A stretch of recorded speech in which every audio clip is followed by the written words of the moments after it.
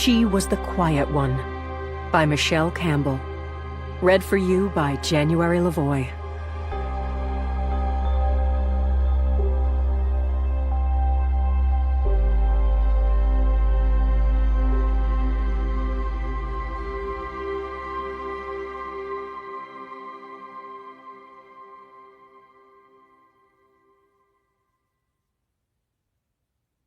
The only quiet woman is a dead one. Sylvia Plath. Part 1. 1. February. They locked her in the infirmary and took away her phone and anything she might use to harm herself or someone else. The school didn't tout this in its glossy brochures, but that's how it handled kids suspected of breaking the rules. Lock them in the infirmary, isolate them, interrogate them until they crack. Usually you got locked up for cheating on a test or smoking weed in the woods. In the worst-case scenario, hazing, not murder. She lay on the narrow bed and stared at the ceiling. They'd given her sedatives at first, and then something for the pain. But her head still pounded, and her mind was restless and foggy all at once. A large lump protruded from the back of her skull. She explored it with her fingers, trying to remember what had caused it. At the edge of her consciousness, something terrible stirred, and she pushed it away. If she turned off the light, she would see it. That thing at the edge of the lake. That thing. Her sister. Her twin. All across campus on this cold, dead night, silence reigned. She was being accused of a terrible crime, and there was nobody to speak in her defense. They'd called her grandmother to come defend her, but her grandmother believed she was guilty. Even her closest friends suspected her, and she had to admit they had reason to. She and her sister were close once, but this awful school had changed that. They'd come to doubt each other, to talk behind each other's backs, to rat on each other for crimes large and small, to steal from one another. Mere days earlier, they'd gotten into a physical fight so intense that the girl who'd interceded wound up with a black eye. That girl hadn't told. Yet. But she would now. It wasn't fair. Just because they'd had a fight didn't mean she would kill her sister. How could she? Her sister was the only family she had left. Everybody else had died or abandoned her. Why would she hurt her only family, her only friend? But every time she closed her eyes, she saw the blood on her hands. The stab wounds, the long hair fanned out.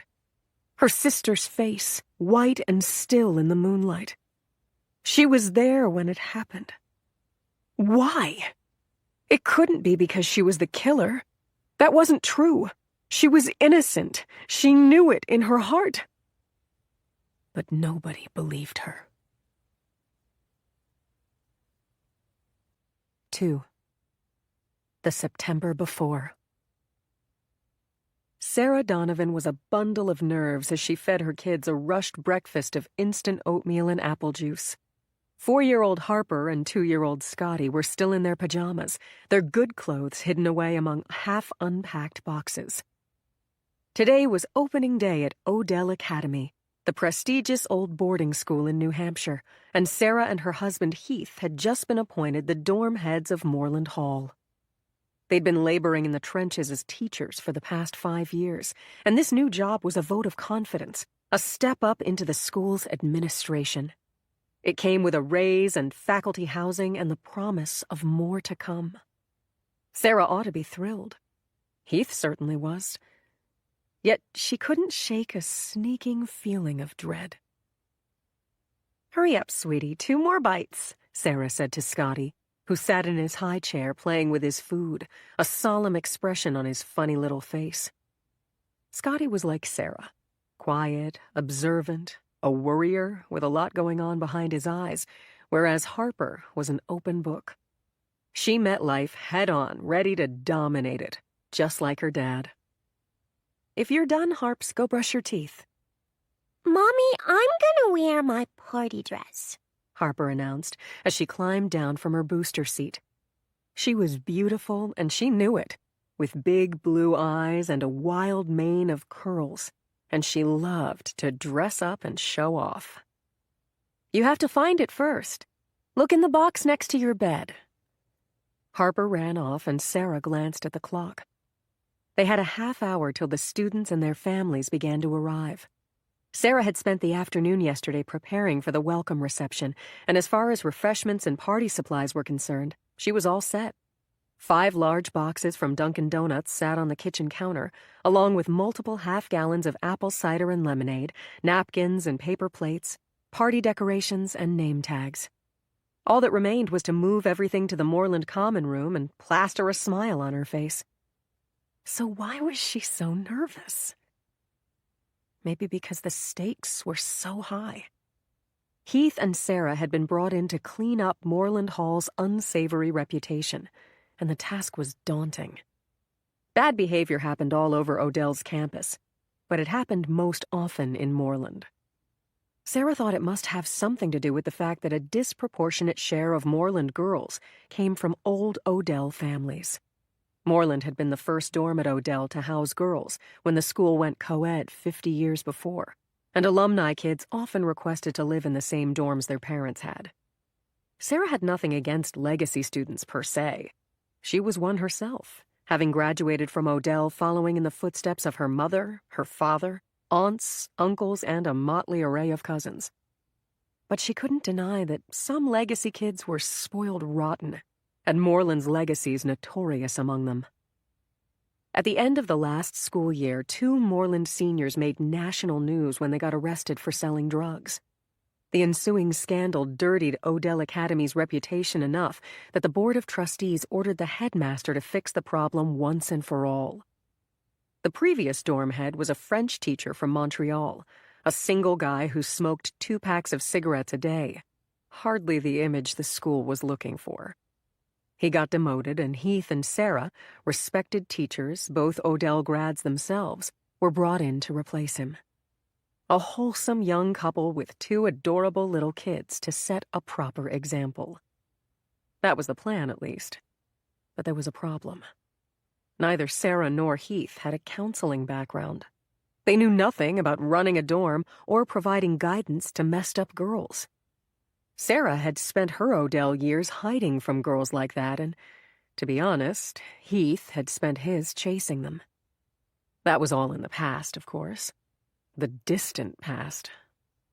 But it worried her. When Sarah raised her concerns, Heath soothed them away and convinced her that this new job was their golden opportunity.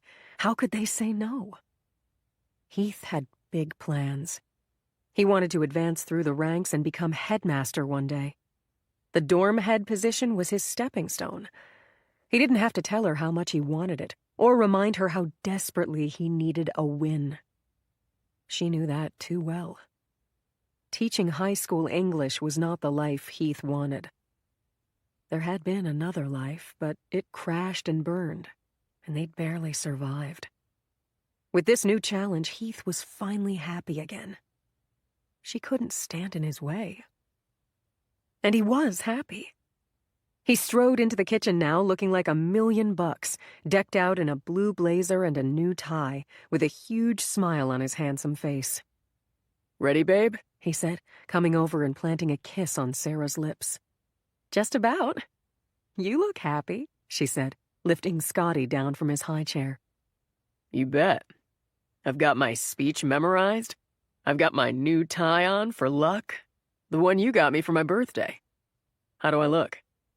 "Gorgeous," she said. It was true. The first time Sarah had laid eyes on Heath was here at Odell 15 years ago, when he showed up as a new transfer student their junior year. He was the most beautiful thing she'd ever seen back then, and despite the ups and downs, that hadn't changed. Heath checked his watch, frowning. "It's after 9. You'd better get dressed." Sarah had thought she was dressed. She'd brushed her hair this morning, put on a skirt, a sweater, and her favorite clogs, as she usually did on days when she had to teach class. But looking at Heath in his finery, She realized that her basic routine wouldn't cut it in the new job. She'd have to try harder. That wasn't comfortable, any more than it had felt natural earlier this week to give up their cozy condo in town and move into this faculty apartment. Moreland Hall was gorgeous, like something out of a fairy tale. Ivy-covered brick and stone, Gothic arches, ancient windows with panes of wavy glass. The apartment had a working fireplace, crown moldings, hardwood floors, but it didn't feel like home. How could it? It didn't belong to them. Not even the furniture was theirs. Not to mention that the kitchen window looked directly onto the quad. Anybody could look in and see her business. Life in a fishbowl. She hoped she could get used to it. "Harper's getting dressed," Sarah said. "I'll take care of Scotty. Can you move the refreshments to the common room and start setting up?"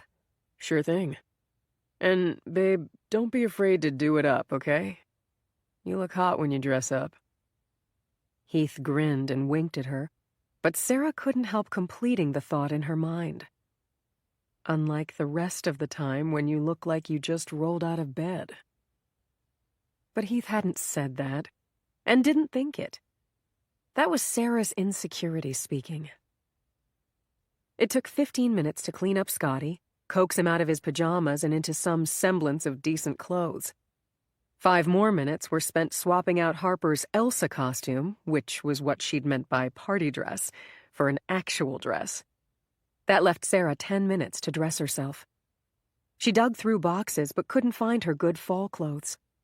She ended up throwing on a flowery sundress because it was the only pretty thing she could lay hands on, but topping it with a woolly cardigan against the September breeze. Not her most polished look, but it would have to do. She swiped on some bright lipstick, gathered the kids and the dog, and set out for the common room. They were only a few minutes late, but when she got there, the room was empty. The tables and chairs were missing, and Heath was nowhere to be seen. She had a minor heart attack until she caught the sound of Heath's rich laugh floating in through the open window and looked out onto the quad. Her husband stood on the lush green lawn, surrounded by the missing furniture and a gaggle of leggy, giggling girls. "Hey, what are you doing out there?" Sarah called, laughter in her voice as she stuck her head out the window. With Heath, you could always expect the unexpected. He turned, flashing a movie star grin. "Here's my lovely wife now. Girls, may I introduce your new dorm co-head, the amazing and brilliant Mrs. Sarah Donovan. Babe, come on out. It's a beautiful day. I thought, why not party on the quad?" Party on the quad? Girls whooped and high-fived at that. Did Heath understand who he was dealing with? Sarah had some of these girls in her math classes in years past. They were the worst offenders, the delinquents, the old-school Moreland girls, accustomed to bad behavior and few repercussions. She'd have to sit Heath down and have a talk about setting an example. Sarah led her children and the dog down the hall and out the front door of Moreland Hall. They stepped into the sunshine of the perfect September day. Harper ran to her daddy, who hoisted her up onto his hip. Max, their German Shepherd mix, ran circles on the lawn as Scotty chased after him, squealing. Music filtered out from a dorm room farther down the quad. And those Moreland girls, the same ones who surfed the web in her classroom and snarked behind her back, made a fuss over her and said how much they liked her dress. She didn't buy the phony admiration. As they circled around her, long-legged and beautifully groomed, drawling away in their jaded voices, Sarah felt like they might eat her alive. 3. It was the first day at a new school for Belle Enright and her twin sister, Rose. Belle hated Odell Academy on sight. But she'd promised Rose to give it a real try, so she kept silent and smiled and pretended to be okay when she wasn't. It was early September. Their mother had died in May, and Belle was still reeling. The cancer took their mom so fast that Belle couldn't believe she was gone. Mom had been Belle's best friend, her inspiration. She'd worked in an insurance company to support her girls, but the rest of the time, she was an artist. She painted and made jewelry from found objects. She wrote poetry and cooked wonderful food. They lived in a 2-bedroom apartment in the valley with thin walls and dusty palm trees out front. But inside, their place was beautiful, furnished with flea market finds, hung with Mom's landscapes of the desert, lit with scented candles. Mom was beautiful. The raven hair and green eyes that Belle had inherited, where Rose was blonde like their father. The graceful way Mom moved, her serene smile. And now she was gone. Belle had this fantasy that the twins would go on living in the apartment, surrounded by Mom's things, by her memory. But they were only 15, and it was impossible. Rose was the practical one, and she made Belle understand this.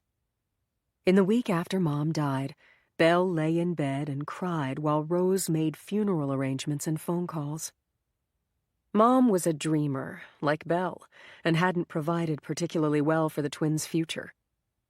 Who expected to die at 40 anyway? She'd left no will and no guardian, only a modest insurance policy which Rose insisted they save to pay for college. Belle didn't know if she wanted to go to college, but she understood that they needed a place to live or they'd wind up in foster care. Rose called all of Mom's friends and relatives. Her brother in San Jose, her cousins in Encino, her BFF from childhood, her girlfriends from work. Rose also called Grandma, Martha Brooks Enright, their father's mother, whom they hadn't seen since Dad died when they were 5. Belle objected to that. Why invite Grandma to the funeral when she hadn't bothered to see them all these years? She wouldn't even come. But Rose said they had to try because there was no telling who'd be willing to take them in. All the people Rose contacted came to the funeral, including Grandma. Mom dying so young, leaving the twins orphaned, tugged at people's heartstrings. Everybody cried and said pretty things, but it was empty talk. The only person who actually offered to take them in was their grandmother, who was Rose's first choice and Belle's absolute last. Grandma gave Belle a cold feeling. She was so remote in her tailored black dress and pearls. She was also the only person who didn't cry at the funeral. Belle noticed that. She noticed that Grandma didn't seem to like Mom much, based on how she talked about her. Grandma, being such a blue blood, maybe hadn't been happy about her son marrying a girl from the wrong side of the tracks.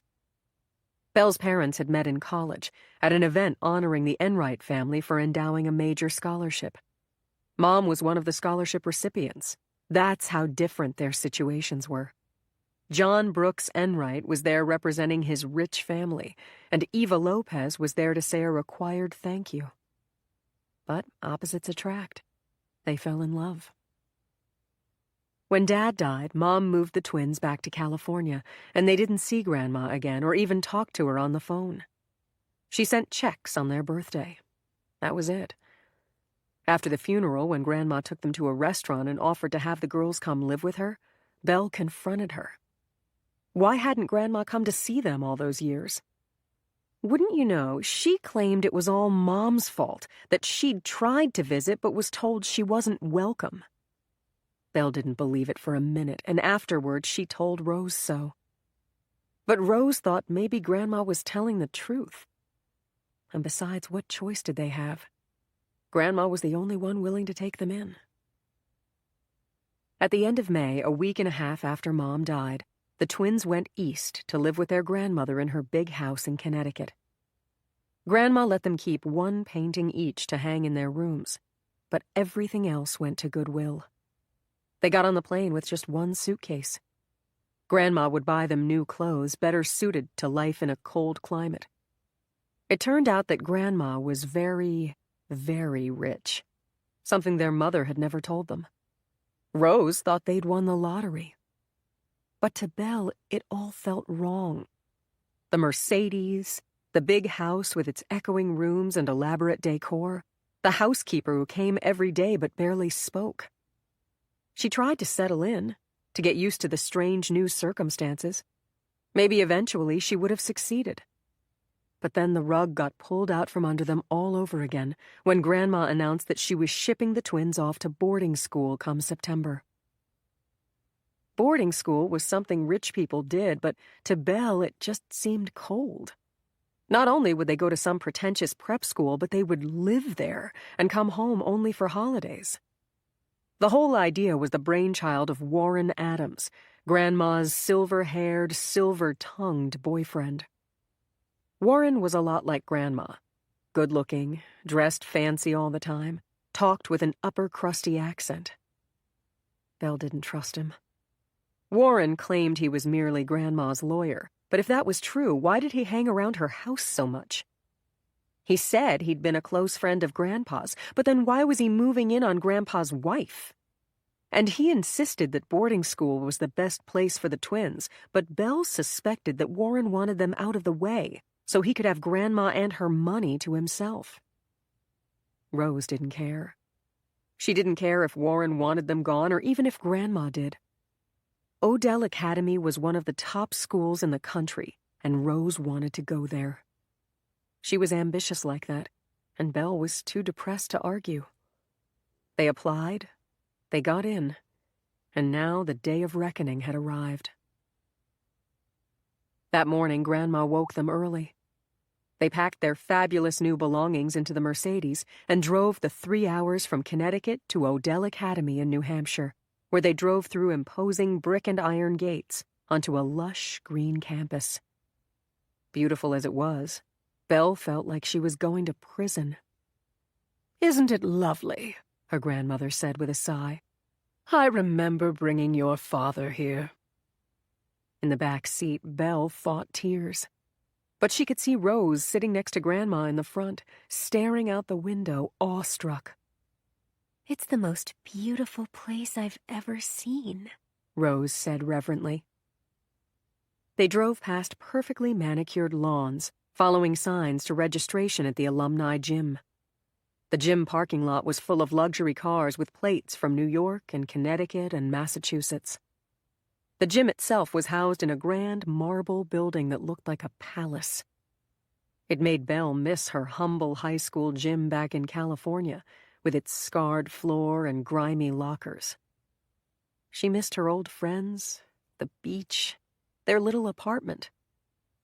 Most of all, she missed her mother. A tear escaped and ran down her cheek. "I want to go home," she blurted. Grandma met her eyes in the rearview mirror, looking alarmed. "Isabel, dear, we've been over this. Odell is one of the top schools in the country." "I know I can't go back to California. Just let me come home with you, Grandma. I'll go to the public school. You'll save so much money. Please." "It's not about the money, darling. Odell is a family tradition. Your father and grandfather went here." Why did Grandma think that would matter to her? She'd never met her grandfather and barely remembered her father. It was Mom who raised them. Mom had gone to public school, and she was the most intelligent and wonderful person Belle had ever known. Rose reached across the seat and squeezed Belle's hand. "Belly, you're just nervous," Rose said, using her childhood nickname. "First day jitters. It'll be okay. I'm here. We're in this together."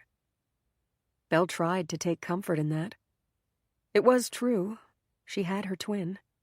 Even if they were different and didn't always see eye to eye, Rose was family. Belle nodded and swiped a hand across her eyes. "Okay." Belle took a deep breath, and the three of them got out of the car.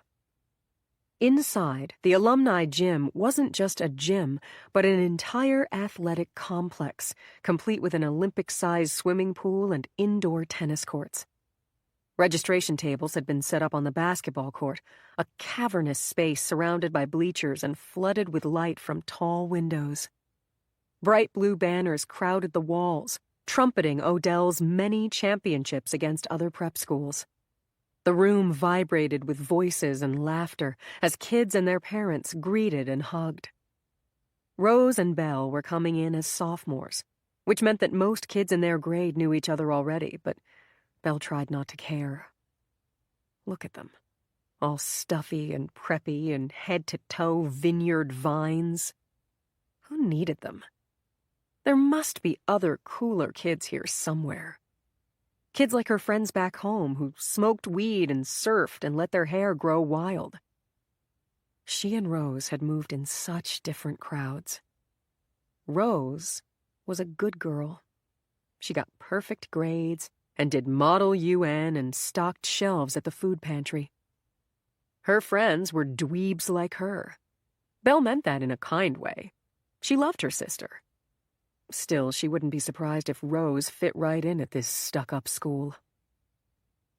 The twins picked up their registration packets, which included dorm assignments, class schedules, IDs, and a campus map. Belle and Rose had been assigned to the same dorm, Moreland Hall. Grandma studied their placement forms, nodding approvingly.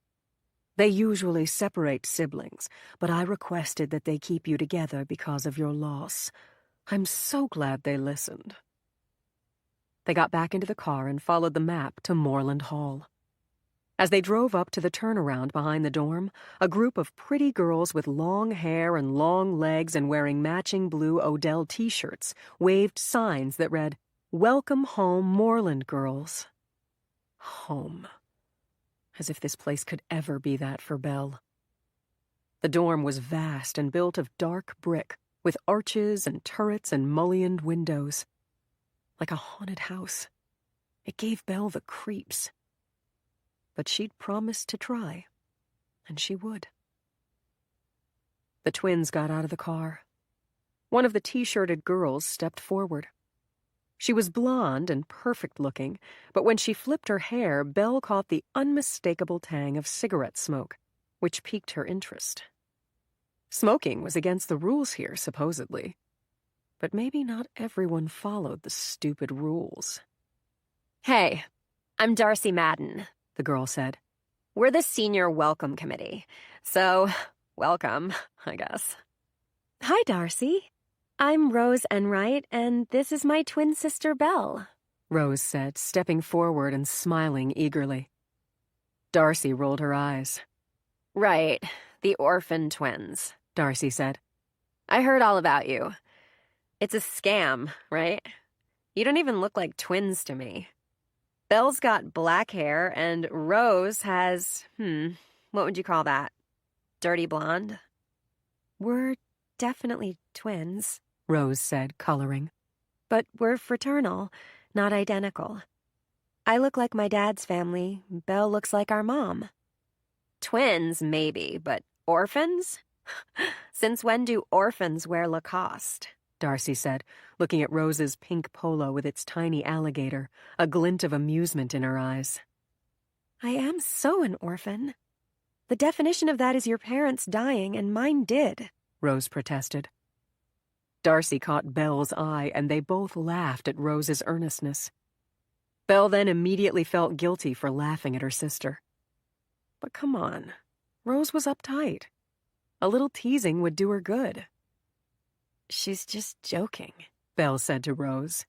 Yeah, sorry. Kidding, Darcy said. Come on, orphans. We'll help unload your stuff.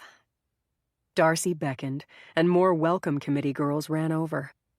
The extra hands were useful given the mountain of suitcases and boxes stuffed into the trunk of Grandma's car. The last couple of weeks had been one massive shopping spree, as Grandma got them properly outfitted. Her word, for Odell. Rose loved the pastel polo shirts Grandma suggested, the wool sweaters and boat shoes and bean boots, the formal dresses for dances and dinners. Belle thought they were frumpy and boring. She'd made a stink, and when that didn't work, she'd begged and pleaded. In the end, Grandma relented and bought Belle some cute things. Tops and leggings, jeans, a moto jacket, black suede boots, a couple of mini dresses. Both girls also got new phones and laptops, bedding and desk lamps, shower caddies, and underbed storage bins. Grandma didn't stint, and Belle liked the stuff so much that she got over her hesitation at blowing so much cash. If Grandma didn't mind, why should she? Rose and Belle grabbed suitcases. The welcome committee girls took boxes and they all headed into the dorm, as one girl held the door open for the others. Manners were a thing here, apparently. Belle was surprised not only at how much help was offered, but how respectfully the girls treated her grandmother. Then again, her elegantly dressed, beautifully coiffed grandma fit right in at Odell, better than Belle did. The girls refused to let Grandma carry a thing, and a girl was deputized to take her in the elevator and show her the twins' rooms so she wouldn't have to hike up the steep, slippery marble steps. Belle had hoped that she and Rose would be rooming together, but they were on different floors, Rose on 2, Belle on 3. Darcy ordered another girl to help Rose while she hauled Belle's box up the extra flight of stairs to show Belle to her room. Thanks for the help, Belle said. No worries. We always do it, Darcy said, huffing. You're in a double. All sophomores are. It can be grim, or it can be fun, depending on who your roommate is. Who's my roommate? Belle asked. Some dork, probably. Come on, let's go see. They walked down a long hallway, lined with closed doors on either side. It was dingier than Belle had expected given the beautifully manicured grounds, with old carpeting, dark wainscoting, and a stale, musty smell. Cards were pinned to each door with the occupants' names carefully written in calligraphy. Darcy stopped in front of room 305. This is you. Looks like you're with Emma Kim, Darcy said. She braced the box on her knee and flung the door open. The room was empty and extremely tidy. Light streamed through the enormous bay window opposite the door. Bunk beds were crammed in along the wall where they entered, so the open door smacked up against them. Emma had moved in already, claiming a bunk, a dresser, and a desk. Her things were neatly laid out, and the bottom bunk was made up with a pretty duvet and pillows. A poster for a boy band hung over her desk. Emma's probably out on the quad. There's a welcome reception you need to get to, Darcy said. What's Emma like? Belle asked dubiously. From her stuff, she was a neat freak with awful taste in music. Kind of a nerd. Not much money. Plays the violin. But she's pretty, and not a narc. Anyway, if you don't like her, you're welcome to hang with me and the seniors. The offer gave Belle a warm buzz. This cool, older girl liked her. Maybe it wasn't so bad here. Really? I might take you up on that, Belle said. People will tell you we're a bad influence, but don't get scared off. It's not true? Belle asked. Oh, no. It is true. Belle laughed, and Darcy smiled at her approvingly. You know, Darcy said, when I heard we were getting twins from California, I thought, this could be cool. Then when I heard you were Enrights, I got really excited. You know my family? Oh, yeah. My mom and your dad practically grew up together. They belonged to the same country club in Connecticut and were at Odell at the same time. They even dated. Your dad was a hottie and something of a wild man, apparently. Then he ran off with this gorgeous Mexican girl he met in college, and my mom was devastated. That ended up being my mom. She's from California, but yeah, she was beautiful. I can tell that by looking at you. Your sister, though? Kind of a dweeb, no? Rose is all right. She's just quiet, Belle said, feeling defensive on her sister's behalf. Though she couldn't resist adding, we're pretty different. Family. Can't live with 'em, can't kill 'em. My fam's cool, though. Mom lived in Moreland back in the day, not long after the school went co-ed. This dorm always had the raddest girls. But now they're trying to break our spirit. Who is? The brass, the headmaster, and the trustees. They brought in these new dorm heads to straighten us out, which, trust me, is an impossible task. Besides... Darcy looked at Belle meaningfully and laughed. What? Belle asked. They screwed up royally, and they don't even know it, Darcy announced, stepping over to the bay window. Come here. See that guy in the blue blazer? Belle looked down onto a wide, rectangular lawn, surrounded on all sides by graceful brick buildings. Tables and chairs had been set out in the shade cast by Moreland's walls. Students and their families were gathered around, listening to an extravagantly good-looking man who stood a little apart, talking to the crowd, gesturing gracefully with his hands. Belle couldn't take her eyes off him. "Who is he?" she asked breathlessly. Heath Donovan, the new dorm head. Well, co-head, along with his mousy math teacher wife, Darcy said. He teaches English, too. Is he the banginest thing you ever laid eyes on? All the girls want him. I swear, I get tongue-tied around him, and normally I don't shut up. He's gorgeous. Why do you say it was a screw-up to make him the dorm head? A guy like that in a dorm like this? Come on! By tradition, the Moreland seniors like to cause trouble. It's practically a graduation requirement. We're like the biggest beasts, and we have the best pranks planned. Want to hear a crazy idea inspired by Heath the hottie? Of course. You have to promise not to tell. I would never, Belle said. It's a contest. Which senior girl can bed Donovan first? It took a second for Darcy's meaning to sink in. A contest to hook up with the dorm head? Belle hoped she wasn't serious. Yet when Darcy laughed uproariously, Belle joined in. Who was she to judge? She'd made a cool new friend. She ought to go with the flow. 4. Classes didn't start until tomorrow, and they already had homework. How was that even possible? Rose only found out because her roommate came back from dinner and started FaceTiming with some boy on her laptop, complaining about the reading for English. Wait, what? There's homework already? Rose said, panicking mildly. Rose's roommate was Skylar Stone from New Jersey. Skylar had long brown hair and wore a lot of makeup to cover her iffy complexion. Other than her skin, she was pretty and well-dressed enough to make Rose feel like a frump by comparison. Then again, most of the Odell girls made Rose feel like a frump. Skylar had been a freshman last year and acted put upon to be rooming with a newbie. If you want to see your homework, Skylar said in a snippy tone, log on to CampusNet. It's posted there in your academic module. Rose had no idea what any of that meant, but she was hesitant to annoy Skylar by asking another question.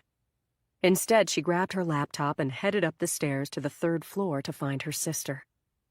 There was virtually no chance that Belle knew how to look up homework assignments on CampusNet already. But Skylar's sharp tone had stung and made Rose homesick for her sister. Rose was the older twin by 20 minutes, and she tried to look out for Belle, though Belle didn't always appreciate it. Belle had poor judgment sometimes. Mom had worked full-time. To make extra money, she taught landscape painting in the evenings and sold jewelry at craft shows on the weekends. When Mom was too busy to look out for Belle, Rose took that responsibility on herself. She could handle it. Rose was intelligent and level-headed. She got good grades and was careful in her choice of friends. Belle was moody and immature and ran with a bad crowd. She'd cut class and go hang out on the beach to get high. Rose knew it for a fact. She'd even had words with Belle about it more than once. When Belle told her to mind her own business, Rose went to Mom. But Mom was sick by then and had other things on her mind. Besides, Mom wouldn't hear a word against Belle, even if it was true. Belle was her pet. So, for the 6 months that their mother was sick before she died, Belle ran wild. Rose was disgusted by it, frankly. If there was a silver lining to the tragedy of her mother's death, it was getting Belle away from bad influences and into a situation with stricter supervision. Rose knocked on the door of 305. "Come in." Belle's roommate Emma was alone in the room. They'd met earlier at the welcome reception. Emma was beautiful and cool, and had been so nice to Rose at dinner tonight. Belle's room was great, too, the only sophomore double with one of the huge bay windows that Moreland was famous for. Rose was jealous that Belle wound up with the better room and the better roommate. But if having such prime stuff helped her sister settle in here, then Rose didn't mind. "Hey, Rose. Belle's out at the moment," Emma said. Do you know where she is? Apparently there's homework already. "Yeah, welcome to Odell. There's always homework." I just wanted to make sure she knows. Emma smiled. "You're such a good sister." She wore leggings and an Odell sweatshirt, which seemed to be the uniform for hanging around the dorm at night. Her shiny black hair hung over one shoulder in a long braid. Rose made careful mental notes of these details so she could copy them later. The new clothes she'd been so excited about seemed wrong once she got here. No surprise, really, since they'd been picked mainly by Grandma. Belle had pushed back on what Grandma chose for her, but Rose had been afraid to rock the boat. Why make Grandma mad over a few pieces of clothing? But now Rose realized that she'd ended up with a prissy wardrobe. Belle's clothes were way cooler. Maybe her sister knew best sometimes after all. I wanted to ask Belle if she knows how to log on to CampusNet to see the assignments, and also borrow a few of her things. Which dresser is hers? Rose asked. "That one," Emma said, pointing. Rose rummaged quickly in Belle's dresser and took a couple of pairs of leggings, a flowy top, and a cardigan sweater with leather trim on the front. Belle had so much stuff, she wouldn't miss this. "I don't know when Belle's coming back, but I can show you how to log on to CampusNet if you like," Emma said. That would be great. Thank you. Rose handed Emma her laptop. Emma proceeded to demonstrate how to log on to the school-wide network and navigate it. Rose was surprised to find that she had not only homework assignments, but emails. Wow. I got an invitation to tea with Mrs. Donovan, Rose said. Did you get it too? Emma read the email over Rose's shoulder. "No, it's just for you," she said. "The email says she's your advisor. You're lucky. Mrs. Donovan is so nice. I had her for algebra last year. The Donovans are a huge improvement over the last dorm head. Thank God they fired him." Did he do something wrong? "He let Moreland get totally out of control. This dorm has a rep, you know. It's the slut dorm." Seriously? I hate to use that word since it shames girls for behavior boys get high-fived for, but yeah. Which brings me to a rather awkward subject. What's that? Rose asked, alarmed. You may have noticed that Belle and I haven't exactly hit it off. At dinner, I invited her to sit with me, and she went and sat with those seniors instead. You know, Darcy and Tessa. I'm so sorry. I apologize for her rudeness. Oh, I don't care about that. I have more friends than I know what to do with. But I feel it's my responsibility to warn you that Belle's hanging with a bad crowd. Really? Yes. Darcy Madden and her cohorts are notorious. Trust me, you don't want your sister messed up with them. You need to say something. I'll try, Rose said, shaking her head. Just when she'd been feeling like they'd dodged a bullet by coming to Odell, history started repeating itself. I don't know if it'll do any good, though. This has come up before. What do you mean? Emma said. Oh, well... Rose realized she was on the verge of saying too much. She liked Emma immensely, but she didn't know yet whether she could trust her. If Rose blabbed, Belle might get in trouble. Nothing, Rose said. I didn't mean anything. No, really, Rose, you should tell me. I live with Belle. You don't. If I know there's something to watch out for, I can help keep her on the straight and narrow. Emma had a point there. Rose was on a completely different floor and wouldn't be able to look out for Belle as much as she would like. Okay, well, back home when our mother was sick, Belle got a bit wild. Wild how? Drugs? Boys? I'm not entirely sure. She would cut class, though. You shouldn't hold it against her. It wasn't her fault. She had no guidance. You didn't cut class, did you? Oh, no. I wouldn't do that. You can't cut class at Odell. You get a demerit every time, along with early check-in for a week.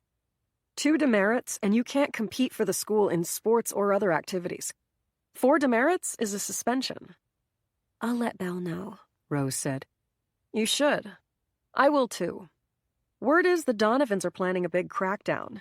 If Belle doesn't get her act together, she could get DC'd. DC'd? Sent to the disciplinary committee. That happens for serious infractions, and then it goes on your record for college applications. You can even get expelled. That would be awful. You're right, I need to say something to her. You seem very loyal, Emma said. I wish I had you for a roommate instead of her.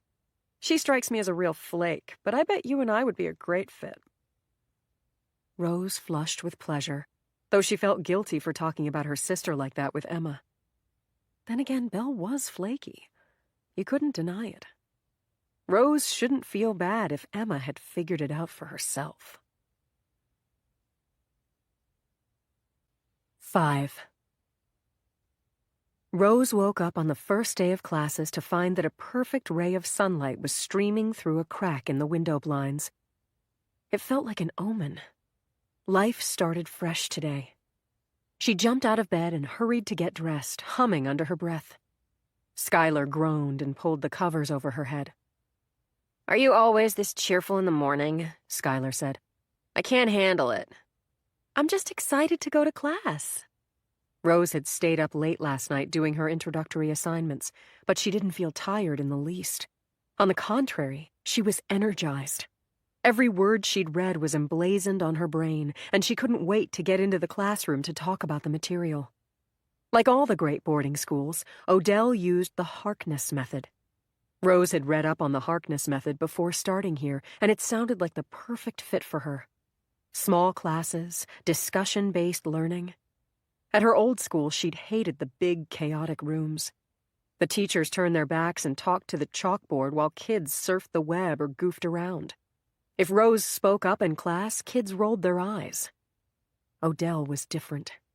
She could be herself here. She could be smart and learn a lot, and people would like her for it. It was a perfectly cool September morning. Delicate light filtered through towering elms as Rose walked to her first ever Odell class. She couldn't get over the beauty of the campus, its vast expanse. She'd walked 5 minutes from her dorm to get to breakfast, and then 10 minutes back in the opposite direction to get to Founders Hall for class, all on brick paths that crisscrossed dew-covered lawns. When she stepped into Founders Hall, she felt the weight of centuries in the air of its dark, paneled hallways, redolent of books and dust. Yet kids rushed by her on the stairs, laughing and goofing around as if the grandeur was old news. Rose couldn't imagine getting to the point where she took this place for granted, and yet she wished for it to happen, because that would mean she belonged. The walls of the social studies classroom were lined with framed maps from another century. A marble bust of George Washington watched her from a pedestal in the corner.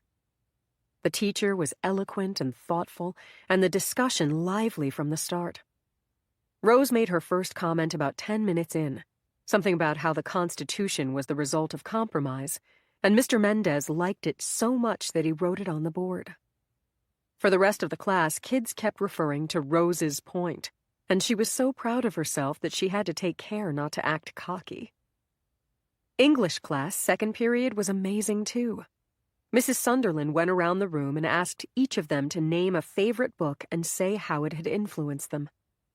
Rose talked about the Little House books, which she'd read obsessively between the ages of 10 and 14. Not only did nobody roll their eyes at her, but 2 other girls piped up to say they'd read those books over and over too, and loved them just as much. French was the best of all. Mademoiselle LeBlanc was a native speaker who insisted that the students speak only French in the classroom. She also had a chic haircut and beautiful suede boots. Rose was terrified at first. She'd been studying French since middle school and had never been asked to do more than conjugate verbs on paper. Miraculously, when her turn came, Her tongue knew what to do. Bonjour, mademoiselle. Rose said, the words flowing out almost effortlessly. Je m'appelle Rose Enright. Je viens de Californie. The teacher nodded approvingly, and Rose suddenly had a new ambition. She would become fluent in French, speak with a perfect accent, live in Paris. Odell had a study abroad program where you could live with a French family for a summer. She would convince Grandma to send her. Oh, life was exciting.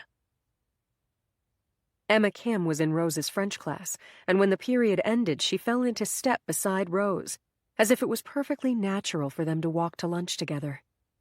The cool morning had become a bright, sunny day, and the quad smelled of warm earth. Rose chatted and laughed with her new friend as they headed to the dining hall. Emma was a returning sophomore like Skylar, but didn't seem to mind that Rose was new.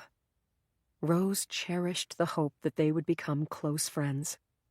The girls she sat with at lunch in her old school had never been much more than acquaintances. They didn't hang out, didn't text, didn't invite her shopping or to the movies. It wasn't like she hadn't tried. She didn't really understand why they didn't want to be closer. Maybe they didn't consider her fun. Here at Odell, she hoped the definition of fun would be different. Rose herself would be different here. If this morning was any indication, she would fit in, have friends, be liked and admired. The new part of the dining hall, known simply as the New, was a soaring, modern space, all glass and white walls, with brightly colored flags hanging from the high ceilings. Odell had students from 30 countries. Giant photos of local flora decorated the walls. To Rose, the New looked like some space-age art gallery with tables. As they walked in, a warm buzz of conversation washed over Rose, and her heart lifted. Belle was here somewhere in the crowd. Rose wanted to find her, to gush to her twin about this amazing place. She searched the crowd as she followed Emma to the food line, but didn't see Belle. She noticed something else interesting, however. What's that writing on the walls? Rose asked Emma. The names of every graduating senior are carved on the panels. Since when? Going back, to the beginning of time. This is the new part of the dining hall, but if you go to the Commons where they have the formal dinners, you'll see names back to the early 1800s. Seriously? My father and grandfather went here. Do you think I could find their names? Emma looked impressed. Of course. You just need to know their class year. I had no idea you and Belle were legacies. She never mentioned it. Oh, Belle doesn't care about that sort of thing. Not care? That's crazy. My parents grew up in Korea, and even they knew Odell. Once my name gets carved on the wall, I'm not letting anybody forget it. They got their food and made a beeline for a table where some other sophomore girls from Moreland were sitting. Apparently, students sat by class year. Seniors rated the best tables, farthest from the glass doors that admitted cold blasts of air during the bitter New Hampshire winters, closest to the food line. Emma told Rose to never, ever try to sit there. They would chase you away. Your name would be mud.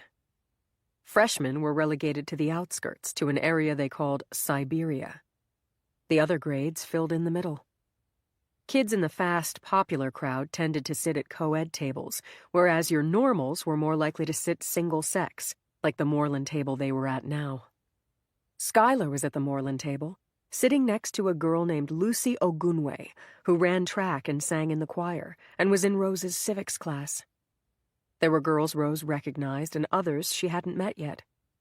Emma introduced her around, but the glow of welcome was diminished by a flicker of worry when it hit home that Belle wasn't here. Belle was nowhere to be seen, in fact. At their old school, when Belle didn't show up to lunch, it usually meant she was ditching. Toward the end of lunch period, a loud whoop went up from the tables where the seniors sat, and Rose turned to look. A muscular boy with a prominent forehead was wiping a gob of whipped cream from his face, while kids around him laughed. "You're gonna regret that," he said, his loud voice carrying in the sudden quiet. Darcy Madden, identifiable by her bright blonde hair, stood beside him, doubled over laughing. The boy grabbed Darcy and smeared the gob of whipped cream on her face. Darcy squealed, then struggled and broke loose, and the two of them ran from the room. That's like something that would happen in my school in L.A., Rose said. Lunch was out of control there. Yeah, well, it's not normal here. That was Darcy, the one I warned you about, and her boyfriend Brandon. Those two really push the envelope. Disruptive behavior can get you demerits, you know. The teachers don't look happy. I'm not surprised. Do you see your sister? What? Where? She's sitting right there, Emma said, nodding toward the table Darcy had fled from. Rose followed Emma's gaze and saw Belle, who was fully ensconced, chatting and smiling like she'd known those people forever. Oh, that's where she went. Rose was actually relieved to see Belle in the lunchroom. At least she wasn't off in the woods somewhere, ditching school. But Emma apparently didn't see it that way. Like I was telling you last night, Emma said, those seniors are bad news. You need to do something. What should I do?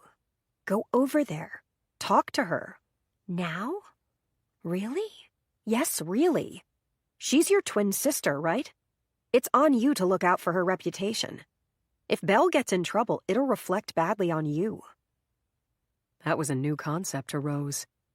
Back home, the school was big and impersonal, and nobody cared who your family was unless they were rich or famous.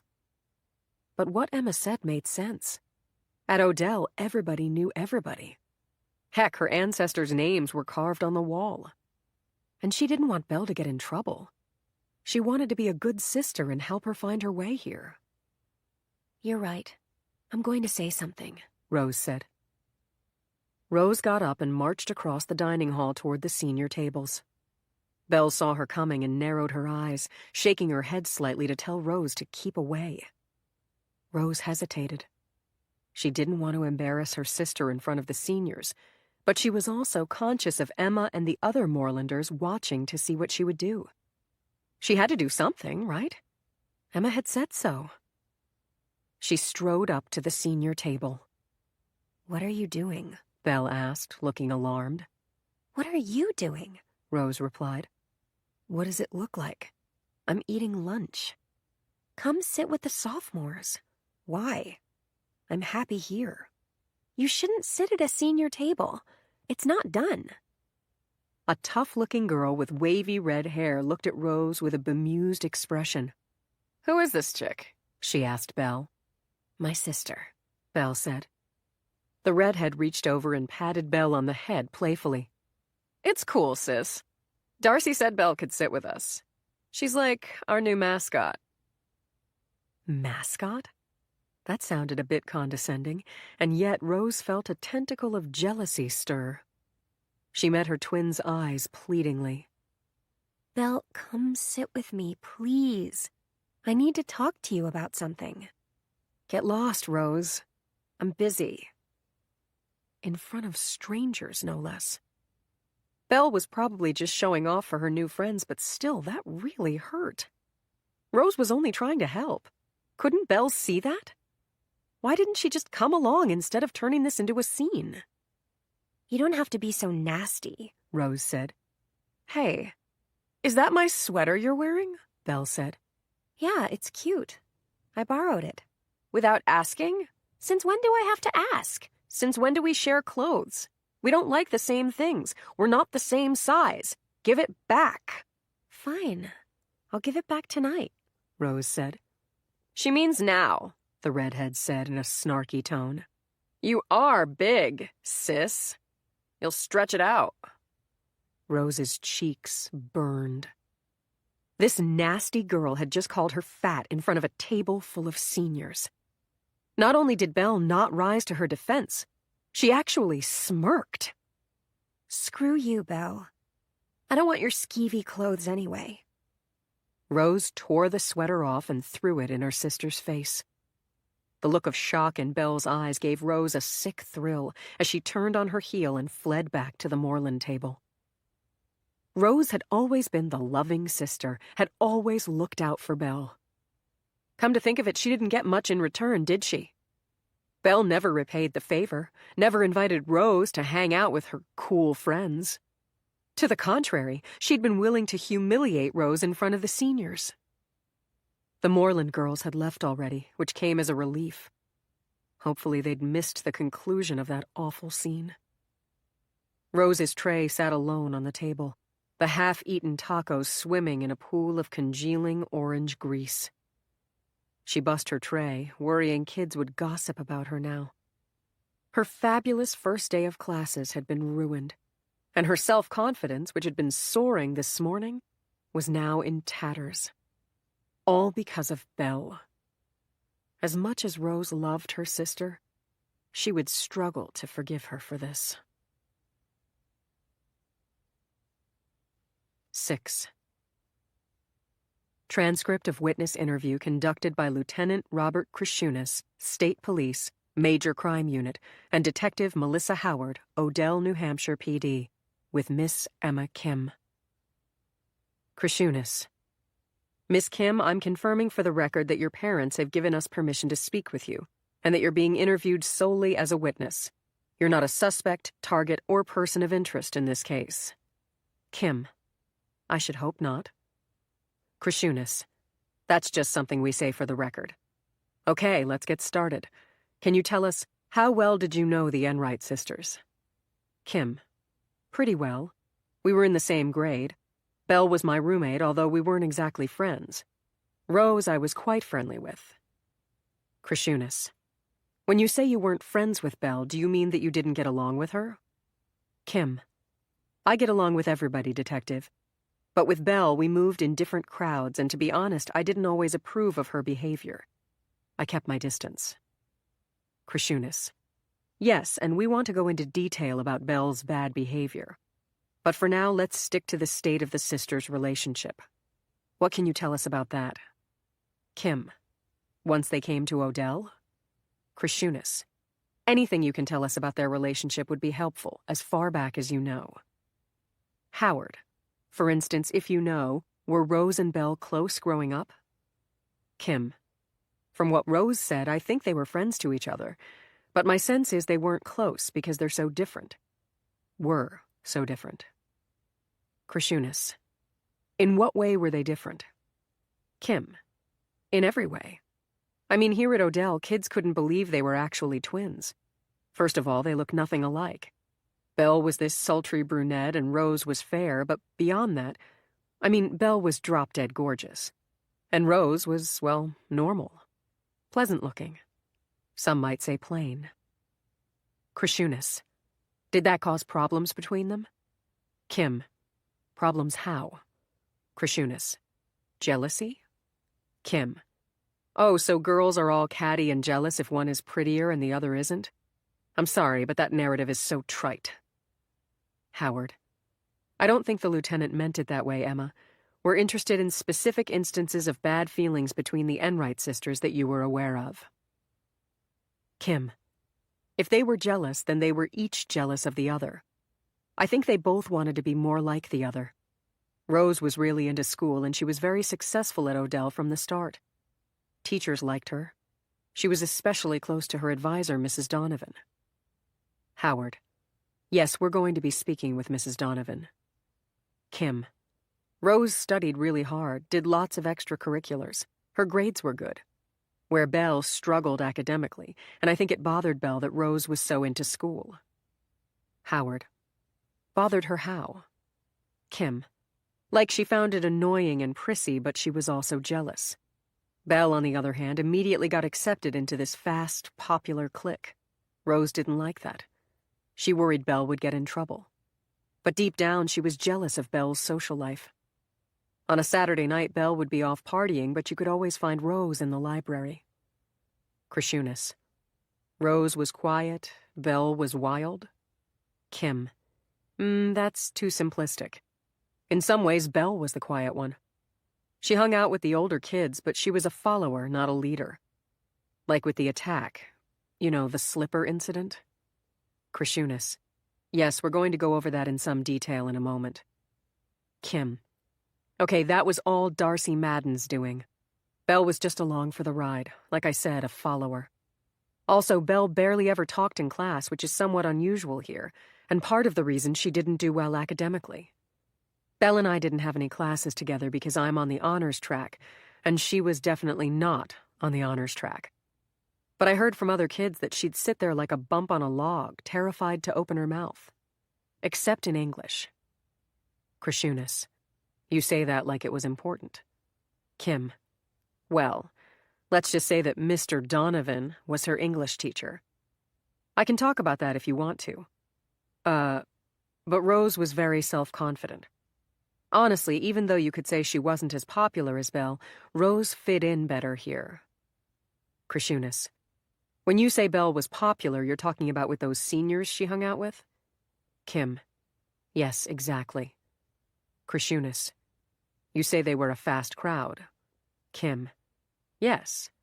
I mean, come on. Darcy Madden and Tessa Romano, you know what they did, right? Krishunas. Absolutely, and that's on the agenda. We think that incident could be quite important in terms of motive. Tell us more about Belle and the seniors. How did Belle come to hang out with them? And did it cause the tension with Rose? Kim. How they started hanging out, I don't know. It was just like that from day one. I remember the very first day of classes, Belle was already sitting with the seniors, which was pretty unheard of. My guess is Darcy took a shine to Belle, and since Darcy was the queen bee, that meant Belle was in. Anyway, I told Rose that Belle was headed for trouble hanging out with that crew. Those girls were notorious for doing drugs, smuggling boys in, pulling pranks, that sort of thing. Rose tried to talk sense into Belle, but Belle wasn't having it. Howard. Were there specific incidents you recall where they argued over it? Kim. Oh, they fought about it all the time. Rose felt like her sweet sister was taken over by pod people, you know? But nothing she said made any difference. You have to understand, showing up here as a newbie sophomore is not easy. To have Darcy Madden favor you with her attention, Belle's head was turned. It made her feel special. Those weren't just any friends. They were the most powerful friends you could have at this school, socially speaking. Until it all went wrong with the attack. Krishunas. We understand that the sisters were on opposite sides of that incident. Do you think it's what caused the rift between them? Kim. The rift had been developing for a while. And not just over Belle hanging with Darcy's crew. There were other reasons, too. Fighting over clothes, over boys, over a particular boy. But yeah, it was the attack that caused the most serious breach between them. Howard. Serious enough to lead to murder? Kim. You're the police. You tell me. Krishunas. Miss Kim, you were the student who had the best access to both sisters. We're interested in hearing what you think. Kim.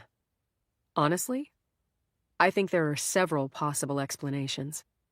There was more going on here than you realize. Krishunas. Like what? Kim. Well, you say you're going to talk to Mrs. Donovan? 7. To sweet, beautiful Sarah, Heath said, raising his champagne glass. One half of me is yours, the other half yours, and so all yours.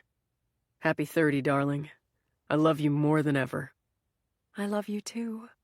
So much, Sarah said, her eyes sparkling with happy tears. They clinked glasses, took sips, then leaned across the table and kissed lingeringly. His lips were cool and delicious from the champagne. It was the Saturday night after the first week of classes, and the dining room at Le Jardin glowed with flowers and candlelight. Soft music played in the background, and Sarah felt lucky.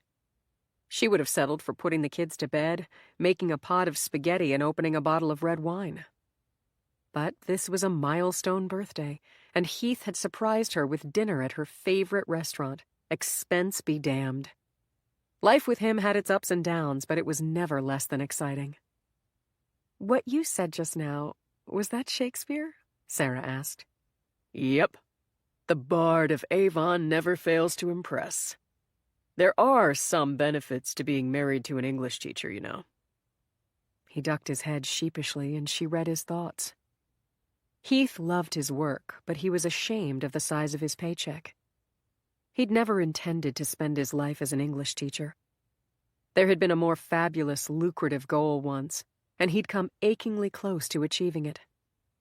Heath was supposed to be a famous novelist by now, on the bestseller list, winning literary prizes, opening fat royalty checks at a house on Martha's Vineyard. But things had gone terribly wrong, and they'd fled back to Odell in disgrace. A private disgrace, with a confidentiality agreement to ensure it stayed that way. Back to a safe place where they'd first met. Now a fancy dinner out was a rare treat. Sarah wasn't disappointed with their lot in life. They had each other, the 2 babies she'd always dreamed of, the dog, jobs that were rewarding if not glamorous. But Heath was disappointed, and he didn't hide it. "There are many wonderful benefits to being married to Heath Donovan," she said, lifting his hand and kissing it. His smile reached his eyes, and she was grateful for it. In the past few weeks since they'd gotten the promotion to dorm head, Heath had found his way again after years in the wilderness. An ambitious man of a literary bent and few practical skills could do worse than rising through the ranks at a prestigious boarding school like Odell. Heath had a plan.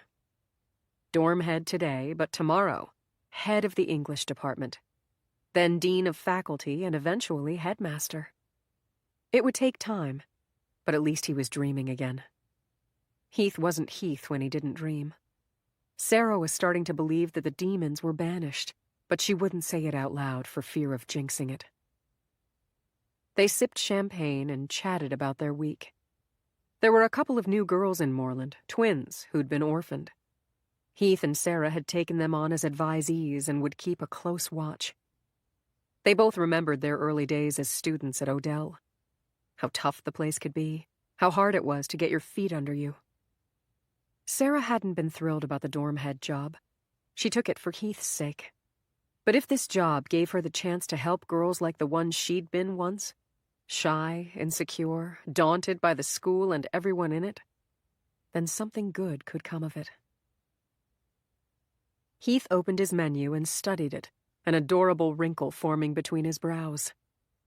Sarah paused to appreciate his face, the elegant bone structure, the intense blue-green eyes.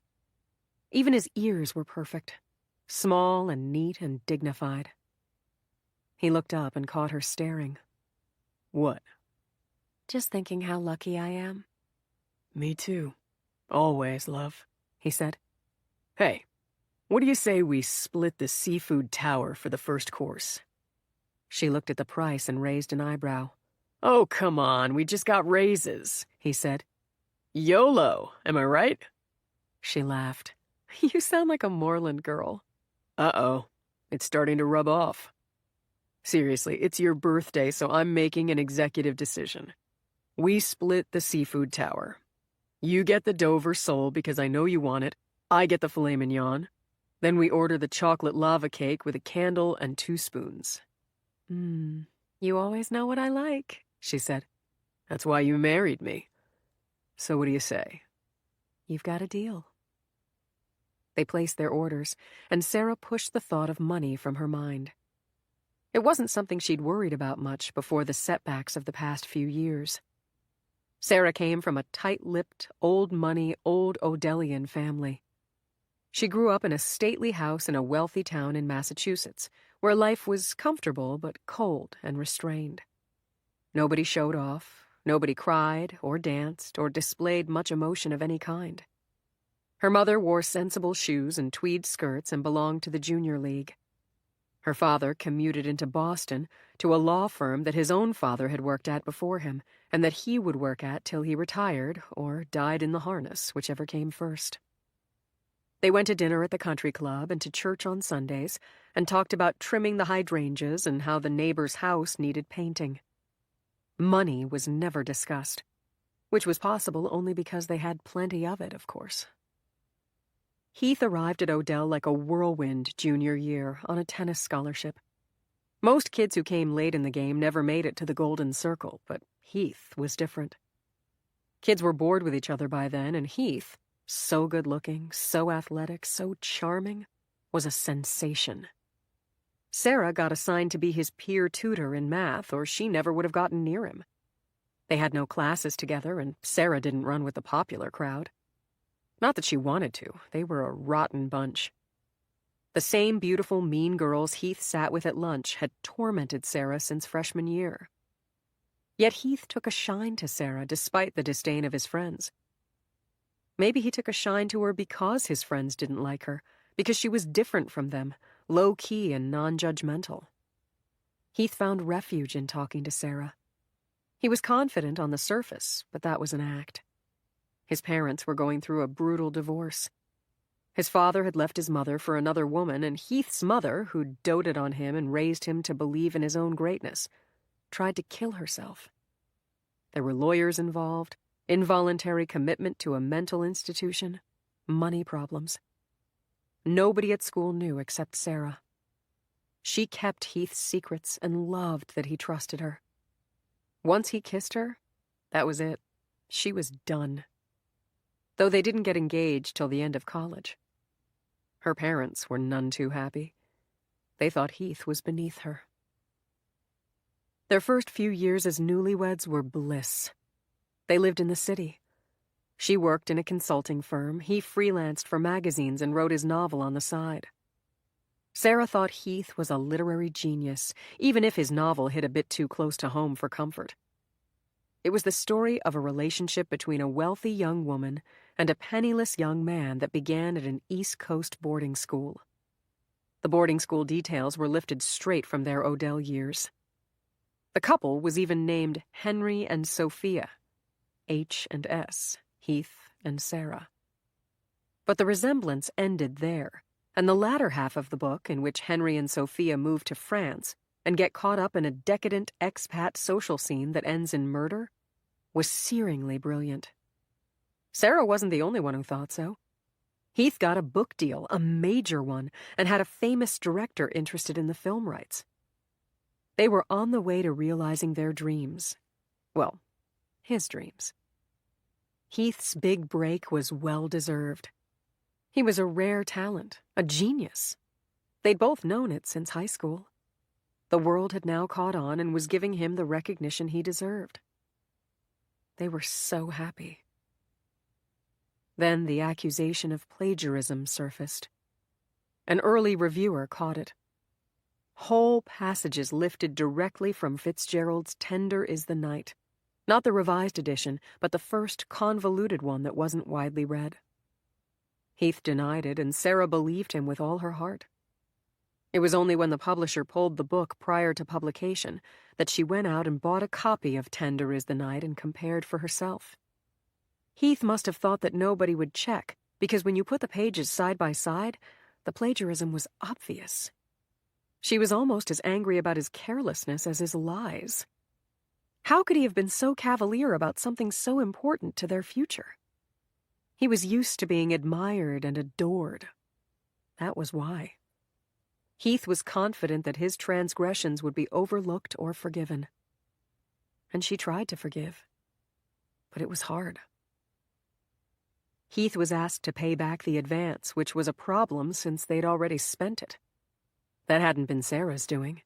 She was frugal by nature, but Heath wanted things. A lot of things. New clothes, a car, a better apartment, restaurants, parties. Who was she to say no when he'd felt so deprived growing up? Her parents stepped in and lent them the money to pay back the publisher, and never let them forget it. Her father had thankfully managed to hush up the scandal, or else Heath would have been unemployable in teaching at any reputable school. If it came out, even now, a school like Odell would have no choice but to fire him. Some nights Sarah lay awake, worrying. About the past coming back to haunt them. About Heath's mental stability, how despondent he'd become when things went wrong, and whether he was susceptible to falling into that deep, dark pit again. She didn't think so. She prayed not. She was grateful that with the dorm head job he'd found something to feel excited about again. She wanted him to be happy. Heath wasn't a dishonest person. He'd just wanted to succeed so badly, to impress Sarah, to impress her parents, that he'd taken a shortcut to get there. Then he got caught and felt ashamed, which was why he'd lied. It was a unique situation far in the past and unlikely to repeat itself. Besides, they had the children to think about now, and Heath adored his children. He wouldn't let himself get out of control emotionally again, she was certain. Maybe not certain, but hopeful. The waitress headed for their table carrying the seafood tower. Heads turned to admire the dramatic presentation, just as they'd turned when her handsome husband walked in the door a half hour before. People were naturally drawn to Heath. The Moreland girls were crazy about him already. A colleague had said to her that very afternoon, "Whenever I see your husband, he's trailing a gaggle of pretty girls." Sarah didn't let it bother her. She trusted Heath, and besides, it wasn't his fault. If she was a student here, she'd follow him around too. Just look at that incredible smile as the waitress presented the seafood tower. It was wonderful to see. Heath's happiness was the only gift Sarah needed. 8. Belle sat in Mr. Donovan's classroom in Benchley Hall, watching the hands on the old wall clock creep toward 2:20 when English class would end. She had a meeting scheduled with Mr. Donovan then, and the thought of it made her queasy. Though she'd been feeling off all day anyway in this awful sticky heat. Everyone said that the heat wave was unusual, but that didn't help her sleep at night or eat anything more substantial than a piece of fruit.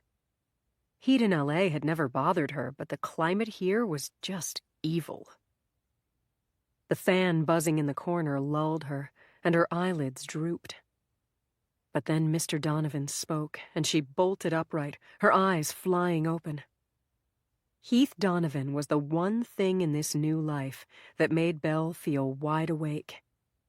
He stood at the whiteboard writing out a line from Shelley and explaining the concept of synecdoche. English was her favorite class just because she liked watching him and listening to his voice. Every day, Belle noticed new details about him. A small scar above his eyebrow, a beauty mark on his cheek, how his eyes crinkled when he smiled, the whiteness of his teeth.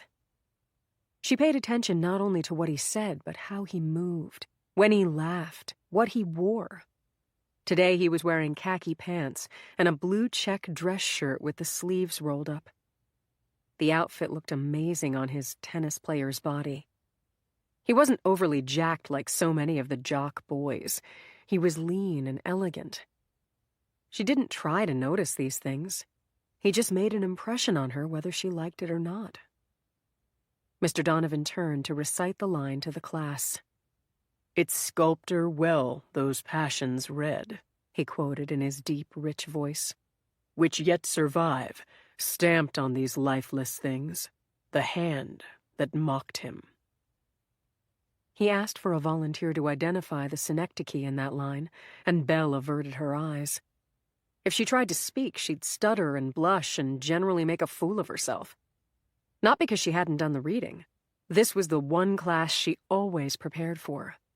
But because she was shy in front of these hyper-verbal Odell kids, and because Mr. Donovan unnerved her. That part was Darcy Madden's fault. Normally, Belle would never stoop so low as to get a crush on a teacher. But Darcy and her posse of Moreland seniors were obsessed with Mr. Donovan and talked about him non-stop. Naturally, their obsession had rubbed off on her. Belle listened to Darcy and followed her lead in all things. Darcy was older, sophisticated. She understood how things worked around here. Belle felt fortunate to have been taken under her wing. Yet she had to laugh, because the seniors' contest to seduce Mr. Donovan had gone nowhere. Girls went to his office hours or cornered him in the dining hall. They flirted shamelessly, made heavy eye contact. The bold ones flashed some cleavage or bared a thigh in a short skirt. And they got no response. Zero. Donovan didn't seem to notice at all. He was apparently loyal to his wife, though nobody understood why. Darcy said the wife was a total mouse, a real loser. That she must have some unnatural hold over him. Maybe it was money or some secret she was using to blackmail him.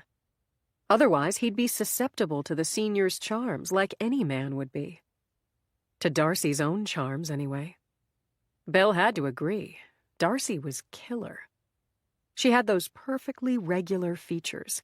The long, swinging blonde hair, a sharp tongue hidden behind a wide smile. Everybody danced to her tune. To Belle, she was the Oracle of Moorland, not to be contradicted. Yet Belle thought Darcy was wrong about Mr. Donovan. His love for his wife was pure, and Mr. Donovan was chivalrous, honorable like a knight of old. He would see Darcy's sharp edges and keep his distance, which made him all the more attractive in Belle's book. The bell rang. Class ended, and Belle gathered her things, hesitating. Was she supposed to go up to him or wait for him to speak to her? Would their meeting happen here in this room, or should she go to his office? Talking to teachers wasn't Belle's thing to begin with, and him? Well, she couldn't imagine speaking to him alone. Well, she could imagine it, but the things she imagined were unlikely to happen. A couple of kids went up to the front of the room to talk to him, and Belle breathed a sigh of relief. Kids at Odell loved to hang around after class and suck up to teacher. Back home, being smart made you uncool, but here it was the opposite. Everybody spoke up in class and competed to get noticed. Everyone except Belle, who kept her mouth firmly shut unless a teacher called on her, and then struggled to get a word out. Back home, teachers hadn't cared what she thought. Not enough to put her on the spot anyway, and she preferred it that way. With Mr. Donovan distracted, Belle took the opportunity to slink toward the door, hoping to escape before he noticed. She could claim she forgot, or that something suddenly came up, or— "Belle," Mr. Donovan called. "Hold on. I'll be done in a minute." Crap. Belle waited, palms sweaty, heartbeat skittering. Once they were alone, she'd be struck dumb. She knew it. After a few minutes, the students left to go to their sixth period classes, and he came over to her. "Were you going to my office?" he asked with a puzzled smile. Up this close, his teeth were so white, his eyes so blue, and he smelled so good that she felt dizzy. Sorry? "I saw you leaving. You remember we have our first advisory meeting now, right?" he asked.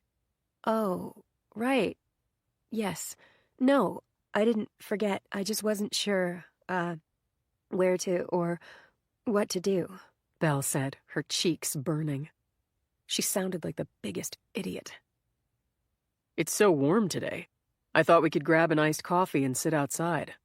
My office is like an oven, but there should be some breeze if we go over to the art cafe. Come on." Coffee? With Mr. Donovan? Alone? The Moorland girls would be pea-green with envy. They went to the snack bar in the basement of the art studio, which was empty at this hour since most kids were in class. Belle had scheduled the meeting for her free period. Mr. Donovan bought 2 iced coffees, which he carried to the patio out back. They sat down facing each other at a small iron table in the shade of a tall tree. The trees in this place were insane. All that chlorophyll, she could gag on it. "Since this is our first advisory meeting, I thought I'd start by explaining the role of advisor here at Odell, which is not exactly the same as a guidance counselor in a public school," Mr. Donovan said. Belle was relieved that he was talking about official-sounding stuff. If she was lucky, she could sit here and enjoy listening to him and never have to say a word. "At Odell, we're fortunate to have professionals for every function," Mr. Donovan continued. "There are counseling services at the health center if you're having emotional or mental health issues. You'll be assigned a college counselor starting next year. My job is to advise you about academics and, more generally—" She got distracted by the color of his eyes. They were such an intense shade of aqua blue that they almost seemed fake. Was it possible that he wore colored lenses? but they went beautifully with the long, sooty lashes and the rich, dark color of his hair, so maybe they were real after all. Belle, are you listening? Oh, I'm sorry. I apologize. She blushed furiously and shook her head. No, you know what? It's my fault. Droning on like a page out of the handbook. No wonder you zoned out. Let's start over. I'm Heath, and I'm your advisor. Nice to meet you. He reached across the table, and she realized he intended to shake her hand. Had he just given her permission to call him by his first name? Their eyes met, and she put her hand in his. The warmth of his grip jolted her. And you are? He asked. Isabel Enright? Belle? Call me Belle. I'm your student. Nice to meet you, too. The exchange was so silly that she laughed, and felt less awkward after that. Maybe he wouldn't prove impossible to talk to after all. She simply had to concentrate on what he said, not how he looked. Easier said than done. Think of me as your guide to Odell, Heath said, releasing her hand. You come to me with a question or a problem, and it's my job to help you. Maybe you have an academic issue or a personal problem, or maybe you just don't know which extracurricular activity to try. If I can help you, I will. If it's out of my wheelhouse, I'll find the right person for you to speak to. Odell can be so confusing at first, and the point of the advisor is to help you feel comfortable right away. Odell is your home now, and we're your family. Your school family, that is. I want you to know, Belle, that you have a support system in me. I'm here for you. Such kind words would have reached her no matter who said them. But to have Mr. Donovan say them? Wow. His sympathy hit her hard. It released something. She'd been holding her feelings in for weeks now. Acting like she didn't care that her grandmother sent them away. Hanging out with a fast crowd because she'd fallen in with them at the beginning. Acting the role of wild child to keep up, but having big doubts about it. Fighting with Rose? God, she hated to fight with her sister, but ever since they'd gotten here, things between them felt so wrong. Suddenly it was all too much. Belle's lower lip started to quiver. She looked at Heath for one long, terrible second, and burst into tears. Oh, Heath said, flushing. Jesus, I'm an idiot. I'm so sorry. I know you lost your mother. I should have been more careful. I was only trying to make you feel better, but I put my foot in it. No, it's okay, she whispered, but her shoulders were heaving and she couldn't stop crying. Heath handed her a napkin from the table, and she blotted at her eyes, her body racked with sobs. He looked at her with such concern that Belle saw the tragedy of her plight reflected in his beautiful eyes, and the worst moments flooded back. Her mother's face when she told them the diagnosis. Seeing her mother get thinner, lose her hair. The day her mother died. Hearing her grandmother tell them they had to go away to school. Being mean to Rose in the dining hall, feeling terrible about it, and having Rose refuse to speak to her afterward. Now she really couldn't stop crying. Heath dragged his chair around the small table until he sat beside her an inch away. Belle, he said softly. She looked up at him and realized she wasn't afraid of him anymore, or nervous around him. He felt like a friend. I'm sorry, she said through tears. I'm embarrassed to flake out on you like this. But my life is just... it's so fucking dark. He glanced around at the empty patio, then reached out and squeezed her shoulder. You can tell me. Nobody's here. You can say anything. Why did both my parents have to die? She said. Why me? Like, who does that happen to? First my dad when I was little, then my mom. It's so unfair. I agree. Very unfair. I'm being punished. That's not true. How could it be? You're a child. You've done nothing wrong. I'm ungrateful. That's what Rose says. I ought to be glad our grandmother took us in and sent us here, but I'm not. I'm angry. There's nothing wrong with how you feel, he said.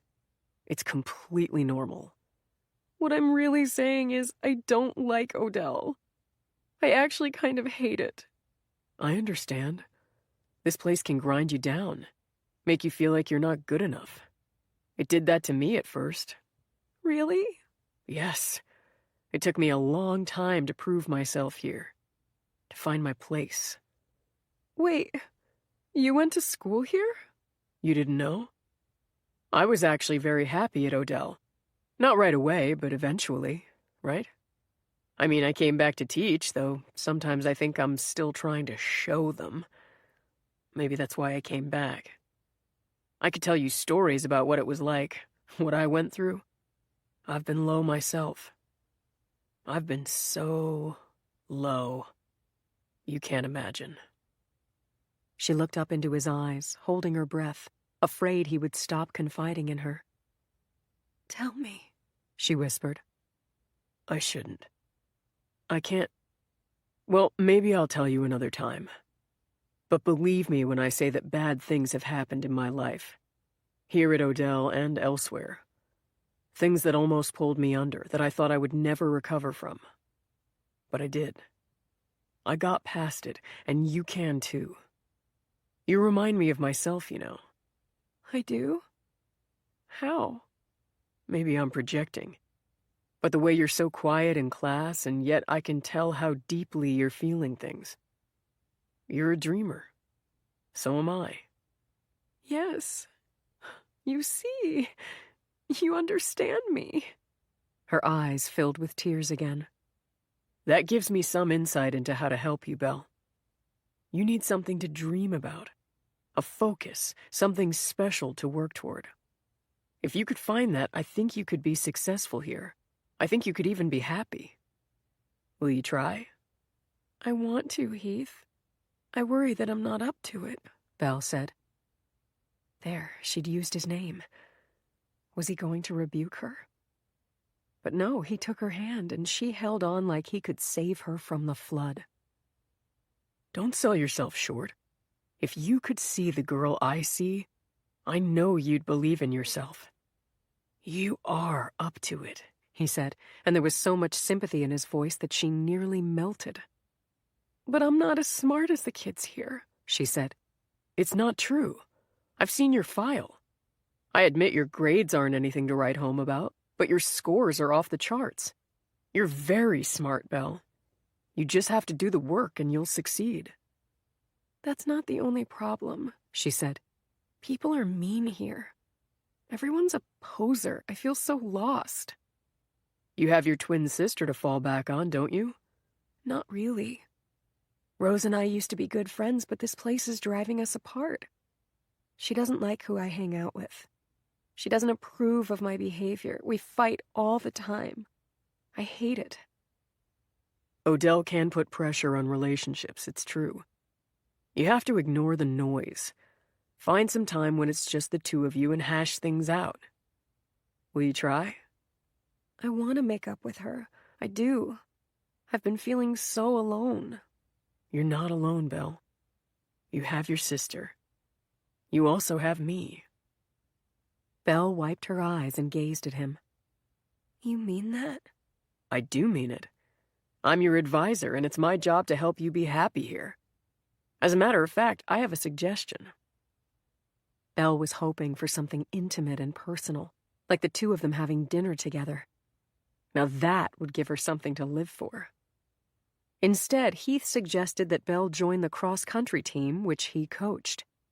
It would get her out in nature, and the endorphins generated by long-distance running would improve her outlook. Yada, yada, yada, she thought. But then she realized that he couldn't ask her to dinner even if he wanted to. It would look weird, and it was probably against the rules. But if she joined the team he coached, she could spend more time with him, and not just time, but time in the woods on the running trails. Maybe even alone. I'd love to, she said. Good, it's settled. Come to the field house this afternoon at 3:45 and we'll get you squared away with a uniform. He glanced at his watch, which made her sad. She didn't want their meeting to end. I have to get going, He said. It's later than I thought. I'm glad we had this talk, Belle.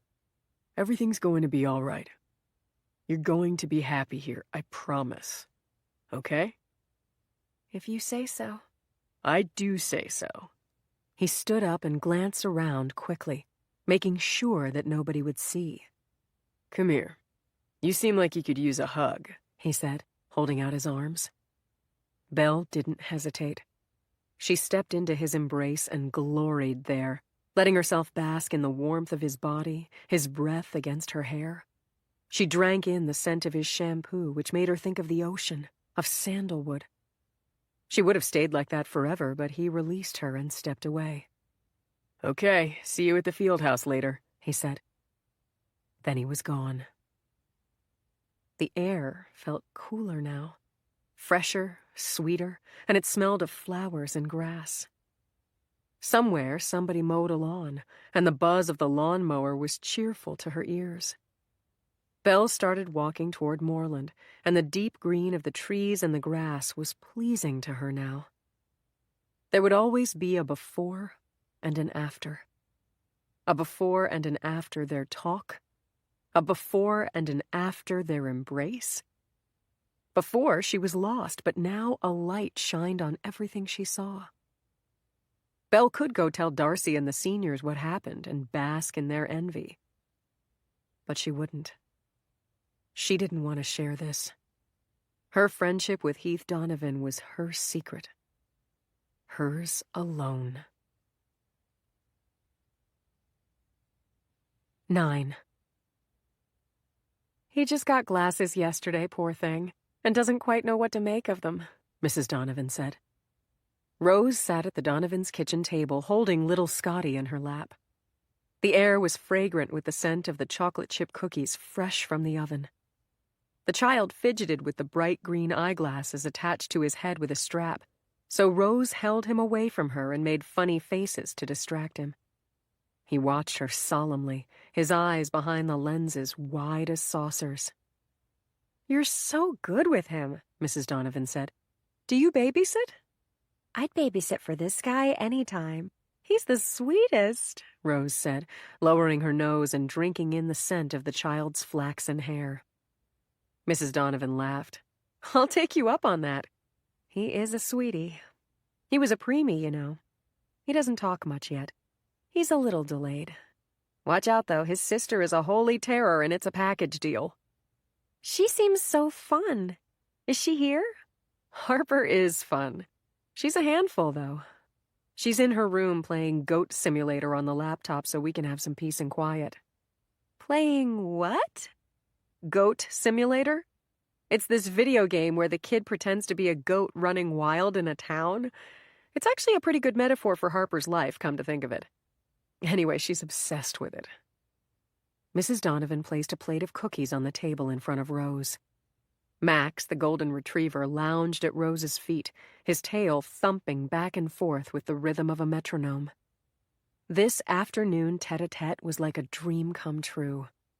To be invited into a teacher's home, and to have it be so cozy and adorable. The kitchen had an old-fashioned gas stove, a tile backsplash, and pretty curtains. Mrs. Donovan had the nicest smile and was so easy to talk to. In Rose's old school, the teachers barely knew her name. Rose couldn't believe her luck in getting Mrs. Donovan as her advisor. "Tea?" Mrs. Donovan asked. I'd love to, but I'm holding the baby, Rose said. "Oh, I'll take him so you can enjoy your refreshments." Mrs. Donovan brought mugs of tea over to the table. Why did people say she wasn't good-looking? She might not be flashy or blingy, but she had a fresh, wholesome prettiness, like a mother should. Rose's mother had been glamorous, yet Rose had never felt comfortable with her eccentric, arty style. Done up in thrift shop finds with a big tattoo of angel wings on her arm for their dad. She cooked up pots of organic quinoa for dinner, but never baked cookies. Rose had secretly wished for a normal mom, someone more like Mrs. Donovan. She felt guilty thinking that, yet if Rose was honest, Here in this delightful kitchen with Mrs. Donovan, she didn't miss her mother much at all. Scotty went to Mrs. Donovan happily. Rose took a bite of a cookie. It was warm and gooey inside. Bliss. These are divine. Thank you so much for baking for me. You didn't have to, Rose exclaimed. Oh, it was no trouble. Harper helped. She loves baking. Today, anyway. 5 minutes from now, she'll be on to something else. It must be so special for them growing up at Odell, Rose said. People think that, Mrs. Donovan replied, frowning. But being a faculty kid makes for a strange childhood. We eat most of our meals in the dining hall with 1 million people all around. Scotty gets overwhelmed by the excitement, and Harper eats it up. Literally. Yesterday I found 3 brownies in her pockets. Students sneak her extra dessert. Rose laughed. That's adorable. Not when she's bouncing off the walls at bedtime from all the sugar. Besides, it's a control thing. How can I teach her no when there are so many teenagers around who say yes? Yes, but it's so wonderful here with beautiful grounds to play in. I grew up in an apartment complex in the city. Everything was concrete. We couldn't have pets. To me, Odell feels like paradise.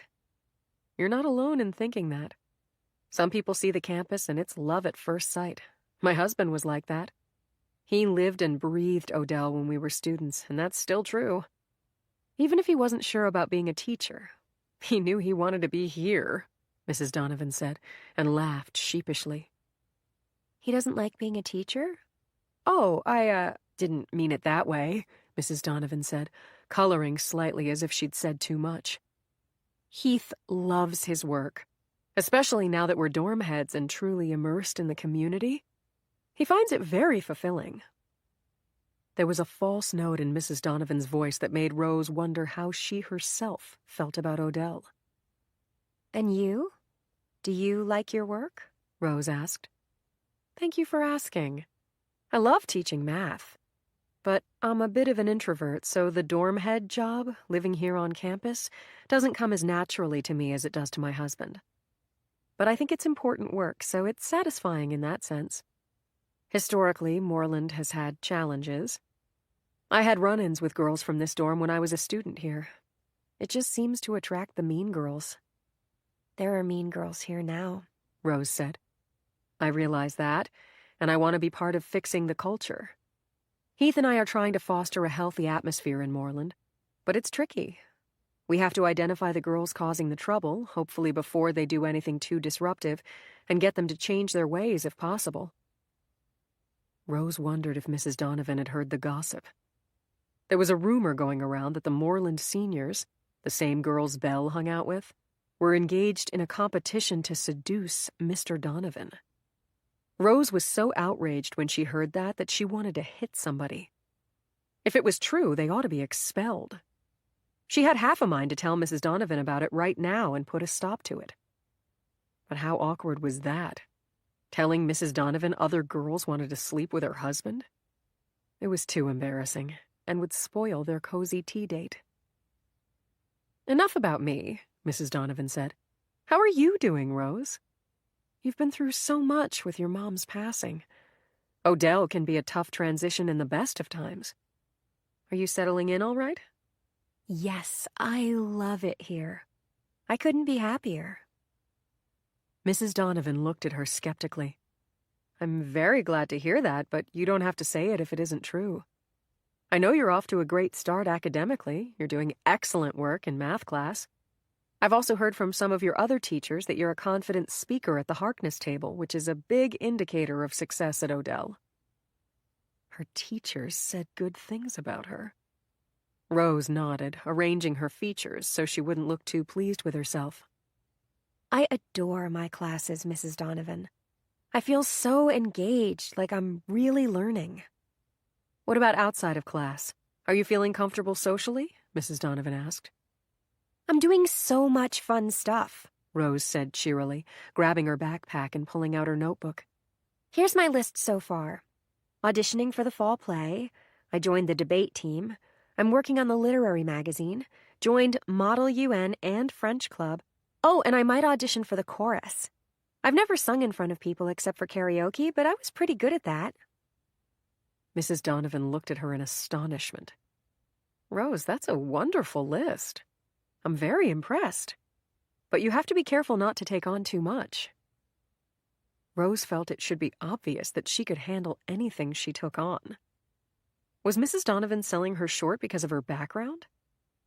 Odell was a clubby place, and though Rose's father's family were old Odellians and Grandma had money, Rose and Belle had been raised by a single mom in modest circumstances. Compared to her classmates with their summers filled with golf and tennis, their vacations abroad and tutors for every subject, Rose had grown up underprivileged. But she intended to keep up with the Joneses in every way, and she didn't want Mrs. Donovan doubting her. Don't worry, I'm very organized.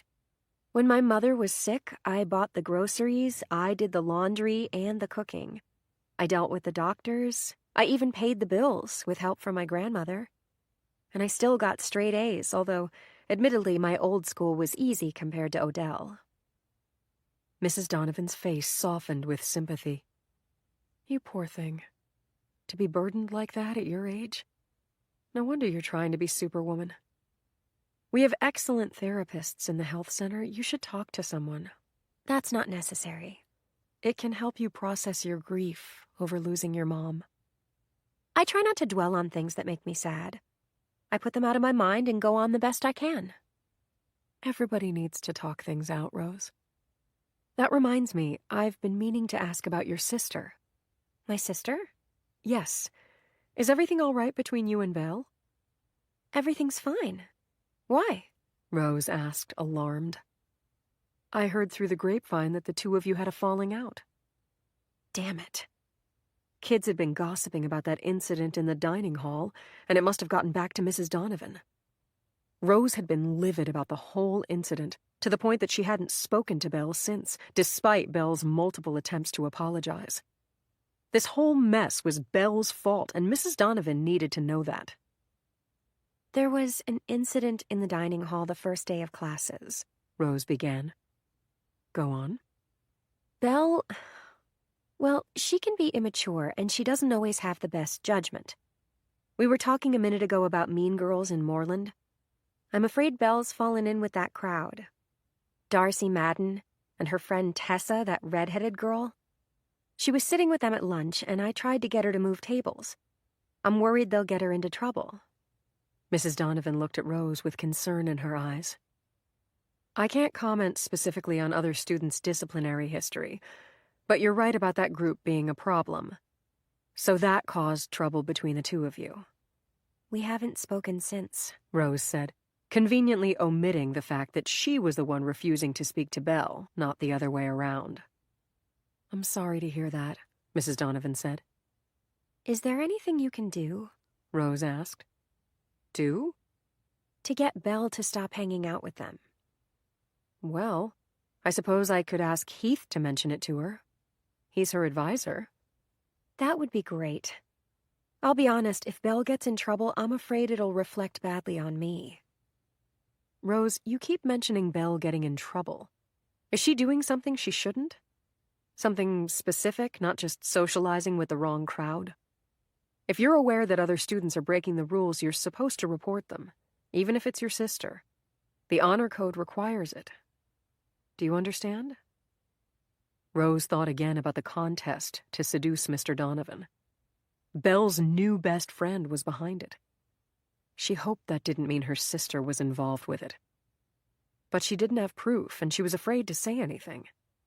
Not only would it be terribly awkward to bring this up with Mrs. Donovan, but Rose could wind up with a reputation as a rat. That was social suicide at Odell. I haven't heard anything specific, Rose insisted. Nobody tells me anything because I'm known as a girl who follows the rules. I just worry about my sister. I understand. I'll ask Heath to speak to her about the company she keeps. But there's something I need to ask of you in return. Okay. Make up with Belle. Talk through your differences. You two are both new here. You've been through a lot. You need each other. Can you do that, Rose? Please? for me?" Rose hesitated. She was hurt and pissed off enough that she really didn't feel like making up with her sister. Not yet. Still, she couldn't refuse Mrs. Donovan's request, when Mrs. Donovan represented everything that was good and kind in the world. "I'll try," she said, taking another cookie. "Promise." 10.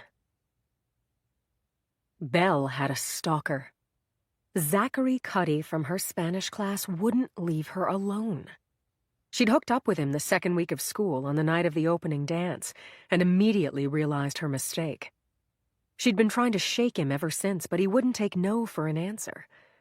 Zach seemed to think he owned her, even though they hadn't done more than fool around briefly in the woods.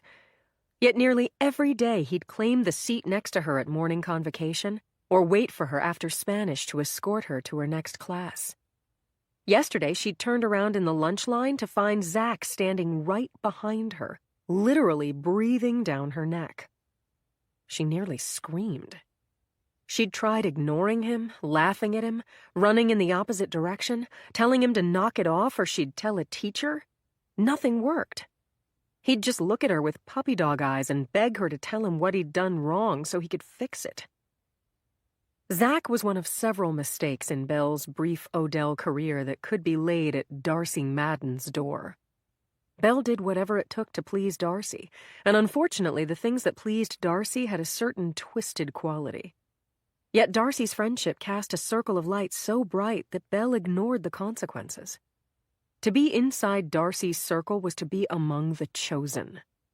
Most Odell kids were earnest and square, but Darcy's friends were different.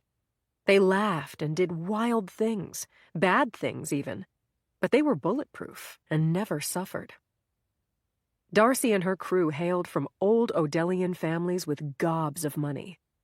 If they misbehaved or broke rules, Mom and Dad met with the headmaster and the kid got sentenced to counseling or, at worst, rehab. Belle had already seen this with a girl named Mia who got suspended for alcohol the first week of school.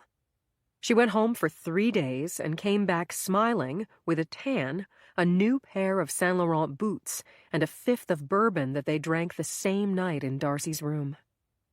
Life in Darcy's circle was a big joke. The terrible pressures of Odell, the crushing workload, the college admissions race, the insane 300-page code of conduct manual, vanished at the flick of Darcy's shiny blonde hair. Belle needed to be part of that. It wasn't the money that turned her head or the privilege. It was the freedom from fear. Belle didn't stop to calculate the cost of doing Darcy's bidding, but in the back of her mind, she knew it was adding up. Under Darcy's influence, she'd turned her back on her sophomore classmates, a bunch of uptight bores, allowed her sister to be insulted in front of the entire dining hall. Rose was too sensitive anyway. Worn pajamas to class on a dare. So hilarious, even though she'd gotten 2 demerits and 4 meant suspension. And snuck out of the dorm to smoke weed out at Lost Lake. So chill. Though getting caught could mean expulsion. Belle felt bad about those things, and yet she also felt good. Carefree, young, and most of all, flattered to be included. Being Darcy's pet made her somebody important, where otherwise Odell would grind her down. The Zach hookup happened because Darcy decreed it. Darcy worried that her boyfriend, Brandon Flynn, was paying too much attention to Belle. "You're like the new toy," Darcy had said threateningly. "Better watch you don't get chewed." Belle had done nothing to encourage Brandon's attention. She found him repugnant, actually. Husky build, sandy hair, a Frankenstein forehead. Brandon was a mouth-breathing delinquent. He was also very, very rich, his dad being a real estate billionaire, and Darcy was very possessive of her Mr. Moneybags. She refused to believe that Belle wasn't interested in Brandon, or that Belle was only nice to Brandon because he was Darcy's boyfriend. That couldn't be true, Darcy said, because Brandon was the only guy Belle gave the time of day to.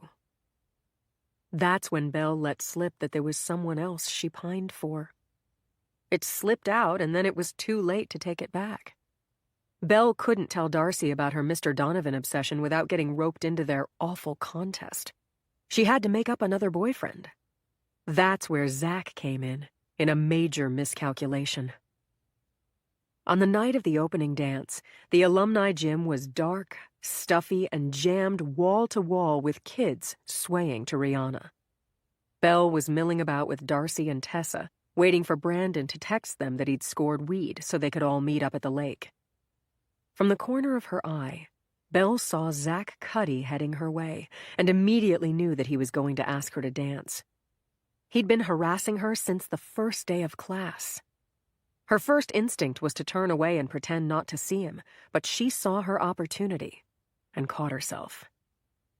"Hey, here comes my crush," Belle said to Darcy. Darcy followed Belle's gaze. "Him? He looks like a loser." Zach was tall and thin, with a shock of dark hair and mild blue eyes behind professorial-looking eyeglasses. Some people might call Zach handsome, but Belle and Darcy were not among those people. "I think he's cute," Belle insisted. "Whatever, girl. It's your coochie. Invite him to the lake if you want." Belle didn't want to go as far as inviting Zach to the lake. But Darcy shot her a skeptical look, and she knew she had no choice. She stepped onto the dance floor and intercepted him. "Hey," she said. "Hey, I'm Zach, from your Spanish class." "Duh, I know. Why do you think I'm talking to you?" "Oh, excellent. Would you do me the honor of dancing with me?" "No." His face fell. "I don't want to dance right now," Belle said, glancing over her shoulder to make sure Darcy was watching. "I need some air. My friends are going down to the lake. Why don't you come?" Zach looked over at Darcy nervously. "I'm not sure that's a good idea." "Why?" Zach hesitated, lowering his voice. When you say friends, you're talking about Darcy Madden, right?" "Yeah, so?" "I'd love to hang out with you, but I'm not looking to get wasted or anything." "Who said anything about getting wasted?" "It's just, from what I hear..." "What you hear. Do you judge people based on gossip?" Zach looked taken aback. "No." "Don't judge her, then. People just say stuff about her because they're jealous. It's a pretty night. Come outside with me. Please?" Belle took Zach's hand and gave him her sweetest smile. His eyes lit up. The loudspeakers started making an awful screeching noise, which distracted the chaperones.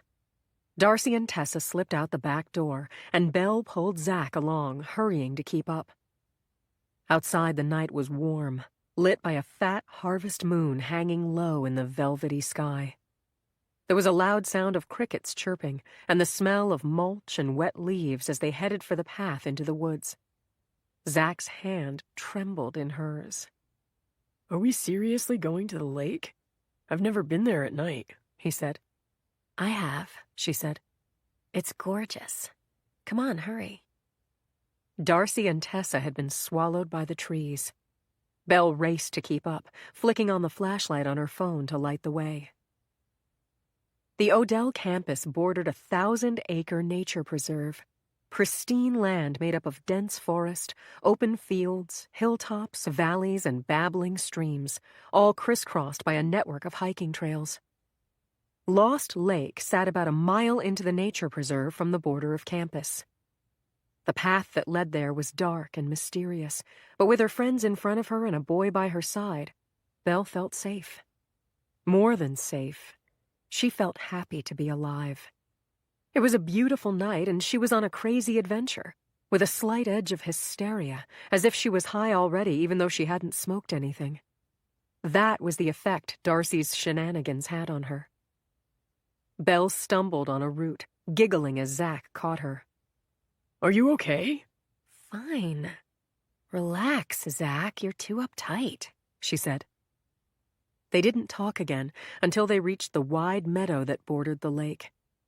Zach caught the view across the open water, sparkling in the moonlight, and drew a sharp breath. "See?" Belle said. "It's worth it. Come on." They headed for the wooden hiker's lean-to that faced the lake. It had been the favorite rendezvous point for Odell kids looking to sin since time immemorial. Zach seemed to know that as well as Belle did. Or else he just smelled the pot. No, I can't, he said, stopping in his tracks. You don't smoke weed? Not on campus, I don't. Surest way to get caught. This isn't campus. Not technically, but if you think the faculty doesn't know about the lean-to, you're mistaken. They raid it regularly. Darcy had never told Belle that, but that didn't mean it wasn't true. Are you sure? Belle asked. Positive. A bunch of guys from my dorm got caught drinking here last spring. They all got kicked out. Wow. I had no idea. Yeah, although they were nobodies, and 2 of them were black. I'm not saying the school excessively punishes poor black kids. It's the opposite. If you're somebody important, you get away with stuff that normal kids get punished for. Those friends of yours, I know who they are. They're connected. Maybe you are too, but I'm not, so I should probably go. Belle felt sorry for Zach. Plus, she hadn't come this far just to turn around and leave without putting Darcy's Brandon concerns to rest. We don't have to get high, Belle said. Let's just go in the woods and hook up. You can't get expelled for that, right? He smiled. I don't know, but it's a risk I'm willing to take. Hold on. I'm just going to let Darcy know that we're going someplace more private. She did. And they did. Their make-out session, which stopped well short of actual sex and was so forgettable to Belle, was now imprinted on Zach's brain forever, to the point where he was making her life unbearable. She had to do something to get rid of him. 11. Rose had promised Mrs. Donovan that she would make up with her sister. But as the days passed, she couldn't bring herself to fulfill that promise. She was still smarting from that incident in the dining hall on the first day of class, when Belle allowed one of her new best friends to humiliate Rose and didn't speak up in her defense. It was on Belle to apologize to Rose for that first, and then Rose would meet her halfway. Okay, Belle had tried to apologize the day after it happened. But that was too early. Anybody could see that. The wound was too fresh. Rose had cut her off and walked away. Now that more time had passed, Belle ought to understand that it was time to apologize again. This time, Rose would graciously accept her apology and they could make up. But Belle kept her distance, and things between the sisters remained icy. As angry as Rose was with her twin, she also missed her very much. Odell was a tough place for all its glory. The pressure was intense, and the competition was crushing enough to pierce Rose's healthy self-confidence. At Odell, one needed allies, and Rose didn't make friends easily. Her pleasant rapport with Emma Kim was moving slowly toward friendship, but it would never match the history she shared with her sister. Belle wasn't a natural soulmate for Rose. They were too different. But she was family, and nothing could change that. On a chilly evening in early October, Rose walked back to the dorm alone. She'd left dinner early, overwhelmed by the feeling of being alone in a crowd.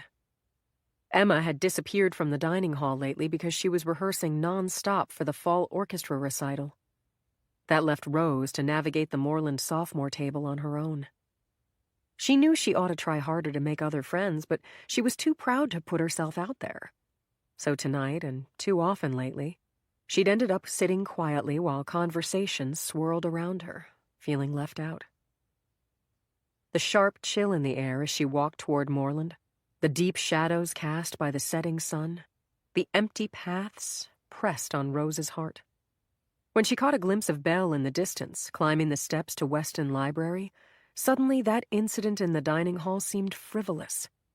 She couldn't let it destroy her relationship with her only sister. If she and Belle could be friends again, Rose wouldn't feel so lonely. Rose hurried up the steps and onto the dramatic main floor of Weston Library, with its 3-story atrium and enormous windows. Belle stood by the reference desk talking to a boy named Zach who was in Rose's biology class. As Rose approached, Belle actually smiled at her. "Hey," Belle said. Hey. Rose replied, surprised at the warmth of her sister's greeting. Belle had barely acknowledged her in weeks. Look, I have to go. I have plans with my sister, Belle said to Zach. Rose is your sister? He asked. It made Rose stupid happy to realize that Zach Cuddy knew her name. He was worlds above your average Odell prepster dude, and the only boy she'd met so far who piqued her interest. That's okay, I can wait, Rose said. Or maybe the three of us should— No, Belle said. I need to talk to you. Now. Come on. She grabbed Rose by the arm and yanked her toward the front door. Rose glanced back at Zach helplessly as they exited the library. I'm so glad you want to talk, Rose said, falling into step beside Belle out on the path. I feel like we've been mad at each other long enough. The sky was nearly dark, and the yellow glow of the lampposts illuminated the paths. Belle sighed with irritation. Her entire demeanor changed from how she'd been a moment earlier. So you're finally gonna forgive me? I apologized weeks ago, by the way, Belle said, shaking her head irritably. Her sister's tone annoyed Rose.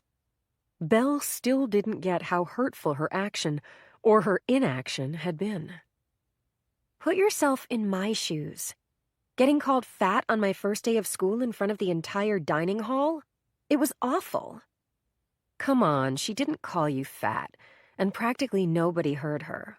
Don't minimize. Look, I said I was sorry, and I am sorry. Tessa's a bitch, but that's not my fault. If she's such a bitch, why do you hang out with her? Because she's Darcy's friend. Why are you friends with Darcy? Belle whirled to face Rose. If this is going to turn into a rant about my poor choice of friends, then we're never going to make up. I miss you, Rose. I want us to be closer. But you have to back off with the judgment stuff. I miss you too. I'm just worried about you. Those are like the most reckless kids in the school, and they're bound to get you in trouble. Maybe I don't care. How can that be? I don't understand that. We're different, okay? Belle said, her eyes in the lamplight sparkling with unshed tears. You have everything figured out. I'm just trying to get through my days. Darcy makes me feel like there's some fun left in the world since Mom died. Can't you understand that? Belle's words hit home. Belle had been much closer to their mother than Rose had. Rose had resented their bond, and had felt left out. But Rose shouldn't let that lingering resentment blind her to Belle's real grief. Belle had taken their mother's death much harder than Rose had. Rose reacted by trying to think about Mom as little as possible, and being grateful for her new life, where she could have a substitute mom like Mrs. Donovan. A better mom, really. Whereas Belle thought about their mother constantly. Rose had to admit, Belle's reaction was the more normal one. It worried Rose sometimes how little grief she felt. It was almost like there was something wrong with her. You're right, Rose said. You and I experience Mom's death differently. I take all my sadness and put it into succeeding here. Is that the explanation? Because you seem so fine with everything that sometimes I wonder if you really loved Mom. Sometimes Rose wondered that herself. But she would never admit to such a socially unacceptable emotion as not loving her own mother. God, what a mean thing to say, Rose said. That hurts. Don't you get it? We can both feel grief, but show it differently. I'm doing my best to understand your way and that you're acting out, misbehaving because of sadness. Meanwhile, instead of trying to understand me, you accuse me of not loving Mom? That's low, Belle. I'm sorry. You're right. I need to try harder to see your perspective. Thank you. I would appreciate that. Let's be friends again, okay? Belle said. Yes, that's all I want. I'll get off your back about Darcy, too, I promise. Belle smiled tearily. Okay, deal, she said, and held her arms out. They hugged for a long time, right there in the middle of the path. Rose had to swallow hard in order not to cry, which made her feel relieved. At least when it came to Belle, Rose still had a heart. Hey, Rose said, disentangling herself. I have Oreos in my room. Want some? You know I do. They linked arms and walked back to Moreland together. 12. By mid-October, Belle's schoolgirl crush on Heath Donovan had morphed into something more powerful and more dangerous. After their iced coffee date at the art cafe, she just couldn't shake the memory of their embrace. She still felt his arms around her and wanted to experience that again. But how? She'd sit in English class and stare, letting his voice wash over her. Belle worried that kids in her English class would notice and tease her. Or worse, that Darcy and the Moreland seniors would find out. If the seniors realized she was mad for Heath, not only would they mock her relentlessly, but they'd force her to play their tawdry game, which she absolutely refused to do. She didn't even like hearing about it anymore. What they were doing was childish and degrading. What Belle felt for Heath was real. Belle now understood that Heath knew how she felt, and was glad of it. This amazing realization dawned on her in English class on a stormy afternoon in late October as they discussed one of Shakespeare's sonnets. Rain sluiced against the mullioned windows as Heath read aloud to the class from a poem about summer and love. "If happiness were like the flowers of June," Heath quoted in his beautiful, resonant voice, "then I would take the best of them, roses and columbine, the lilies, and bind them in your hair.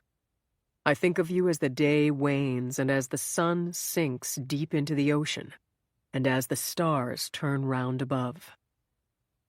And just then, as the clock on the wall ticked to the beat of Belle's heart, Heath looked up and caught her eyes.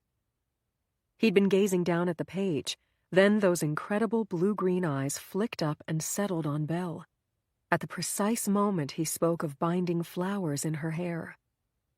Their gazes met and held.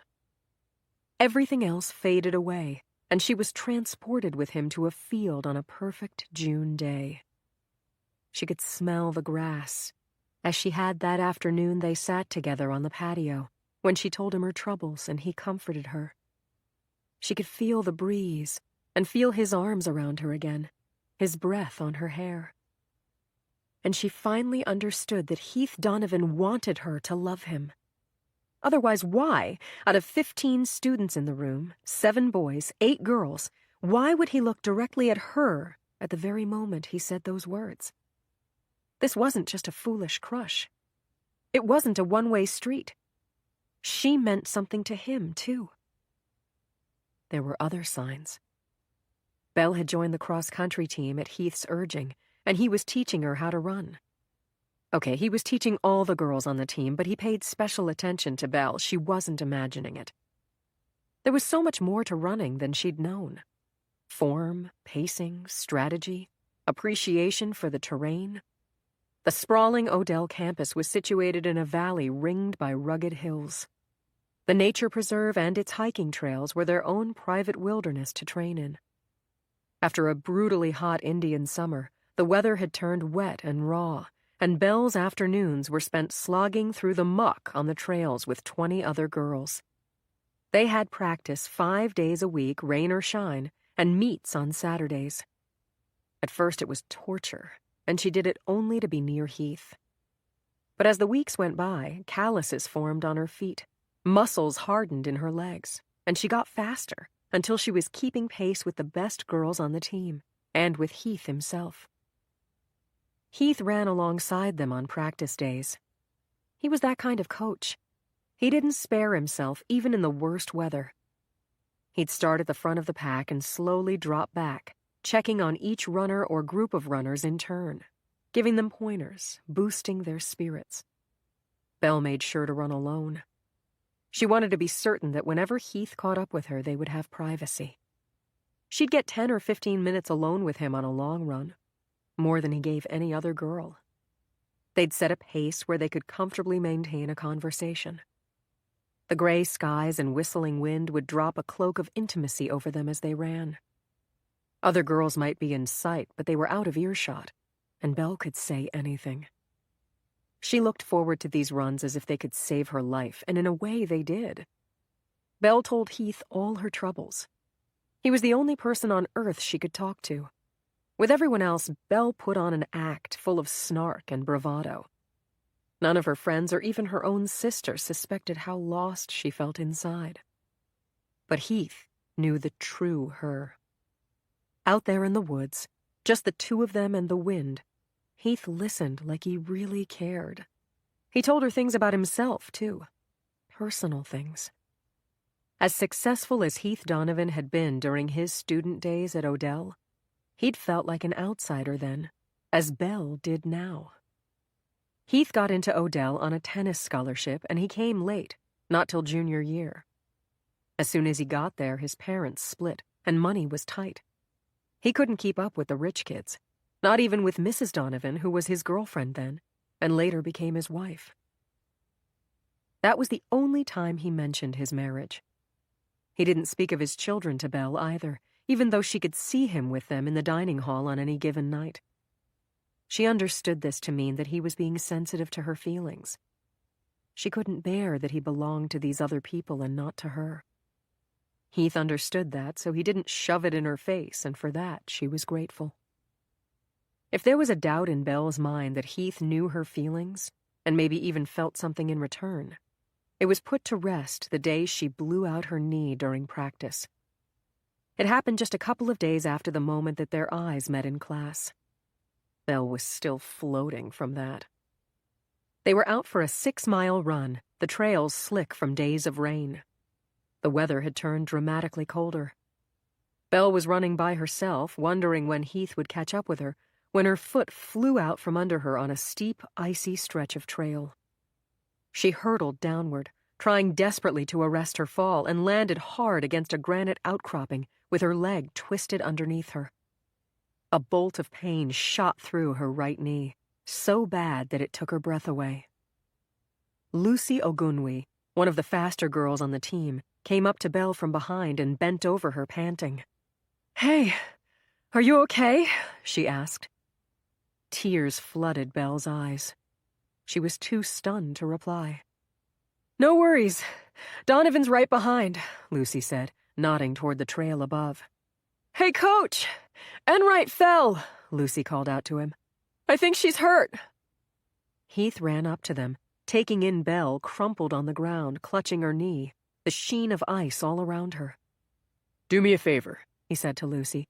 "Go back and tell the girls behind you that there's an ice patch here.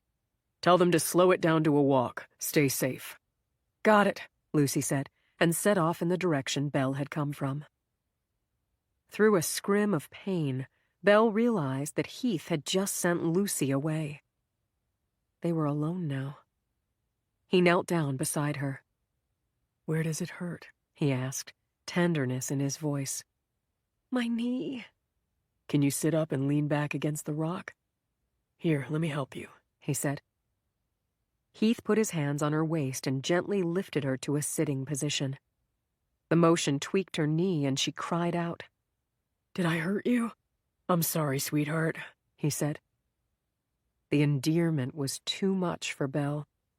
Something came loose inside her.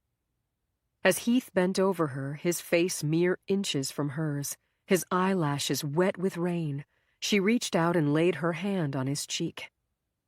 "I love you," she said. He stopped dead, looking at her so intently that she felt like he must see straight into her soul. "Are you part of that ridiculous game? I know about it, you know.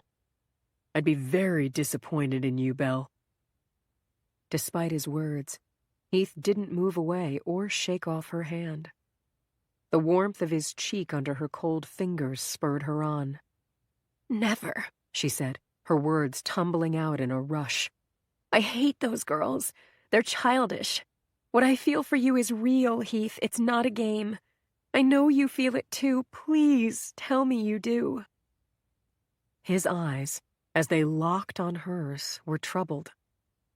I'm married. You're a kid. You're my student. It can't be, he said. That wasn't a denial. He wanted her. She could see it in his eyes. Belle's lips parted and she leaned in, desperate to feel his mouth on hers. Tessa, Heath said, snapping back abruptly. Tessa Romano had just come over the top of the hill. Tessa was the sturdy redhead with freckles and a potty mouth who'd caused so much trouble in Belle's relationship with Rose.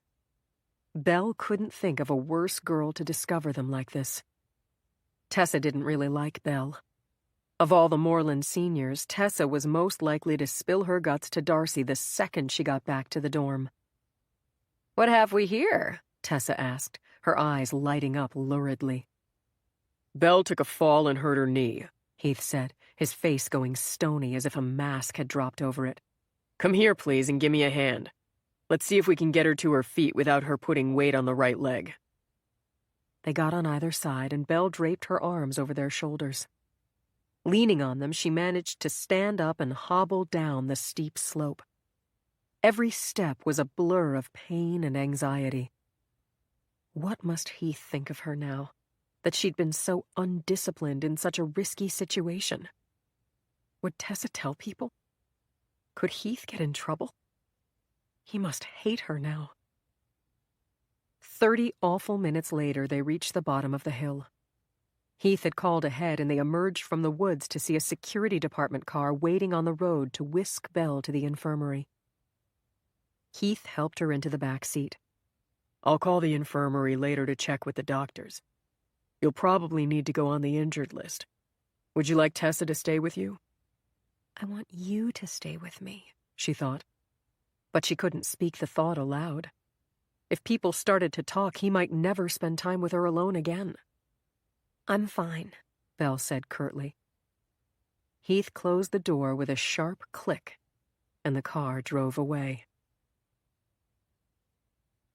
At 5:30, Belle was alone in her room back in Moreland, lying on Emma's bunk because she couldn't climb up to her own. She could hear girls passing by in the hallway, on their way to family dinner in the Commons, the old part of the dining hall. Family dinner was this awful thing that happened once a week, where kids had to dress up and sit at tables with faculty members. If Belle's injury had an upside, it was that she'd gotten excused from attending tonight. She was supposed to keep her leg elevated and a cold pack on her knee for the rest of the evening. The pain pills the doctor had given her dulled the ache in her knee, but not the sick feeling in her heart. He'd almost kissed her. They'd been that close. But now their bond was shattered, their great love affair over before it started. Suddenly the door banged open and Darcy stormed in, blonde hair flying, her pretty cheerleader's face red with pique. What the fuck, Enright? When were you planning to tell me you have something going on with Donovan? Shit. Tessa must have told Darcy what she saw, and Darcy had a big mouth. This story would be all over school the second Darcy walked into the dining hall. If Belle wanted to protect Heath from the fallout, she needed to convince Darcy that nothing had happened out on the trail this afternoon. I don't know what you're talking about, she protested, widening her eyes innocently. Don't give me that BS. Tessa saw you with him in the nature preserve this afternoon. She said you were practically in a lip lock. Belle pointed to the bandage and ice pack on her knee.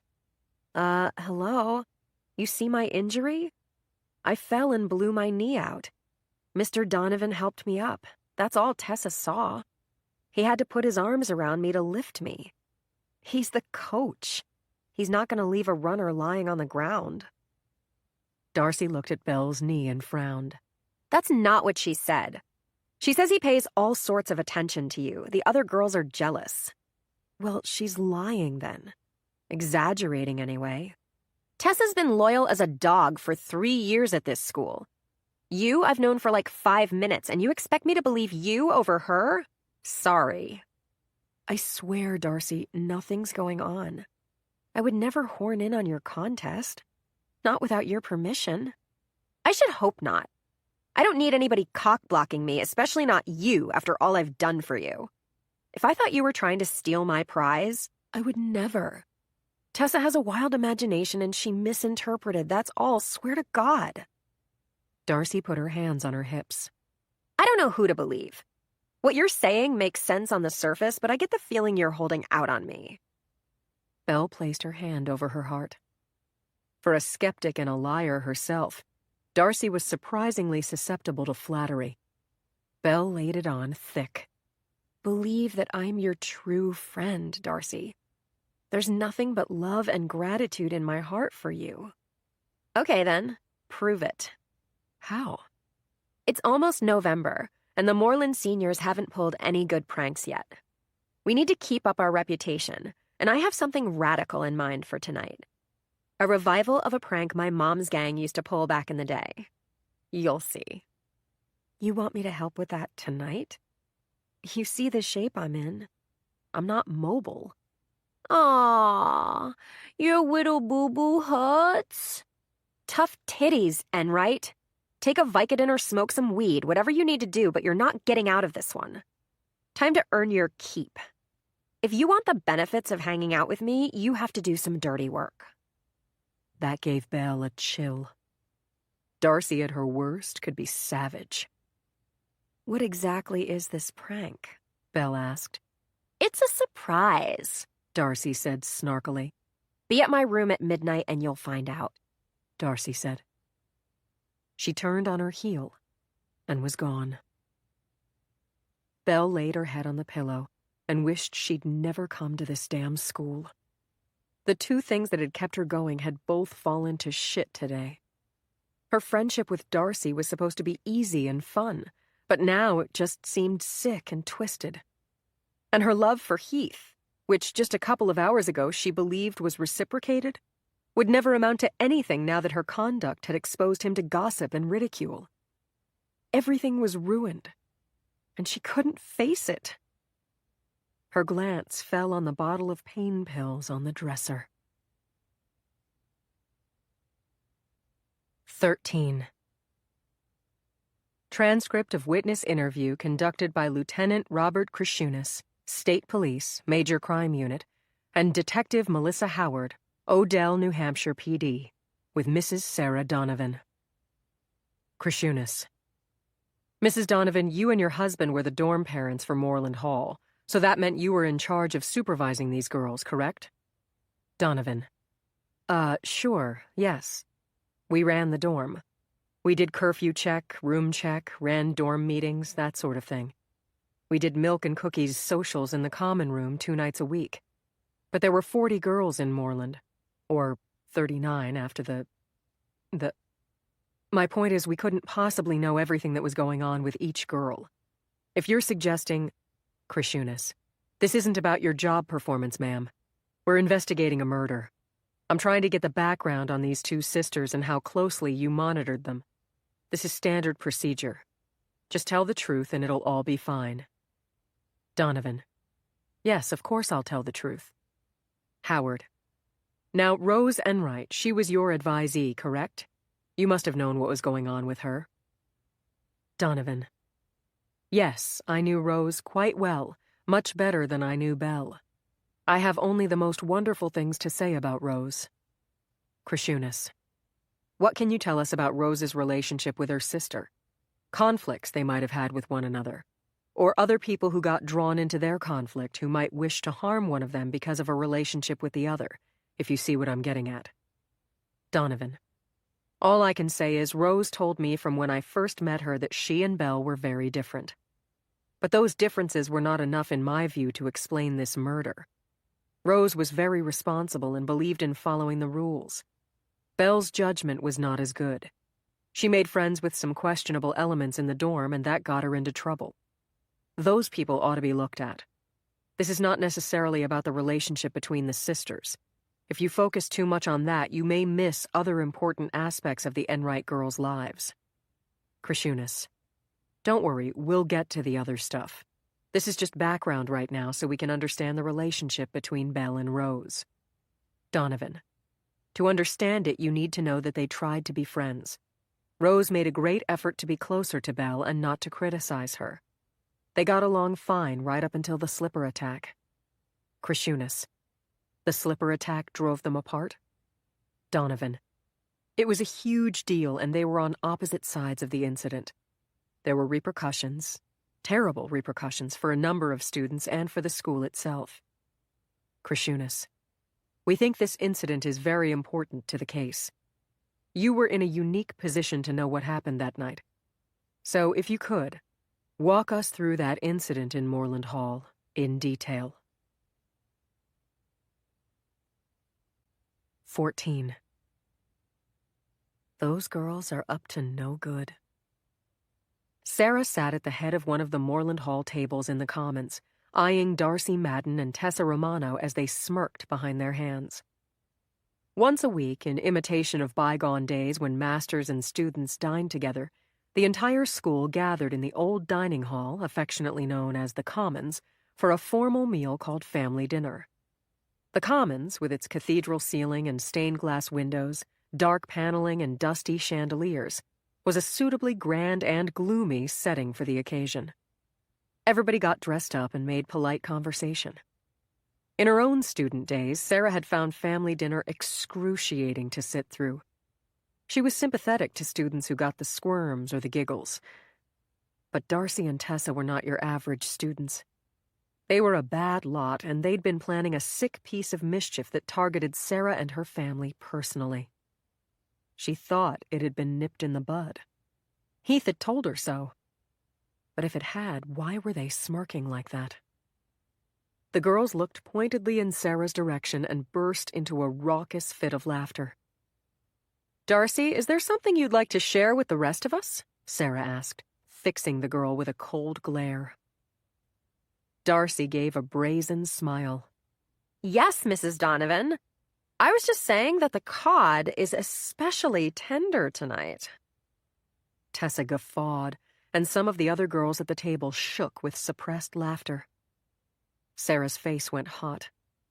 She was blushing, just like when the mean girls were nasty to her back in her student days. She'd never mastered the art of the snappy retort, and had never succeeded in putting a girl like Darcy Madden in her place. Then again, she hadn't expected to be dealing with high school bullies at her age. "I wish you would set an example for the younger girls and behave appropriately at the dinner table," Sarah said. "You're a senior. You ought to understand basic decorum by now." Darcy had the good sense not to reply this time. Sarah turned back to her food, but her appetite was gone. She was upset about more than disruption at the dinner table. Earlier today, the head of the math department had knocked on Sarah's office door and passed along some disturbing news. Patricia Banks had been mentoring Sarah since the day she'd started teaching. They weren't exactly friends, since Patricia, or Pat as she was called, was her boss and much older, but Sarah was always grateful for her advice and her company. "Free for lunch?" Pat asked. "I'd love to, but I have a pile of grading to do, so I'm eating at my desk." "Rain check?" Sarah said. "Fine. But there's something I need to talk to you about right away." Pat stepped into the office and closed the door behind her. She was a trim woman, conservatively dressed, in her late 50s with graying hair. She reminded Sarah a bit of her own mother, practical, competent, with a reserved way about her that could be off-putting, especially at a moment like this when her tone was ominous. "What's wrong?" Sarah asked. "I heard a rumor about the girls in your dorm. I thought I should pass it along in case there's any truth to it. They may be plotting something pretty crazy." Drat, and here I was thinking we were keeping a lid on things. "You have been. The faculty is very impressed that there haven't been any incidents in Moreland yet this year. But it's a challenge to keep it that way with some of the girls you've got. Then I heard this crazy rumor. So crazy I hesitate to repeat it, but I thought, what if it's true?" "What is it?" Sarah asked nervously. "Eduardo Mendez heard it from one of his students," Pat said, "and brought it to me since he knows I'm close with you. Neither of us felt comfortable raising it with Heath directly. We thought it would be best if you did that." "With Heath? I don't understand." Eduardo's student claims that Darcy Madden is sponsoring a contest among the Moreland seniors to seduce your husband. Sarah gave a shocked laugh.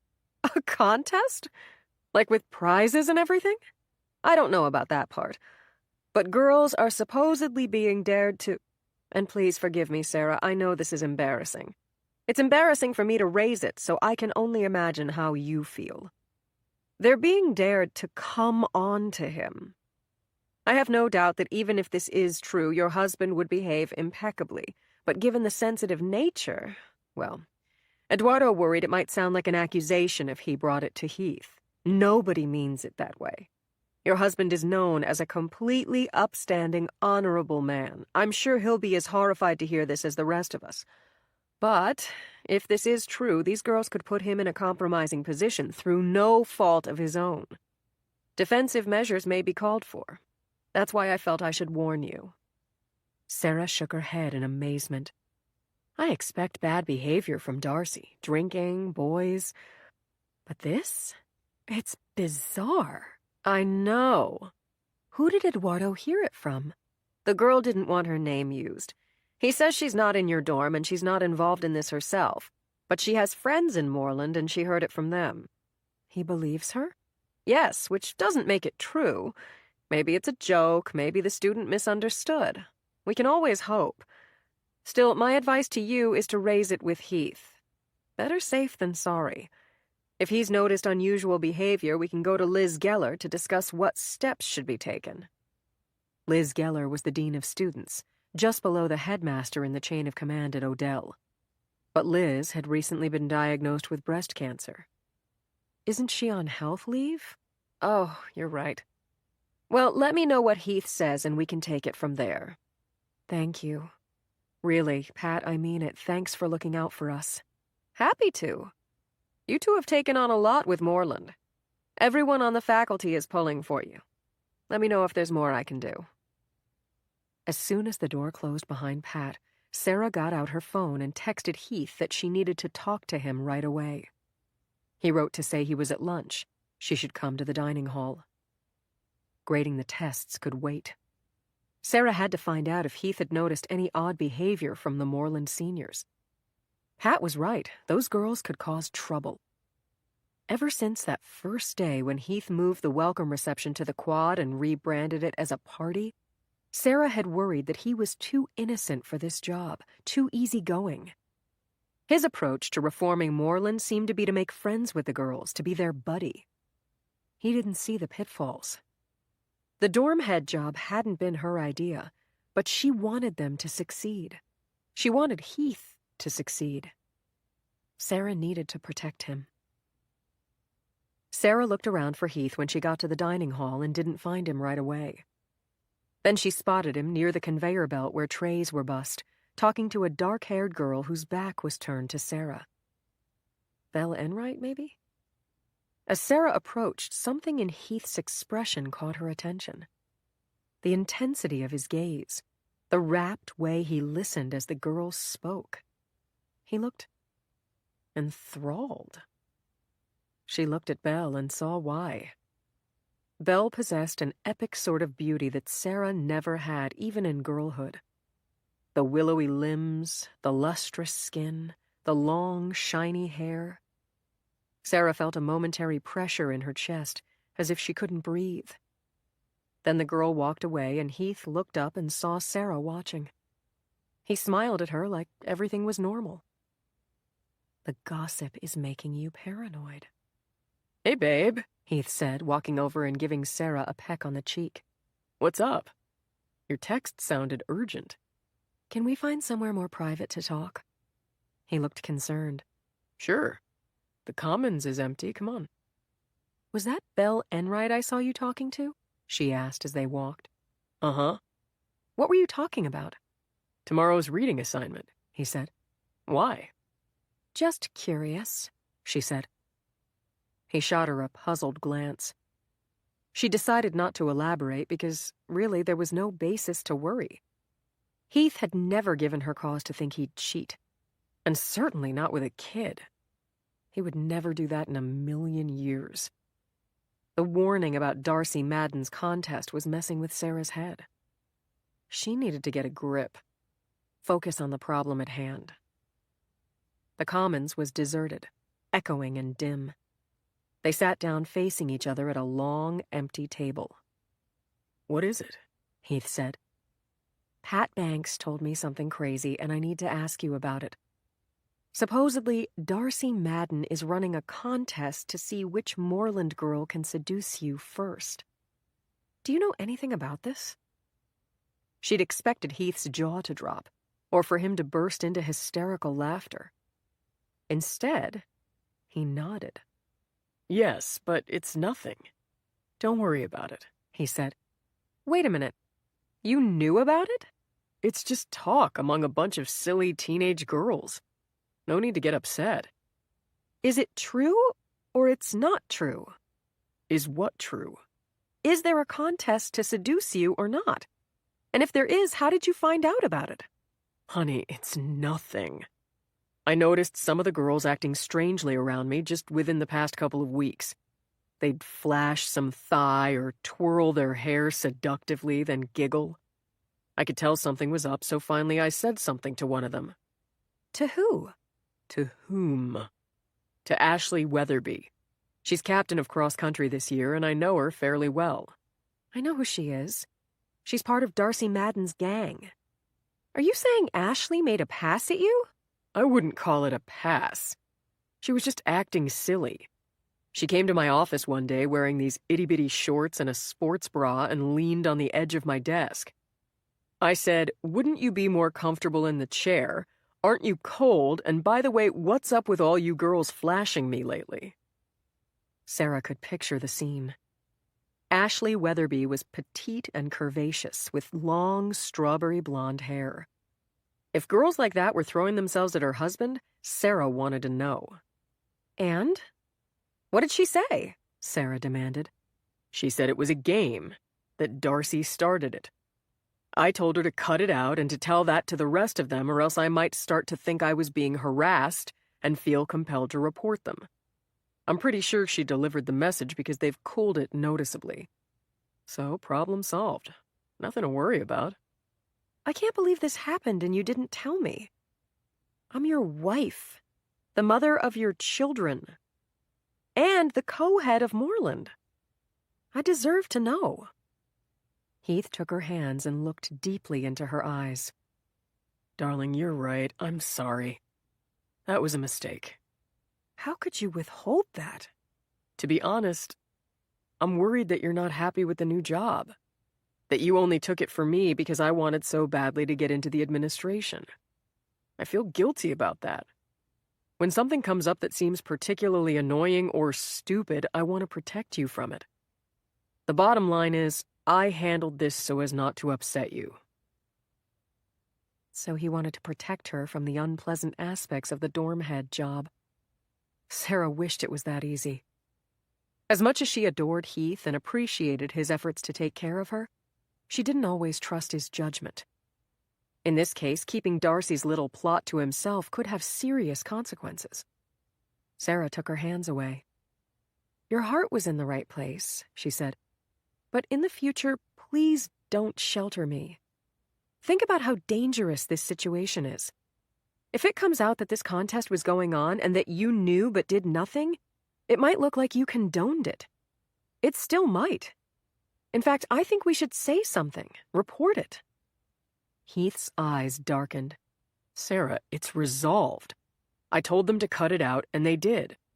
I mean, what do you suggest we do? Complain to Simon?" he asked, referring to the headmaster. "Go to the disciplinary committee? Then it becomes a federal case, and suddenly our spotless record for keeping order at Moreland is no longer so spotless." So that was it. Heath had made a calculated decision not to take further action on the theory that informing the school about Darcy's contest would reflect badly on their management of Moreland. He had a point there. It wasn't just Pat. Other teachers had commented to Sarah that Moreland seemed finally to be on a good track this year. People were already crediting Heath and Sarah with achieving a miraculous turnaround. She knew how much that meant to him. If she insisted on reporting this, she'd undermine their success. His success. She couldn't do that to him. Not when he was feeling happy and excited about his career for the first time in years. Heath had a strategy. They would follow it. I didn't think about how reporting this might look bad for us, Sarah said. I understand your point now. We won't report it. This time. But if anything else happens... Yes, of course. Thank you. Now, what about Pat? What about her? I think you should go back to her and say there's nothing to the rumor. You asked me about it, and I hadn't noticed anything. Otherwise, she might talk. We can't have this getting around.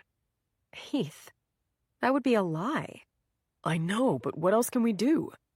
If we tell her the truth, she'll tell us to report the girls to the disciplinary committee, and then everybody says, oh, the Donovans can't handle Moreland. I don't want to lie to her. She's my boss. Then I'll talk to her myself, and finesse it so I don't have to lie directly. Okay? All right, Sarah said, though she didn't see how Heath could throw Pat off the scent without actually lying. The whole mess made for a pit of dread in her stomach. Heath had bent the truth on matters of importance before, and it hadn't ended well. He wasn't a liar, per se. He just really wanted to get ahead, and sometimes he took shortcuts. Sarah understood that he was trying to prove himself to her and to support their family, so she forgave him for it. But it made her nervous. In the future, she said, when something happens in Moreland with these girls, promise you'll keep me in the loop. Absolutely. I'll tell you everything always. We're teammates, love. He smiled and leaned in for a kiss, and she felt much better. Now, at family dinner, as Sarah watched Darcy and Tessa behave like co-conspirators plotting an imminent attack, her confidence from the afternoon dried up and blew away. Heath was an optimist who saw the best in people. Sarah envied him his sunny outlook and his blithe confidence in the world, but she couldn't share it.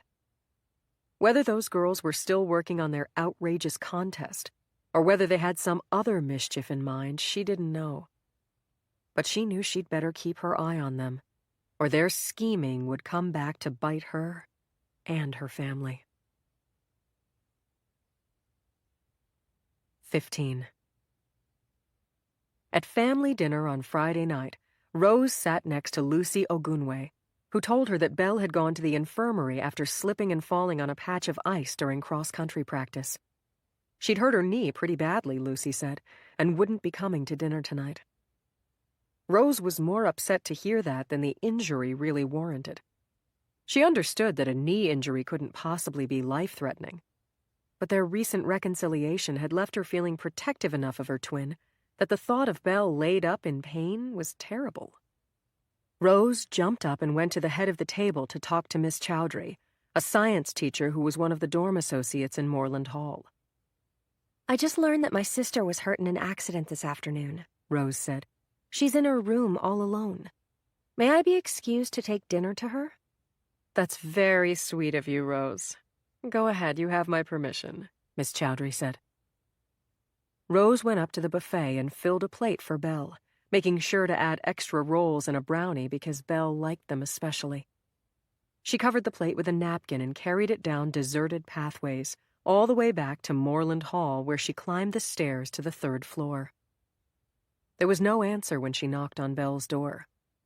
She peeked in and saw Belle fast asleep in the bottom bunk, with bandages and an ice pack strapped to her leg. Rose went into the room and looked down at her sister, watching her breathe. Belle's breathing seemed strangely shallow, and her mouth hung open like she was in a stupor. Was that normal? Rose hadn't watched Belle sleep in years. She wished she could ask somebody for a second opinion, but everyone was at dinner. The dorm was empty. Rose put the plate of food down on Belle's desk and came back to feel her forehead. Belle didn't have a temperature. How bad could it be if there was no temperature? This was a simple knee injury. You couldn't die from it. She went back to the desk, tore a sheet from Belle's math binder, and left a note. Hey, Belly. Sad you got hurt, she wrote. I brought you some dinner. Text me when you wake up and I'll bring you Oreos. Hugs, Rose. On the way out, she leaned down and kissed her sister on the forehead. Rose opened her eyes in the semi-darkness, feeling like she'd heard a noise. Something had woken her up. She strained to listen and heard only Skylar Stone's regular breathing coming from the bottom bunk. Ever since her mother's illness, Rose had become a light sleeper. That didn't serve her well in the dorm, where the presence of 20 girls per floor made creaks and cracks and bumps in the night inevitable. She sighed and turned toward the wall, pulling the covers over her head. There it was again. She'd definitely heard something this time. Rose turned back over, her heart thumping. Someone was in the hallway, standing outside their door. There was creaking, breathing, suppressed laughter. The door banged open. Rose sat up in a panic and whacked her head on the ceiling, grunting with pain. The light flicked on in the room. It took a moment for her vision to clear and her eyes to adjust. There were people in the room, 3 of them wearing ski masks. A robbery! She screamed, but in her terror it came out more like a croak. Then she heard girls laughing and whispering, and realized this was something else entirely. Get Stone first, Darcy Madden said, her voice unmistakable through the ski mask. She's such a bitch. I thought we came for the sister, Tessa Romano replied. She's next. Come on, move. What the hell? Rose lay down quickly and pulled the covers up around her, pretending to be asleep, as Darcy and Tessa converged on Skylar's bunk. Rose heard the thud of a body against the floor.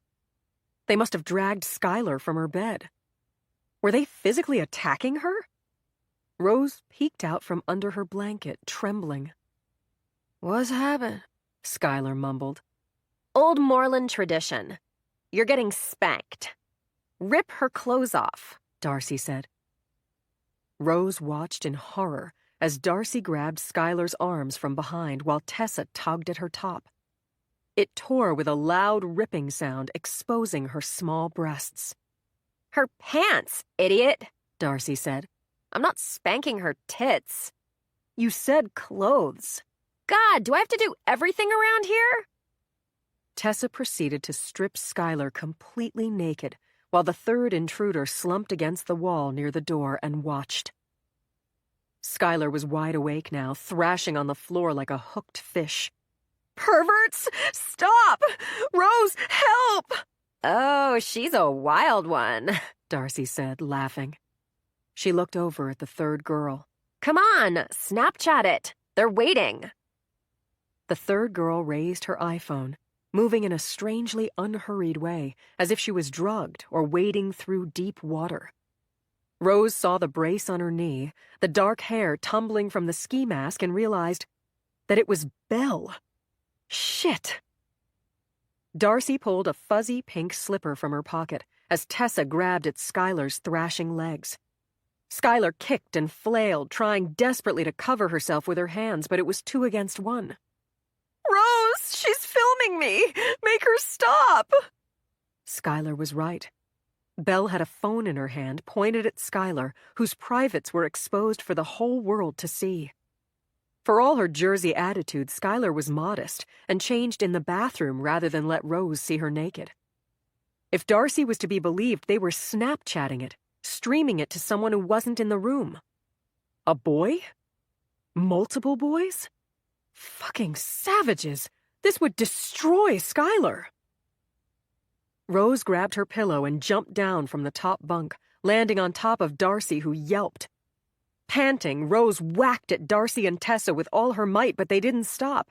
They were laughing, the monsters. Darcy raised an arm to fend off Rose's blows. Get this crazy bitch off me! But the others were too preoccupied to try to stop Rose. Tessa had flipped Skylar over onto her stomach and was struggling to hold her down to be spanked. As Belle continued to film, Darcy administered a series of quick, sharp taps to Skylar's naked behind with the slipper. Skylar shrieked loud enough to wake the dead, but nobody came to help them. Got her! Ha! Slippering returns to Moreland Hall. Rose faced the open door and yelled at the top of her lungs. Help! We're being attacked! Attacked? Oh, for Christ's sakes, it's a slipper, you little priss. Zoom in on her ass, Enright, Darcy said to Belle. Belle moved in closer and raised her phone. Rose was breathless with shock that Belle would do something this mean, this stupid. She was going to end up expelled, and she deserved to. Rose whirled on her sister, pummeling her with the pillow. How dare you? You're as bad as them! Get out! Get out now! Belle raised her arms and retreated, moving jerkily, as if not fully in command of her body. Rose suddenly remembered Belle's heavy stupor when she'd visited her room earlier tonight. Was there something going on beyond the knee injury? Hey, are you all right? Rose said, lowering her pillow. Belle didn't reply. She hadn't said a word the whole time. She backed away and slipped out the door, limping, ski mask still on. Rose poked her head out. A couple of freshmen who lived next door and some seniors from a few rooms down were milling in the hallway. What's going on? A freshman asked, a frightened look on her face. Darcy and Tessa attacked us, Rose said. One of the seniors made a snorting noise. Attacked? You can't take a joke, can you? And you, she said to the freshman, mind your business, go back to bed. Rose ducked back into the room. Where'd Enright go? Darcy said, getting to her feet. That wuss ran out on us. Oh, she's gonna pay for this. Tessa jumped up. Skylar was in a heap on the floor, naked and sobbing. Darcy and Tessa headed for the door, but Rose stepped in front of them, her head hot with rage. How dare they? She lashed out viciously with the pillow, whacking Darcy in the face. Fucking psycho, get away from me! Darcy said, reeling back, but Rose wouldn't let up. You're the psycho! Get out of here! Darcy and Tessa pushed past Rose and out the door. I'm telling! Rose screamed after them. You better not, or I swear to God you're dead, Darcy said over her shoulder. Rose helped Skylar up. She stumbled to her bunk, crying quietly and tugging her pajama bottoms up. Rose got her a sweatshirt to cover the ripped camisole. Here, put this on. What the hell just happened? Skylar said, sniffling. They hit me with a slipper? Rose sat down next to Skylar and hugged her close. It was some kind of hazing ritual, I think. Are you hurt? Skylar was shaking all over. Yes, I'm hurt. Not like going to the hospital hurt, but I'm so upset. Did they film it? Yeah, I think so, Rose replied. Skylar gave her a sharp look. You think so? Yes. They Snapchatted it. Who did they send it to? I don't know. Did they send it to boys? They didn't say. That was your sister who filmed me. You know it was. What was the point in lying? Rose couldn't have protected Belle if she wanted to. And she didn't want to. Sky, I can't believe she did that. I'm so sorry. I think they were targeting you. It can't be. Belle and I have been good lately. Just tonight I brought her food. I think it was random. You can't possibly think that. They targeted our room. You know I'm right. Your sister's as much of a psycho as those other two. I'm going to the dorm heads, Skylar said, standing up unsteadily. It's the middle of the night. Shouldn't you wait until the morning? Rose asked. Why? You're not protecting her, are you? No. Yes, you are. No, I just think... Do you really want to wake up the dorm heads? I don't give a shit if I wake them up. I want to catch those assholes with the evidence. I want that video erased. If it's Snapchat, it's already gone. Fine, but there's evidence, Skylar said, mopping at her wet face with her sleeve. I bet you $100 they're sitting in Darcy's room right now, high-fiving and laughing at me. They'll still have the ski masks. The Donovans can catch them before they get rid of the proof. I want them kicked out of this frigging school. I don't give a shit if one of them is your sister. Look, I understand. If you want to go to the Donovans tonight, I won't stop you. Not only won't you stop me, you're coming with me. I need a witness to back me up. Rose hesitated. I heard you tell Darcy you'd report her, Skylar said. Were you just blowing smoke? Pretending to be tough? No, but I can't. It's my sister. So the fuck what? After what she did. Ratting on girls as connected as Darcy and Tessa would be social suicide. But ratting on her own sister, even if she deserved it, felt like a real betrayal. Then again, hadn't Belle betrayed her? Come on, you just defended me like a total badass, Skylar said. Don't pussy out on me now. You can't feel sorry for Belle after what she did to us. She's an evil bitch, just like the others. Rose did feel sorry for Belle. Or, not sorry, protective. It was an old instinct and hard to shake. Yet what Belle and her friends had just done was no joke. It was a physical assault, a rape almost. And Belle was just as guilty as the other two, even if she'd only filmed it. Only? Rose ought to stop making excuses for her twin. If Belle shared a video of Skylar naked getting attacked, that was despicable. And a huge violation of school rules. All that social media stuff got you in trouble worse than anything. But that was the problem. If Rose ratted, Belle would get expelled. I hear you. I really do. Rose said, sighing. But she's my sister, and I feel like there must be another explanation. Then you're a fucking sap. The explanation is she's a lowlife. She agreed to attack you. They came here for both of us. If you hadn't fought them off, you were going to be next. They said it. Skylar was right. Rose had been personally targeted, not just Skylar. Tessa said so at the beginning. We came for the sister. Rose knew that in her heart. Belle had sided with her delinquent friends over Rose. After everything Rose had done, after how hard she'd tried to be a good sister, Belle betrayed her. Rose didn't want to believe it. But it was true. Belle was on Darcy's side now. She had to be stopped. You're right, Rose said with a sad sigh. I'll go with you to the Donovans. Now, before I get cold feet. 16.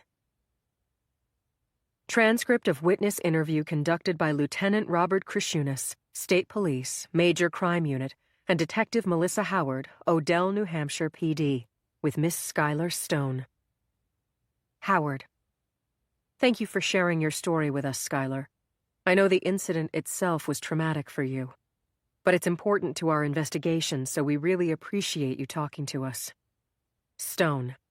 Okay, but there's something I want to get straight. I'm not taking the fall here. Howard. Taking the fall for what? I don't understand. Stone. For the murder. People on Facebook are blaming me. Krishunas.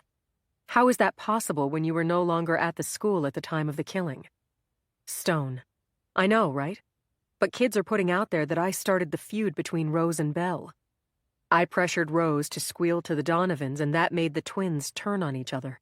Total BS. Rose wanted to go to the Donovans as much as I did. She hated her sister after that attack. But not just because of the attack. The twins hated each other, and the slipper thing was only part of it. Krishunas.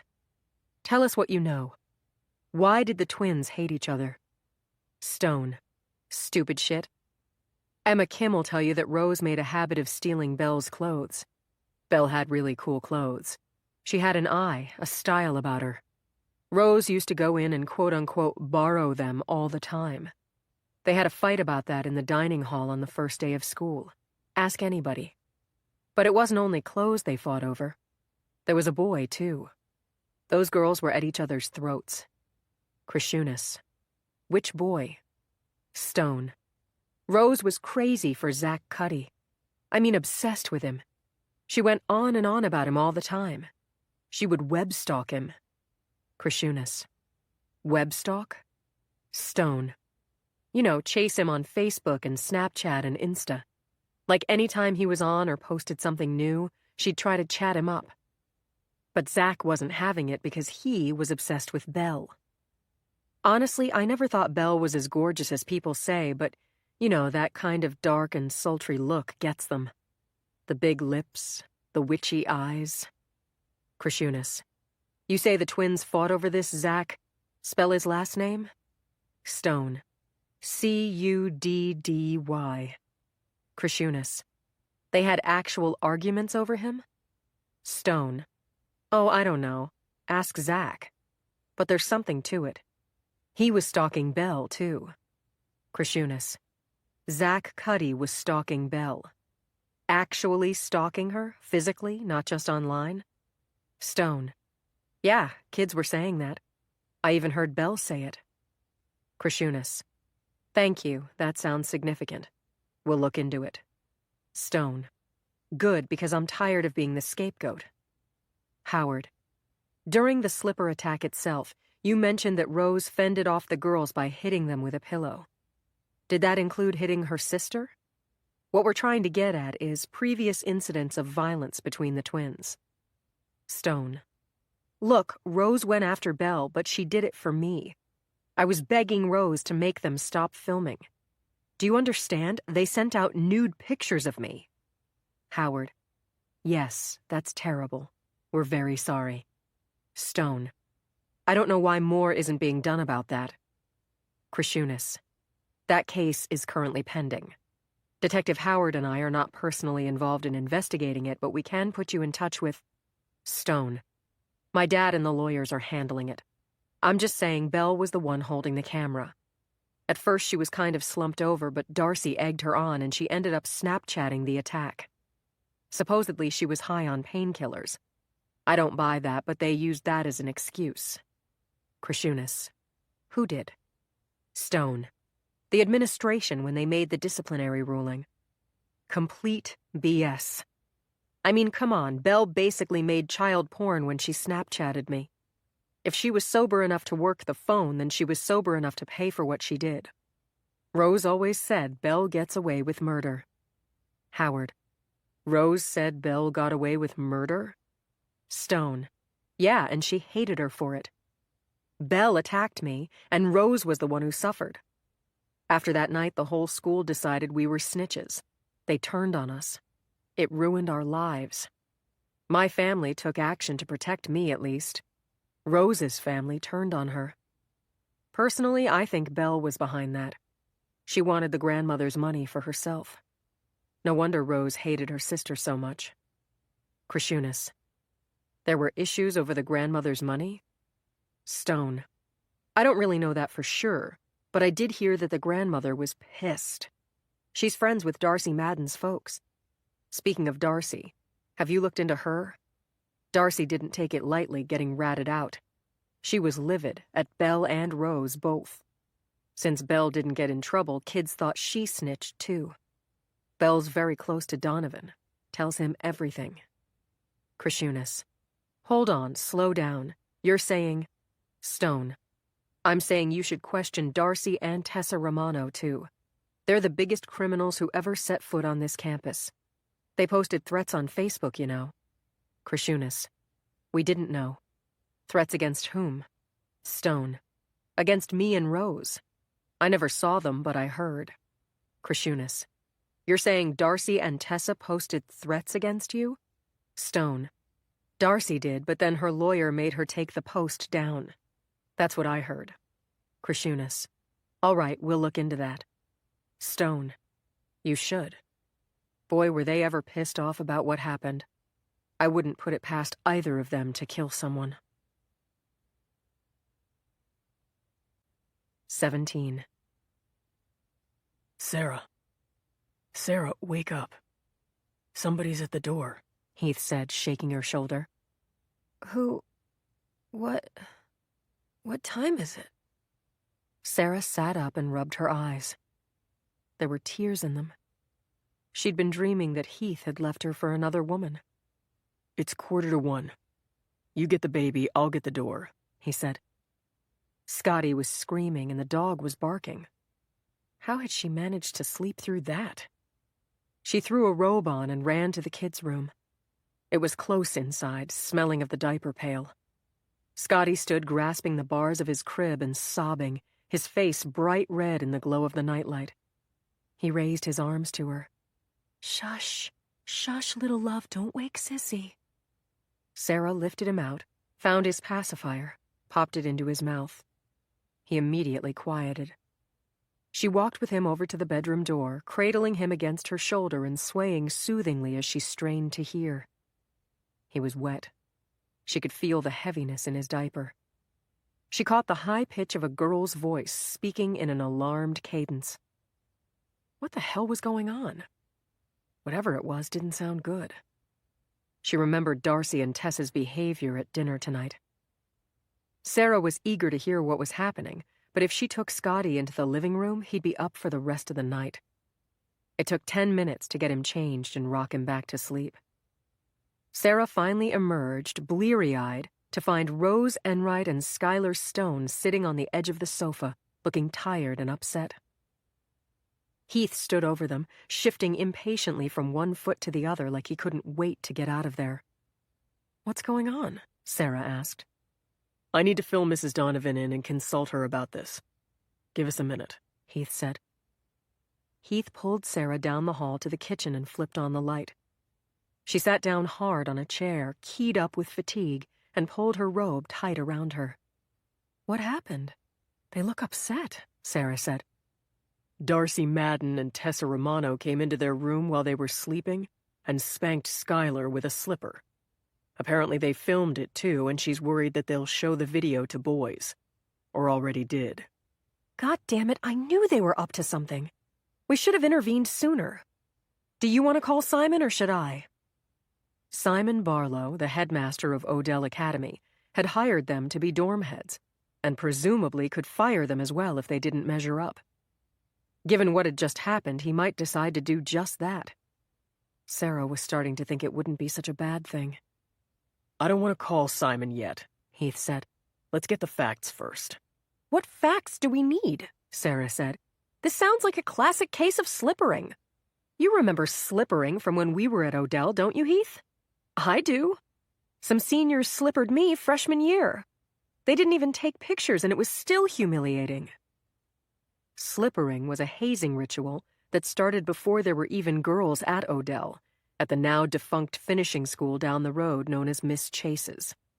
Legend had it that a few of the more precocious Miss Chase's girls threw a slumber party and took Polaroids of themselves spanking each other with slippers. The Polaroids circulated among Odell boys like so many nudie postcards, and a tradition was born.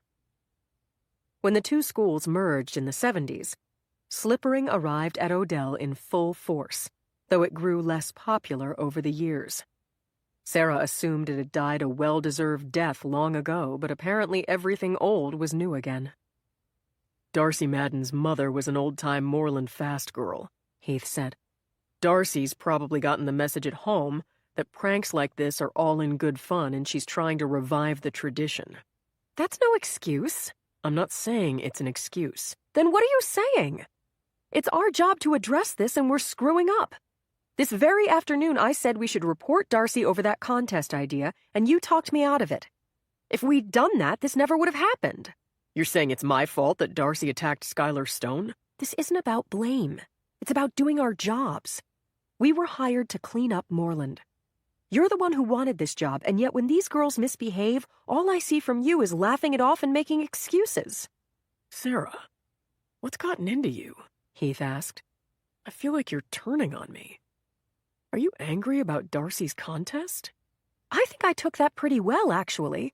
Learning that a gang of teenage girls is trying to seduce my husband. But shrugging it off was a mistake. We took no action, and now look. The same girls have gone and attacked another student. We need to take this incident seriously, Heath. I agree. But it's a mistake to wake Simon up at 1 o'clock in the morning before we've done any investigation. It's bad optics, it creates a crisis atmosphere, and who knows, it may turn out not to be necessary. Let me get a handle on the situation. I'll gather the facts, and I promise I'll present them to Simon first thing in the morning. What are you planning to do exactly? Sarah asked. Talk to Darcy and Tessa. Interview them is a better way to put it. My guess is they'll admit to it. Hell, they'll probably brag about it. Once they confess, I can institute a disciplinary lockdown and send them to the infirmary for the rest of the night. You keep Skylar and Rose here for now. I don't want them mingling with the girls who did this to them. When I go to Simon in the morning, I can say it's under control. We can bring this to Simon tied up in a neat little bow. Okay, Sarah said grudgingly. She had to admit that sounded like a good plan. But as soon as Heath left, Sarah realized it wouldn't be so easy to keep Skylar Stone contained while Heath did his investigating. Sarah invited Rose and Skylar into the kitchen and made them tea and toast. Almost immediately, Skylar started to get antsy. How long do you expect me to wait? Skylar said. It may be a little while. Have some tea, Sarah said. I don't want tea. I want justice. I want to call the police. Police? The blood drained from Sarah's face. Getting the police involved would turn this into a full-blown scandal. Even Sarah didn't feel up to taking that on, not without consulting the headmaster first. Skylar, listen, Sarah said. I know you're upset and you have a right to be. Mr. Donovan is sending the girls who did this to the infirmary on disciplinary lockdown. He's gathering information so we can get the headmaster and the disciplinary committee involved first thing in the morning. The headmaster will make the determination about whether it's appropriate to call the police. There's a protocol for when that's done. I don't care about your frigging protocol. How about picking up the phone and dialing the goddamn number? If you want to call, I won't stop you. I'm just saying there's a way the school handles this, and I personally can't go around the procedure. You can if you want to. I'm calling my dad. He'll sue the pants off those bitches. Sarah glanced pleadingly at Rose Enright, who'd been sitting silently beside Skylar listening to the conversation. Sky, Rose said, I think she's right. Let's wait till Mr. Donovan comes back and hear what he has to say. Then when you call your parents, you can tell them what the school is doing about this. Seriously, drink some tea. It'll help you calm down. Thank God for Rose. She had a good head on her shoulders and reminded Sarah of herself at that age. If only more Odell girls were like Rose, Sarah's job would be easy. It was a half hour before Heath got back. He walked into the kitchen looking weary and tossed 2 ski masks onto the table. They admitted to everything, Heath said. You girls can go back to your room now and rest easy. Darcy and Tessa are spending the night in the infirmary on lockdown, so they won't bother you. In the morning, I'll convene the disciplinary committee and request that they be suspended from school. Suspended? That's it? Skylar demanded. Suspension is a serious punishment. It'll go on their permanent records. Colleges see it, Heath said. You think that's enough? Skylar said, her face crimson with rage. They should be in jail. Not just Darcy and Tessa, Belle too. Belle Snapchatted the whole attack. That's like making child porn. Why isn't she locked in the infirmary? Belle? Sarah said, turning to Heath, her stomach nodding. Belle Enright was there? You didn't tell me that. Heath held up his hands. Hold on a second. Belle is in the infirmary too, but there are extenuating circumstances in her case. She got hurt yesterday on a practice run and had a bad reaction to the pain medication they prescribed. While she was under the influence, Darcy and Tessa pressured her into participating in the attack. They're guilty, and I assure you they'll be brought up before the disciplinary committee. Belle will too, but her involvement is different. Around the table, everybody's jaws dropped, including Sarah's. We can bring this to Simon tied up in a neat little bow, he'd said. Was this what he'd meant? He'd needed time to cover for Belle Enright? Otherwise, why hadn't he mentioned Belle to Sarah when he gave her the rundown on the attack in the kitchen earlier? But you're going to tell the disciplinary committee she was there, right? Skylar asked. Of course. I'll tell the committee everything. Who knows, maybe they'll disagree with my assessment and think Belle deserves to be punished too. I care about what happened to you, Skylar. I take this very seriously. And the girls who did this will get what they deserve. Heath told the girls to expect to be called before the disciplinary committee to give their accounts of the attack. In the meantime, they were not to discuss it with any other students. Heath seemed like he was in a hurry to shoo the girls out the door. When they'd left, Sarah tidied the kitchen quickly, then got into bed beside him, feeling uneasy. Heath turned to flick off the lamp. "Wait a minute. There's something I have to ask you," she said. "Why didn't you tell me about Belle Enright?" Didn't I tell you about her? He said. He couldn't really think that. Could he? Heath had a funny expression on his face. One of watchfulness, of careful listening, like he was trying to avoid some pitfall. Was she being paranoid? "You most certainly did not. You said Darcy and Tessa attacked Skylar. You never mentioned Belle." Maybe I forgot to mention Belle. I'm sorry, honey. My mistake. I was muddled from being woken up. Belle filmed the attack. She may have even shared the video with other kids. What did she say when you asked her that? Sarah said. I didn't ask her. I told you Belle was whacked out on pain meds. She was in no condition to be interviewed. Wait, you didn't ask her if she shared the video? Did you confiscate her phone? Honestly, that didn't occur to me. I was focused on getting medical attention for her. I didn't want to say this in front of the other girls, especially Rose. I didn't want to upset her. Belle's in bad shape. Dr. Mehta almost sent her to the hospital to get her stomach pumped. That's how bad of a shape she was in. You're saying she abused prescription drugs? We don't know that. It may have been an accident. It may have been a suicide attempt.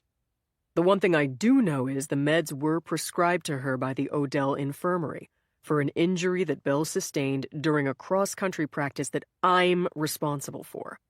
She could turn right around and blame the school, blame me personally. Sue us, even. You want me to accuse her of drug abuse now? Be reasonable.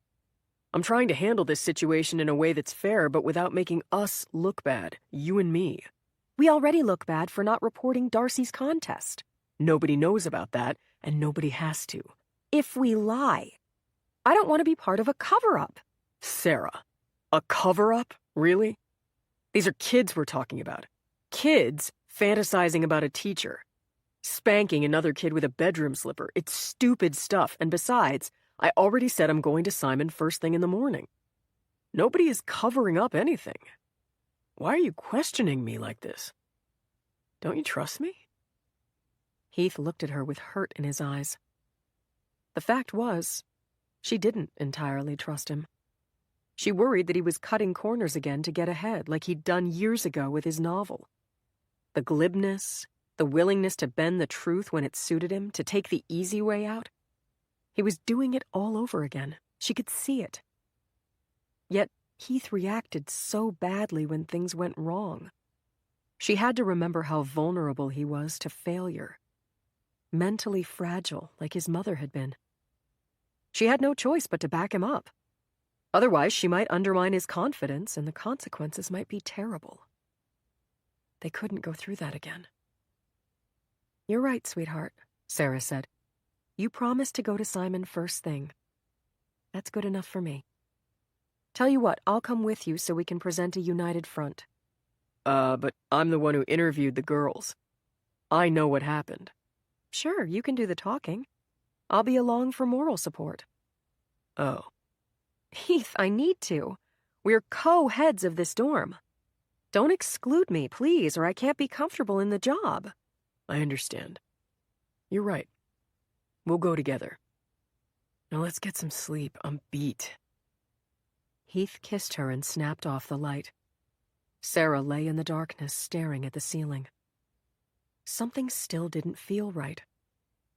Heath had held out on her. He didn't tell her about Belle Enright's involvement, and he appeared to be letting Belle off easily compared to the other girls. Maybe there was a reasonable explanation. Maybe it had slipped Heath's mind to mention Belle, given that Darcy and Tessa were the ringleaders. And maybe Belle was really under the influence of meds prescribed by Odell, and Heath was legitimately worried about liability for that. Or maybe not. Sarah needed to take a deep breath and stop doubting her husband so much. That stupid bad dream about Heath leaving her was still messing with her head. Things were under control. They were going to the headmaster in the morning with the facts. If Belle warranted punishment, she'd be punished. Heath was very ambitious. He might even be willing to withhold information from higher-ups in order to advance his career. But he wasn't a cheater, and he'd never looked twice at a young girl. She was confident of that. Then why couldn't she sleep? 18. Belle opened her eyes and saw Heath sitting in a chair beside her bed. She was in a private room in the infirmary. It was dingy and narrow, but cozy. A bar of light fell from the window and illuminated Heath's perfect face. From the quality of that light, Belle guessed it was late afternoon. Had she missed the entire day of classes? You're awake, Heath said, leaning forward in the chair. Belle nodded, which made her head pound. Her arms and legs were heavy with fatigue. When she moved even slightly, pain shot through her right knee. The pain sharpened her mind, bringing her memory back. Certain things she saw clearly. Slipping and falling on the icy downhill yesterday. How Heath had cradled her in his arms. How she'd touched his face. Tessa coming along and discovering them, and Darcy threatening to tell the whole school. Whatever Belle did last night, she did to protect Heath. But what had she done? That memory was wrapped in cobwebs. Something bad, presumably, or Heath wouldn't be here. What happened? She asked. That's what I need to ask you, he said. Are you up for a conversation? How do you feel? I'm really tired, and I have an awful headache, she said. Oh, and my knee hurts like hell. Other than that, I'm fine. He smiled at her indulgently. All right. You're so pale. Let me get you some water and something to eat first. Then we'll talk. Heath left the room. Belle sat up against the pillows and ran her fingers through her hair. It felt greasy. She must look awful. Her throat was dry and her breath smelled funky. Sitting up cleared her mind, and last night started coming back to her. Instead of going to Darcy's room at midnight as she'd been instructed, Belle took pain pills and fell asleep in the bottom bunk. She was alone when Darcy and Tessa came looking for her.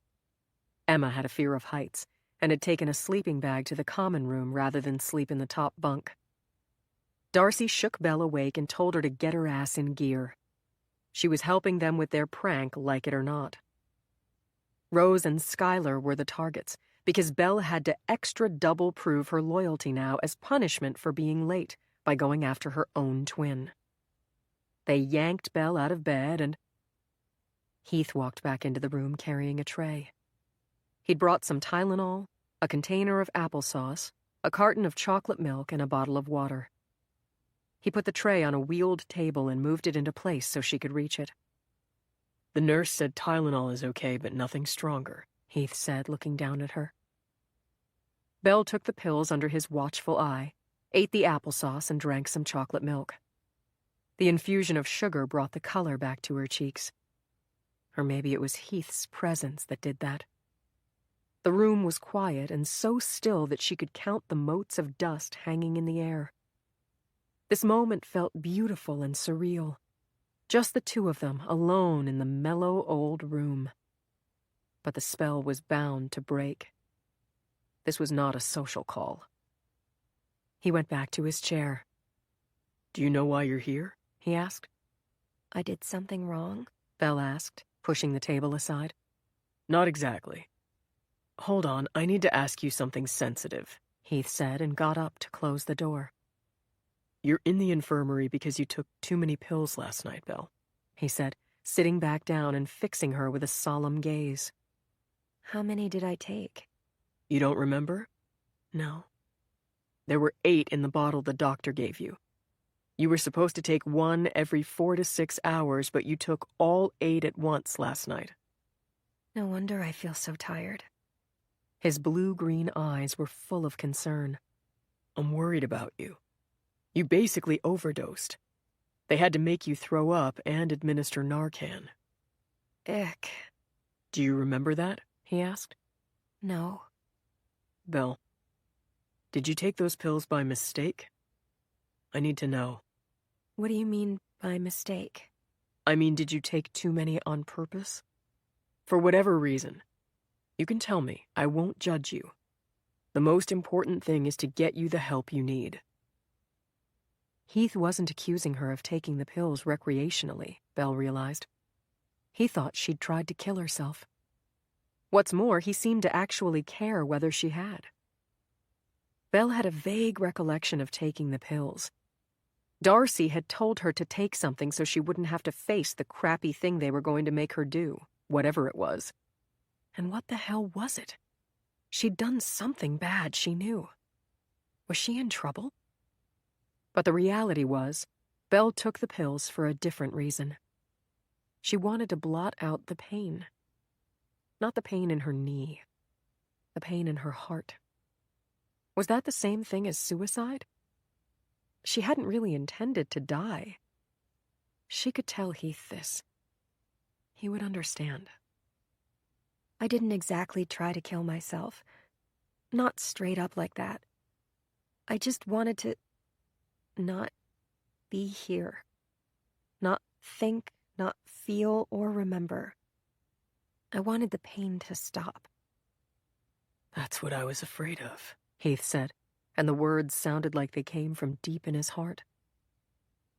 She loved talking to him like this so intimately. It was like some strange fantasy come to life. Belle felt fragile and shaky enough already from the after effects of all those pain pills. Her longing for him was overwhelming, and she felt herself start to sink into self-pity. Why was her life so dark? Why did her parents have to die? Why did she get sent here only to fall in love with a man she couldn't have? Boys chased her and she barely noticed.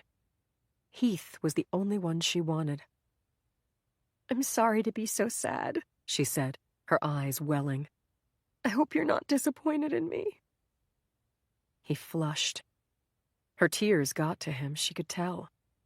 They had before, too, at the Arts Cafe when he took her in his arms.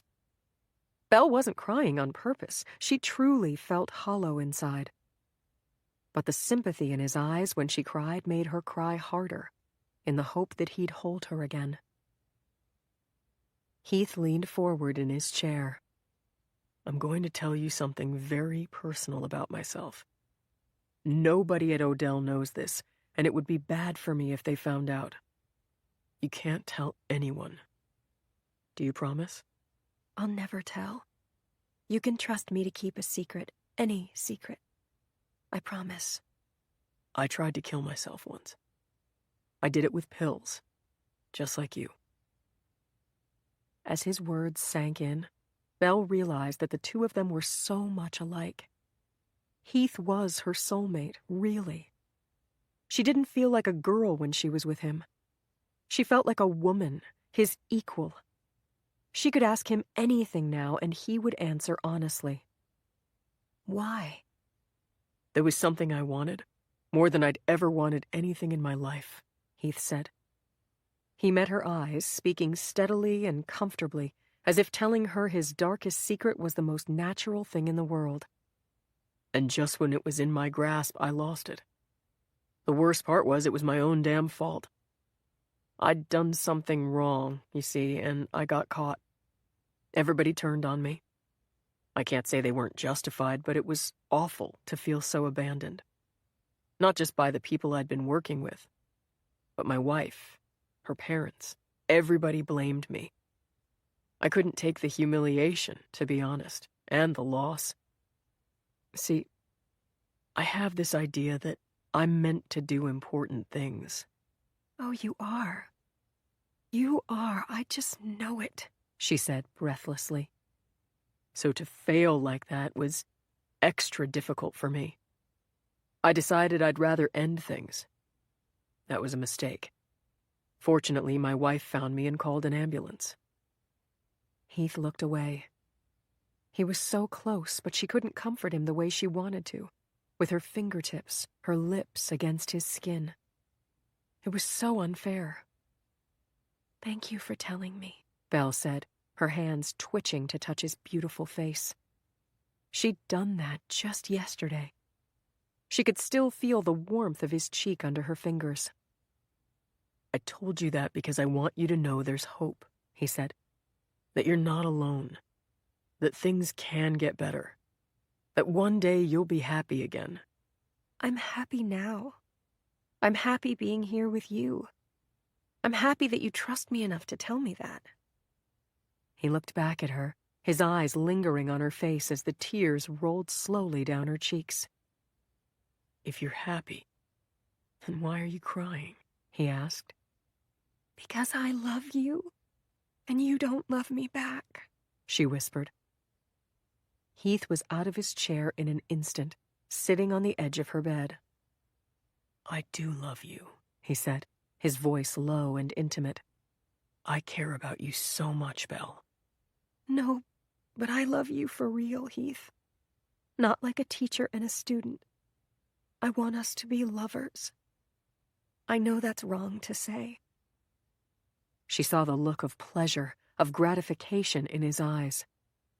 But he shook his head. "I wish I could let you say it. But already I think of you too much. You remind me of songs, of poems. Her beauty and the moonlight overthrew you. Your beauty could bring down kings, Belle, but I can't let myself fall. That's why we can never be together," he said. Please don't say that. "It's true. I'm married. I'm your teacher. You're too young. All those reasons." Not because you don't want to? "I do want to, but I have other obligations. Like leading this school. It's something I've been working toward for a long time. Deep down, I'm still the poor kid with my nose pressed up against the glass, dreaming of being on the inside. Maybe if I could run this place, I could finally banish that demon. I know you understand. You understand me so well." He brushed at her tears with his fingers.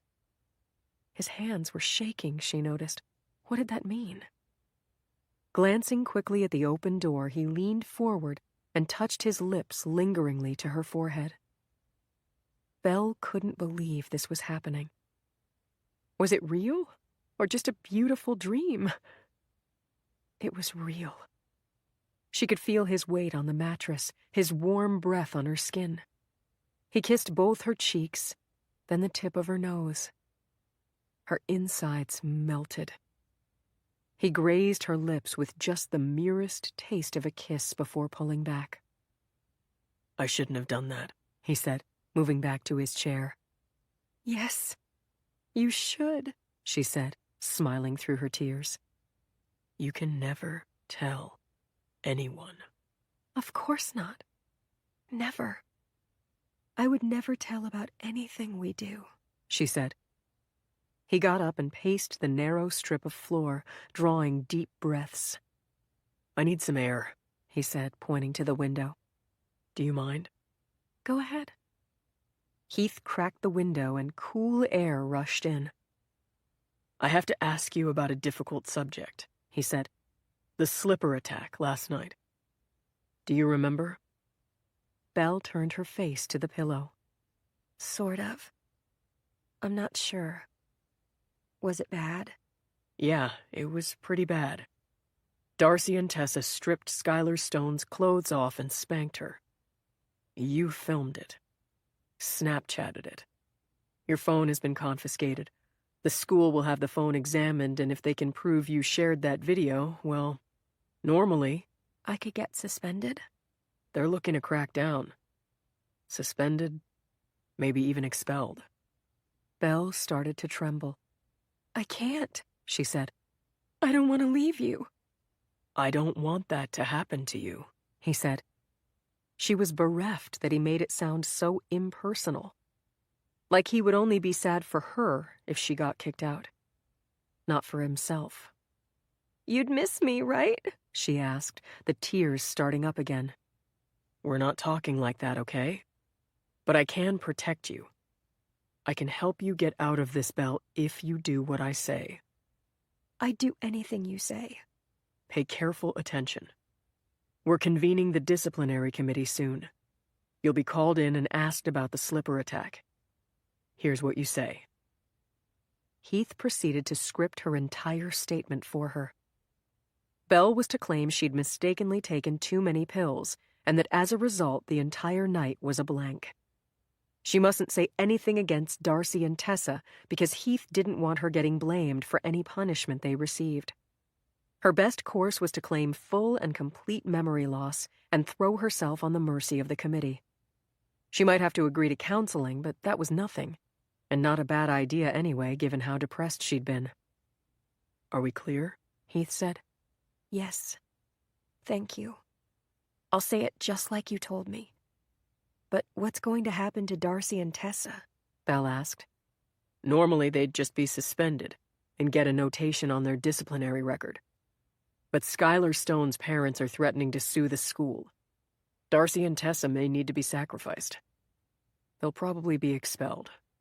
Expelled? My God, Belle said, collapsing back against her pillows. What's the problem? They're a terrible influence on you. They attacked your sister and got you in serious trouble. You ought to hate them. I do hate them. But they're my only friends. Heath laughed. Silly girl. No, they're not. You have me. I have you? She asked wistfully. Yes, you do. How many times do I have to say it? Heath smiled, and laugh lines formed around his beautiful eyes. I'm lucky then, Belle managed. She was mesmerized and having trouble forming thoughts. But you'll have to help me, he said. How? I'll do anything. He looked sober suddenly. Just be good, Belle. That's how you can help. So I'll be strong enough to be good, too. 19. 4 days after the slipper attack, Belle was called before the disciplinary committee to explain herself. As she sat alone in the gloomy anteroom waiting for her interview, she felt almost calm. Heath had been appointed acting dean of students, which meant he would be the person running the disciplinary hearing. He'd pulled her aside after English class yesterday, explained how things would go, and went over one more time exactly what she should say. That's why she didn't feel afraid. This would be like taking a test for which she'd been given the answers in advance. As she watched, the door to the inner conference room started to open. Belle drew in a long breath, holding on to it like that could help her stay calm.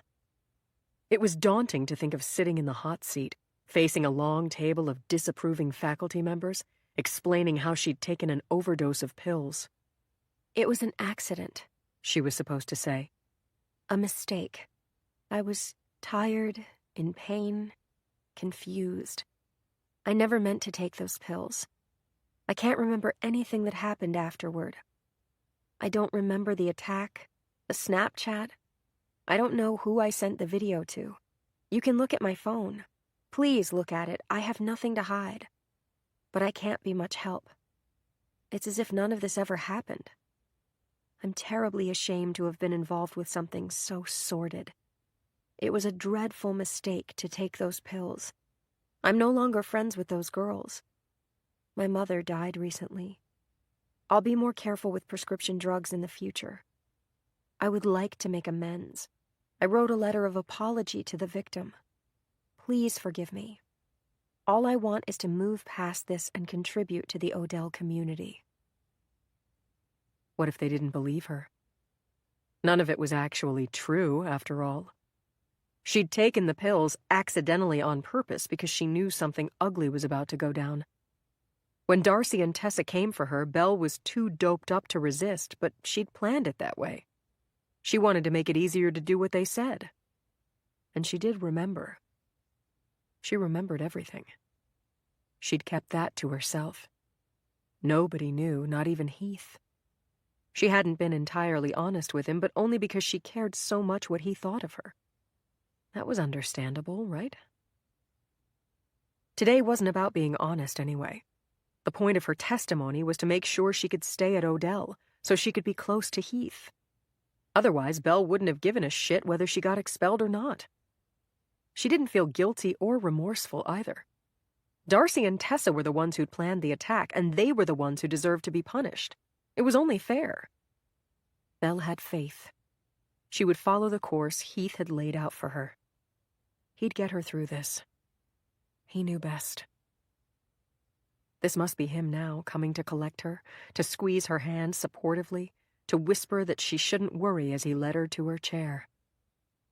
But it was Rose who stepped out of the conference room. Belle sprang to her feet. This was her first chance to speak to her sister face to face since the attack, though not for lack of trying. Rose had been avoiding her.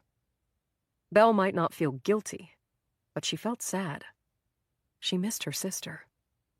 The worst thing about this stupid prank was that it had come between them. Get away from me.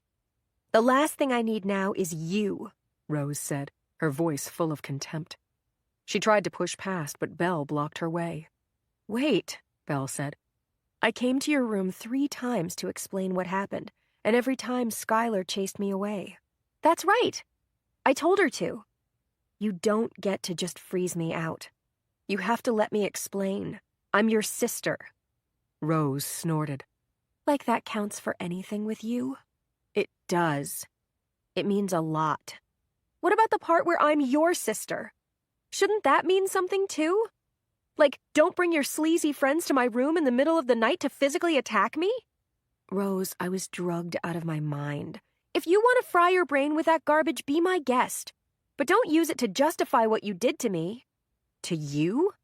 It was Skylar they attacked. They? Like you weren't even there? Are you really so unable to take responsibility for your actions, or is this some kind of ploy? I'm sorry. I admit I was there. Of course you were there. I saw you. And for your information, Skylar's not the only one who got hurt, Belle. I had to fight them off or I would have been next. I have bruises to prove it. And now, instead of studying for finals like I ought to be, I have to spend my time testifying in front of the disciplinary committee. You know what that means, right? Everybody thinks I'm a rat. Your precious Darcy even threatened me. She threatened my safety. That's the mess you dragged me into. I can explain. I was given pain meds for my knee. I didn't get high on purpose. I took too many by mistake. Honest, I was like a zombie that night. I had no idea what was happening. Darcy and Tessa showed up to my room. They said go, and I went. It was all them, swear to God. Rose hesitated. Belle saw doubt in her sister's eyes and felt a flicker of hope. You know it's true, Belle said, grabbing Rose's hands. You came by my room before the attack. I know you did because you left me food and a note. I was out cold, right? Dead to the world? Please, Rose, you have to believe me. Rose pulled away, sighing wearily. I don't believe you. That's the problem. You sided with those girls against me before and then promised things would change. But they didn't. They got worse. I hate Darcy as much as you do at this point. I'll testify against her too, then we'll be rats together. Would that help? Would that prove my loyalty? If you go in there and actually tell the truth, it would be a start. Heath cleared his throat. The girls looked over to see him standing near the closed conference room door. It was unclear how long he'd been there or how much he'd heard. The committee is waiting for you, Belle. 1 second. Belle turned back to Rose. Go, Rose said. Then she walked away, a disgusted look in her eye, without wishing Belle luck or even saying goodbye. Heath and Belle were alone in the anteroom. He walked over and placed his hands on her shoulders, gazing down into her eyes. Heath was the only person who mattered now. If she could just focus on that one fact, everything else would fall into place, and her life would make sense. Don't worry about Rose, Heath said. She'll come around. Just say what I told you to say, and everything will work out fine. 20. Rose woke up at 5 a.m. on Sunday to catch the bus to Connecticut for Thanksgiving break. It was dark and quiet in the dorm room, and she was jittery. Skylar had left last night to fly to her grandparents' house in Florida, and Rose was afraid to be in the room by herself. With all the fallout from the slipper attack, she'd been sticking close by Skylar, who was the only person at school people hated more than they hated Rose. The disciplinary committee had taken its sweet time about making a decision, but a week earlier they'd finally announced that Darcy and Tessa were expelled. Turned out that decision was not popular among the student body. Go figure. Just because the Moreland seniors were nasty and vile didn't mean they lacked for admirers. In the days since the decision had been made public, stuffed rats had started appearing in Rose and Skylar's room on the regular, perched in their desk chairs or sitting on their beds. It freaked Rose out that people were sneaking into her room when she wasn't there and doing something so sinister. There were no locks on the bedroom doors at Odell because, supposedly, it wasn't the sort of place where you needed a lock. Right. In the dining hall, people made squeaking noises when Rose and Skylar walked by. Skylar received an anonymous note that read, "Snitches get stitches." And in the middle of the night last week, someone yanked their door open and threw slippers at their heads as they slept.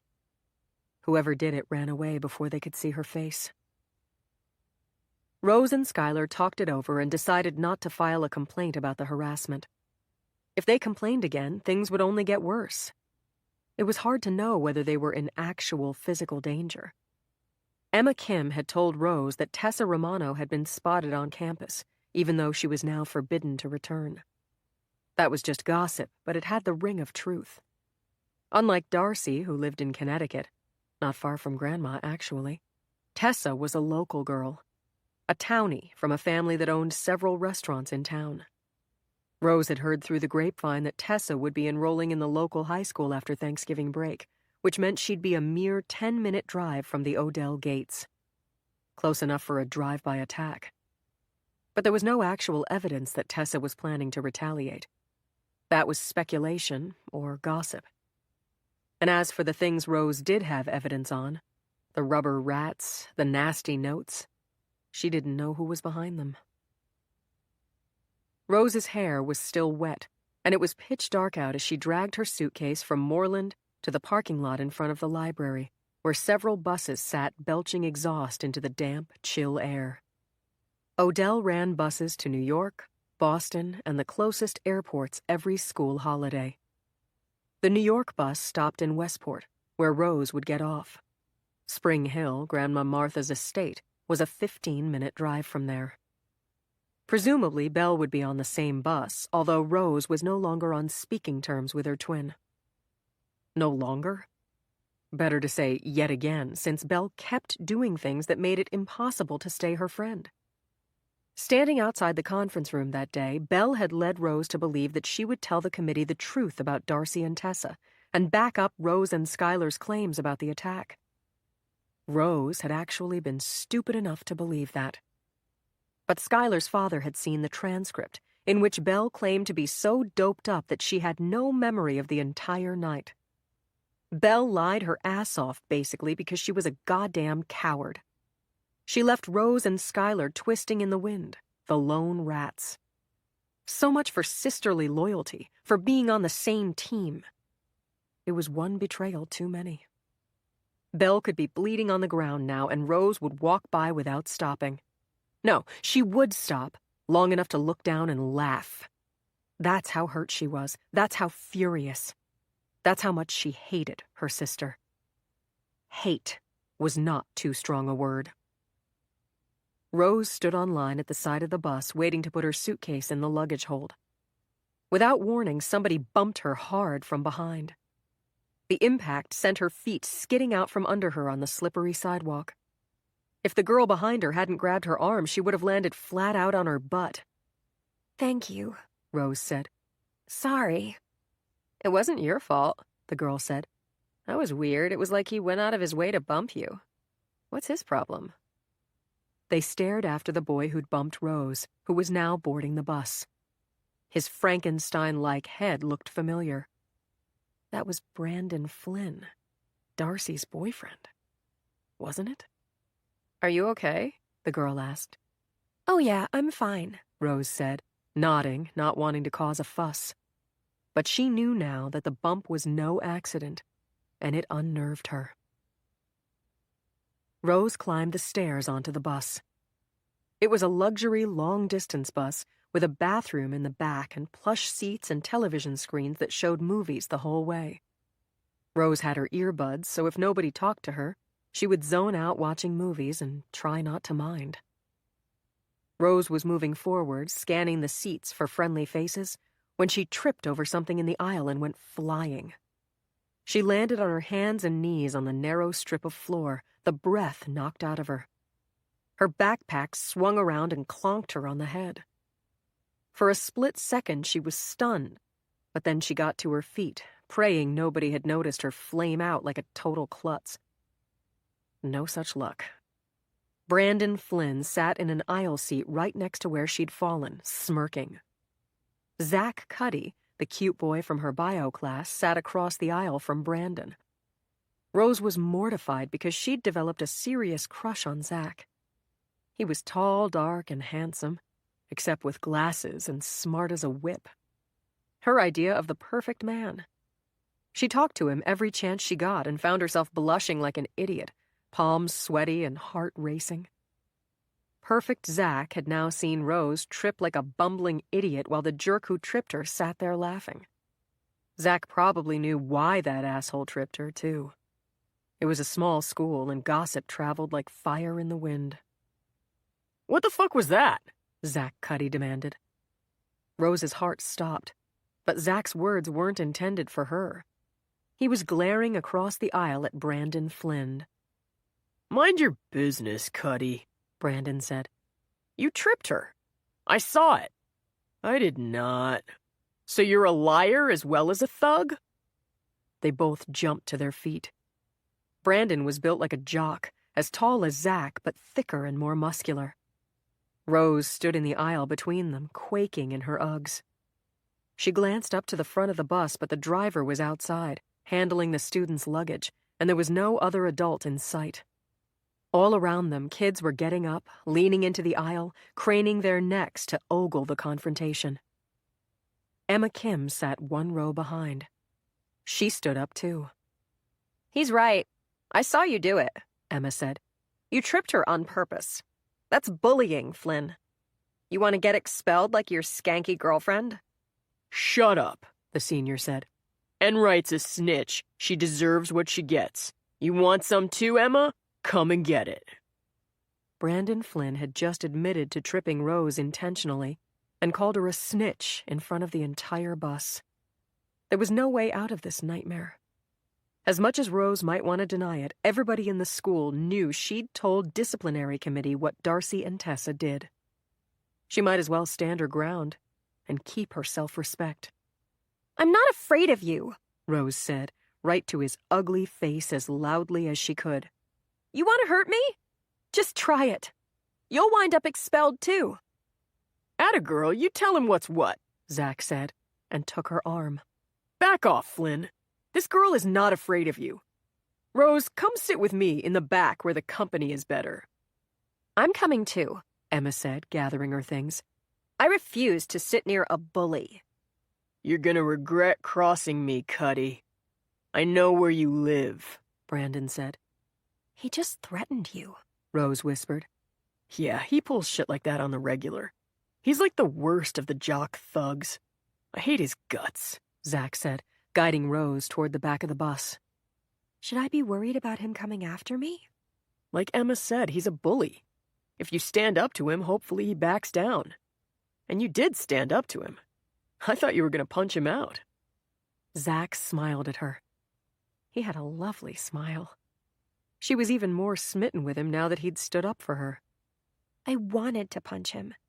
I can't believe he called me a snitch in front of everyone, Rose said, her hands still shaking from the encounter. Brandon Flynn's a douche anyway. Nobody gives a shit what he thinks, Zach said. He's just mad because Darcy got expelled and no other girl is stupid enough to date him, Emma said. As they made their way down the aisle, Rose spotted Belle about halfway down, leaning against the window and pretending to sleep. The sight of her sister made her angry all over again. Belle wore dark sunglasses and had a black pashmina draped over her head like some reclusive movie star hiding from the paparazzi. Her belongings were piled on the seat beside her so nobody could sit there. Who the hell did she think she was, some tragic celebrity? Granted, Belle's best friends had been expelled. Her only friends, as far as Rose could tell. But that was her own damn fault for being friends with assholes. Rose's life at Odell had become a living nightmare because of what Belle and those girls did. Meanwhile, Belle got off scot-free. She hadn't been punished at all, and nobody seemed to blame her. It wasn't fair. They found a row in the back where all 4 seats were empty. Zach slid into the window seat on the left, and Rose sank down beside him. Emma took the aisle seat on the right and leaned across to them, smiling. "Anybody want breakfast?" "I raided the new last night," she said, pulling fruit and granola bars from her backpack and handing Rose an apple. Emma thought of everything. She was so cool, so self-assured in her baggy sweater, black leggings, and white sneakers with no socks despite the cold. If only Rose had been assigned a room with her instead of Skylar, none of this would have happened. Nobody would dare pull a prank like that on Emma. She carried herself with too much dignity. People didn't like Skylar, that was the problem, and Skylar's bad karma had rubbed off on Rose. As soon as she thought that, Rose got mad at herself for victim blaming. The people responsible for this epic disaster were the ones who'd pulled the prank: Darcy, Tessa, and Belle. "So I heard," Emma stage whispered conspiratorially as the bus pulled out of the driveway and headed to the main road, "that ever since Heath Donovan got appointed acting dean of students, he needs to make a name for himself. So he's taking a really hard line. Skylar's parents weren't satisfied with just expelling Darcy and Tessa, and Belle got away with everything. The Stones want the school to go after the boys who shared the video too, or they're gonna sue. Donovan's agreed to do it to prove how tough the school is on hazing." That video was a Snapchat. Snapchats disappear after 10 seconds. They can't prove who shared it. They can't even prove it was sent, right? Zach said with a sick look on his face. "Oh, an expert can recover a Snapchat with a special search," Emma said, nodding knowingly. "Besides, they know it was sent. Some boy who got the Snapchat told Skylar about it. He was like, 'Hey, bitch, my dorm saw you naked.'" "What dorm?" Zach asked. "Huh?" "Which dorm was the kid from who said he got the Snapchat?" "Cushman." "Why? That's not yours, is it?" "No, not mine. Absolutely not." Zach looked relieved. "Seriously, though, what kind of idiot would tell Skylar he saw her naked?" "An expelled one now," Emma said, smiling ruefully and tossing her glossy black hair. Rose couldn't imagine being so cavalier about something so dire. But then again, Emma had nothing to fear. She had no personal involvement in the incident, unlike Rose or, judging by the expression on his face, Zach. "Expelled? Jesus," Zach said. "Why are you worried?" Emma asked suspiciously. "You didn't view the video, did you?" "You know, if someone sends you something and you open it, that's not a crime." You viewed it? Rose asked. Why would you do that? It's an invasion of privacy. Skylar's more wrecked over that than over the attack. "I never said I saw it. If I did, I wouldn't confess. I'm not a moron." "Oh, come on, Cuddy," Emma said. "You saw it. It's obvious. At least tell me if Rose was as epic as they say. I heard she beat the crap out of those seniors." Emma winked at Rose. I stuck up for my roommate, that's all. You would have done the same, Rose said. "For Belle?" Emma said. "Nope. She's one of the bad guys. I don't even like rooming with her." Rose was uncomfortable discussing her sister with Emma, so she steered the conversation to their plans for the break. While it was a relief not to be talking about the investigation, she was anxious for more information. Was it really possible the boys who watched the video would get expelled? If that happened, Rose's life at Odell would go from living nightmare to living hell. 21. "Come into the parlor, dear. There's something we need to discuss," Grandma Martha said, poking her head into the hallway as Rose passed by the parlor door. It was the Monday morning of Thanksgiving week, Rose's second day at Spring Hill. She'd been on her way to the kitchen to scrounge breakfast from the housekeeper. Grandma's estate sat on 20 manicured acres in the Connecticut countryside and consisted of a charming old clapboard-and-stone manor house, as well as a stable and paddocks, a pool house, and tennis court. The house was gracious, spacious, and elegant, but sadly it wasn't large enough to sneak down for breakfast without being discovered. Rose stepped into the parlor, a beautifully proportioned room with tall windows, expertly decorated. It was a cold, gloomy day outside, but a fire crackled cheerfully in the fireplace. Grandma's lawyer, Warren, whom Rose had met on several occasions, sat on the sofa in front of the fire, looking dapper in gray slacks and a navy blazer. Grandma was elegantly turned out as well, in a pretty blue dress and pearls, leaving Rose, still in her pajamas, hair not brushed, with morning breath, at a distinct disadvantage. Grandma took a seat beside Warren. They both wore disappointed, long-suffering looks, like parents about to deliver a scolding to a misbehaving child. Rose racked her brain and couldn't think of a single thing she'd done wrong. Her grades were excellent, and she'd never been in trouble. She'd only been the victim of trouble. Belle was the one who needed lecturing, not Rose. Yet Belle wasn't there. "You remember Warren Adams, my attorney," Grandma said. "Of course. Good morning, Mr. Adams. Nice to see you again," Rose said and shook his hand. "Likewise, Rose. Please, have a seat," he replied. Rose sat down in an armchair, folding her hands in her lap and looking at them attentively. Odell had taught her that a simple display of manners would get you far in this life. People might not be good at Odell, but they were polite, and they got away with murder on a lot of fronts because of it. Something to remember and use to her advantage when possible. "Your grandmother received some troubling legal news which she's asked me to advise on," Warren began. "It's about your roommate, Miss Stone." Terrible thoughts flooded Rose's mind. Skylar had hung herself. She'd slit her wrists in the bathtub. Or she'd decided to withdraw from Odell and leave Rose as the lone target of retaliation. "Is Skylar all right?" Rose said. "As far as I know. That's not the problem. Her parents have filed suit against Odell Academy and the girls who attacked her," Warren explained. Rose slumped with relief. "Oh, thank God. I thought she was hurt. But a lawsuit? I heard they were doing that." "You knew they were planning to sue?" Warren asked. "I didn't know for sure, but Skylar said it was a possibility. Her dad's a lawyer, and he's sued people before over stuff. What does this have to do with us?" With me, she meant. "Quite a bit, unfortunately. Your grandmother is named defendant." "Why? You weren't there," Rose said, turning to Grandma, who'd averted her eyes and was looking out the window as if she'd rather not look at Rose. "Belle was there," Warren said. "Your grandmother has been named in the lawsuit because she's Belle's legal guardian." "This was done to all the families," Grandma said, turning to give Rose a hurt look.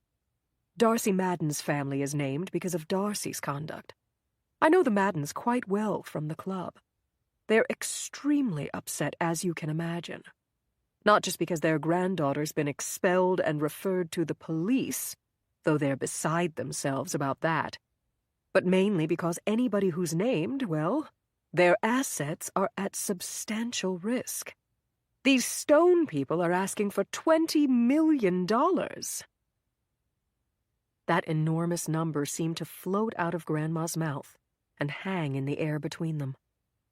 They sat for a moment, staring at one another in horror.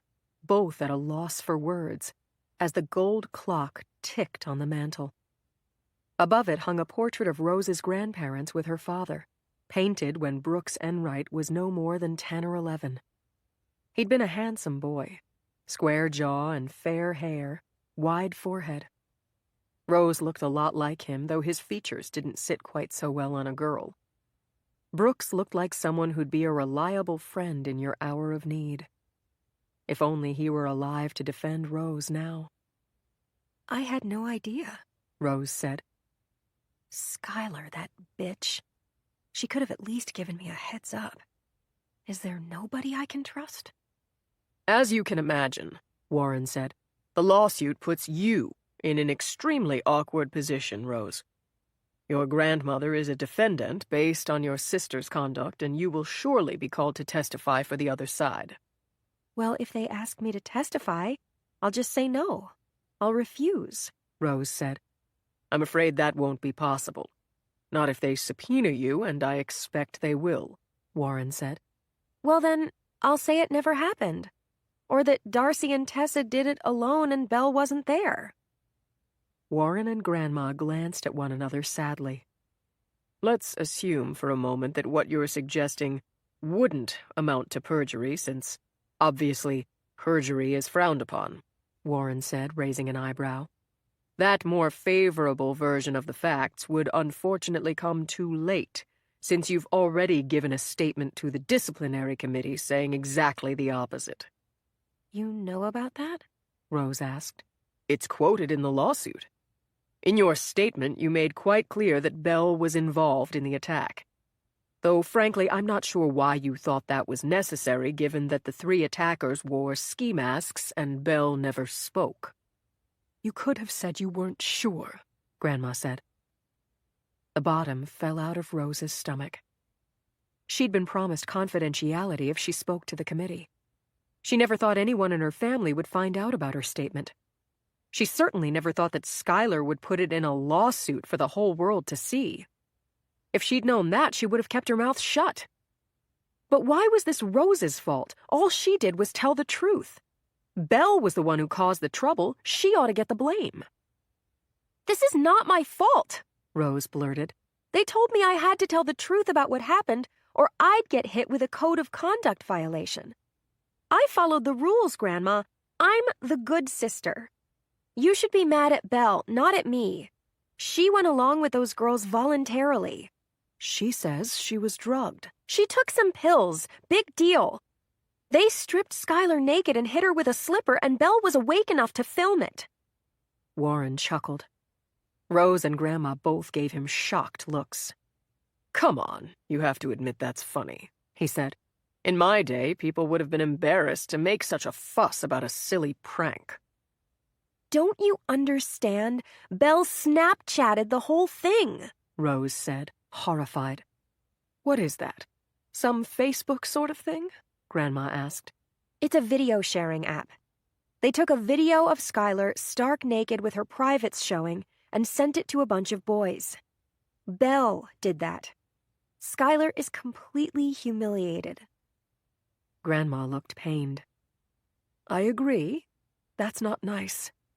But it wasn't Belle's fault. She'd taken pain medication for her knee that made her not in her right mind. Believe what you want, Grandma, but I was there. Belle was in her right mind enough to break into our room with her trashy friends, take video, and forward it to a bunch of boys. I don't know what else I can say. Ugh, it was that awful Darcy, Grandma said. She's a bad influence. That's who Belle hangs out with. I told her not to, Rose said. Rose, I hate to say it, but you're starting to sound like a tattle, and it's not attractive, Grandma said. I don't like Darcy either, but I don't like hearing you speak against your sister. So that's how it's going to be.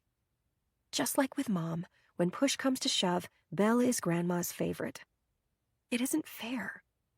Can we focus on the lawsuit, please? Warren said. I don't care what happens to Darcy Madden, but I do care about your grandmother. And her money, Rose added mentally. Your statement corroborates Skylar Stone's account of Belle's involvement, Warren said. Without it, it would be Skylar's word against Belle's. With it, they have a strong case. There could be an enormous payday for Skylar Stone's family at your grandmother's expense because of what you've said. I'm not sure that we can overcome the statement you already gave, but I have an associate looking into ways to strike it from the record. In the meantime, Rose, you're not to speak to anybody about this matter, not the disciplinary committee at Odell, not the police, without calling me first. Do you understand? That could get me in trouble at school. Have you read the handbook? It says that refusing to cooperate with a disciplinary investigation is grounds for suspension or even expulsion. That's a risk we'll have to take, Warren said. Risk my Odell education? Rose said, appalled. I'm not taking that risk. Without your grandmother's money, there is no Odell education, Warren said. This isn't about money, Grandma said coolly. It's about family loyalty. Enrights stick together. Belle may have poor taste in friends, but she didn't take sides against this family. You did, Rose. I don't like it, not one bit, and it stops now. Belle had taken sides against her family.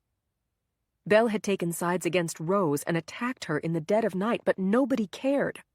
Grandma certainly didn't. All she cared about was money and her darling, manipulative Belle, who weaseled out of every problem and never paid the price. 22. Transcript of witness interview conducted by Lieutenant Robert Krishunas, State Police, Major Crime Unit, and Detective Melissa Howard, Odell, New Hampshire PD, with Mrs. Sarah Donovan. Krishunas. We've heard that the Stone family's lawsuit caused a big breach between the sisters. Do you have any insight into that, Mrs. Donovan? Donovan. The lawsuit changed a lot of things at Odell. It brought tremendous scrutiny of how the school handled disciplinary matters. Historically, Odell preferred to counsel kids who got into trouble rather than punish them. These are teenagers, right? They're still learning. For a first offense, they might be assigned therapy or rehab, or some sort of community service. In extreme cases, kids would get suspended and it would go on their permanent records. After the slipper incident, though, the school did get tougher. Odell expelled 2 of the girls involved and actually reported the incident to the police. Krishunas. We're aware of that. What I'm asking you is, did it lead to hostility between the sisters? Or more broadly, did you ever witness any open hostility or violence between them? Anything at all? Donovan. Oh my, no. Nothing like that. You seem to have the wrong impression. Violence among our students is unheard of. I mean, with a few exceptions, obviously. The slipper attack and this awful murder. Other than that, no, there's absolutely nothing. And just let me say that Rose in particular was always a quiet, gentle girl. Krishunas. Getting back to the slipper attack, I wanted to ask you about the aftermath. 2 students got expelled, and from what we've heard, they were extremely angry at the Enright girls over that. Do you think it's possible Darcy Madden or Tessa Romano were involved? Donovan. Involved in the murder? Howard. Yes. Donovan. They were expelled the week before Thanksgiving. As far as I know, they haven't been on campus since. Howard. Tessa Romano hasn't been on campus since? Donovan. Tessa does live in town, so I suppose it's possible. It's an enormous campus. She could be here every day and I wouldn't know. On the other hand, I haven't heard anything to say that she was. Krishunas. What about Brandon Flynn, Miss Madden's boyfriend? Donovan. I don't know much about him or his involvement. Krishunas. Fine, let's get back to what you do know. You were saying that the lawsuit affected your family. In what way? Donovan. Well, my husband got promoted, for one thing. Heath, my husband, had advocated for a tougher approach to the girls who were involved in that attack, and I guess the school felt that's what was needed. The dean of students was out on sick leave and ultimately couldn't return to the position. Heath was appointed to the position, at first temporarily, then permanently. Krishunas. You say he got the job because he was going to get tough on discipline. But we've heard from another witness that there was disparate treatment of the girls involved in the slipper attack. Belle Enright was not disciplined for what she did, and her conduct was not reported to the police. Can you shed any light on that? Donovan. From what I understand, the night it happened, Belle Enright was having a bad reaction to some pain medication she'd been given for an athletic injury. The feeling was she wasn't thinking clearly because of that, and so she was excused. Krishunas. That's it? And do you feel that was an adequate response? Donovan. I'm not sure what you're getting at. Krishunas. We've had a witness suggest that favoritism was shown to Belle Enright in the disciplinary process, in particular by your husband. Do you think that's a fair assessment, or not? Pause. Krishunas. Mrs. Donovan, do you need me to repeat the question? 23. Is everything all right with you and Heath? Sarah's mother asked in a low tone, eyes shining in anticipation of bad news. It was 5 o'clock on Thanksgiving Day, and darkness had fallen outside the windows of Sarah's childhood kitchen. She stood washing the good china in soapy water as her mother collected dessert forks and teacups, getting ready to serve the pie. The kitchen was warm and cozy, smelling of turkey and cinnamon and wood smoke from the fireplace in the parlor. Sarah could hear the kids in there, shrieking with laughter as they rolled around on the floor with Max, the dog, who'd been thrilled to make the 2-hour journey to her parents' house in Massachusetts, where he'd barked at the neighbors' dogs before nabbing a cozy spot by the fire. Normally, Heath would be down on the floor causing an uproar right along with them. But things weren't normal today, and they weren't as idyllic as they seemed. Heath was shut up in the guest room talking on his phone. He'd been in there for nearly an hour. And her mother's inquiry wasn't concerned or sympathetic. She just loved to dig in the knife. Things are fine, Mom. He's busy with work, Sarah said, in a clipped tone designed to get her mother to back off. On Thanksgiving Day? You'd think he was a lawyer or an investment banker instead of a school teacher, her mother remarked dryly. I'll get him, Sarah said with a sigh, drying her hands on a dish towel. But I won't have you disparaging him. If you do that, we're going to leave. You're overreacting. I just wondered what was taking so long, that's all. Yeah, sure. Nothing rallied Sarah to Heath's side like her mother's disapproval. For one terrible moment 5 years ago, when she found out that Heath had lied to her about the problems with his book, Sarah thought about leaving him. She stayed because she loved him, but also because she really hated the thought of listening to her mother say, "I told you so," for the rest of her life. Her parents never believed Heath was worthy of marrying into their exalted family. They were awful snobs. So awful that Sarah hated to think they could ever be right. Lately, though, Heath's behavior was starting to worry her again. He was upstairs on crisis management phone calls over the Stone family's lawsuit against the school. The crazy thing was, the Stones were only suing the school because of Heath. They were livid over the naked video and the fact that Belle Enright had barely been punished for it. But that leniency was Heath's doing. The disciplinary committee let Belle off with counseling because Heath convinced them she was too drugged to think straight on the night of the attack. That wasn't necessarily a lie, but it wasn't an excuse either.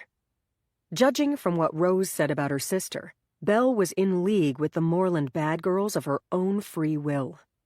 She'd probably taken the pills on purpose, too. Sarah would have told Heath that if he would have listened. Instead, he shut her out of the process, and she only learned of the committee's vote after it already happened. Heath apologized for not keeping her in the loop. The slipper attack had turned the school upside down, he said, and he'd needed to move fast to restore order. But the apology felt insincere. Heath had made up his mind to treat Belle leniently, and he didn't want Sarah interfering. That's why he didn't consult her. So why the special treatment for Belle Enright? It could be sympathy. Belle was an orphan, new to the school, an outsider, and Heath had been an outsider at Odell himself back in the day. It could be that Belle took the pain meds because of an injury suffered on Heath's watch and he was worried about blowback. But no matter the reason, Sarah didn't like it. She didn't like the feeling that he was keeping things from her. It reminded her too much of old times. Bad times. Sarah went upstairs to get Heath off the phone, pausing on the carpeted landing outside the guest room. The door was firmly shut, but she could hear his voice coming from inside. Something in the way he was speaking made her pause. She held her breath and stepped closer, listening with her ear to the door. "Don't worry. It'll be different when you come back," Heath was saying. There was something strangely intimate in his tone. Was that the headmaster on the phone? "Because with Darcy and Tessa gone, you can start fresh. You'll have me to guide you." There was a pause, and then Heath laughed. He laughed often, but this particular laugh was one she hadn't heard from him in years. Flirty, sexy, confidential. Like he was talking to a woman. A lover. "Not that way, silly girl. You promised." Silly girl. Girl. Heath wasn't talking to Simon Barlow. Sarah turned the knob and flung open the door. Heath sat on the edge of the bed, a goofy smile on his face. He looked up, and for a split second his eyes were like a startled animal, caught. Then his face changed, and he assumed an expression so bland and normal and innocent that Sarah thought she must be imagining things. "I should be going," he said into the phone, holding up a finger toward Sarah. "Thanks for taking the time to give me your feedback. Appreciate it. Yep, talk Monday." "Thanks, Simon." Sarah's hands felt cold, and her mouth was dry. She stood there, paralyzed, waiting for some terrible truth to crash into her. But Heath just stood up and thrust the phone into his pocket, smiling at Sarah so artlessly that she could almost believe she hadn't heard what she'd heard. Silly girl. And yet, if she'd heard right, her marriage, her whole life, was in trouble. She didn't want to believe her own ears. "Dessert ready, babe? Sorry I've been holed up in here," he said. "Who was that on the phone?" Sarah asked. It took effort to get the words out. "Simon. We're talking about putting out a press release on Monday announcing a new anti-bullying initiative. What do you think? Is that a good idea, or does it look defensive?" Silly girl. The words had been perfectly audible. That wasn't Simon Barlow on the phone, which meant he'd just lied to her. If what she'd overheard had an innocent explanation, why would he lie about it? "I don't believe you," she said. "Really? I thought it was a pretty good idea. Decent, anyway." Heath sounded jokily hurt, like this was just some work thing. Sarah searched his eyes, looking for the truth. Heath could be very convincing when he wanted to be. He'd lied to her before about a matter of great importance, and she'd believed him with all her heart. This time she didn't. But was that wisdom born of experience or paranoia?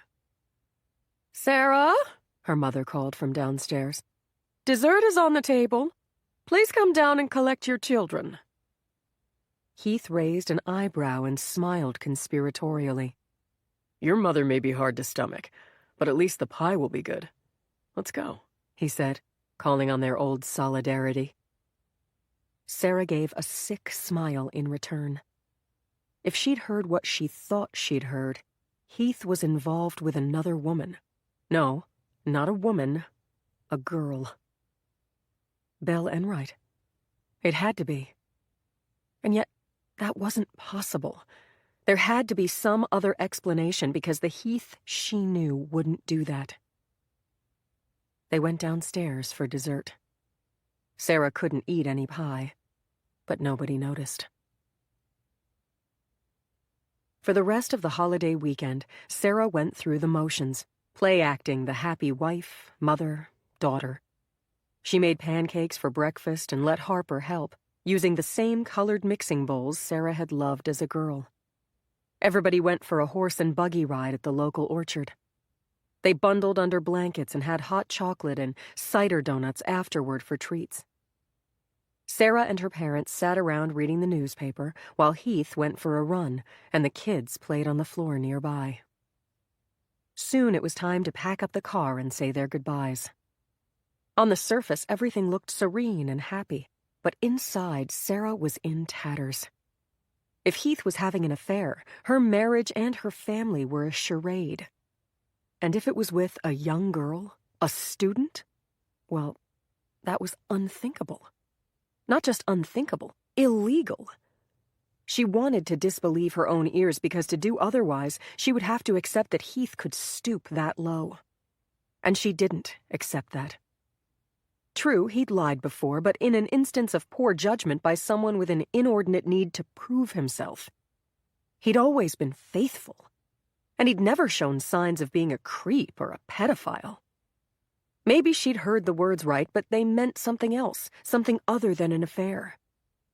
She had to find out. Heath kept his phone close by him all weekend. Was that normal? She couldn't remember. She'd never paid attention to that before, since she'd never had cause to distrust her husband. Well, occasionally she questioned his judgment, but she'd never felt the need to snoop on him until now. The only time Heath left his phone unattended was when they stopped for gas on the way back to Odell. It was late and the temperature had plummeted. He opened the car door, letting in a blast of cold air, tinged with the sharp smell of gasoline. Sarah watched him through the window as he pumped the gas, stamping his feet against the night air, his breath coming out in clouds. The kids were asleep in their car seats. Max was asleep in his kennel in the far back. Heath paid for the gas with a credit card, then walked off toward the mini-mart. Was he going to buy a coffee? Use the restroom? How much time did she have to search his phone? She couldn't afford to hesitate. As soon as the glass door swung shut behind him, she grabbed the phone off the console and typed in his passcode, their Odell graduation year. It didn't work. She stared at it. Tried again and again. It warned her that it might shut down if she kept entering the wrong passcode. He'd changed his passcode. Heath had had that same passcode as long as she could remember, and now suddenly he'd changed it? Did that mean her worst fears were true? She saw him heading back, carrying a coffee and a bag of chips, and dropped the phone back onto the console like it was on fire. Want some, babe? He asked, holding the bag out to her as he slid into the driver's seat. No, thanks. They drove off into the cold night just as it began to snow. Sarah stared out the window, sneaking glances at Heath when he wasn't looking. His face in the light from oncoming cars was more familiar to her than her own. She'd always been in awe of its physical perfection, while taking pride in seeing the vulnerability underneath. Nobody else saw that. Other people thought Heath was a rising star, charming, a natural leader. Only Sarah knew the needy guy beneath the perfect exterior, who was plagued with self-doubt. She'd thought so, anyway. Heath had slept beside her every night for more than a decade. Was it possible she didn't know him as well as she thought? 24. As the bus rolled back onto campus Sunday evening, Rose looked out and saw rows of television vans parked just outside the school gates. Odell's security cars were lined up facing them, blocking the entrance to campus like a standoff. The security cars pulled aside to let the bus pass, then moved back into position. Before Skylar's lawsuit, nobody outside the school knew about the slipper attack. Then Skylar's lawyers held a press conference to announce they were suing the most famous boarding school in the country. The tale of rich girls gone wild was now a tabloid and internet sensation, to the point that the school had to hire extra security to keep the press from storming the campus. Rose had sat with Emma Kim on the bus, and now she stuck close by her as they walked back to Moreland Hall through the lightly falling snow. The memory of Brandon Flynn tripping her as she walked down the aisle was still fresh in Rose's mind. But things were different since news of the lawsuit hit, and it turned out she needn't have worried. Kids shot her curious looks, but they kept their distance all right, to the point that nobody would speak to her. What am I, radioactive? Rose asked Emma after a group of sophomore girls they knew said a perfunctory hello and scurried past. People think you're part of the lawsuit, so they don't want to associate with you, Emma said. They were pulling their suitcases down the icy brick path toward the quad. The sky was a vivid violet blue, the lightly falling snow visible in the glow from the lanterns along the path. The beauty of the scene made Rose's eyes sting. Her love for Odell burned all the brighter now that the school community seemed to have closed ranks against her. Why would I be part of the lawsuit when it's my grandmother being sued? Rose lamented. Your grandma's getting sued because of what Belle did, which came to light because you and Skylar complained. You're seen as aligned with Skylar, not by me. I totally get why you talked. It's a code of conduct violation not to be truthful with the disciplinary committee, and you have to look out for yourself first. But other kids aren't as understanding as I am. I had nothing to do with her stupid lawsuit. I'm sorry I ever backed up her story. Everyone blames me, even my own grandmother. She says I'm taking sides against the family. Gosh, that's awful. And now the threats, too. Threats? You mean kids calling me a rat? No, I'm talking about what Darcy posted on Facebook. What an ass. Darcy posted something about me? Rose asked, a shiver going through her. This was getting worse and worse. You didn't see it? I'm not Facebook friends with her. Let's check in, then I'll show you. They'd reached Moreland. They reported to the common room to sign the check-in sheet, then trudged up the stairs with their suitcases. At the second-floor landing where they normally parted ways, Emma stopped and took out her phone. Hold on, I have to find Darcy's post, she said, scrolling. That's weird. What? It was there this morning. She must have deleted it. Deleted what? Emma, tell me what she said. It wasn't words. It was a picture. She took your headshots from the student directory, yours and Skylar's, and photoshopped them onto a picture of dead bodies, like from a war or something. Rose grabbed the banister. Oh my God, that's a threat on my life. I can't breathe. Don't be so dramatic, Emma said. You're panicking for no reason. Darcy's in Connecticut. Expelled students aren't allowed on campus. She can't hurt you. Who would stop her from coming here and trying? Did you see all those security cars at the gate? They won't do anything. Emma grabbed her by the shoulders. Rose, chill. You're getting hysterical. People will see you act this way and think you're guilty. Guilty? Of what? Just then, a junior named Becca, who lived down the hall from Rose, burst through the swinging door onto the landing. Rose and Emma stepped apart. Oh, hey guys, Becca said, looking at them curiously as she headed down the stairs. Hey, Emma said. See? Emma said to Rose once Becca was out of earshot. Now she's going to tell people you're acting sketchy. I'm not acting sketchy. I'm an innocent bystander whose life just got threatened. I need to report it. Why report the post? Darcy already took it down. She's a bitch, but if you complain about a deleted post, you look like the crazy one. Don't make things worse than they already are. You need to behave like everything is normal. Ignore the assholes, keep your head down, do your schoolwork, and this will blow over. I promise. Now go unpack and let's meet up in the common room later. I bet there'll be cookies. Are you with me? All right. Good. Remember, the best revenge is straight A's and a cute outfit. Emma gave Rose a quick half hug and headed up to the third floor. Rose stood looking after her, feeling shaky and slightly ill. But then she heard girls coming up the stairs behind her and hurried to her room. Emma was right. She shouldn't be seen acting scared. If nothing else, she had her pride.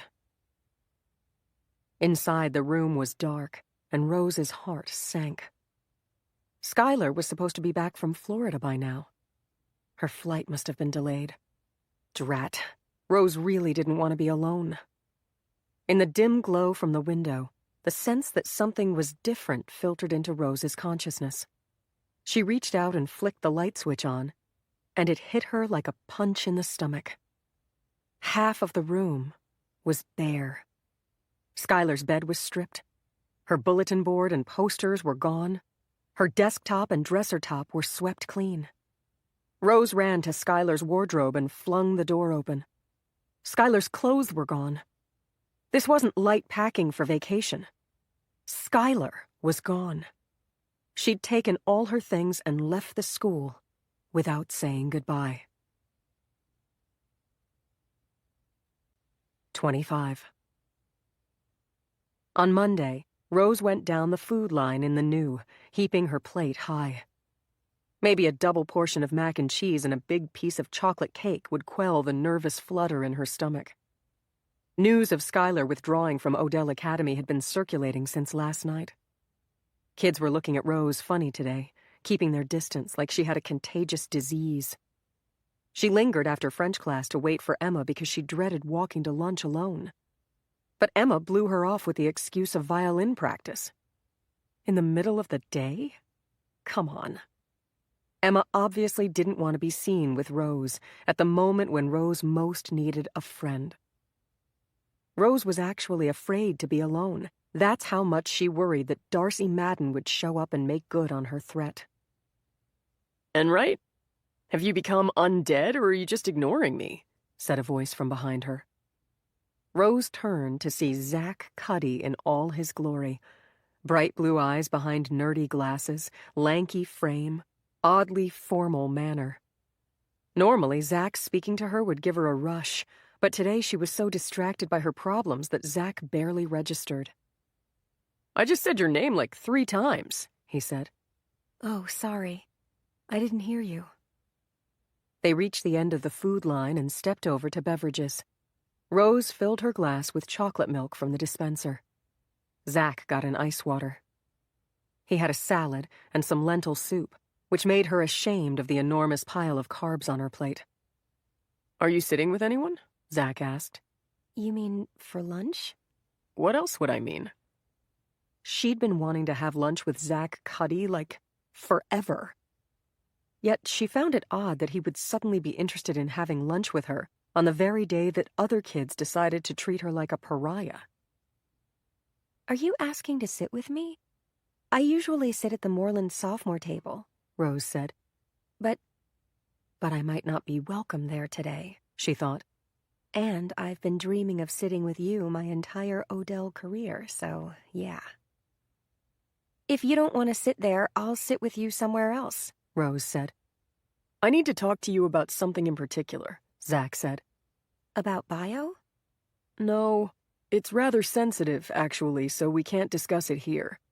How about if we eat separately, then meet outside in, say, 15 minutes? We'll find somewhere to talk privately. That didn't sound like a lunch date. It sounded ominous. On the bus going home for Thanksgiving break, Zach stood up for her against Brandon Flynn, at some cost to himself. Brandon had actually threatened Zach as a result. But it also seemed likely that Zach had shared the Snapchat of the slipper attack. Was he now in trouble over that? Did he blame Rose? Did he think she was a rat? Maybe she shouldn't go somewhere alone with him. On the other hand, she'd had a crush on him since September, and here he was asking to spend time together privately. If she said no, she'd always wonder. All right, Rose said. They nodded and went their separate ways to eat. 15 minutes later, still with no idea why Zach had sought her out, she met him on the plaza in front of the dining hall. They walked to Benchley Hall because Zach had a key to the Lit Mag office on the top floor. The old building was largely deserted at lunch hour. As they climbed the stairs, Rose was perspiring. She both liked Zach and felt anxious to be alone with him in a deserted building. The office was at the back of the 4th floor. It felt attic-like, high up with grimy, dormered windows that looked across to the library. A light snow had started to fall in the minutes since they'd come inside. Zach closed the heavy wooden door behind them. He moved a pile of papers off the sofa to make space for her to sit down, then perched on the nearby desk facing her. She looked up into his eyes. He really was handsome. "This is about your sister," Zach said. Rose's hopes, which had been tearing along at a frantic pace, crashed. Why did everything have to be about Belle? I wish you told me that before, she said, getting to her feet. I wouldn't have come. "Please, sit down. Let me just explain my predicament, okay? I'm throwing myself on your mercy here." All right. She sat. To begin at the beginning, Belle and I hooked up back in September and we used to Snapchat. She'd send me pics. Nothing too porny, just fish lips and bra shots, you know? Rose said. "You didn't know?" Zach asked. Whatever, it's just gross. Well, to be honest, I'm exaggerating. Slightly. She sent me one Snapchat, once. But the point is, Belle was in my phone and there was a history of her Snapchatting me. So on the night of the slipper attack, when a Snapchat came in from Belle, I recognized it and opened it, expecting to find a picture of her like the fool I am. Instead, I saw Skylar getting spanked. Belle's message said to forward it, so I forwarded it to some other guys. Stupid. I know. I let myself get used in this twisted game she was playing. And now I'm in deep shit. You're in trouble for the Snapchat. Yes, a lot of trouble. The disciplinary committee is meeting about it right before Christmas break, which means I could get a very unpleasant Christmas gift. You have no idea what it would do to my family for me to get expelled from Odell. I'm not a fifth-generation rich kid like you. My dad owns an auto repair shop. My family sacrificed so much to get me here, they'd be crushed. Not to mention that I'm a total misfit at home. Odell is the only place I fit. I just can't get expelled. Zach's speech made Rose like him more. She wished her life at Odell could be normal for once. That there was no slipper attack, no threat of retaliation against her for ratting. That Zach Cuddy liked her instead of Belle. Was that so much to ask? Rose's problems were really Belle's fault when you thought about it. Her life would be much better if Belle just wasn't around. Just so you know, I'm no fifth-generation rich kid either, Rose said. I'm a poor relation here on my grandmother's charity. And now Grandma's furious with me over Skylar's lawsuit, which, when you think about it, is Belle's fault. So I hate Belle too. Good. We can agree that Belle is responsible for our problems. Both of our problems. Now, have you ever wondered why Belle got off with just counseling, yet Darcy and Tessa got expelled? They decided it that way because Belle was high on pain meds during the attack. I heard that too. But does it make any sense? Since when does abusing drugs before you haze someone get you a more lenient sentence? What's your point, Zach? The point is, Donovan is protecting her. I know that for a fact because one of the student reps on the disciplinary committee is a friend. He knows I'm in jeopardy, so he's keeping me apprised. What do you mean he's protecting her? Rose asked. From what my friend says, Donovan spoon-fed a bullshit drug reaction story to the committee. He manipulated the outcome to favor Belle. Now, why would he do that? There has to be a reason. Something's going on there, don't you think? Some special relationship? Rose remembered the moment when she confronted her sister outside the disciplinary hearing, and then Donovan came out to get Belle. Had there been a flash of something between them then? She'd been hearing the gossip for weeks now about Belle and Mr. Donovan making eyes at each other in English class. Back when she was trying to be friends with her sister, she'd made a conscious decision not to ask her about that. It was too over-the-top embarrassing. And besides, Rose hadn't really believed it. You must be basing that on the gossip about them staring at each other in class, Rose said. I heard that too, but even if it's true, it hardly means they're having an affair. I don't believe that. Why not? I do. Zach, I basically hate my sister's guts right now. You could probably convince me she'd do something as depraved as sleep with a teacher. But he wouldn't do it. He has too much to lose. Mrs. Donovan is my advisor. I go to their apartment for tea. I've seen them together. I've seen him with his kids. He's a family man.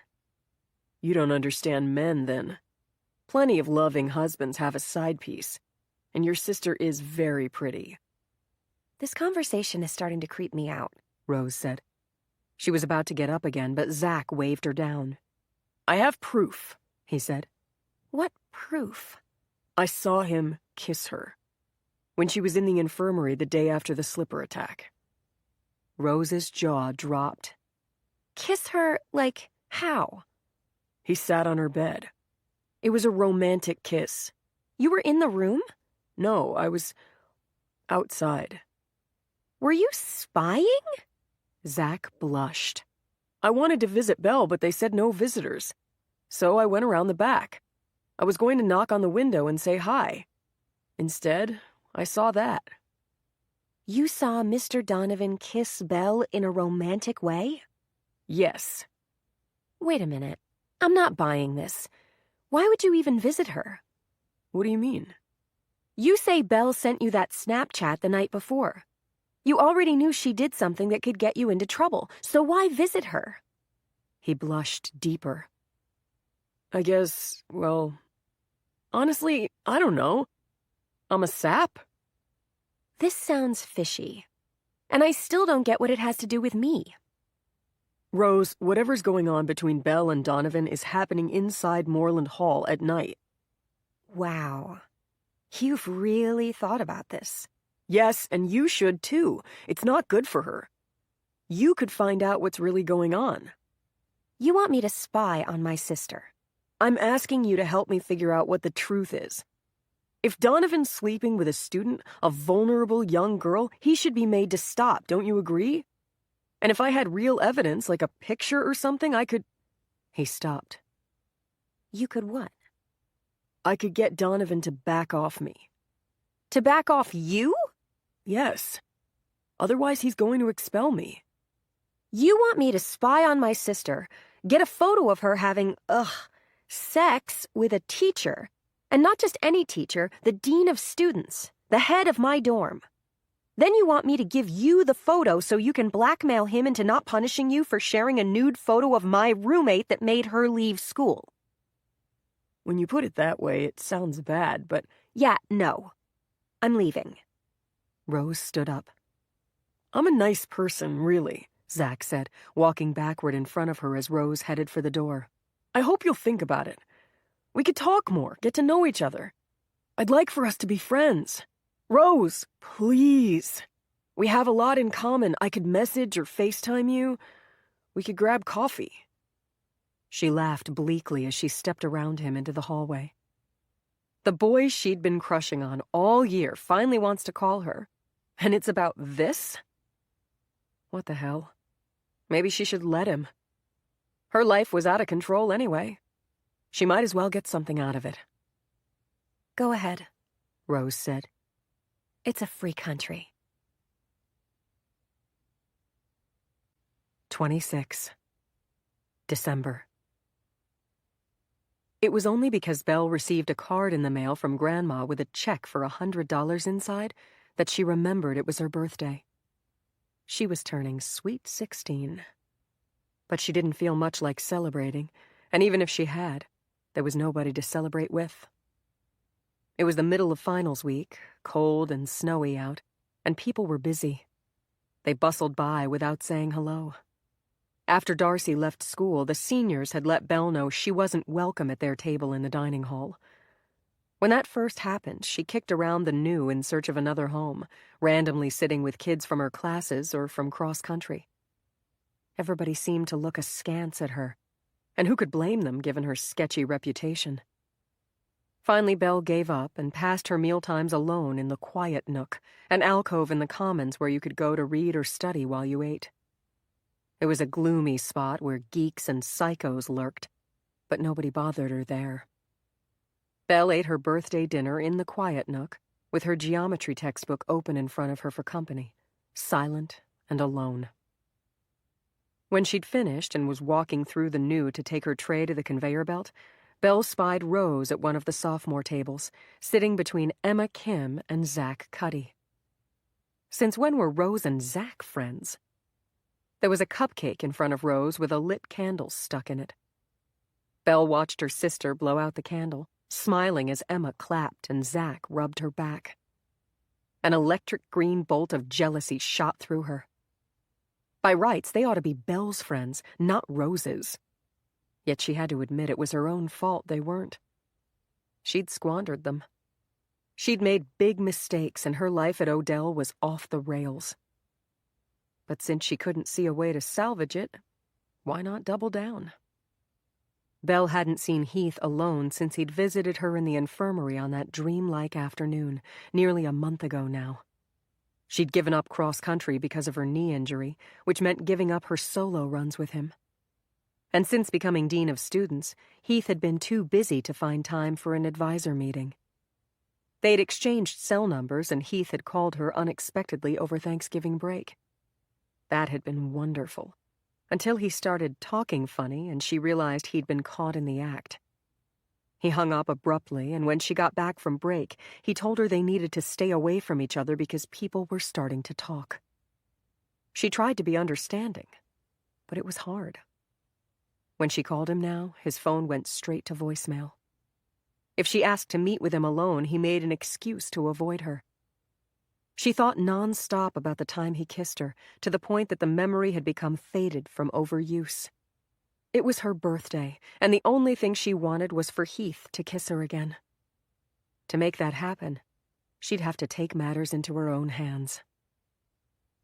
Belle knew where he usually sat to eat dinner, in the area they called the faculty corner with his family. She scraped her plate and dumped it on the conveyor belt. Then she fluffed her hair, squared her shoulders, and marched over there to find him. She put her hand on his shoulder, and he turned. From the corner of her eye, she caught the shocked look on his wife's face. But Belle was entitled. This was her advisor, and she needed advice. Mr. Donovan? Belle, hello. What can I do for you? He asked, alarm in his eyes. I have an important question about the final paper. Can I talk to you for a minute? Certainly. Alone? Oh, all right. Excuse me, I'll be right back, he said to the table, which was full of faculty and their children. He followed her toward the vestibule where the coat racks were. Heads turned as they walked through the dining hall together. Belle knew they were the subject of gossip. She liked that. Heath probably didn't. Too bad. He shouldn't have encouraged her then. They stopped between the coat racks. Hidden from view by puffer jackets and parkas, she turned to him. What is it? Is everything all right? He asked, frowning. Today's my birthday. Happy birthday. You really can't come up to me like that. It'll make people wonder. I wanted to see you. You never take my calls. Belle, he said, shaking his head. When can I see you? She pleaded. A kid getting his jacket looked at them with frank curiosity. I can't do this here, he said. Then tell me when and where to meet you, and I'll go away now. Tonight. Meet me in the laundry room in the basement of Moreland. 2 a.m. That's late enough that the dorm will be asleep. She nodded, and he turned and walked away. Belle found her coat amidst the others on the rack. She shrugged it on and stepped out into the frosty night air, feeling like she was floating. 2 a.m. 2 a.m. I'm meeting Heath at 2 a.m. A strange feeling made her turn and look back over her shoulder at the dining hall. Through the plate glass window, she saw Zach Cuddy standing in the vestibule where she and Heath had stood a moment before. He was staring after her, and a chill ran down the back of her neck. But she was being silly. With the glare of bright light on the inside of the window, Zach probably couldn't even see her. He was staring at his own reflection, that was all. Belle put Zach out of her mind and headed to the library, where she would do her best to concentrate on studying for finals, not because she cared about her grades, but because she needed to pass the slow, endless hours until her meeting with Heath. Belle slipped silently out of her room just before 2, making sure not to wake Emma. Outside the windows on the landings, snow fell steadily. Inside, all was quiet, except for the creaks and sighs of the old building. She used the flashlight on her phone to find her way down the stairs to the Moreland basement. The laundry room was creepy, pitch dark and smelling of mold and dust, and her flashlight threw crazy shadows up on the walls. Belle had never been down here before since Grandma paid for a laundry service. She sent her clothes out each week and got them back pressed, folded, and dry cleaned, hanging on racks in the common room along with those of the other rich girls. Thankfully. Given the creepy state of the laundry room, she would hate spending time down here just to get laundry done. But a secret tryst was another matter. For that, this place was perfect. She heard Heath's footsteps before she saw him. He walked into the laundry room and flipped on the light. He was wearing faded jeans and a gray t-shirt that clung to his shoulders and chest. His hair was mussed, like he'd just come from his bed, which presumably he had.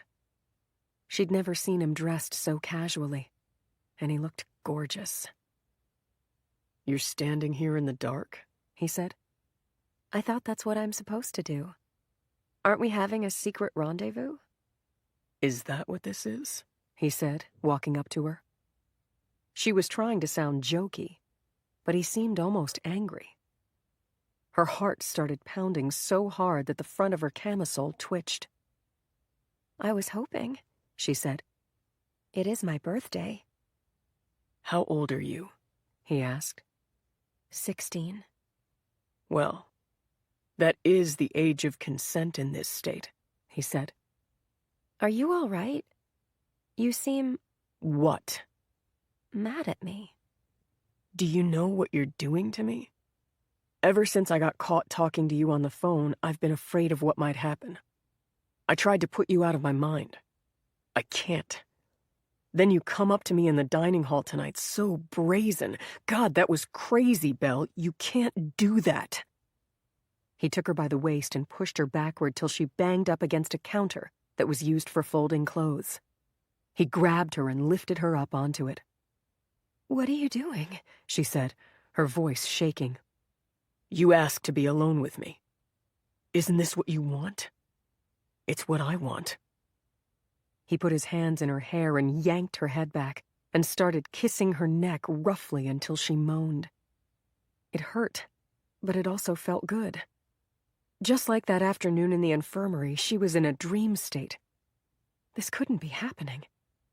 She didn't know what she'd expected, but not that he'd actually have sex with her. How could he? He was her teacher.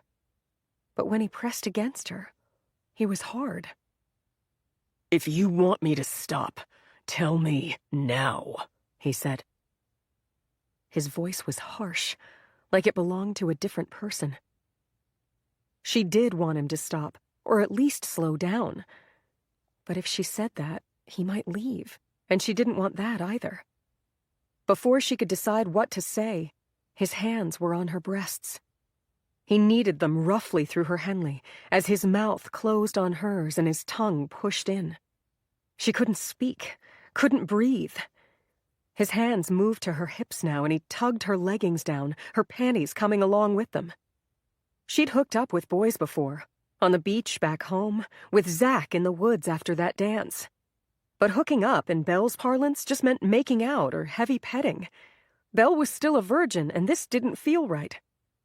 But it was happening. She heard rather than saw him unzip his jeans. There was a snapping sound as he pulled on a condom. He'd planned for this. Before she could protest, he grabbed her bare legs and pulled her toward him, then plunged inside her. She cried out, and he slapped a hand over her mouth. A movement in her peripheral vision caught her attention. She turned to look and could have sworn she saw somebody duck out of the room. Heath hadn't noticed. His eyes were closed, and he had a look of rapture on his face as he moved against her. Then he groaned, and it was over. You okay? He whispered, standing up straight. She nodded, but there were tears in her eyes. He stepped back and looked at her appraisingly. Was that your first time? He asked. You'd think he would have asked her that before. She nodded again. He turned away and rearranged his clothing. I'm sorry if I was rough, he said, turning back to her. You're so beautiful. I got carried away. Next time will be better. I'll take you somewhere that we can be alone properly. Where we can talk. Somewhere with a bed. I'll show you things. Make sure it's good for you too, okay? Come here. He took her in his arms and kissed her softly, first on the forehead, and then the lips. I'm crazy about you, he said. She sighed and leaned against him as he stroked her hair. Belle realized that this was really what she'd wanted. To be held and caressed and kissed by him. To be petted and cared for and seen. She'd wanted that, not the roughness, not the sex, not this man she didn't know, so different from the one she'd been fantasizing about. Now go back to your room, he said. And don't tell anybody. He left. Belle stayed in the laundry room alone for a while. How long, she couldn't have said. Maybe 5 minutes, maybe 10. She was trying to wrap her head around what had just happened, and how she would go on from there.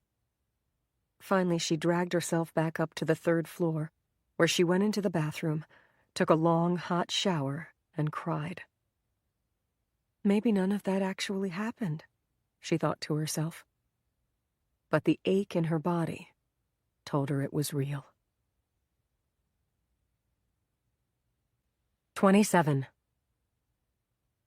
Sarah was happy at the moment the girl walked up to Heath in the dining hall. She would remember that later. The Donovan family was having dinner in the faculty corner with the Mendezes, Eduardo, who taught social studies, his wife, Mercedes, who worked in admissions, and their 4-year-old son, Diego, who went to the on-campus daycare with Harper and Scotty. The Mendezes were fun, young, witty, stylish. Having dinner with them was one of the best things about moving on campus. The faculty corner looked out through big windows over the lawn behind the new. Outside, the snow was falling, and it got them talking of sledding and skiing. Harper and Diego were making a snowman from mashed potatoes with peas for the buttons and eyes. The grown-ups were having a good laugh over the time Heath tried to teach Eduardo, who hailed from Miami, to ski. Then Sarah turned around, and Belle Enright was standing there with her hand on Heath's shoulder, looking into his eyes, asking to talk to him alone. The way he looked back at her, Sarah's heart stopped. The whole world stopped. She watched them walk from the dining hall together, saw heads turn to follow them, caught the alarmed glance that Eduardo and Mercedes exchanged. Was something really going on then? Did everyone in the school know about it but her? She couldn't really claim not to know, not after overhearing that phone call Thanksgiving weekend. When she asked who was on the phone, Heath lied to her. If that wasn't a sign, what was? But he'd been so devoted since then that she had put it out of her mind. He'd been loving toward Sarah, adorable with the kids, getting their breakfast every morning, pulling them to daycare on the sled, with the dog cavorting along behind. He made a fire in the fireplace every night after the kids went to bed, and they'd sit and watch it crackle while they graded papers or ordered Christmas presents online. Their life together felt real, normal, good. Now this. She didn't want to believe it. She didn't have to believe it. A student seeks you out at dinner to ask a simple question. That could happen. It didn't need to mean anything drastic. And the phone call over Thanksgiving? It was probably nothing. She could have misheard. At most, maybe there was a silly little flirtation. Nothing that needed to shake her world. Diego's tired, Eduardo said to Mercedes, although there was no evidence of this in the boy's behavior. We should go. The Mendezes got up and collected their trays. Mercedes stopped at Sarah's chair and gave her a concerned look.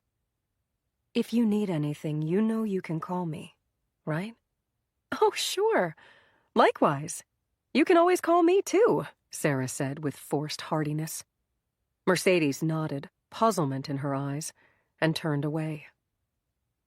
Sarah hated to be pitied, especially over something that wasn't proven. It might not actually be true. Her life might not be over. Her marriage might not be a charade. Sarah instinctively felt the need to defend Heath to their friends. Innocent until proven guilty.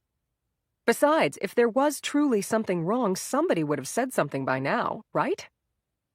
But Sarah was quiet and introverted, raised in a proper Yankee household. She didn't discuss private matters with anyone, so nobody felt comfortable approaching her. Heath was the only person she really talked to. If she couldn't trust him, then she was alone. Heath came back carrying a plate of brownies for the kids. Normally, Sarah would protest that it was too late in the day for sugar, but she was too numb with panic to care about the routine. Heath passed out the brownies and sat down. As he joked around with the kids, his manner was off, his voice full of false cheer. They were alone at the table. Sarah glanced around, pitching her voice low so nobody would overhear. "What was that about?" she asked. What was what? "Belle Enright. Why couldn't she just talk to you here?" Oh, she's freaking out about her term paper, he said casually, taking a bite of a brownie. You know how it is, finals week. She asked for an extension till after break. His voice sounded natural, but he wouldn't meet her eyes. "Did you give it to her?" Sarah asked. Huh? "The extension. Did you give her the extension?" Oh, no.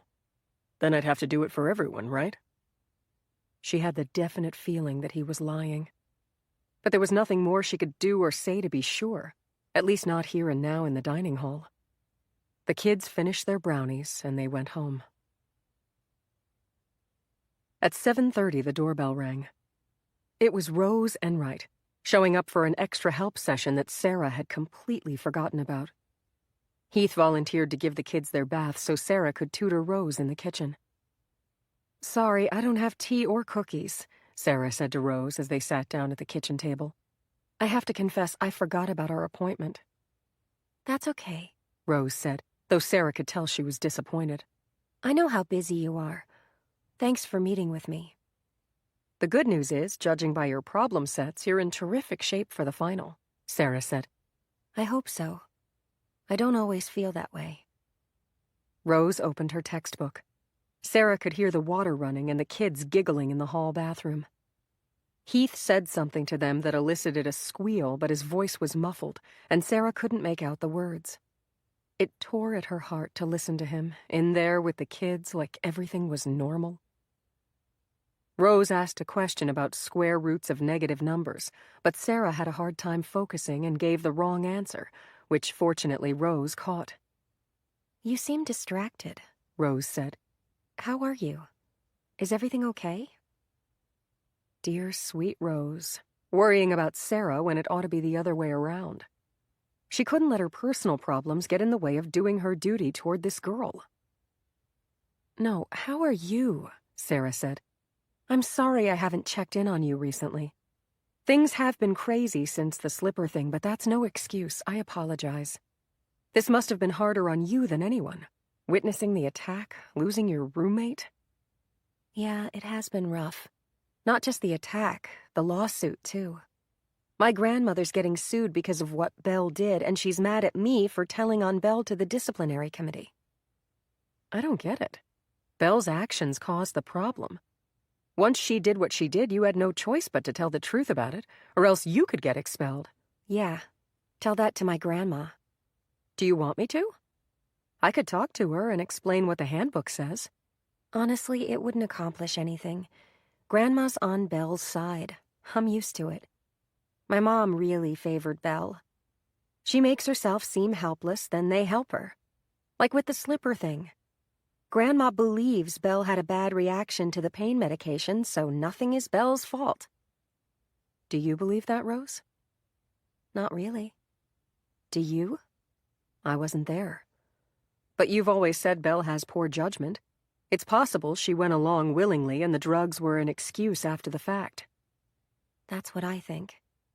So why did the committee go easy on her? She's my sister. I know I'm supposed to take her side, but Belle does what Belle wants and she gets away with it, no matter who gets hurt. Rose gave Sarah a searching look when she said that. Did she know something about Heath and Belle? About their relationship? The subtext was there in the air between them, but it would be an enormous risk to bring it into the open. Sarah couldn't ask a student about a possible affair between her husband and another student without violating all sorts of boundaries. Yet if her worst fears were true, Heath was committing a much greater abuse than Sarah would be simply by asking Rose a difficult question. Is Belle doing anything else that might cause hurt?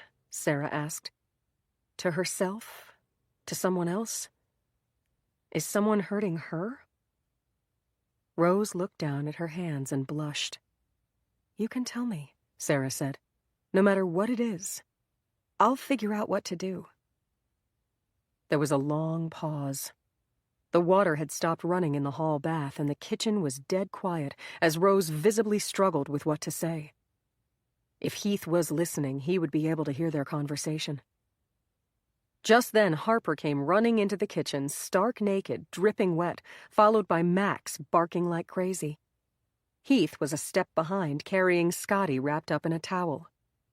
Get back here, you little demon, Heath said, chasing Harper around the table as she squealed with laughter. Taking in the family scene, Rose got to her feet abruptly, a pained look on her face. I should go, she said. I came at a bad time. No, stay, it's fine, Sarah said. Really, I should go study. Thanks for the help, Mrs. Donovan, Rose said, and ran out the door. Sarah awoke in darkness, sensing she was alone. She rolled over and patted the empty space on Heath's side of the bed. The red numbers on the clock read 2:30. Do you know where your husband is tonight? She stuck her feet in her slippers and tiptoed into the hallway, worried about waking the dog who'd bark and wake the kids. But Max was already up. He loped toward her, nails clicking on the hardwood floors, and thrust his wet nose into her hand. Hi, buddy. Where's Daddy? She whispered, petting him. There were no lights on anywhere in the apartment. She checked the bathroom and the kitchen anyway, praying Heath was here somewhere, sitting in the dark. But he wasn't. She went to the front hall and flipped on the light. His parka was hanging on the hook near the front door, and his sorrels were in the shoe tray. Wherever he'd gone, he hadn't left the dorm. Not in this weather, with no coat and no boots. He was still in the building. Heath, the love of her life, the father of her children, roaming around a girls' dormitory in the middle of the night. Why would he do that? Lie down, she said to Max, pointing at the dog bed next to the shoe tray. The dog obeyed, whimpering as he turned around and settled in. Sarah felt the same way. She turned off the light and went to sit on the edge of her bed. Should she go looking for him? That would require leaving the kids alone, but presumably only for 10 or 15 minutes until she found Heath. But found him where? Doing what? The thing she feared? Ugh. Did she want to know the truth? Years ago, when Heath could have had any girl, he chose Sarah. She'd always felt loved by him. She'd never known him to pursue another woman. Woman? Girl. But how could that be? He just wouldn't do that, and if he would, then nothing was how it appeared. She couldn't imagine her life if Heath was involved with Belle Enright. The world would make no sense. Maybe she was wrong. Maybe he heard a noise and went to check on it. She heard his key in the lock, dove under the covers, and pretended to be asleep. He went into the bathroom first. She heard the water running. A few minutes later, he came to bed. He smelled of soap. She had to ask where he'd been. This wasn't just any night. It was the night Belle Enright had come up to Heath to ask to speak to him alone. It was the night that everyone in the dining hall turned to watch them walk out together as if there was already suspicion surrounding those two. If Sarah didn't ask, this would eat at her. She rolled over and looked at him, but it was too dark to see his face well.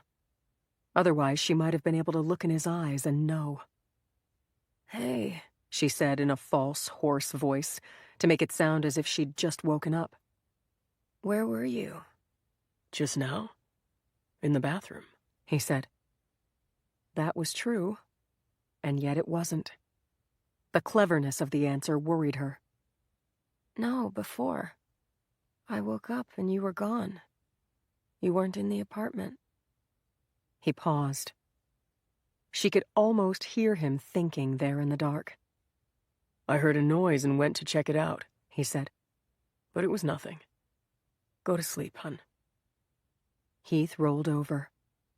Within minutes, his breathing became even, and he was deep in sleep. But Sarah lay awake for a long time, knowing she was being lied to, wondering what she could possibly do about it. She hated herself for feeling paralyzed. But she was starting to hate Heath, and Belle, too, more, for making her feel like that. 28.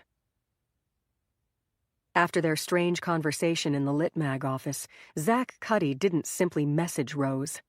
He started to hang out with her regularly. This thrilled Rose to no end, since she'd been crushing on Zach all year. He'd wait for her after bio class and walk with her wherever she was going. They'd study together in the library or grab coffee at the arts cafe. He even held doors open for her when they walked. People began to assume they were dating. Rose wished that were true. Zach was one of the top students in their grade, good-looking and charming. The girls in Moreland were obsessed with guys on the football and hockey teams, but Rose thought those boys were Neanderthals. Give her a man like Zach Cuddy, refined and gentlemanly, and not too macho to scribble lines of poetry or draw cartoons in the margins of his notebook. Zach's attentions had the added benefit of improving Rose's social standing. Before Zach, she felt like an outcast because of the blowback from the slipper attack. But when she started hanging out with a cute guy, all of a sudden, girls who'd been cool toward her warmed up noticeably. Having a boyfriend was a status thing, apparently. Of course, Zach wasn't her boyfriend. He only wanted to be friends.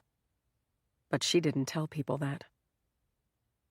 On the Monday night of finals week, Rose and Emma were in the Moreland Common Room studying French when Rose's phone buzzed with a text. "It's Zach," she said. "He wants me to meet him in the library. I should probably go. The bio exam is before the French exam, so it takes priority." Emma raised an eyebrow.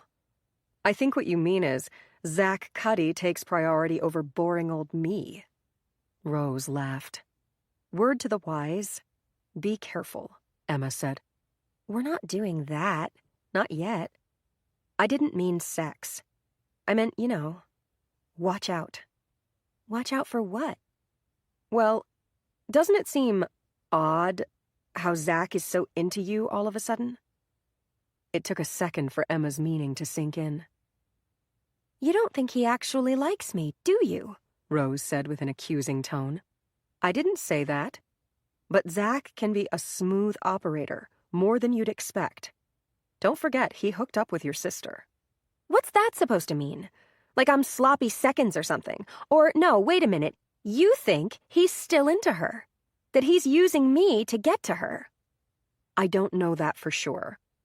I do know he followed Belle around obsessively after they hooked up in September. And he may still be following her." "You're wrong. That was nothing and it's over." "You sound mad, Rose." "I am mad. I thought friends were supposed to support each other. Way to build me up, Emma." "I'm only trying to protect you. I apologize if I offended you. That was not my intention." Rose slammed her French book closed. "I'm going to the library." "Suit yourself. I need to work on my English paper anyway." Rose walked to the library through steadily falling snow. The path was deserted, but she was relieved to be alone, or at least to be away from Emma. What a killjoy. Emma was just jealous that Rose had a guy interested in her, so she wanted to undermine their relationship. Well, it wouldn't work.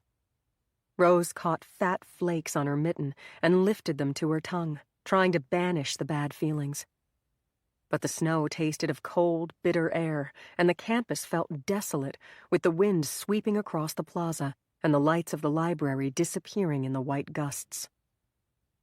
Zach was waiting for her near the periodicals. She saw him through the window as she hurried up the stairs. He smiled when he saw her coming and held up a key. "I nabbed us one of the private study rooms," he said. Rose had heard of kids hooking up in those rooms, though you had to be brazen since the doors had big glass windows. What the hell? Rose could be brazen. She was tired of being the good girl, the quiet one, the one people felt sorry for. How dare Emma imply that Zach would never be interested in her for herself? Zach hadn't even mentioned Belle since their meeting in the Lit Mag office, which was weeks ago now. The study room was a windowless cubicle on the 3rd floor, with a formica table, a lamp, and 2 swivel chairs. Zach opened the door and held it for her. It felt like a date. She wished she'd worn something cuter than leggings and a sweatshirt. She draped her wet parka over the back of her chair. They spread out their textbooks and lab notes on the table and sat down side by side. "Listen, before we get started, I have to ask you something," Zach said. She leaned toward him. His eyes were very blue behind his glasses. What is it? "You're not going to believe this. Tonight at dinner, I overheard Belle and Donovan arrange an assignation." This was about Belle. He'd brought her here to talk about her twin after all. Her cheeks burned. She wanted to slap him. Don't talk to me about her. I don't give a shit what Belle does, Rose said. It was true. Her wounded pride overwhelmed any concern for her twin. "How can you say that? She's your sister." Zach, enough. We do bio or I'm leaving. "No, wait a minute. You need to hear this. Tonight at dinner, I saw them walk out of the dining hall together. It was so blatant that I followed them. They were near the coat racks, arranging to meet in the Moreland laundry room at 2 o'clock in the morning. I mean, 2 a.m. in the basement. That's for sex, obviously. This is the guy who's sitting in judgment on the rest of us, who might kick me out? He's exploiting her. He ought to be in jail." Hold up. Maybe this wasn't about Belle after all. Maybe it was about Zach's own disciplinary issues. Why are you telling me this, Zach? Rose asked. Is this about Belle? Or about your Snapchat problem? He gave her a measuring look. "It's about my case, definitely. If I can prove that something's going on between those two, I'll have leverage over Donovan, who runs the disciplinary committee. That's why I need a picture." A picture? You mean a photo? Yes, I said that before. A picture of the two of them doing whatever. I know it's a lot to ask. You're talking about blackmailing a teacher. I can't get mixed up in that. You wouldn't be involved in the blackmail part. I'm really just asking you to go down to the basement and check on your sister. I'd do it myself, but I'd have to leave my dorm after curfew, sneak across campus, and break into a girl's dorm. I'd end up expelled, which is what I'm trying to avoid. I won't do it. Why not? If somebody sees you, you say you couldn't sleep and you decided to do laundry. You can't get in trouble for that. You're allowed to walk around your own dorm. Why is this worth the risk for me? Do you want me to get expelled? Of course not. Do you want me to get expelled? It's not going to happen, because I would never tell that you took the picture. But if saving my ass isn't enough motivation for you, think about your sister. If Belle is really having an affair with a married teacher, don't you want to know so you can help her? I get that you two are on the outs, but come on. Rose sighed. She was sick and tired of Belle making her life complicated. Yet he was right. Belle was still her sister, and her only real family. If Belle's meeting Donovan in the laundry room at 2 o'clock in the morning, yeah, I'd be concerned. But I don't believe that's true. You must have misheard. It is true, and I didn't mishear. Could you just go check? Look, I'll think about it, but no promises. Don't bring it up again, or it's a definite no. Can we study, please? They studied for an hour, then Rose had to head back to Moreland for an appointment with Mrs. Donovan, the timing of which couldn't have been worse. Why hadn't she made up some excuse to cancel? Rose rang the doorbell of the Moreland faculty apartment and listened as cheerful sounds of the dog and the kids floated out to her. How was she going to look Mrs. Donovan in the eye after what Zach told her? Or make small talk with Mr. Donovan? But it was too late to run. The door swung open and Mrs. Donovan welcomed her into their happy domestic scene. The lights on the Christmas tree twinkled. The kids ran around naked, about to get their baths, their toys scattered everywhere. This was Rose's dream of what a family should be, and now it seemed like it might be a sham. At the kitchen table, Rose could tell that Mrs. Donovan was upset about something. When the conversation turned to the slipper attack and then to Belle, it became apparent what. Mrs. Donovan basically came out and asked Rose what was going on between Belle and her husband. Okay, her words were guarded, but that was clearly what she meant. Rose wanted to say what she knew. And she might have if Mr. Donovan hadn't come into the kitchen right then. It was so upsetting to see him at that moment that Rose had to make an excuse to leave. That creep. Rose's disgust decided something for her. She would go down to the basement tonight to see if Zach was right. Her sister's well-being was at stake, as well as the happiness of her favorite teacher. She wouldn't take a picture or help Zach in his blackmail scheme. The point was to do the right thing. If Mr. Donovan was preying on her sister and hurting his wonderful wife, who was like a second mom to Rose, then she'd find a way to make him stop. At 1:45 that night, the alarm on Rose's phone went off. She got out of bed, pulled a hoodie over her nightgown, pulled on her Uggs, and tiptoed down the stairs to the Moreland laundry room. Rose had been down in the basement several times, but never at night, and it was scarier than she'd imagined. Shadows leaped at her. Strange noises made her jump. She nearly lost her nerve, but decided instead to put in the bare minimum amount of time so she could honestly tell Zach she'd tried. She'd stay till 2:05, and when they didn't show, she'd run back upstairs to the comfort of her bed. On the off chance that someone actually showed up, Rose needed a hiding place. There was a closet in the corner of the laundry room, used to store baskets, detergent, and such. She slipped inside it, leaving the door ajar so she could see what happened without being seen, setting her phone to silent so she wouldn't make noise inadvertently. A large pipe inside the closet gave off the sound of rushing water, which made her nervous. Rose flicked her phone light on to examine the pipe and could have sworn she saw something scurry in the sudden burst of light. Eek! The pipe wasn't leaking, but it was dusty and covered with cobwebs. She moved to get away from it and felt something brush up against the back of her neck. Cobwebs. Spiders. Rose yelped, then heard a noise and held her breath. Someone was coming. She heard footsteps and saw a flashlight beam sweep across the floor. She was in a freaking closet and someone was out there with a flashlight. Heart skittering, Rose peeked out the crack in the door. It was her sister. Okay, Belle was actually here in this basement at 2 a.m. Zach might really be right. Then Mr. Donovan walked in, and Rose saw the awful truth. He switched on the light and walked up to Belle. Rose couldn't make out their words over the sound of rushing water from the pipe. As she watched, that man put his hands on her sister, lifted her onto the counter, and started ripping off her clothes. And Belle let him. Belle was too young. Donovan was too old. He was her teacher and he was married to the nicest person Rose had ever met. Carefully, she opened the closet door and stepped out, thinking she really ought to do something to stop this travesty. But the second she left her hiding place, she lost her nerve and shrank back against the wall. What could she do, after all? Yell, scream, attack them? She didn't want to watch this. She needed time to think. She had to get out of here. Heart pounding, she tiptoed toward the stairs. Belle and Donovan were too wrapped up in each other to notice her. At the last minute, Rose turned and snapped a picture with her phone. For a terrified instant, she worried that the flash would go off, but thank God it didn't. She had no idea why she took the picture, since she couldn't imagine showing it to anyone ever. Zach had somehow planted the idea in her mind.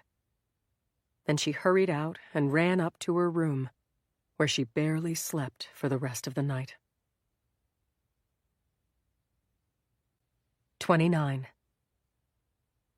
Transcript of witness interview continued, conducted by Lieutenant Robert Krishunas, State Police, Major Crime Unit, and Detective Melissa Howard, Odell, New Hampshire PD, with Miss Emma Kim. Krishunas: Miss Kim, we've heard from another witness that the sisters may have had a conflict over a boy, a Zach Cuddy. Can you shed any light on that? Kim: Over Cuddy? Who told you that? Krishunas: I'm afraid we can't reveal our sources. Kim: Was it Skylar Stone? I know you talked to her because she posted about the interview on Facebook. Krishunas: Did she? We request witnesses not to talk about what's said in here. I hope you won't. Kim: I won't, but Skylar did. She's not super trustworthy. I'd take anything she says with a grain of salt. Skylar left school before Thanksgiving. She has no clue what happened here after that because nobody ever spoke to her again. Krishunas: Are you saying that there was no conflict over Mr. Cuddy? You never heard that both sisters liked him, but he preferred Belle, and that caused problems? Kim: I mean, yes, that's true. Look, this interview is very uncomfortable for me. I don't like to rat on my friends. Krishunas: We understand it may be uncomfortable to give information that may implicate friends or classmates, but this is a very serious situation. A young girl is dead. Kim: I know, I want to help, but... Krishunas: Just tell us the facts, that's all we ask. It's up to us to see where that information leads. Kim: Okay. Yes, Zach and Rose were pretty friendly. After Thanksgiving, they started hanging out a lot, working on some sort of project together, I think. I won't lie, Rose was super into him. She had a crush that wouldn't quit. Zach wasn't that into her. To be honest, he was obsessed with Belle. Everybody knew it. And sure, you should follow up on that. It was borderline creepy. Krishunas: Mr. Cuddy's obsession with Belle was creepy. Kim: Yes. Krishunas: Would you say he stalked her? Kim: At times. But Zach's not the only... It's not the only... He's really not... Pause. Krishunas: What is it? Is there something else you want to tell us? Kim: I don't feel comfortable. This is like, big. Krishunas: If you're concerned about repeating gossip again, let me assure you that we would never act on any information without corroborating it first. Kim: It's not that. Some topics are just very sensitive. Krishunas: That sounds like something we need to hear. This conversation is confidential if that's your concern. Kim: You promise nobody will know this came from me? Krishunas: Absolutely not. Scout's honor. Kim: Okay, there's a rumor. Well, more than a rumor. I know there's something to it because Rose and Belle had a big fight one night in front of me, and it wasn't over Zach. Krishunas: Over another boy? Kim: Not a boy. It was over Mr. Donovan. Krishunas: Mr. Donovan? The headmaster? Kim: Yes. Krishunas: Why would they fight over Mr. Donovan? Kim: Ugh, I'm sorry. I'm uncomfortable talking about this. I need to call my mom and get some advice. Can I have a break? Krishunas: Certainly. Take the time you need. We'll wait. Tape stopped. 30. January. The sadness of her first Christmas without her mother weighed Belle down. At Spring Hill over break, the lawsuit hung in the air, and Grandma seemed to want to be rid of her. Whenever they crossed paths in the big house, she'd shoo Belle outside to go skating or snowshoeing. But Belle hated the cold. She holed up in her overheated room, headachy and lethargic, watching old Seinfeld episodes on her laptop and reading a musty copy of Tess of the D'Urbervilles that she'd found on a shelf in the parlor. Grandma didn't believe in making a fuss, so there were few signs of the season to lighten the mood. Each twin received a gift of $100 deposited directly to her bank account. Grandma told them not to bother getting her anything since she was fond of her own taste and didn't want them wasting their spending money on something she would never wear. She hadn't put up a Christmas tree since Grandpa John died years ago and didn't plan to start now.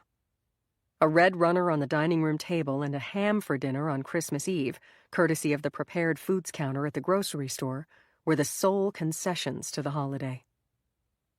Belle heard from Heath only once over break. He sent a text on Christmas morning that read, "I think of you." Nothing more.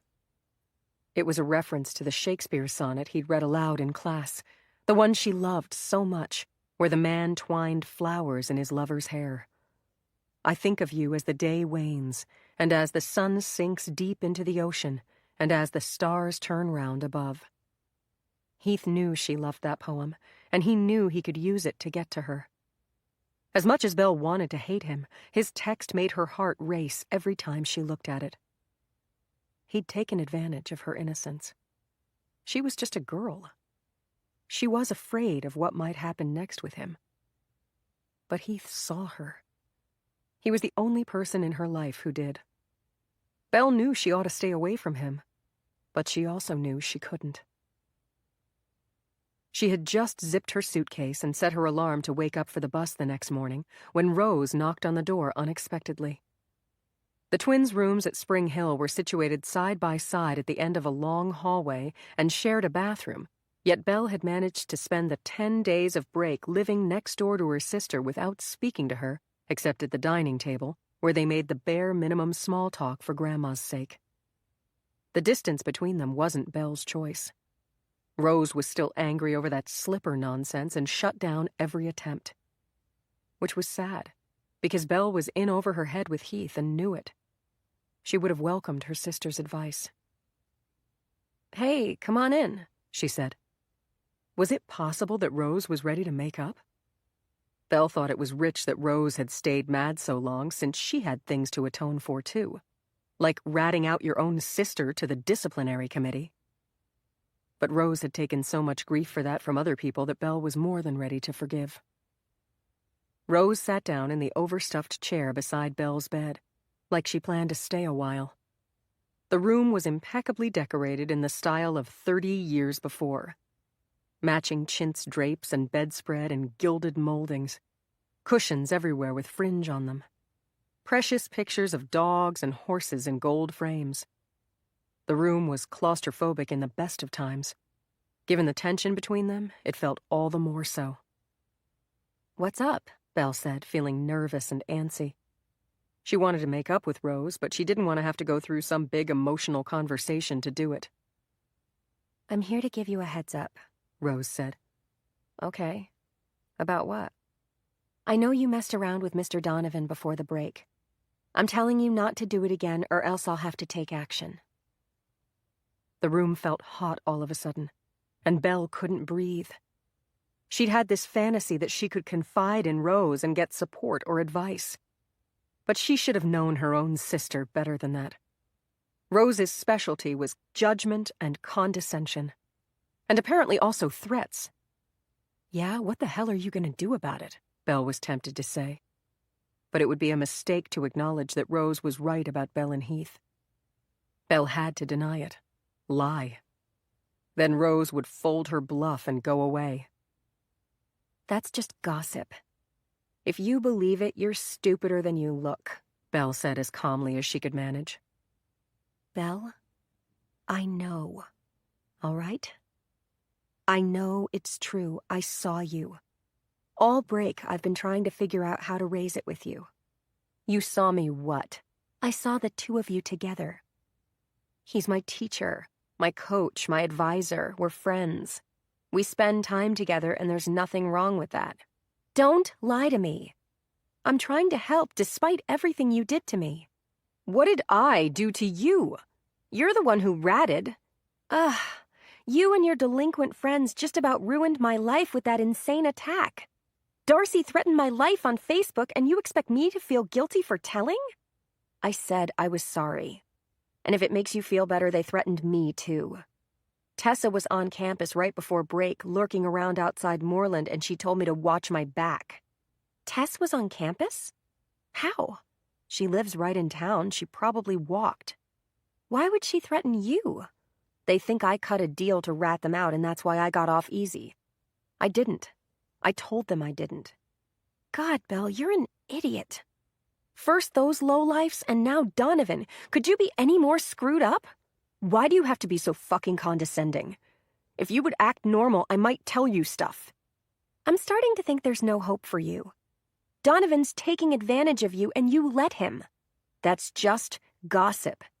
Next, you're going to tell me where there's smoke, there's fire. Enough with the bullshit. I know, okay? I saw you doing it in the laundry room. The man has a family. If you don't stop, I'll tell Grandma. Belle flashed on that night in the laundry room, seeing a movement out of the corner of her eye. Wait a minute. Was that a person? Was it Rose? Was she there that night? If it was true, Jesus, Heath would freak the hell out. He'd said 1,000,000 times nobody could ever know about this. It couldn't be true. Belle felt the crushing weight of panic in her chest. You better not tell. Grandma hates you already because you're such a tattle. She'll kick you out this time. Rose's face went red. Belle had hit a nerve.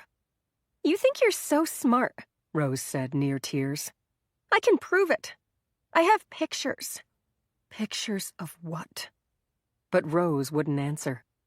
Pictures of what? I said, Belle demanded. Oh, now you're worried. Tough shit. I'm not telling, Rose taunted. Nobody could push her buttons like Rose. Belle moved toward her twin with fists clenched. Stay away from me! Rose jumped up and ran for the door. She was faster than she looked and made it to her room before Belle could take out her frustrations. As the door slammed and the bolt shot home, Belle raised her fist to pound on the door, but stopped short. Grandma's bedroom was directly below them. If Grandma heard a ruckus and came upstairs to investigate, Rose would spill about Belle and Heath. She might even show Grandma this supposed picture, if it existed. It couldn't exist. Please don't let it exist. Rose was making that up. And then what? Would Grandma tell the school? Would Heath get in trouble? Would he blame her if he did? God, she could kill her sister. 31. Rose put her head down and huddled into the hood of her parka as she left Moreland for the library. It was a bitter evening, raw and wet, and Belle's terrible secret was weighing on her. She was completely stuck as to what to do, and yet she couldn't ask for advice. Who could she talk to? What would that conversation even sound like? Hey, Emma, my sister's sleeping with a teacher. I have a picture of them on my phone. It's blurry, but it's also pretty graphic, and I don't know what to do with it. How do you handle situations like that? Nope. She could try to talk to Belle again. But they hadn't spoken since their fight at Spring Hill, and even when they did talk, Belle never listened. She could show the photo to Mrs. Donovan, but Rose loved her teacher too much to bring her the news that would ruin her life. That left the obvious move. Confront Donovan with the photo and tell him to quit it or else she'd go public. But Rose was too much of a coward to face down a teacher, especially one creepy enough to have sex with her sister in the Moreland laundry room, no less. If Donovan could sink that low, God only knew what else he was capable of. Rose wished she could be more like Zach Cuddy. Zach was the person who'd told her to take the photo in the first place. He would have no hesitation to blackmail Donovan with it. But Zach didn't know the sex picture existed. Rose had never told him about it. She'd never even told him about seeing Belle and Donovan together that night. It had been a relief to come back from break and see that Zach was still at Odell. Rose had refused to help him with his blackmail plan, but apparently he'd found some other way to avoid getting expelled. All the boys who'd shared the Snapchat had gotten off with no punishment. Nobody knew for sure how they'd done it. A rumor was going around that Brandon Flynn's dad had paid for a computer expert to wipe their phones, though it seemed unlikely that Brandon Flynn would help out Zach. Zach and Brandon had been at odds ever since their confrontation on the bus at Thanksgiving break, when Brandon attacked Rose and Zach defended her. Anyway, if Zach was brazen and sneaky enough to evade punishment, then he might just be the ally Rose needed. He'd have the guts to confront Donovan, and he'd probably be willing to do it if only to show off for Belle. But that was the problem.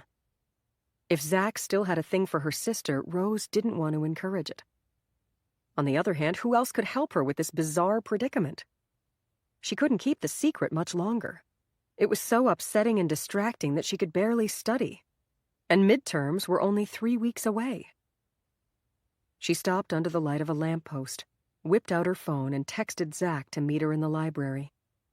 "I have something to show you," she said. There, that would get his attention. Rose started walking again, but she was immediately plagued with doubts about showing him the photo. Zach wasn't someone she could control. He wouldn't necessarily handle this the way she wanted him to. He'd have an agenda of his own. Ugh. She didn't know what to do. She probably shouldn't show it to him. But she'd already texted. He'd been ignoring her lately. Maybe he wouldn't show up. And if he did show, she could claim she only wanted to compare bio notes. It started raining harder. Rose turned off the main path to take a shortcut that ran between Anson Hall and the woods. She usually avoided the shortcut at night because it was dark and the woods were scary. But the narrow passageway was bordered by tall pines whose boughs formed a sort of tunnel, sheltering the path from the rain. Head down, hood up, lost in her thoughts, Rose didn't hear them approaching until 2 large figures stepped up on either side of her. "See, Tessa? I told you there were rats in these woods," Brandon Flynn said, taking Rose by one arm. Rose gasped. Brandon was burly and well over 6 feet tall. His grip was powerful enough to hurt. Rose tried to pull her arm away, but he wouldn't let her. "Big, ugly rats, too," Tessa said, taking Rose's other arm. "Let go! What do you think you're doing?" Rose struggled to break free, her voice shrill with fear. "Don't bother fighting. You're not going anywhere till we say so," Tessa said, tightening her grip. "Let go! Let go!" Brandon mocked in a high-pitched tone. He had a prominent forehead that gave him an ape-like appearance. Rose had been afraid of Brandon ever since he bumped her and tripped her on the bus. And Tessa was an athlete, tall and strong and mean-looking, her red hair bedraggled in the rain, her mouth a sour line. Between the two of them, they could hurt Rose if they wanted to, and she wouldn't be able to stop them. Shit. "What do you want?" Rose said. "I want my life back," Tessa said. "Darcy and I are expelled. The police are investigating us. No college will look at us now. I'm working in my uncle's dry cleaning shop and it's your fault, rat." Now that just pissed Rose off. She'd done the right thing by telling. Tessa had made her own bed. She ought to take some responsibility. "You did this to yourself, Tessa. But if you need to blame someone, you should blame Darcy. She got you into this mess. I bet she's crying her eyes out on a beach somewhere with an umbrella drink in her hand. She sure as hell isn't working at a dry cleaner's." "Shut up about Darcy. Don't you talk about her," Brandon said. But Rose could see from Tessa's expression that she'd hit pay dirt. Darcy and Tessa might have gotten the same punishment, but it had hurt Tessa a lot more. "I bet Darcy doesn't even return your phone calls," Rose said. "Shut up!" Brandon twisted her arm, making Rose cry out in pain. "Brandon, stop it," Tessa said, dropping Rose's arm. "Let's ask the question and be done with it. I don't need more trouble. Enright, tell us what we want to know and we'll leave you alone." Brandon let go of Rose's arm. She stood between the two of them, shaking with cold and fear as her breath went up in clouds. If there was a way to escape this situation without getting hurt, she would certainly prefer that. "Fine. What's the question?" I'll tell you if I know, she said. We want to know why we got kicked out and Belle didn't, Tessa said. We? Me and Darcy. Because you planned the attack? Don't get cute, or you'll be sorry, Brandon said. I'm not being cute. I'm saying maybe because Belle was a follower, Rose said. Not any more than I was, Tessa said, her words coming out in an agitated rush. Darcy planned everything. Belle and I both took orders. So why did I get expelled and Belle get off scot-free? Why? I don't buy that bullshit story about pain pills. Normally, if you're high when you break a rule, the committee just whacks you harder. I don't know the answer to that, Rose said. But if you're implying I lied to help my sister, I didn't. I told the truth about what Belle did like I did about everything else. I'm not saying you lied. I heard Belle slept with Donovan to get out from under the charge. Is it true? I need to know, and I need proof. We could use that to get our case reopened, Tessa said. Rose had the proof on her phone, but she wasn't about to tell these two. Darcy and Tessa launching an appeal, getting reinstated and coming back to campus, was Rose's worst nightmare. The thought made her so furious, at Belle for getting her into this mess, that she didn't have to dig deep to come up with a convincing response. You're confusing me with someone who gives a shit about my sister, Rose said. The venom in her voice was real. Belle just kept screwing up Rose's life. When would it end? Is that a yes or a no? Tessa asked. I don't have a clue what Belle did to get off easy, and I don't care. Because of her, I lost my roommate. Everybody thinks I'm a rat. My grandmother is pissed at me. That's Belle's fault, I agree, not just yours and Darcy's. I know you got punished and Belle got counseling. She gets away with shit, she always has. In case it's not obvious, I hate my sister and I don't speak to her. Bottom line, I don't know if she slept with Donovan, but if you want to tell everyone that, you won't hear a complaint from me. Somebody was coming up the path behind them. Rose did a double take in the dimness of the trees.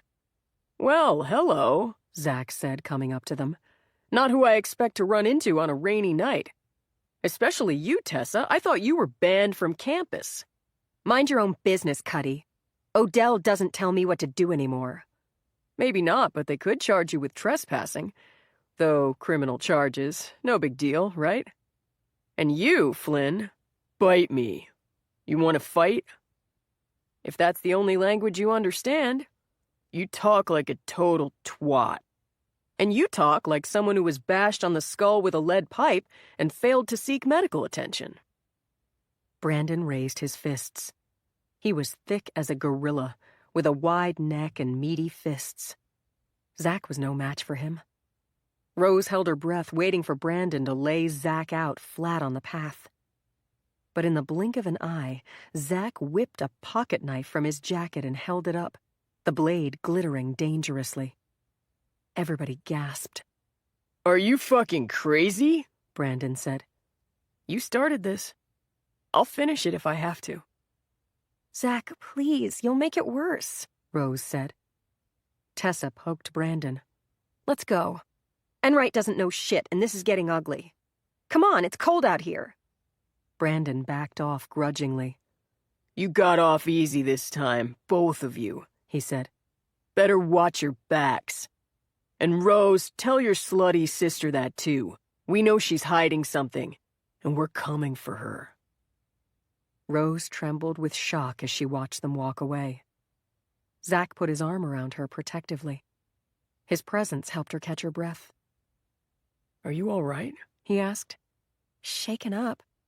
Thank God you came along. But really, a knife? It's just a Swiss Army knife. Isn't that a disciplinary violation? Technically, but I need it for self-defense. That thug Brandon's been bothering me. Is it because you stuck up for me on the bus? I'm sorry. It's complicated. There was stuff that went on you don't know about with Snapchatting the slipper attack. Flynn was in deep. Is it true he paid to have everyone's phone wiped? Rose, the less you know, the better. Anyway, I don't want to talk about it. Okay, but I'm scared, Zach. They were following me. They waited till they could get me alone. I want to report them. Will you back me up? Bad idea. Brandon's pissed enough already over Darcy. Imagine how he'd act if we went after him directly. Come on, let's get out of the cold. We can go to the library.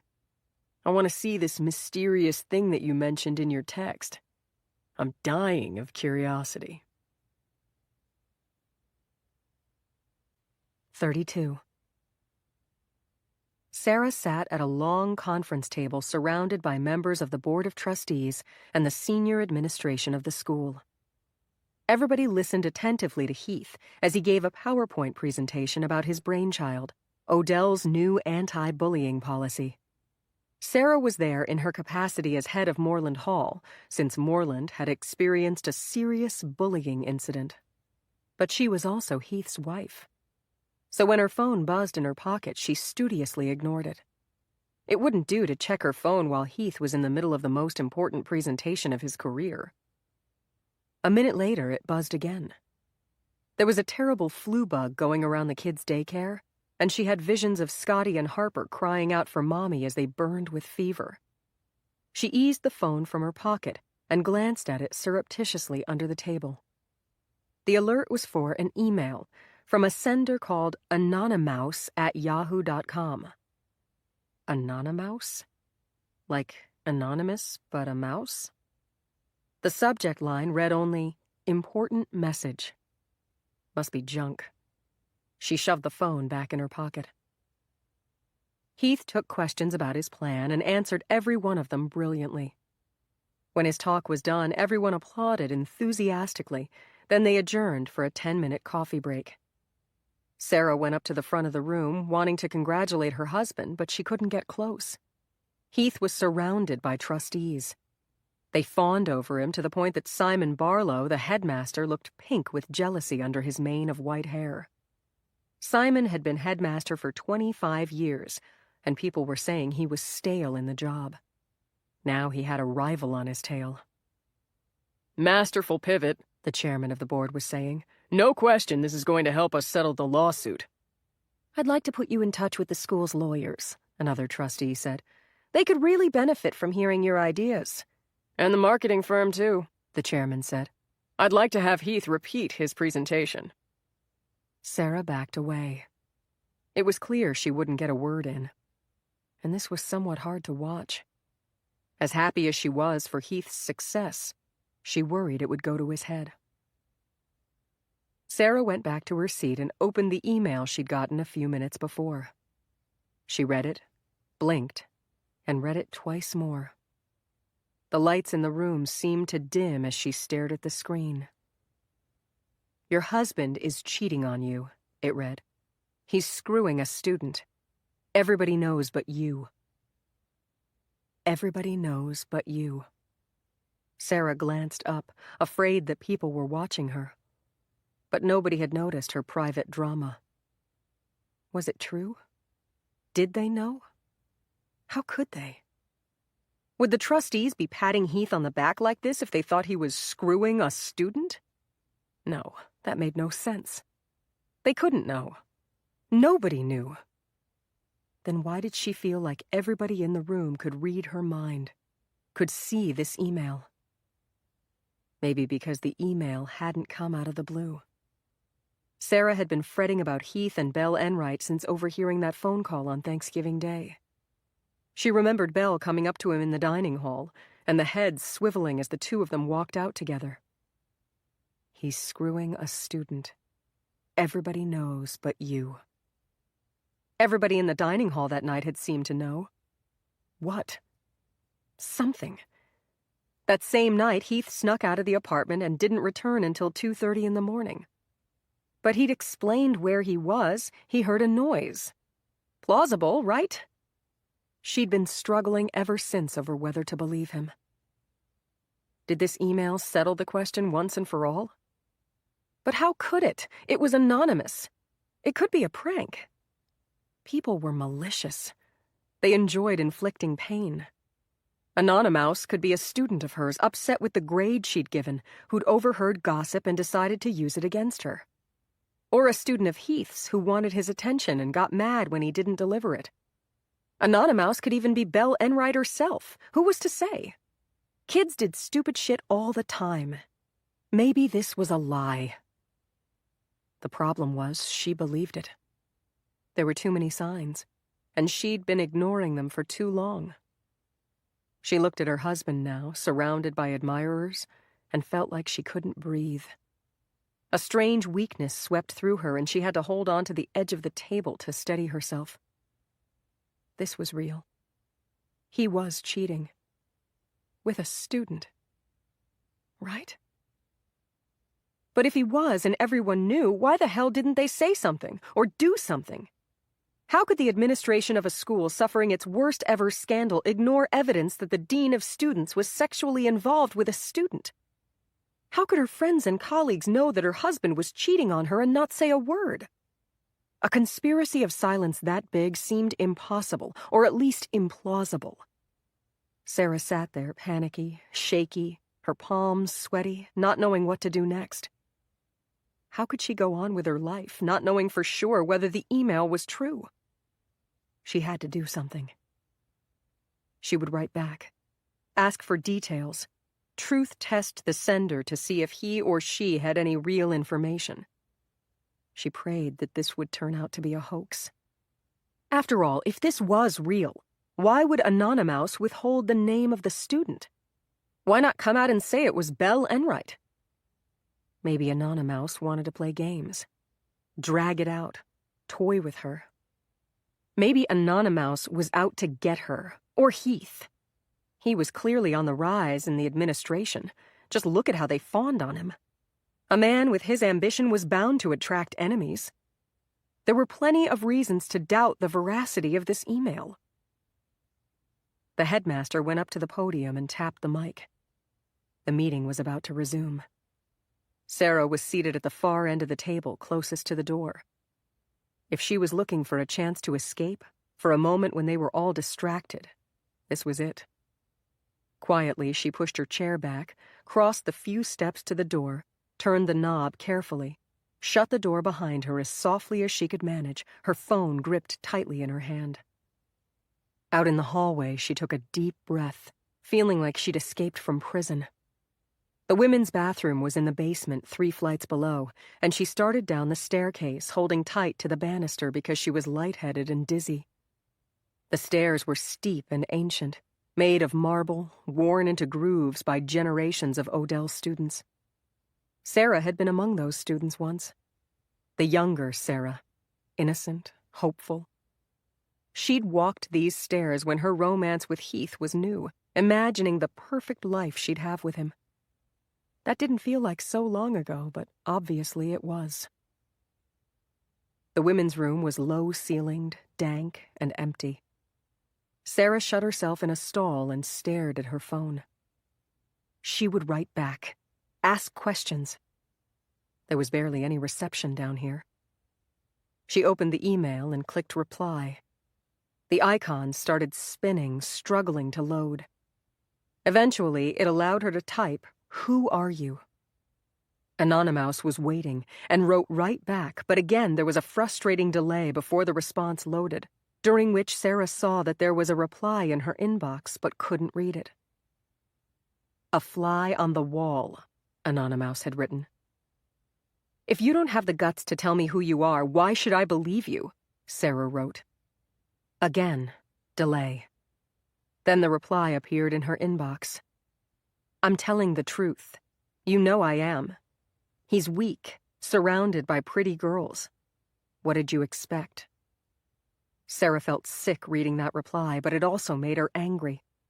"Tell me who the student is or get lost," she wrote, and hit send. She waited as the icon turned. Nothing. Her phone rang in her hand, the buzzing so startling that she nearly dropped it. How the hell did Anonymous get her number? Was Anonymous someone she knew? But then she had the presence of mind to look at the number and saw that it was the daycare. "Hello?" Sarah said, her voice shaking. Sarah? A voice squawked. "Yes?" It's Allison from daycare."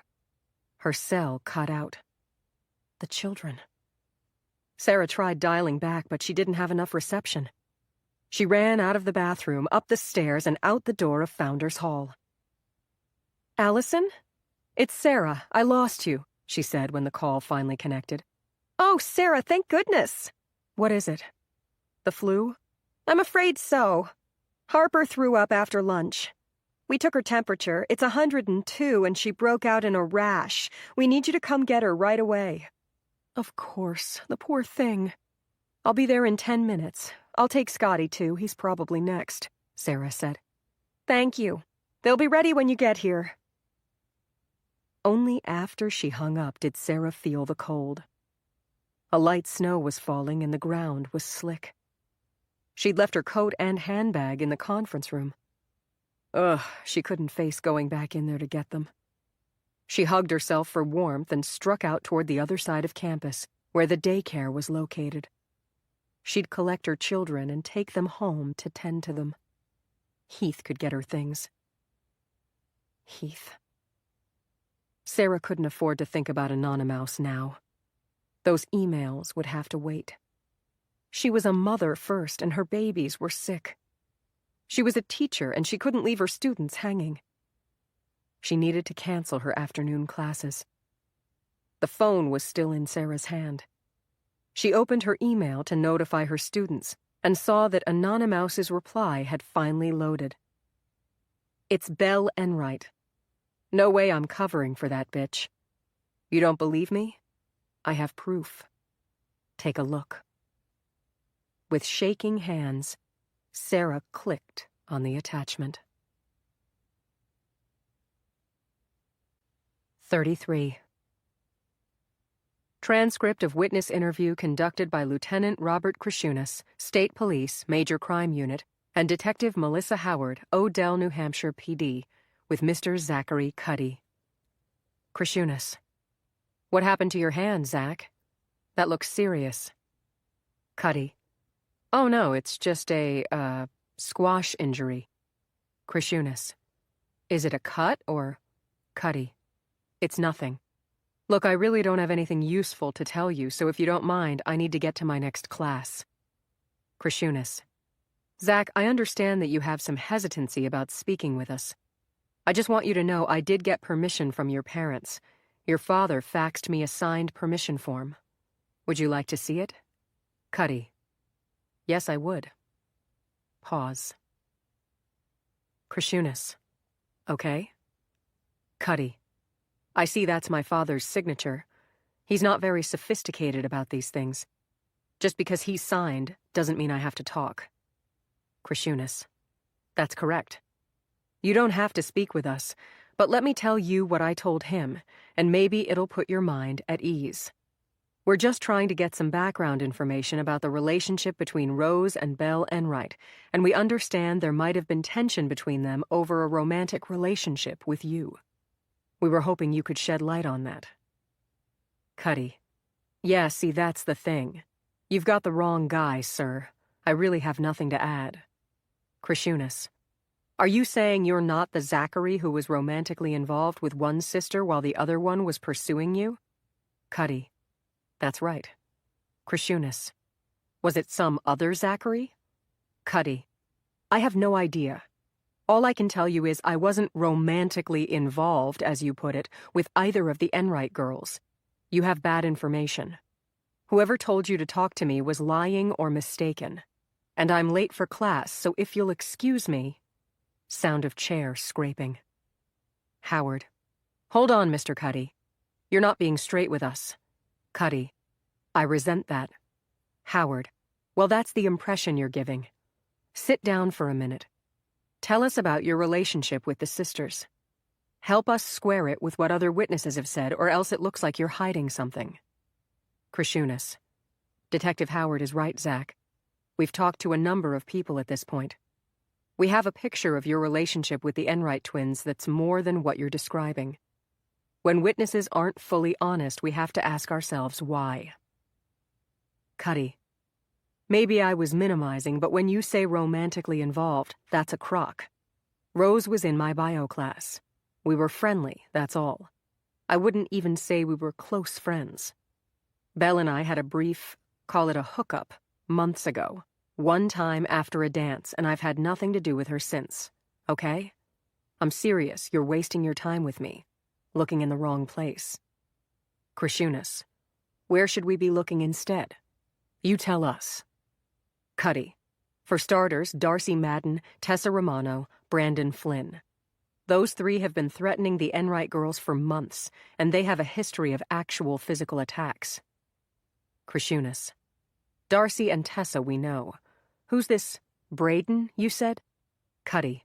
Brandon. Brandon Flynn. Darcy's boyfriend. A rich kid, but a real thug.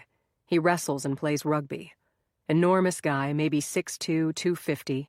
He was livid when Darcy got expelled. Krishunas. He blamed Rose Enright for it? Cuddy. Yes, because Rose testified before the disciplinary committee. But they were mad at Belle, too. All three of those delinquents hated Belle because she got off with no punishment. They thought she cut a deal behind their backs. Krishunas. You think they were capable of violence? Cuddy. Not just capable. They've been violent all along. Look what Darcy and Tessa did to Skylar Stone. It was practically a rape. And Brandon physically attacked Rose on a bus a few months back. I saw it. He pushed her. He tripped her. There were tons of witnesses. Krishunas. When was this? Cuddy. On the Odell bus to Connecticut and New York for Thanksgiving break. Krishunas. You say there were other witnesses? Cuddy. Dozens. Krishunas. Names? Cuddy. Emma Kim was there and saw everything. The thing is, this incident on the bus wasn't the only time they attacked Rose. About a month ago, I took a shortcut to the library and came across Brandon and Tessa Romano confronting Rose on the path. They had her cornered. Nobody was around. If I hadn't come along, they were going to hurt her. It seemed obvious. Krishunas. We need the details on that incident. Exactly when and where it occurred. What you observed. Cuddy.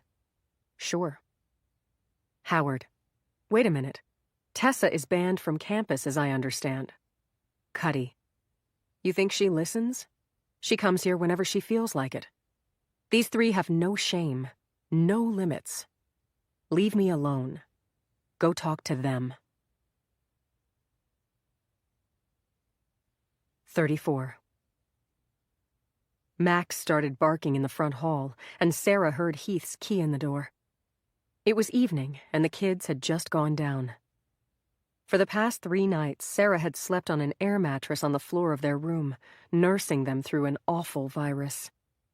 She sat on the edge of Harper's bed and reached out to put her hand on the little girl's forehead. The air in the room felt close and oppressive and carried the faint tang of vomit. But Harper's temperature was back to normal, and Scotty's would be soon, too. Sarah hated it when her kids were sick. And yet it had been a relief to sink into motherhood, to hide from her husband and the breakdown of her marriage. The moment was coming when she'd have to face the truth, and she dreaded it. What she feared most was her own weakness. Sarah had to keep reminding herself about that photograph, or she would love her husband again the second she saw him, like she always did. Heath's shadow fell across the floor.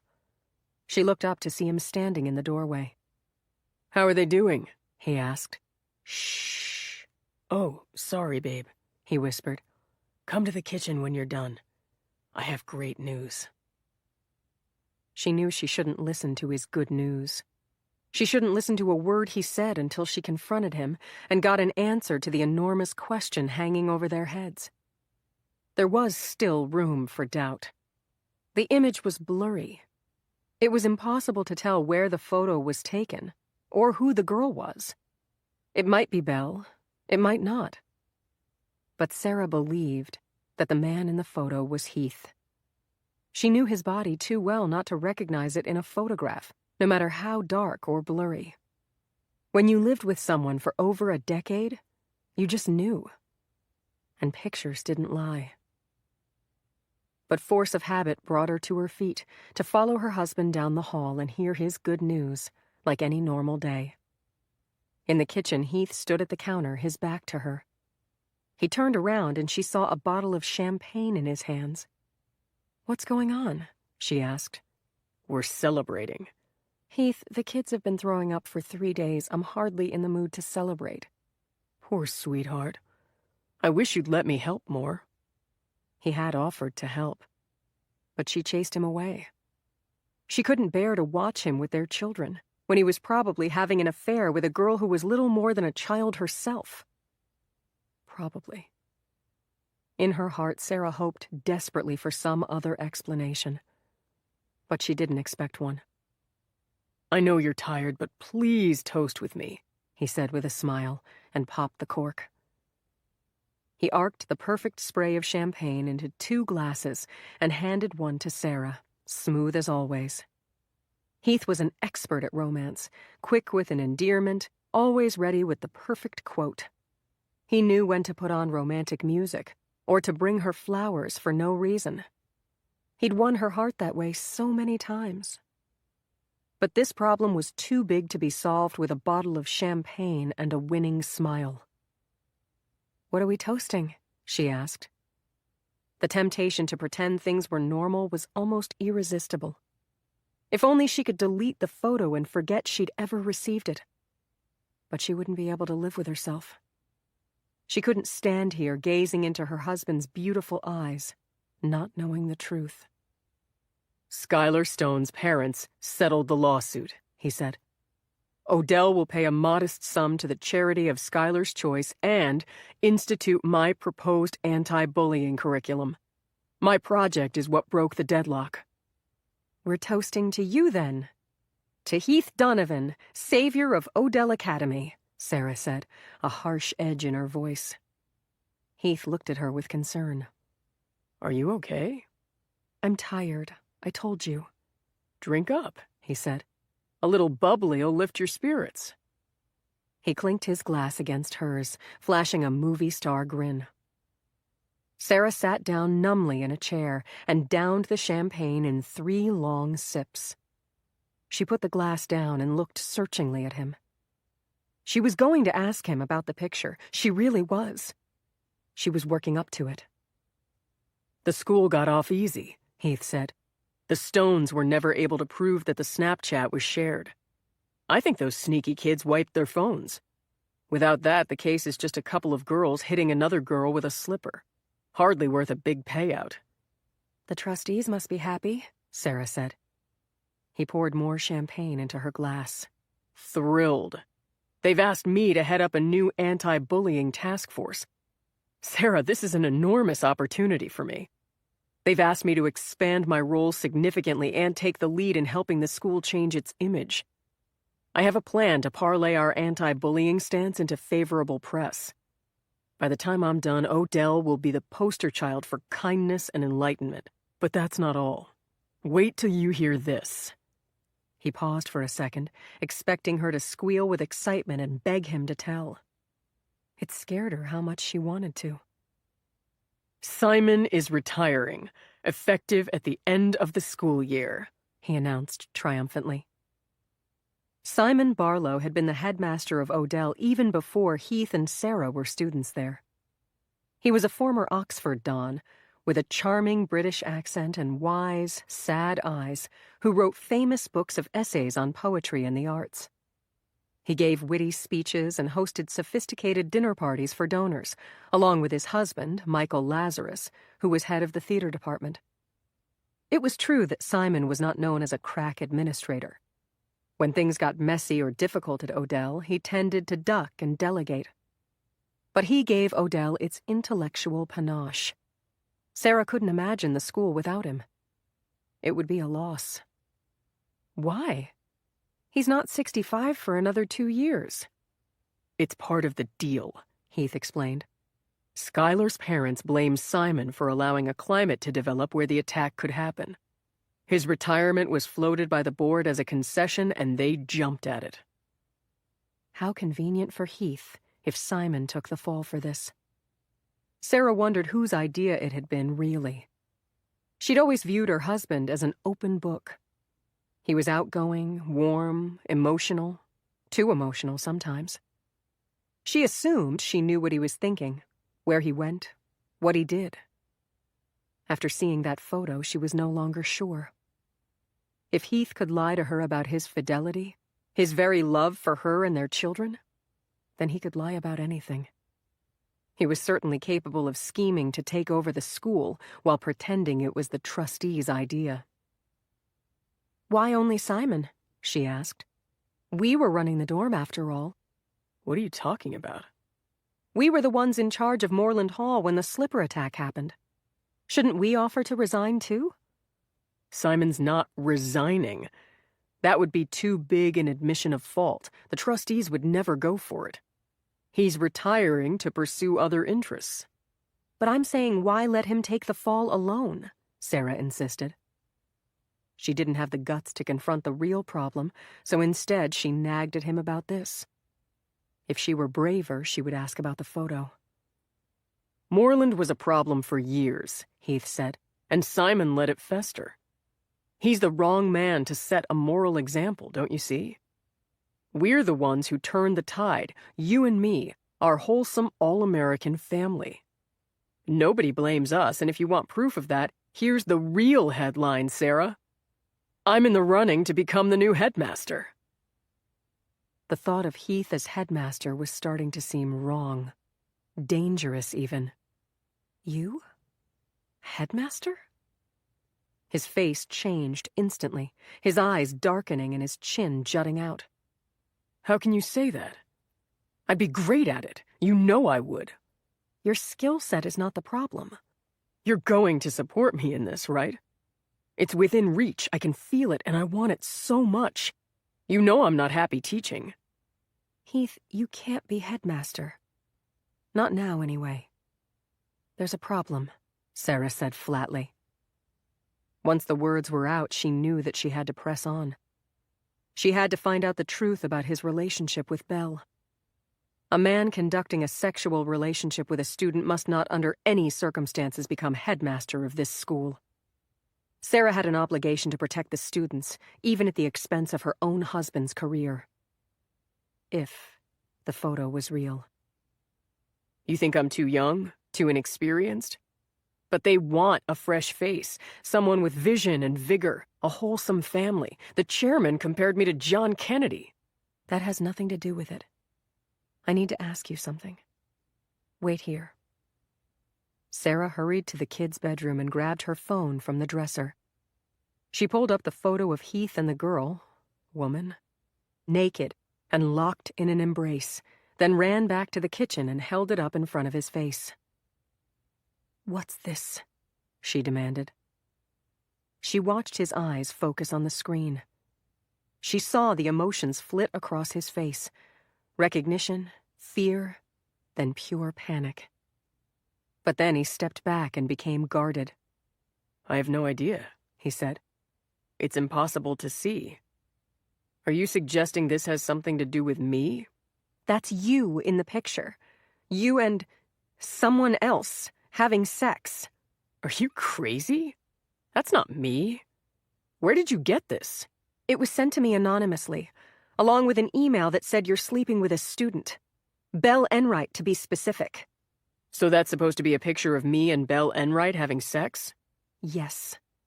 He huffed in disbelief. Bullshit. Let me see that again, he said, and reached for the phone. She held it behind her back, half expecting him to take it from her by force. But he didn't. Instead, he sat down heavily in a kitchen chair, looking up at her imploringly. Sarah, how can you think that I would ever cheat on you? We've been together since we were kids. There's only you. There's never been anyone else. We have 2 beautiful children together. Does that mean nothing to you? Of course it did. It meant everything. Their love, their life, their family. They'd both wanted children badly, and it hadn't been easy. Harper had had terrible colic and didn't sleep through the night until she was 2. Scotty was a preemie and had developmental delays. But instead of driving them apart, their babies had brought them together. He was such a devoted father. She never would have believed that Heath could betray her. Until they moved into Moreland this past September. Before then, everything had been good between them. All she wanted was for it to be good again. The idea that you would buy into some anonymous email, he said, shaking his head, his aqua eyes sparkling with unshed tears. Some phony photo. After everything we've meant to each other? I don't know what to say. I'm devastated. He looked so forlorn that Sarah began to question her own eyes. God, how she wanted to believe him, to believe that he would never look at another woman, that he would never touch a girl whose care was entrusted to him.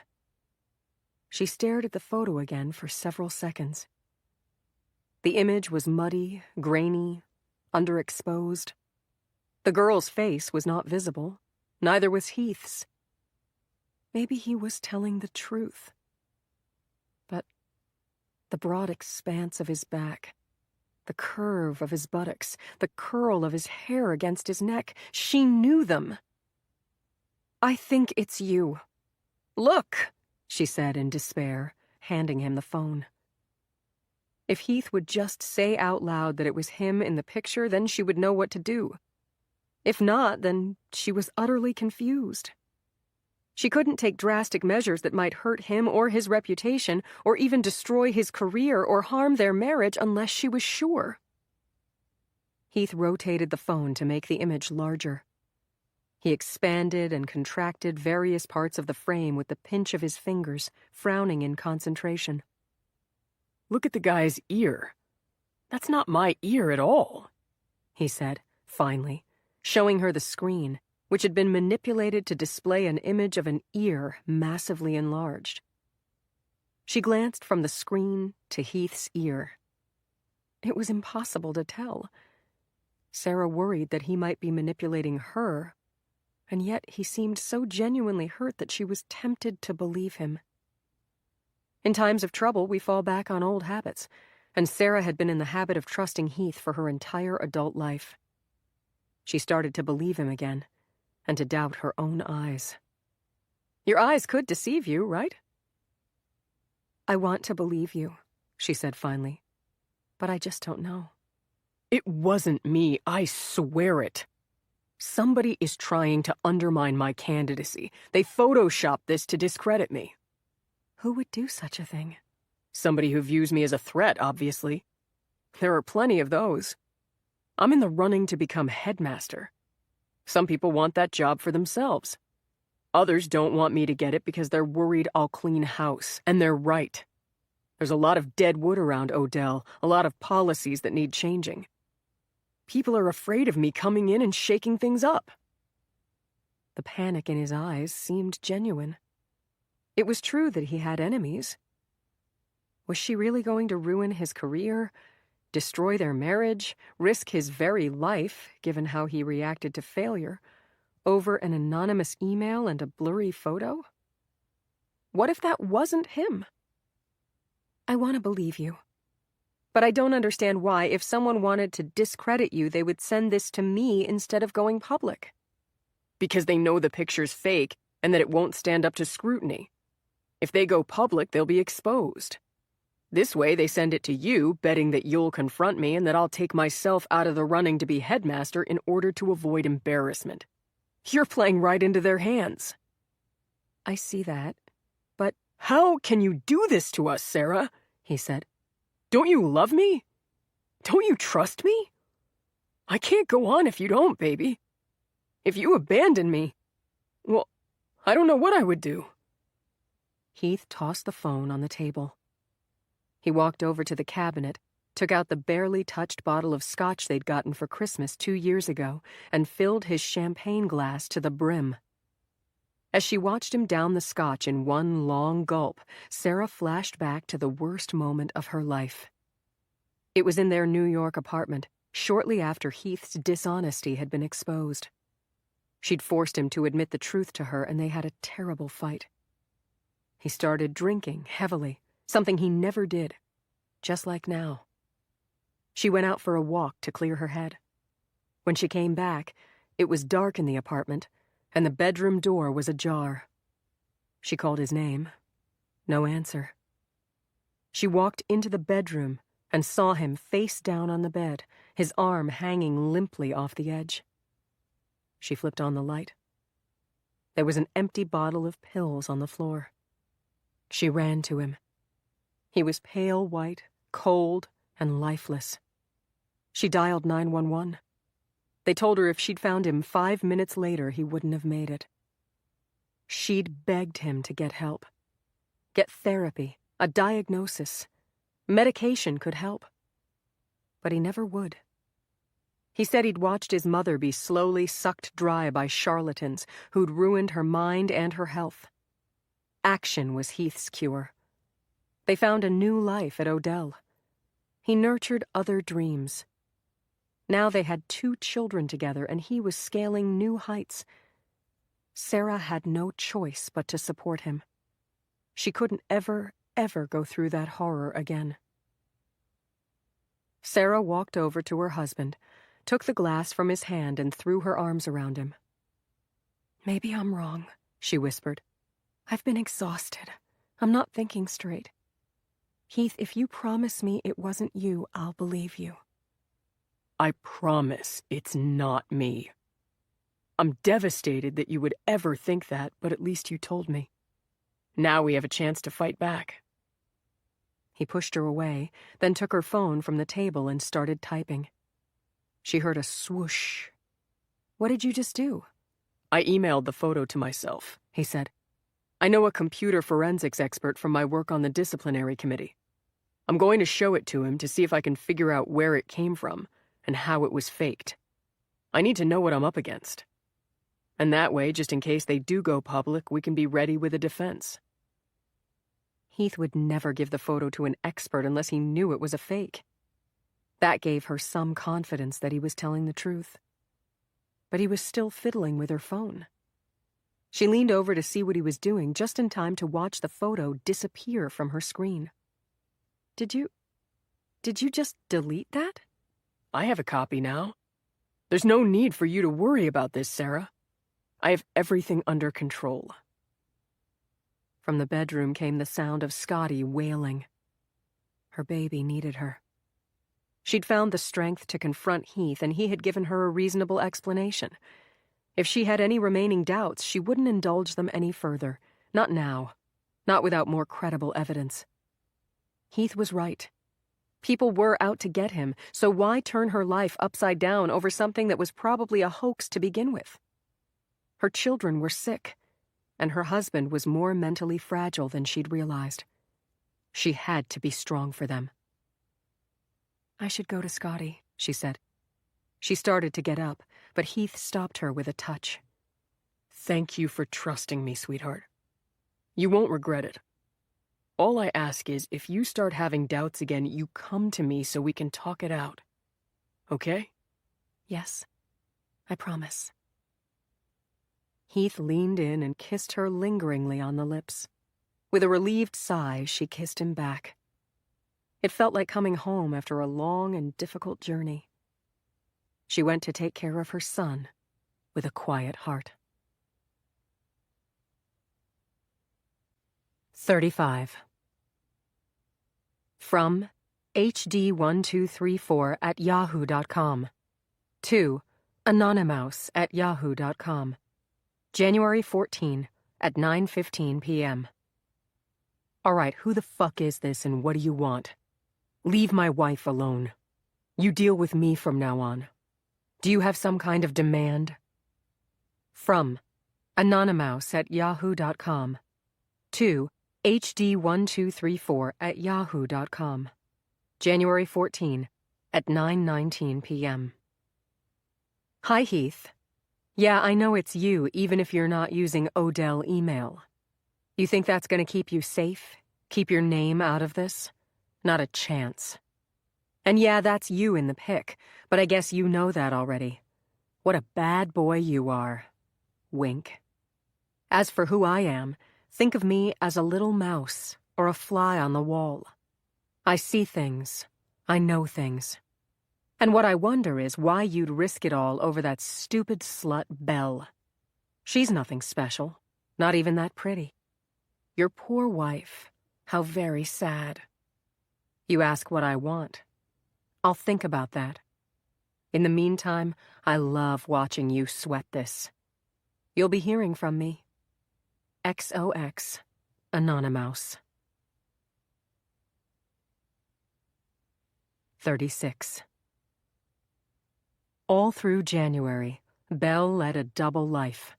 On the surface, she appeared to be a normal Odell student. She went to classes, including Mr. Donovan's English class. She studied for tests, wrote essays, handed in problem sets, got tutored. She played volleyball with a knee brace on and did physical therapy twice a week. She went to meals and sat with the motley crew of misfits that ate in the quiet nook, who'd gelled into something like a clique. Her surface life was tolerable, but it wasn't one she'd chosen for herself. Her dreams were consumed by the secret life she led with Heath. That life required subterfuge. Nobody could ever know about them, he told her, and he seemed extra wired about that lately. Maybe because he was in the running to become headmaster. Even the slightest whiff of scandal would torpedo his chances. He'd devised a private signal to set up their meetings. That way they didn't have to text or try to steal a moment to speak privately. A conversation could be overheard. A text left a record. He'd learned about that from the Skylar Stone lawsuit, when he consulted with a computer forensics expert. Records could be destroyed if you knew what you were doing, and Heath now knew what he was doing. He made her give him her phone, and he wiped it of any trace of him going back to when they first started communicating privately, around Thanksgiving. Twice a week on the days she did physical therapy, Belle was finished early and could sneak away. If Heath could get free to see her on those days, he'd wear a red tie to class. Red. The color of roses, of hearts, of love. That was her signal to pay attention and wait for a coded message. He would make a list on the whiteboard of literary devices, or future assignments, or things that kids said in class, anything really, and label the items on the list 1, 2, 3, 4, and A, B, C, D. Then he'd underline a letter and a number, as if just to emphasize a point as he spoke, to tell her when and where to meet him. The number he underlined told her what time he could meet her, and the letter told her where. A meant the parking lot behind the alumni gym. Easy to get to, but exposed, and therefore risky. D meant the parking lot on Danbury Road. Heath liked that one better because there was little chance of being observed. But getting to it required Belle to walk out the back door of Founders Hall, slip into the woods, and hike to the Danbury trailhead on the other side of the nature preserve. It could be difficult in the snow, especially with her knee. But she'd do it anyway. And she'd wait in the cold until he showed, as long as it took. A half hour, even an hour once. She didn't mind. It was nearly February, which would normally be dead winter, but there had been an unseasonable thaw. The paths were slick and wet. The snow had melted all over campus, exposing bare brown lawns in need of tending. Heath signaled Belle to meet him at 4 o'clock at the Danbury Road lot. A chill rain fell as she left Founders Hall through the seldom-used back exit and hurried the 50 feet to the woods. As she slipped between the trees, darkness swallowed her. The afternoon was gray and blustery. Fortunately, the snow that had covered the ground since December was gone, except for patches here and there under the trees that never saw the sun. Icy trickles of rain dripped from the trees onto her hair, and she pulled the hood of her puffer jacket up. She'd gotten used to the woods when she ran cross-country, but then the other girls had always been within earshot, so she'd never felt alone. Now, hearing the drip of rain and the moan of the wind in the trees, Belle's heart raced, and she quickened her pace. She got to the crossroads where the trail split and paused to look at the wooden sign. The path to the left continued through the woods to the meadows and Lost Lake. That was 1/3 of a mile. The one to the right was a 1/4 mile and went out to the trailhead on Danbury Road, which had a little parking lot. Heath would be waiting for her there. As Belle read the sign, she heard a rustle behind her, and a strange prickle ran down the back of her neck. But when she looked over her shoulder, nobody was there. She was being paranoid. Belle set off toward the trailhead. 100 feet down the path, she heard the rustle again. This time she was certain. She stopped abruptly, turning around slowly, a full 360 degrees, and scanning the woods. There was nothing. Nobody. But then the sound came again from off to the side, and her eyes flew to it. She could have sworn she saw something. What? A shape. A shadow. It was probably an animal, but it was enough to spook her. Feeling foolish, Belle turned toward the trailhead and took off at a slow jog, cursing herself for not wearing her knee brace. Without it, she didn't dare break into a sprint. The path was flat and clear, and she made it to the trailhead in a matter of minutes. She was pretty sure she'd left whatever that was behind, and breathed a sigh of relief. She should try to feel happy. The silver glint of Heath's Subaru was visible through the trees. He was there, waiting, and they would go to the motel. It would happen again. She slowed to a walk, catching her breath, wanting to remember this moment, right before they'd be together. Then behind her, she heard a ruckus in the woods, and stopped dead. That was no squirrel. Her skin crawled, and she took off in a burst of speed that sent pain shooting through her knee and down her leg. Right before she left the woods, she looked back over her shoulder and saw a figure slipping between the trees. She was certain now. It was a person, a human, not an animal. Somebody had followed her. She emerged from the trees into the trailhead parking lot and made a beeline for Heath's car, jumping in and slamming the door hard. What happened? You look like you saw a ghost, he said. It wouldn't do to tell him she might have been followed. He wouldn't like that. I heard a noise, she said. An animal. He laughed, then stopped abruptly, glancing in the rearview mirror. A car's coming. Get down. She ducked into the passenger side footwell and rode down there the whole way to the motel. Afterward, at the motel, Belle had a moment of melancholy, wondering why she was doing this. The sex was always rougher than she expected, and less fun. Yet she went through with it every time. There had been 3 times since that first time in the laundry room. When they did it, she would feel far away, like she didn't know him, didn't know herself.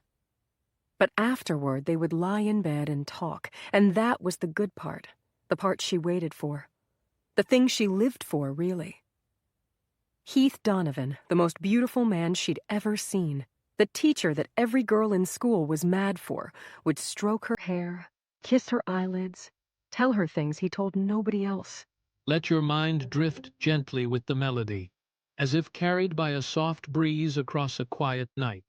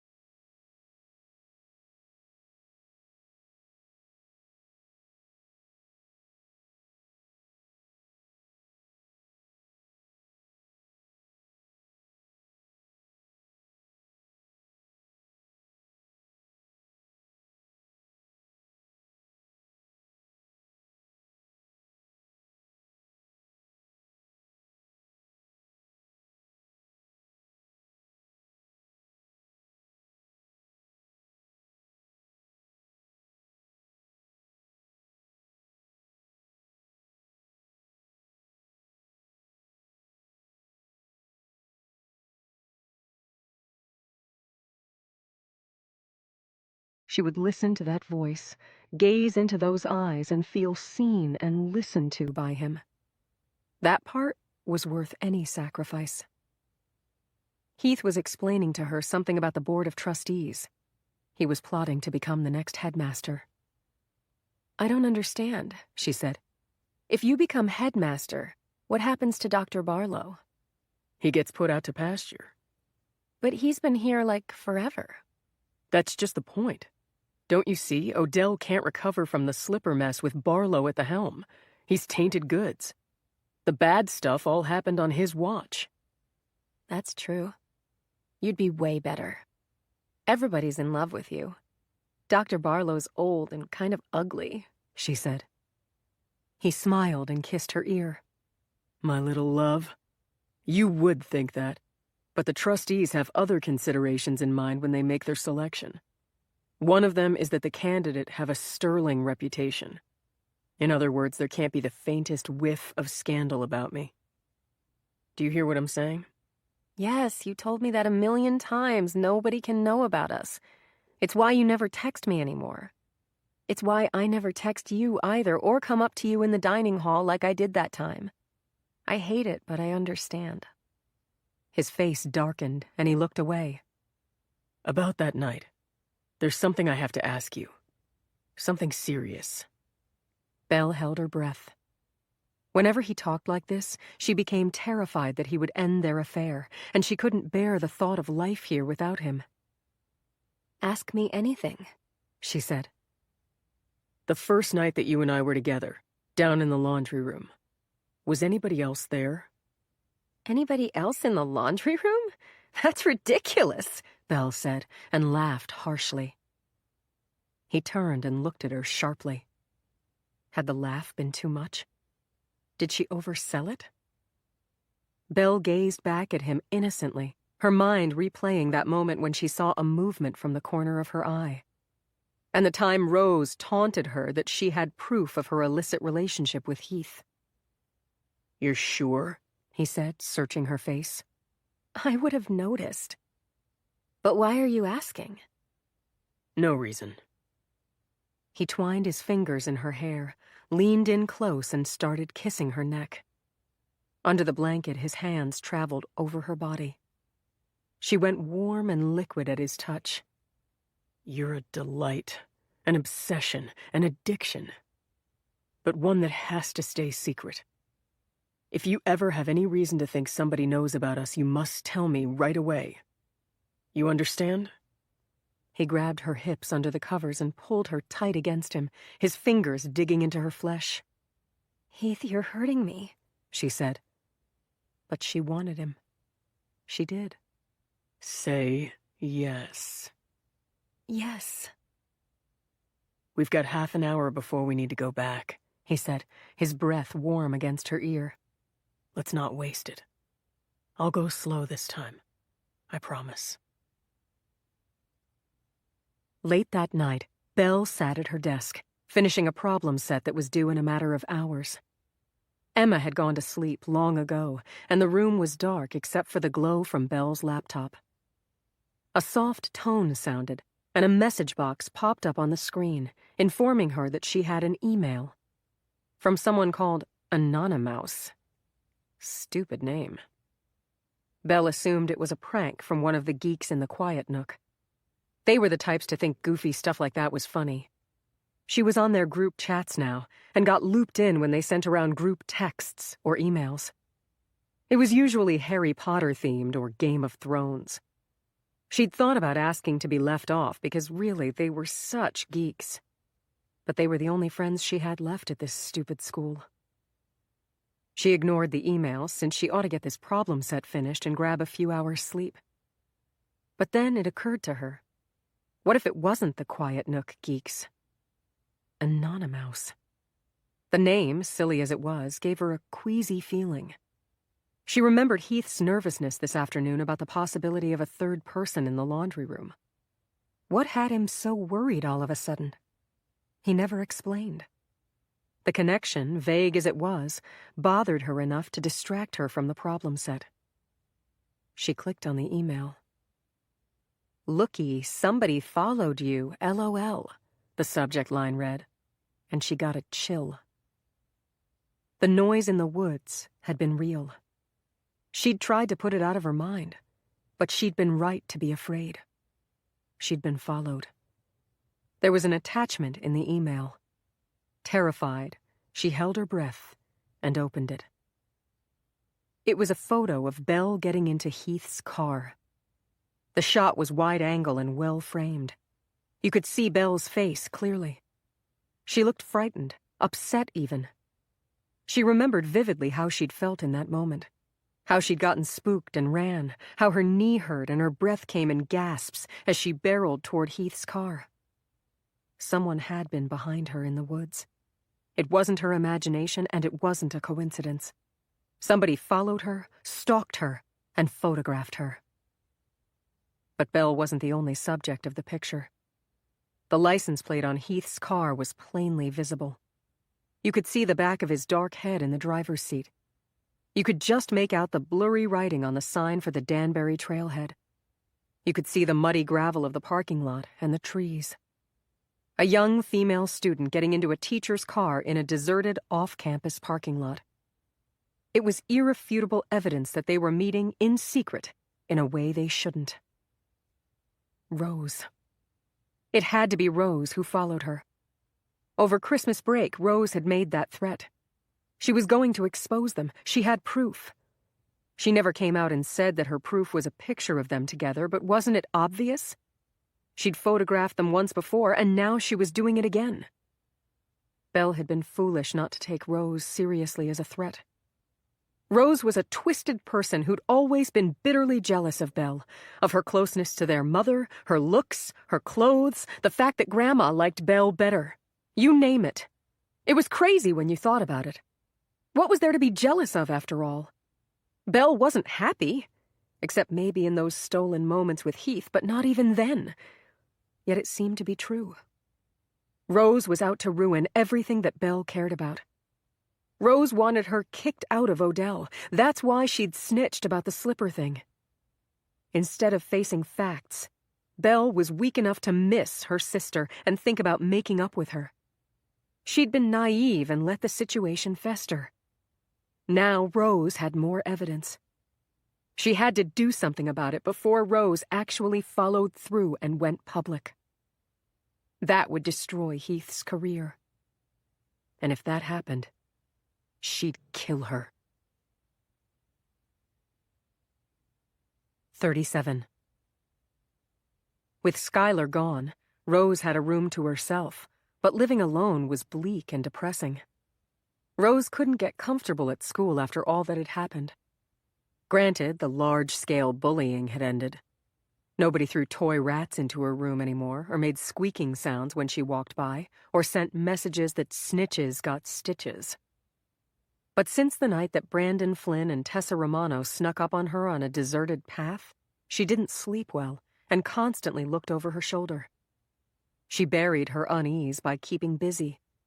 She studied hard, did lots of extracurriculars, got excellent grades, and socialized frenetically at meals in the New, as if to convince herself that she had real friends. That night, she'd been up late studying for a French test. When the clock hit 1, following a rule she'd made for herself always to get 6 hours sleep before a test, she turned out the lights and got in bed. But she took her laptop with her and reviewed flashcards online until her eyelids got heavy and closed. She was in the middle of a bad dream, being chased down a long hallway, when she felt a presence in the room and opened her eyes. Groggy with fatigue and stress, not sure if she was awake or in a lucid dream, she called out for Skylar, forgetting that Skylar was gone. There was no answer. Rose turned toward the wall and slept again. A minute passed, or 5 or 10, she couldn't have said. She became aware that someone was standing over her bed and rolled over to see a looming shape in the dark. This was real. She felt a hand beneath her blanket, sat up and screamed. "Shut up!" the intruder said. It was Belle. She'd grabbed something from on top of the blanket. Rose's laptop. Rose reached out to snatch it back. In the dark, she missed, and Belle ran out the door, taking it with her. "What the hell?" Rose said. What did Belle think she was doing? Stumbling out of bed, Rose got tangled in her blankets and stumbled, landing on her hands and knees with a thud. Why would Belle take her laptop? Did she just hate Rose so much that she wanted to sabotage her? All her work was on there. The French flashcards she'd made, the social studies essay that she'd spent all of yesterday afternoon working on. It was due 3rd period. She had to get it back. Barefoot, Rose ran after her sister. In the hall, she saw the door to the landing swinging shut. Belle was heading for her own room on the 3rd floor. Rose sprinted up the stairs after her, blood pounding in her ears, full of rage. She ran down the hall and heard the door to Belle's room slam. It must be 3 a.m. She'd wake up all of Moreland. Rose got to the door of Belle and Emma's room, panting. Rose shoved the door open. Belle stood at her desk with Rose's laptop open in front of her, paging through emails. She looked up at Rose. In the glow from the laptop, Rose saw sheer hatred on her sister's face. Where is it? Belle said. Where's what? You know. You fucking know. I don't know what you're talking about, Rose said, though in that instant she realized she did. The picture of Belle and Donovan in the laundry room. That's what Belle wanted. But why was she coming for it now, when Rose had told her about it more than a month ago? Okay, maybe not told her, but heavily implied. Yes, you do so. You know exactly what I'm talking about, Belle said. That's my laptop. I want it back. Give it to me. Come and get it, Belle said, stiffening like she was preparing for battle. Emma sat up and rubbed her eyes. What's going on? Ask her, Rose said, advancing on her sister. She stole my laptop. Give it back, Belle. You followed me, you bitch. Where is that picture? You delete it right now or I swear I'll kill you. Jesus, calm down, both of you, before someone hears. Do you want to get in trouble? Emma said. Rose reached for the laptop just as Belle snatched it off the desk. Rose grabbed the edge of the laptop and for a moment they both held onto it, wrestling back and forth. Emma jumped out of bed, her mouth falling open in shock. Stop it! What is wrong with you? Emma said. Rose managed to wrest the laptop from Belle's grip and bent over it, hugging it to her chest. Belle lashed out with her fist just as Emma stepped in between them, catching Emma on the side of her face. Ah! You hit me! Are you crazy? Emma said, her hand flying to her eye. Get out of the way, Belle said. Give me that! Belle grabbed Rose by the hair. Rose yelped and lashed out blindly with one hand, gripping the laptop tightly with the other. Without warning, Belle kneed her in the stomach, and Rose doubled over in pain, retching. She let go of the laptop and it fell to the floor with a clatter. Belle snatched at it, and Rose fell on top of her to stop her from running away with it. Belle grunted and writhed, trying to throw her off. Give it back or I'll kill you, Rose said, tears welling in her eyes as she struggled to contain her sister. This is fucking crazy. I'm going to get Donovan, Emma said, her hand still over her eye. No, Belle said. Wait. I'll stop. I'm stopping. Belle went limp beneath Rose. Rose didn't trust Belle and stayed put. Get off me, you cow. I can't breathe, Belle said. Give me my laptop and I'll get off you, Rose demanded. If you want the laptop, give me the picture. What is she talking about? Emma said. I don't know. I don't care. I hope she dies down there. Come on, Rose. Get off me, please, Belle pleaded. Here. Give me the laptop, Emma said, holding out her hand. I'm a neutral party. Emma's not neutral, Belle said. Do you want me to let you go or not? Rose said. Give it to Emma. Slowly, Belle pushed the computer out from under her stomach. Emma leaned down and snatched it up, retreating a few feet so she stood next to the door. Now you both behave or I'm going to get Donovan, Emma said, one hand on the doorknob. I don't care if you do. She's the one who's freaked out about that, Rose said, but she rolled off her sister and sat up. She was exhausted and tired of this folly. They both got to their feet, breathing heavily, each watching the other warily. What is this picture that Belle wants so badly? Emma asked Rose. A picture of her and Donovan. It proves they're having an affair. Oh my God. For real? I thought that was just malicious gossip, Emma said.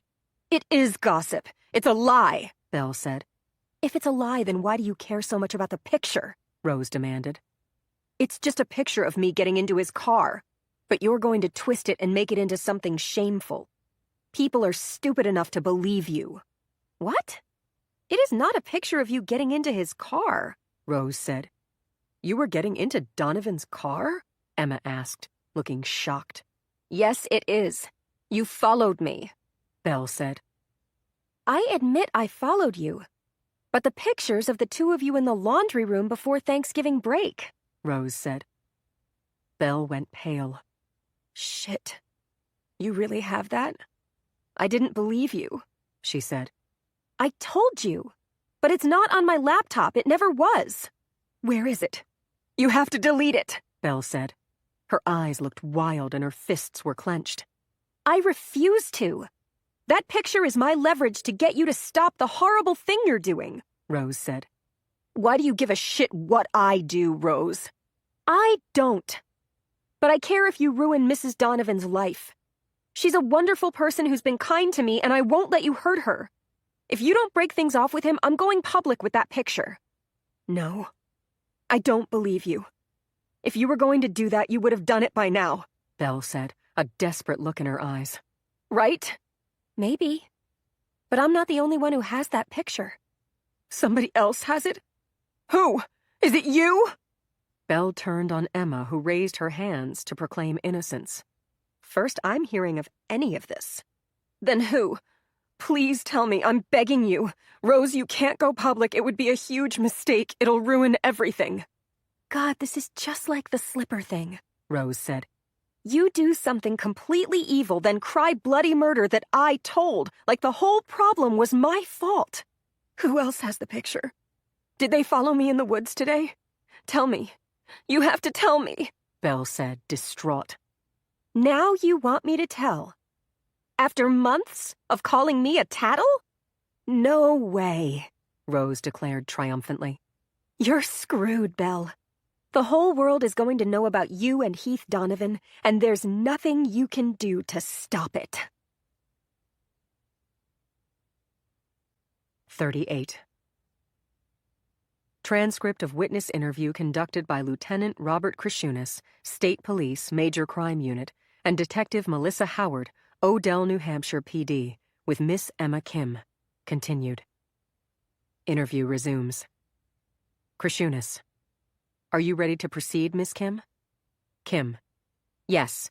I called my mom to ask for advice. And I'm sorry, but she told me I need to be careful here. Not to get mixed up in things that are over my head. Krishunas. What does that mean? You don't want to talk to us anymore? Kim. I can tell you the basics of what happened in this fight, but I'm not going to get into what it was about. Krishunas. I'm afraid I don't understand. Kim. They were fighting over something that's just very sensitive, and my mom told me to mind my own business about it, okay? She says she doesn't want me gossiping about people in authority, that I could get in trouble. The whole school knows about this anyway. An entire institution is keeping this secret. Why should it be up to me to tell? Krishunas. Tell us what? It's hard for me to evaluate your position if I don't know what ballpark we're playing in. Howard. Look, Bob, we know what this is about. Krishunas. We do? Howard. Yes. Based on what Miss Kim said earlier, right before she went to call her mom, this fight between Belle and Rose was over Heath Donovan, the headmaster. Am I right? Kim. I want to take that back. I just don't want to go there. Go ask someone else. Ask a faculty member. Ask Mrs. Donovan. I'm telling you, everybody knows about this, including her. But here's what I am willing to tell you about the fight. It was around 3 o'clock in the morning. I had a French test at 8 o'clock, and I got woken up by the Enright twins in my room, shouting and having an actual, violent, physical altercation. They were struggling over a laptop. Apparently, Belle snuck into Rose's room while she was sleeping to steal it. Rose woke up and chased her back to our room where they fought over it. Howard. Why would Belle take Rose's laptop? Didn't she have her own? Kim. She did, but there was something on Rose's laptop that Belle wanted. Howard. What was it? Kim. A photo. Howard. A photo having to do with Heath Donovan? Kim. I can't talk about that. Krishunas. Were they fighting with words, or are we talking about actual violence? Kim. Violence, yes. When I tried to intercede, Belle punched me right in the face. You see this? A black eye. It's faded now, but it was pretty bad. I've never been hit before in my life. Can you believe that here at Odell? What a nut job. Howard. Belle was the aggressor in this fight? Kim. Belle started it by stealing Rose's laptop. When Rose tried to get it back, which frankly was justified, I mean her schoolwork was on there, Belle got violent. She tried to punch Rose and ended up hitting me in the face. Then I don't remember exactly, but I think she punched Rose in the stomach. Then the two of them were down on the floor rolling around, wrestling over it. Rose ended up on top. She was sitting on Belle. Rose is, I won't say she's heavy, but she's a solid girl. Belle kept saying she was choking, she couldn't breathe, and Rose said, I hope she dies down there. It was insane. I got them to stop, but it wasn't easy. I mean, these girls were threatening to kill each other, and to me, it sounded like they meant it. 39. From anonymouse@yahoo.com to hd1234@yahoo.com. January 31 at 11:46 p.m. A fun pic for you. Hi, Heathy. It's your little mouse friend again. Told you I have eyes and ears everywhere. Some of them happen to be kick-ass photographers. I hope you enjoy this great pic of Belle Enright getting into your car. Personally, I love the framing of this because you can see Belle's face and your license plate at the same time. Naughty, naughty. More to come. Love, Anonymous. From hd1234@yahoo.com to anonymous@yahoo.com. February 1 at 12:11 a.m. A fun pic for you. I'll ask you again. What do you want? If you want to make a deal, tell me. Better yet, come out and meet me right now. If not, I'll come looking for you, and that won't be a happy ending. From anonymous@yahoo.com to hd1234@yahoo.com. February 1 at 12:14 a.m. A fun pic for you. Yeah, nice try. Meet you alone at night. I'm not stupid. You'll be hearing from someone soon with my demands. They won't say it's the mouse, but you're a smart boy. You'll figure it out. 40. February. Belle was crossing the quad, heading to her 5th period class in Founders Hall, when a text from Heath lit up her phone. It was a raw afternoon, blustery with temperatures in the 30s and ice-blue skies. She stopped in the middle of the path to read the text as students streamed by her on all sides. I need to see you.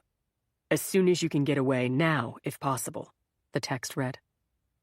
It was exactly the sort of message Belle dreamed of getting from Heath, full of desire and urgency, all the more precious since he'd gotten paranoid about texting her recently. It made her heart skip a beat and her breath come faster. She was surprised that he'd violated his own rule, but she was too thrilled to question it. She immediately wrote back. Just say when. Heart, heart, heart. B. ASAP at the Trailhead parking lot, came the reply within seconds. That would mean cutting 5th period, which would earn her an attendance demerit. Belle didn't really care about that. But meeting at the parking lot was a bad idea. Rose knew that was their spot. She'd followed them there before and had emailed her a picture to prove it. Not that Belle planned to tell Heath about that. It would upset him too much. Why parking lot? Are we driving? She asked. No. Need to see you ASAP. Office too risky, he replied. There were other places they could see each other that would work just as well and involve less risk of being seen. They could meet at Lost Lake, at the beautiful hikers' shelter that faced the water. It was built of bleached cedar and smelled of pine. Belle loved that place and often daydreamed of spending time alone with Heath there. Parking lot too visible. How about Lost Lake Shelter, 15 minutes, she texted. He said yes, and her heart leapt.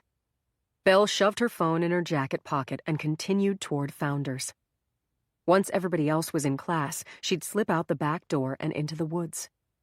She slowed her pace, pretending to stare at her phone, letting the other kids pass her by. Belle! Mia Bella! A voice called from behind her. She turned. Zachary Cuddy. Just what she needed. Hey, Zach, She said, her lack of enthusiasm apparent in her voice. Where are you headed? He asked, smiling ingratiatingly. History class. You? English. I have Renfrew. She's a bore, He said. I know. You told me that before. Did I? Hey, we should hang out. Are you busy after class? Since when do you want to hang out with me? I thought you hated me because of the Snapchat, remember? I didn't get in trouble, neither did you. It's water under the bridge. And there's something urgent I need to discuss with you. It's not a good time. He looked positively stricken, way more than was justified by her refusal. She was tired of being hounded by Zach, but he never seemed to get the message. They'd reached the grand limestone steps that led up to Founders Hall. Belle mounted them alongside Zach, pretending for his benefit that she was going to class. They joined the crowd flooding through the enormous double doors. At this rate, she would be late to meet Heath. Gotta go, Zach, Belle said, as they entered the echoing marble foyer. She waved dismissively, marching toward the back of the building. But he was right beside her. Wait a minute, where are you going? Zach said. You're in Watson's history class, right? That's on the 3rd floor. How do you even know that? You must have told me at some point. No, I didn't. Back off. I'm just curious as to why you're heading in the wrong direction. I'm going to the bathroom, okay? Satisfied? You're creeping me out. Sorry. The 5th period bell rang. Did you hear that? You'd better get to class, Belle insisted. You should too. You'll be late, Zach said. Jesus, get lost! Do I have to scream in order to get rid of you? Fine, he muttered, finally turning around and leaving her alone.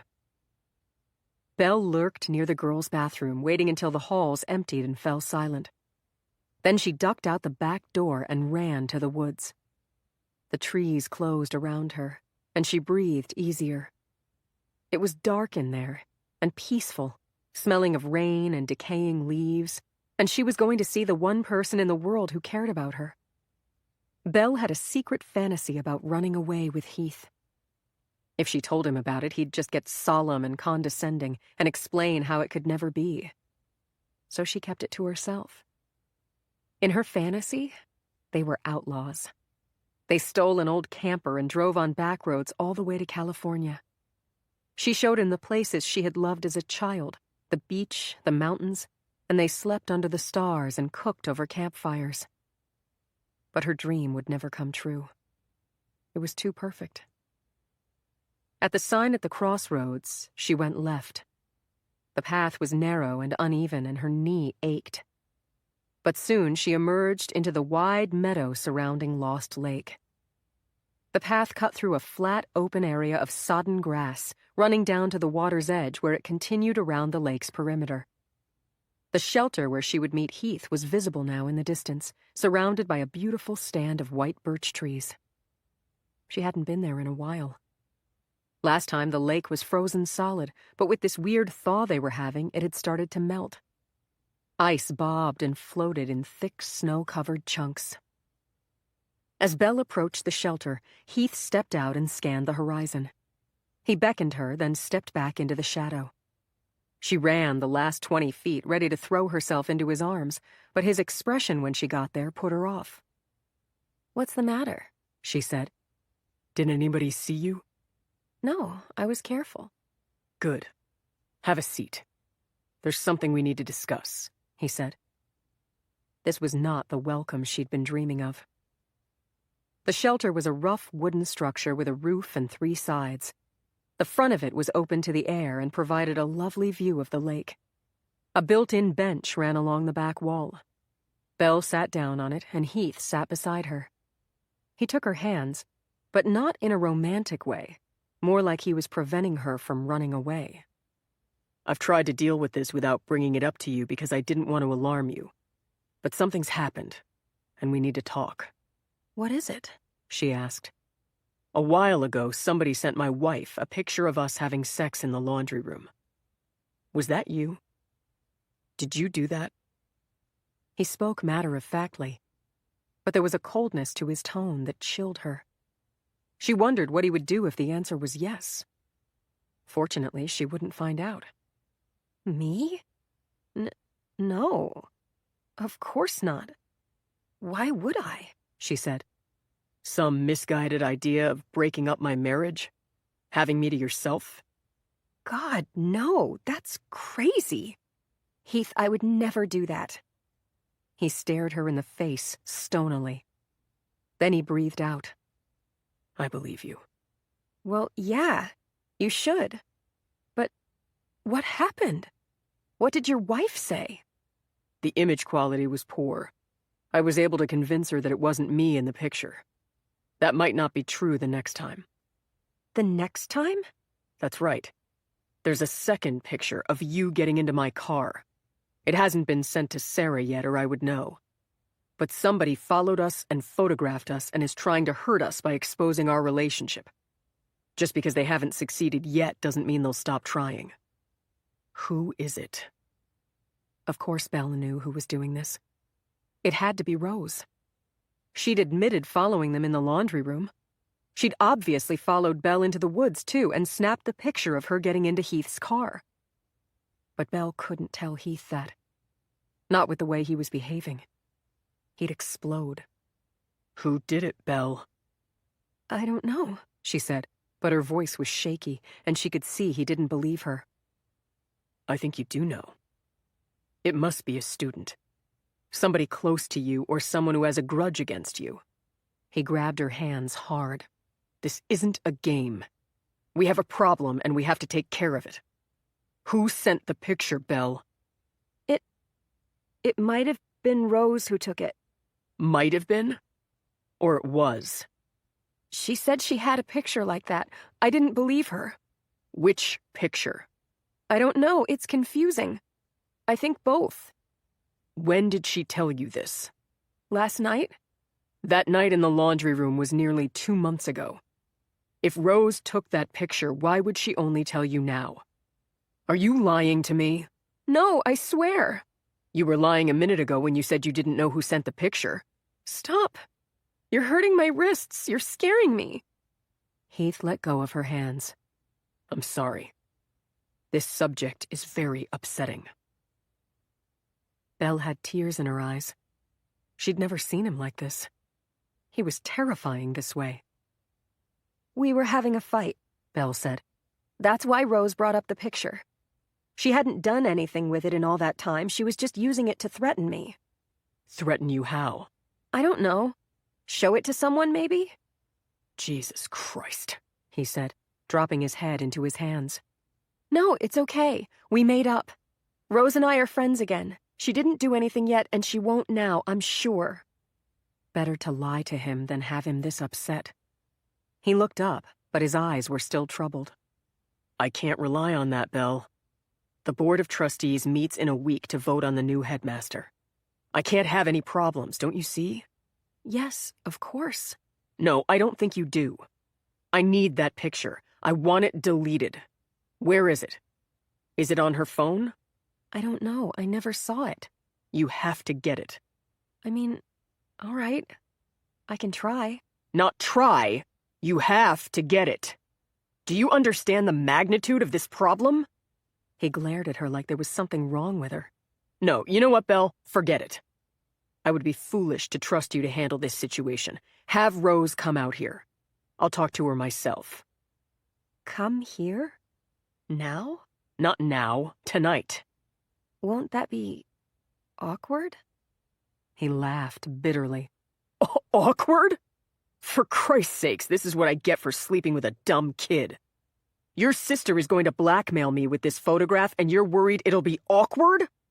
I really don't think she would blackmail you, Heath. You just told me she threatened to do exactly that to you. No, not exactly. I mean, sort of, but... I don't have time for this nonsense, Belle. I'm going to tell you what to do, and you're going to do it. Do you hear me? Her hands were shaking. All right. Here's the deal. You make up a story that will convince Rose to meet you here tonight at this shelter. I don't care what you say. Just make it convincing, and whatever you do, don't mention the photos. And don't mention my name. Got it? Okay. What time should I tell her? After check-in once it's dark.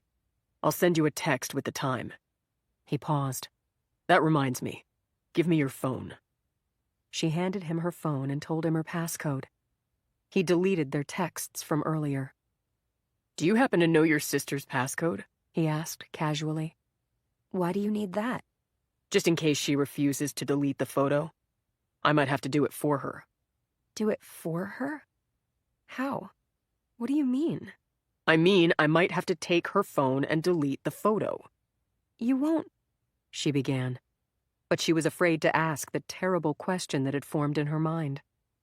Won't what? He said, standing up next to her. You wouldn't hurt Rose, would you? Of course not, baby. I just want to have an honest, reasonable conversation with her in the hope I can convince her to delete the photo.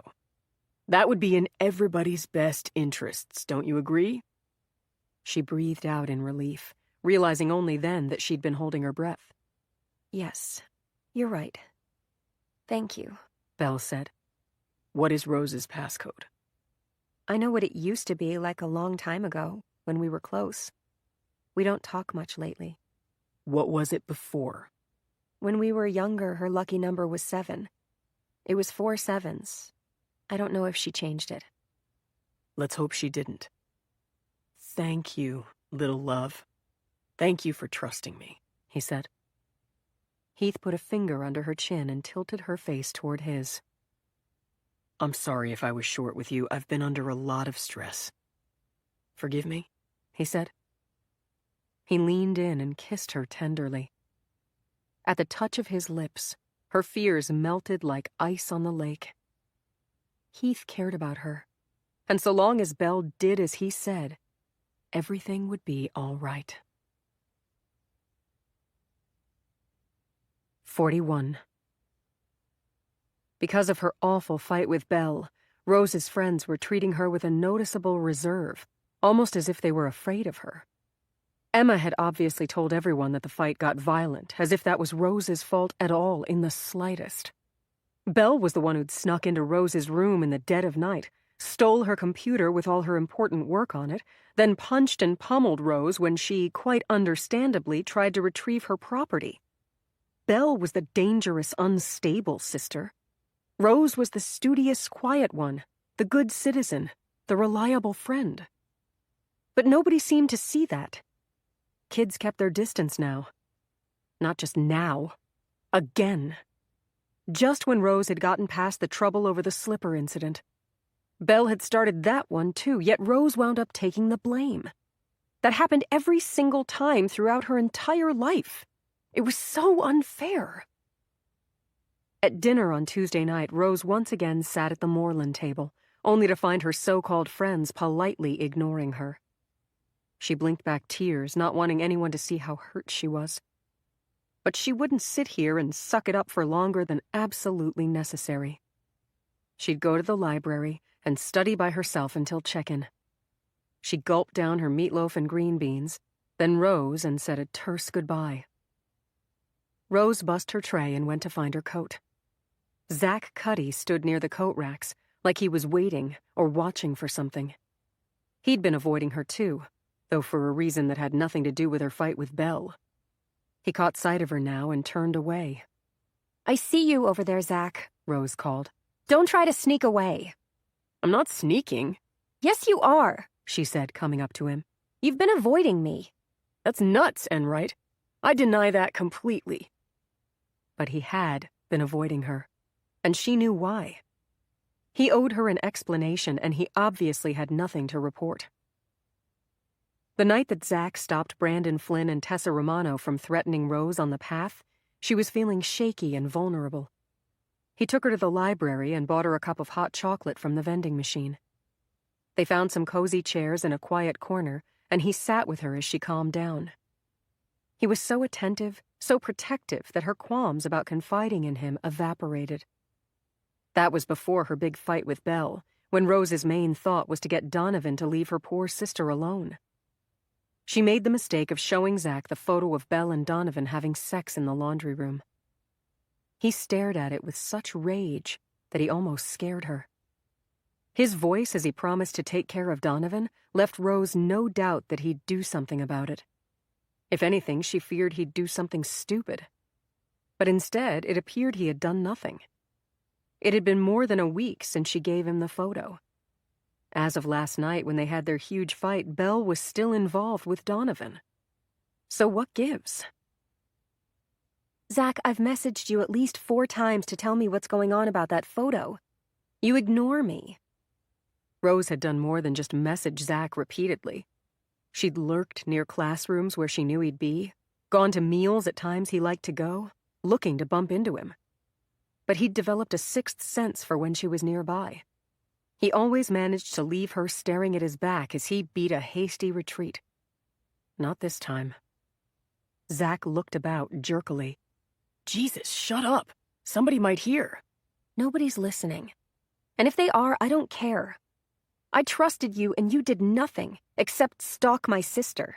You're mental. She told me about the second photo of her getting into Donovan's car. Tell me that wasn't you. What game are you playing, Zach? He grabbed her arm and pulled her behind the coats. There was an odd look in his eyes. The second photo? How did Belle know about that? I have no idea. I assumed you told her. Where is she now? He asked. She hasn't come to dinner yet. Is that why you're skulking there? Waiting for Belle? I'm not skulking, he said indignantly. I just need to know where she is. I have to ask her something. What about confronting Donovan with the sex picture? When are you going to do that? Rose demanded. Will you keep your voice down?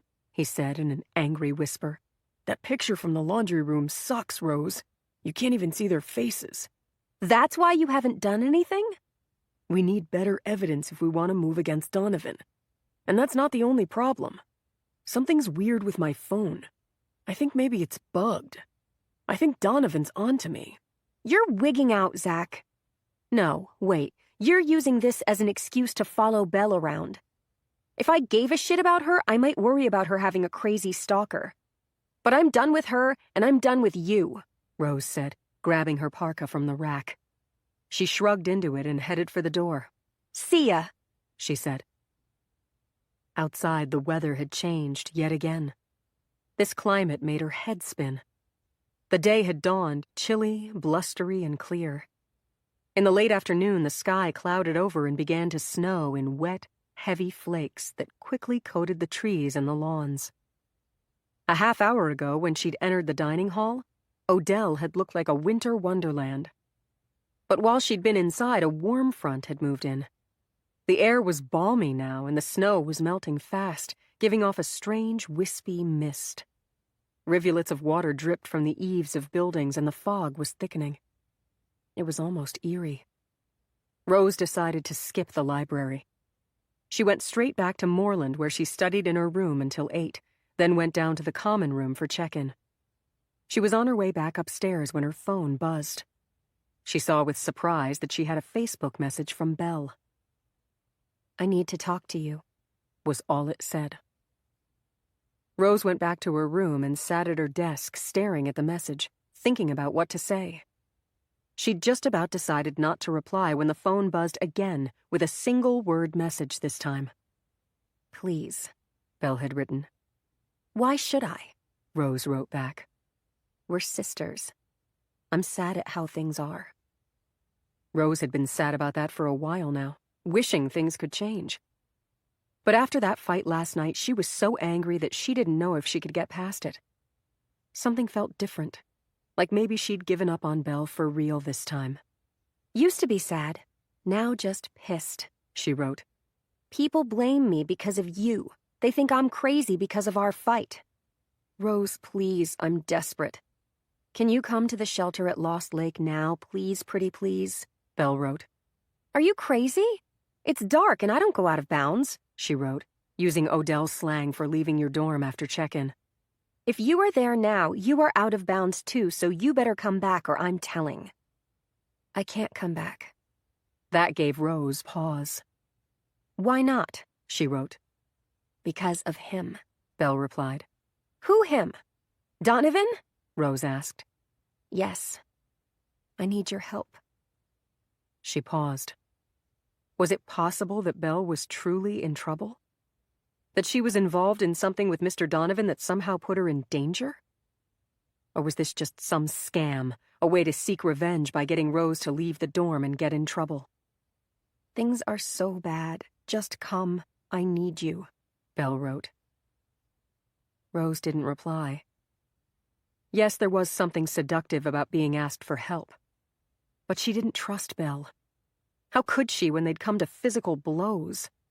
She still ached from where her sister punched her in the stomach. Rose waited, trying to decide what to do. Her phone lit up again. Please, I'm scared, Belle had written. The message gave Rose a chill.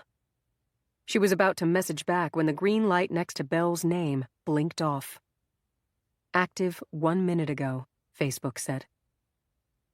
Belle? Rose wrote.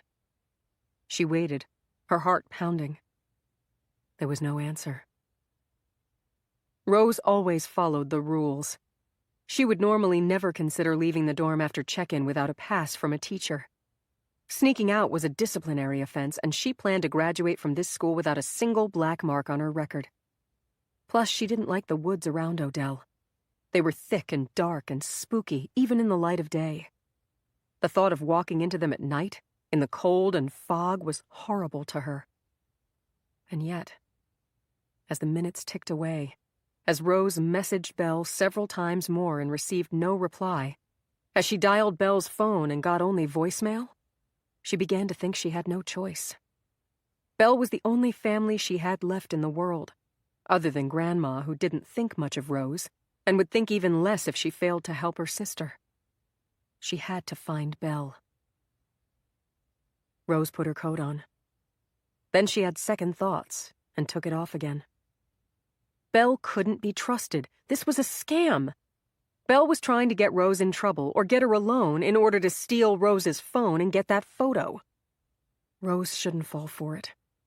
She should look out for herself and stop worrying about Belle. Everything that happened to Belle was her own fault anyway. But what if Belle was in real trouble? Rose could go, but go prepared. She would proceed carefully. Check things out each step of the way before proceeding further.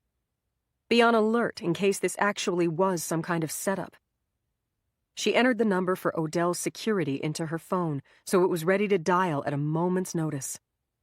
Her phone already had a flashlight, but she also downloaded a compass and a map of the Odell grounds and the adjacent nature preserve. Then she put on her coat. She was almost ready. Just one more thing. She needed a weapon. Something sharp.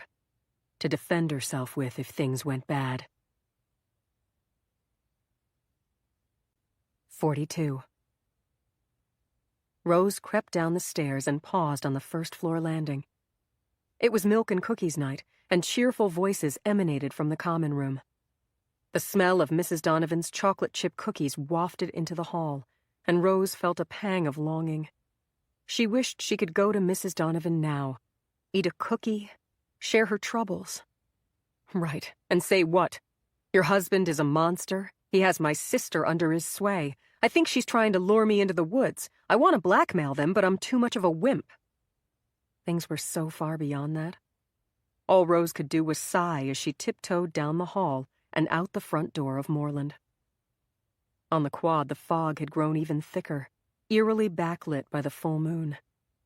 She hoped it would give her cover for sneaking out and make it less likely she'd get caught. In the event that she did, she had a story ready. She was on her way to do layout for the Lit Mag. Rose's reputation as dependable and level-headed would give her some leeway. It was unlikely any teacher would demand that she produce a pass. Avoiding the path down the center of the quad, Rose clung to the sides of the buildings as she made her way toward Founders Hall. The perimeter of the quad was dotted with gracious iron lampposts. They gave a yellow light that looked viscous against the fog. The dorms lining both sides of the quad were fuzzier than usual, as the glow from their windows dissipated in the mist. When Rose passed Founders and reached the open field behind it, the lights disappeared completely, and the night closed in. She reached the place where the path passed into a dense wall of trees, and lost her nerve. The fog was collected in patches on the ground and hung in the air. Now that her eyes had adjusted, she could see, somewhat, by the light of the moon. But the natural sounds of the night were strangely distorted. The dripping of water, the rustling of branches came at her from all sides. Rose thought she heard the crunch of footsteps behind her and whirled, her heart racing, to find nobody there. She was imagining things. She took out her phone and turned on the flashlight. Fog caught in its beam, swirling like smoke. But the cheery shine gave her some comfort. She took a deep breath, squared her shoulders, and entered the woods. Mist from the hollows under the trees engulfed her, clinging to her eyelashes, dampening her hair. A strange smell, cold and metallic, filled her senses. There was a chill in here that went beyond temperature. It floated in the air, penetrating her clothes, getting into her bones. She forced herself to put one foot in front of the other, using her phone to get her bearings, navigating in the direction of the crossroads. She couldn't afford to miss the turn. The trees were tall as buildings and met overhead, blocking the moonlight that had guided her out on the field. She kept the flashlight beam trained down at the ground in order to avoid tripping on the thick roots and sharp rocks that jutted underfoot. But that meant she couldn't see beyond its beam. If she somehow missed the sign for the turnoff, she'd wander deep into the woods and be lost as the night closed in, as temperatures plunged. She might die of exposure or be attacked by a wild animal. She could still find her way out if she turned back now. Then just ahead she saw the sign and walked up to it, shining the flashlight directly on it. The sign lit up and leached light from the path around her, making everything else seem black in comparison. Lost Lake, 1/3 mile, the sign read. The very name seemed ominous. Rose couldn't do it. She simply couldn't. She turned around and took a step back toward campus, toward Founders Hall and the lights of the quad. Then she saw it. The figure of a person on the path in the distance, standing between her and the exit from the woods. Saw him. From the height, it was a him. He moved toward her, and she heard the sound of feet crunching on icy ground. A man was following her. Her skin crawled. Who's there?" she said. The figure froze in place and said nothing. Then the clouds shifted and she could no longer see the figure amidst the trees. Was it a person? Or were her eyes playing tricks? But no, she'd heard the crunch of footsteps. That she could not have been imagining. "Is anybody there?" she said, but her voice, shaking with fear, was barely audible. Terrified to get any closer to the shape, Rose stood rooted to the path. Then suddenly she heard a scream from behind her. A long, thin shriek that rang out and hung in the fog-thick air, making all the fine hairs on her body stand on end. The scream was definitely human, not an animal. And it sounded like her sister. Rose grabbed the weapon from her pocket, whirled and bolted toward Lost Lake. She forced herself not to look over her shoulder for the figure in the woods. But she didn't need to. The crashing sound behind her told her he was real, and he was following her. Ahead in the distance, she saw a spectral glow. The opening to the meadow wasn't far. She had to make it to the meadow before he caught her. She had to get to Belle. Rose ran flat out, her flashlight beam bouncing wildly off the trees. Within seconds, she'd stumbled on a root and went down hard on her hands and knees. She got to her feet, stunned and in pain, but she was too late. He was already on her. He grabbed her from behind. He was wiry and strong. She screamed, but he clapped his hand over her mouth. She jerked sideways, got her arm free, and lashed out with her blade, making contact. He cried out in pain and let her go. She saw his outline in the moonlight. "You fucking bitch!" he said, an edge of hysteria in his voice. "Zach?" Are you crazy? What the hell are you doing? Rose said. She was breathing hard, her heart thundering. You cut me! I'm bleeding! I could cut you too, he said, clutching his hand. We have to find Belle. Did you hear that scream? She said, struggling to catch her breath. Screw her. She deserves what she gets. I'm sick of you both. His tone terrified her. Rose backed away and then turned toward the opening to the meadow, expecting that he would try to stop her. But he didn't. Instead, he turned as if to leave. Rose walked a few steps, putting distance between them. 20 feet ahead, she stumbled out into the open, onto ground squishy from the melting snow. The moon was bright, but this close to the water, the fog was thicker. Her flashlight reflected back at her like she was swimming in clouds. Her breath, harsh in her throat, made it hard to hear. She knew from having been here before that the lake was straight ahead, but she couldn't see it. She thought the scream had come from that direction, but there had been no sound since then. At least not that she'd been able to hear over her struggle with Zach. Was it Belle who'd screamed? Was she still out here? Or, God forbid, had something happened to her? Then Rose saw a light up ahead, bouncing in the fog. It was a flashlight beam. Somebody was up there. For a split second, the beam picked out a stand of white birch trees and the side of the wooden shelter, and Rose knew where she was. Belle had originally asked to meet at that shelter. Maybe she was still there. Rose walked forward. The bouncing flashlight had disappeared in the mist, but her own flashlight bounced along in front of her. Belle? She called. Belle? The lake was at her feet to the left. She saw the water, black and oily as it caught a glint of moonlight, and heard it lapping at the shore. The fog was so thick here that it seeped into her lungs, making her sputter and cough. Suddenly, she was face to face with the wooden shelter. She had almost walked into it. She went inside. There was nobody there. She shone her light all around. A dark spatter marred the back wall. She walked over to it and examined it under the light. Then she took off her glove and touched it. Her finger came away wet and crimson.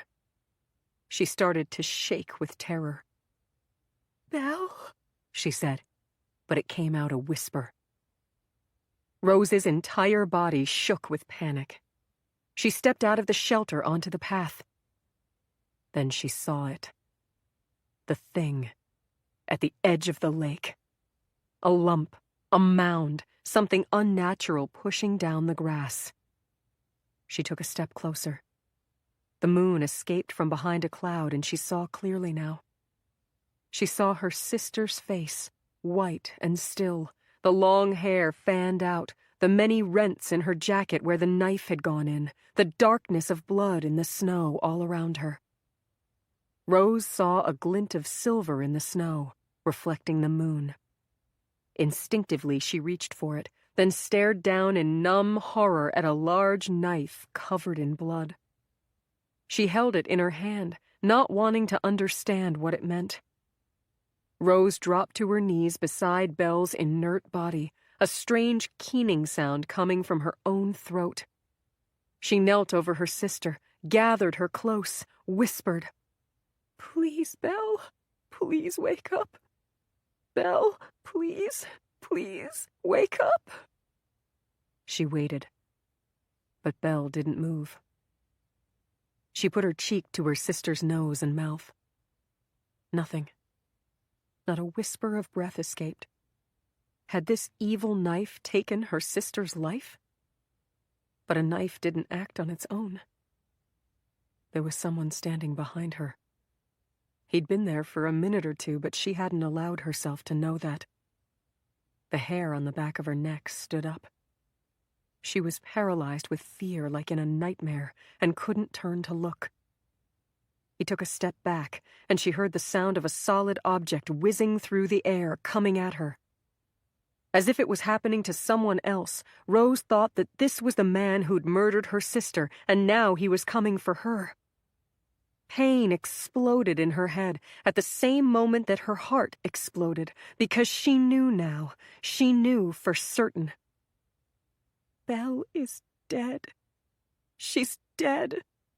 She's dead! Part 2. 43. She'd picked up a second job working as a dispatcher for the Odell security department 3 nights a week on the 4 to midnight shift. She liked it because it was quiet, and she could sit down the whole time. Her job as a cashier at the food giant had her on her feet all day. She answered the phones, took down information, and relayed it over the radio to the security cruiser on duty. The calls were always routine. Lost valuables, a car speeding on Campus Drive, that sort of thing. Staying awake was the biggest challenge. The security office was off on its own, across the enormous parking lot from the alumni gym, in a one-room brick building that backed onto the woods. It was an open plan inside, with desks for the chief and the 2 officers. She sat at the reception desk right when you walked in. On her shift, there was only her and the one security officer who worked the late shift. He was a retired cop from Massachusetts. Nice enough guy for a big city type. He came in twice a night for breaks, and they would chat. The rest of the time, she was alone. The building was old, and it creaked something awful on windy nights. Crazy thing, the door didn't lock.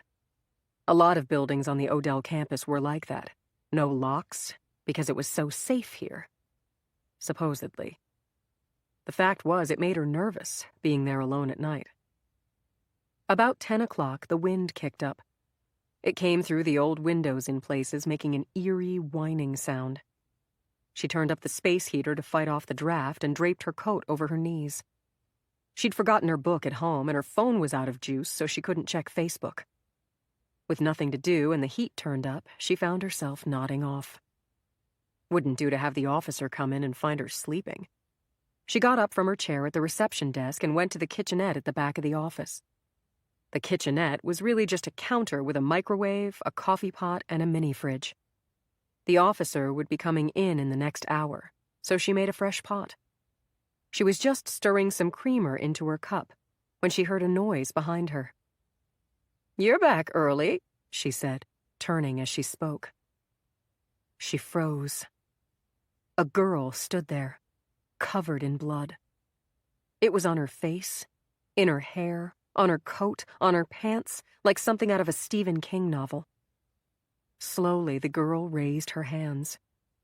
In one of them, she held a large kitchen knife, slick and red with blood. The dispatcher opened her mouth to scream. Her throat worked, but no sound came out. She thought she might wet her pants. The girl took a step toward her. "Put the knife down! Get back!" the dispatcher said, finding her voice. She held her cup of coffee in front of her, the hot liquid her only weapon. The girl swayed on her feet, her eyes oddly fixed and dilated. "So much blood," the girl said, and collapsed in a heap on the floor.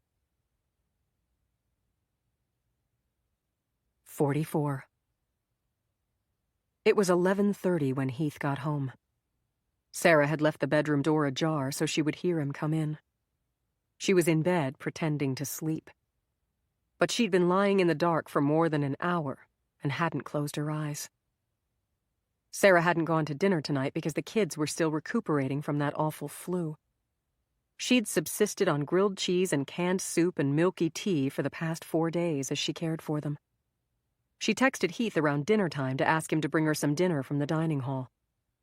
That was at least 5 hours ago. He never replied. There was a milk and cookies social in the common room tonight. Sarah had baked for it when the kids went down for their naps in the afternoon. She'd been planning to host and hadn't arranged for any other faculty member to cover for her. Heath knew that. He was supposed to come home to watch the kids. When she still hadn't heard from him by 6:45, she dialed his cell. It went to voicemail. Hey, it's me. I have to go to Milk and Cookies. Where are you? Call me." 10 minutes later, she still hadn't heard from him. She dialed his office phone. No answer. She put on a clean shirt and some lipstick. It was past the kids' bedtime. She'd been planning for Heath to put them down. She couldn't leave them, not even to go down the hall. She tried getting them into the stroller in their pajamas. Scotty whined and fussed. Harper fought her, bouncing up and down and kicking.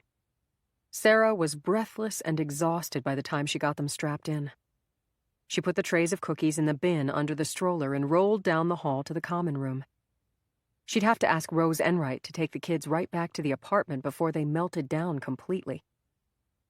There were about 20 girls in the common room tonight, but Rose was not among them.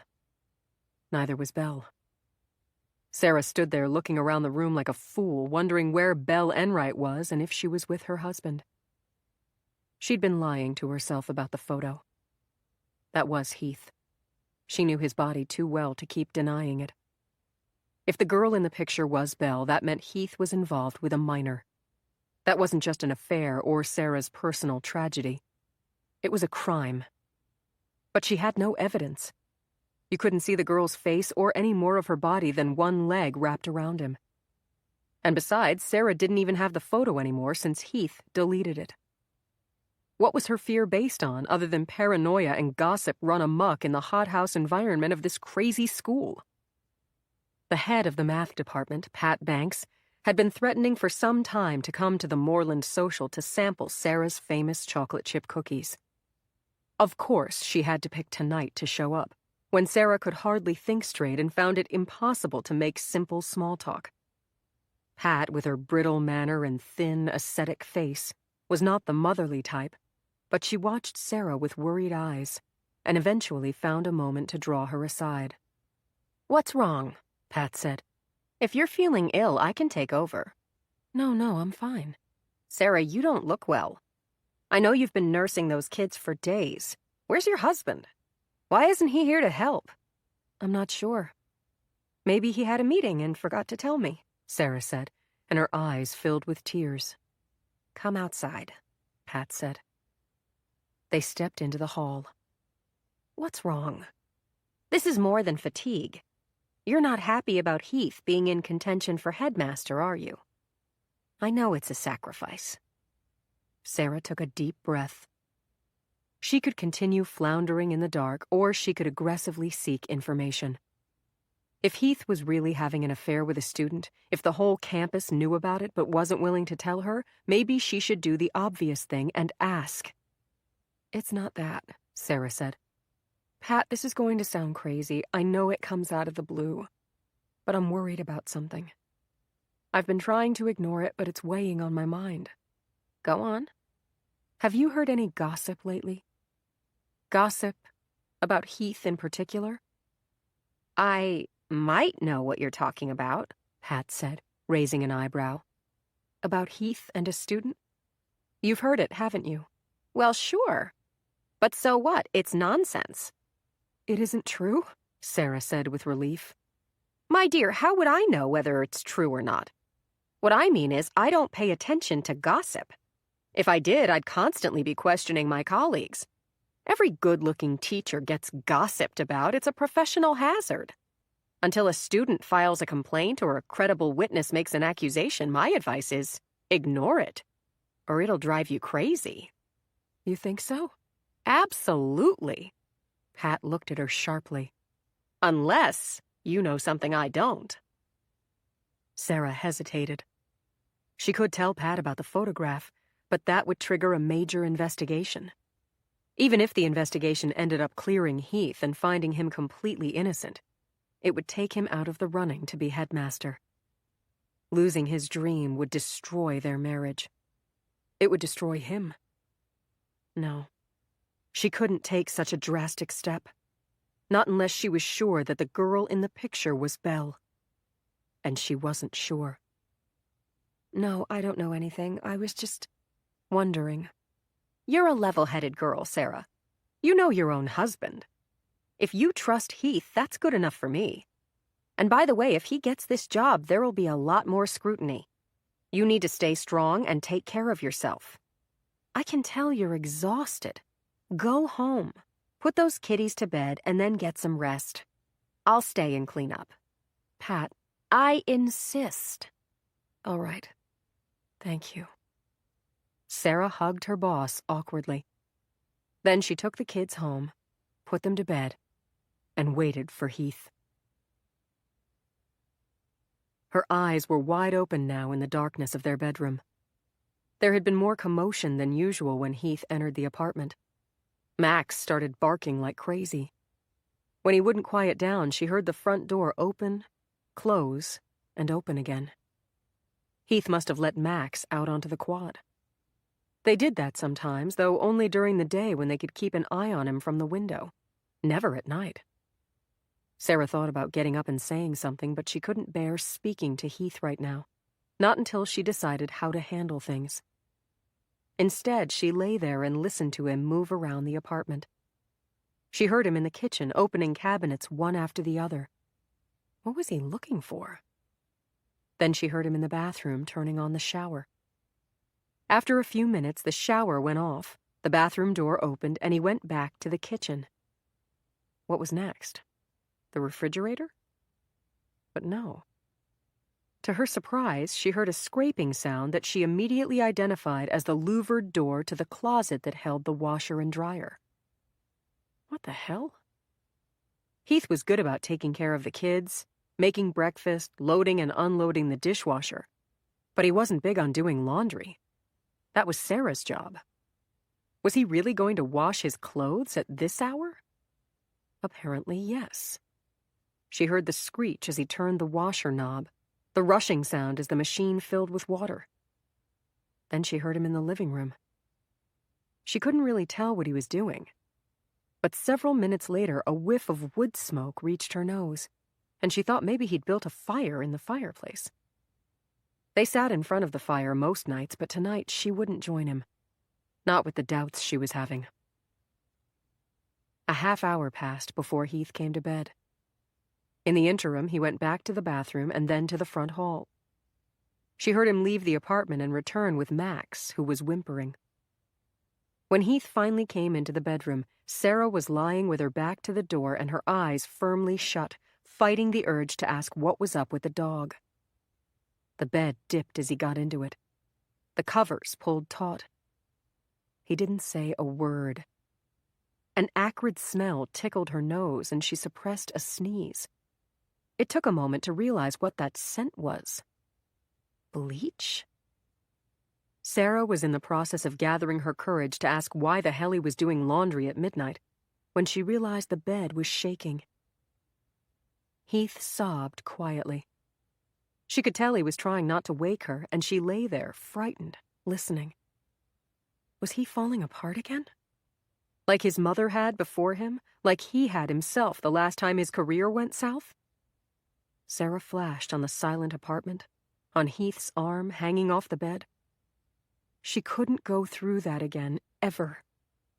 This time she would know the signs. She would ask him to get help. She would say something. Now. "Heath," she said. "Are you all right?" He turned toward her and buried his head against her shoulder. She held him as he cried. "I'm so sorry, baby," he said through his tears. "Sorry for what?" she asked, her voice cold. Was he about to admit to cheating?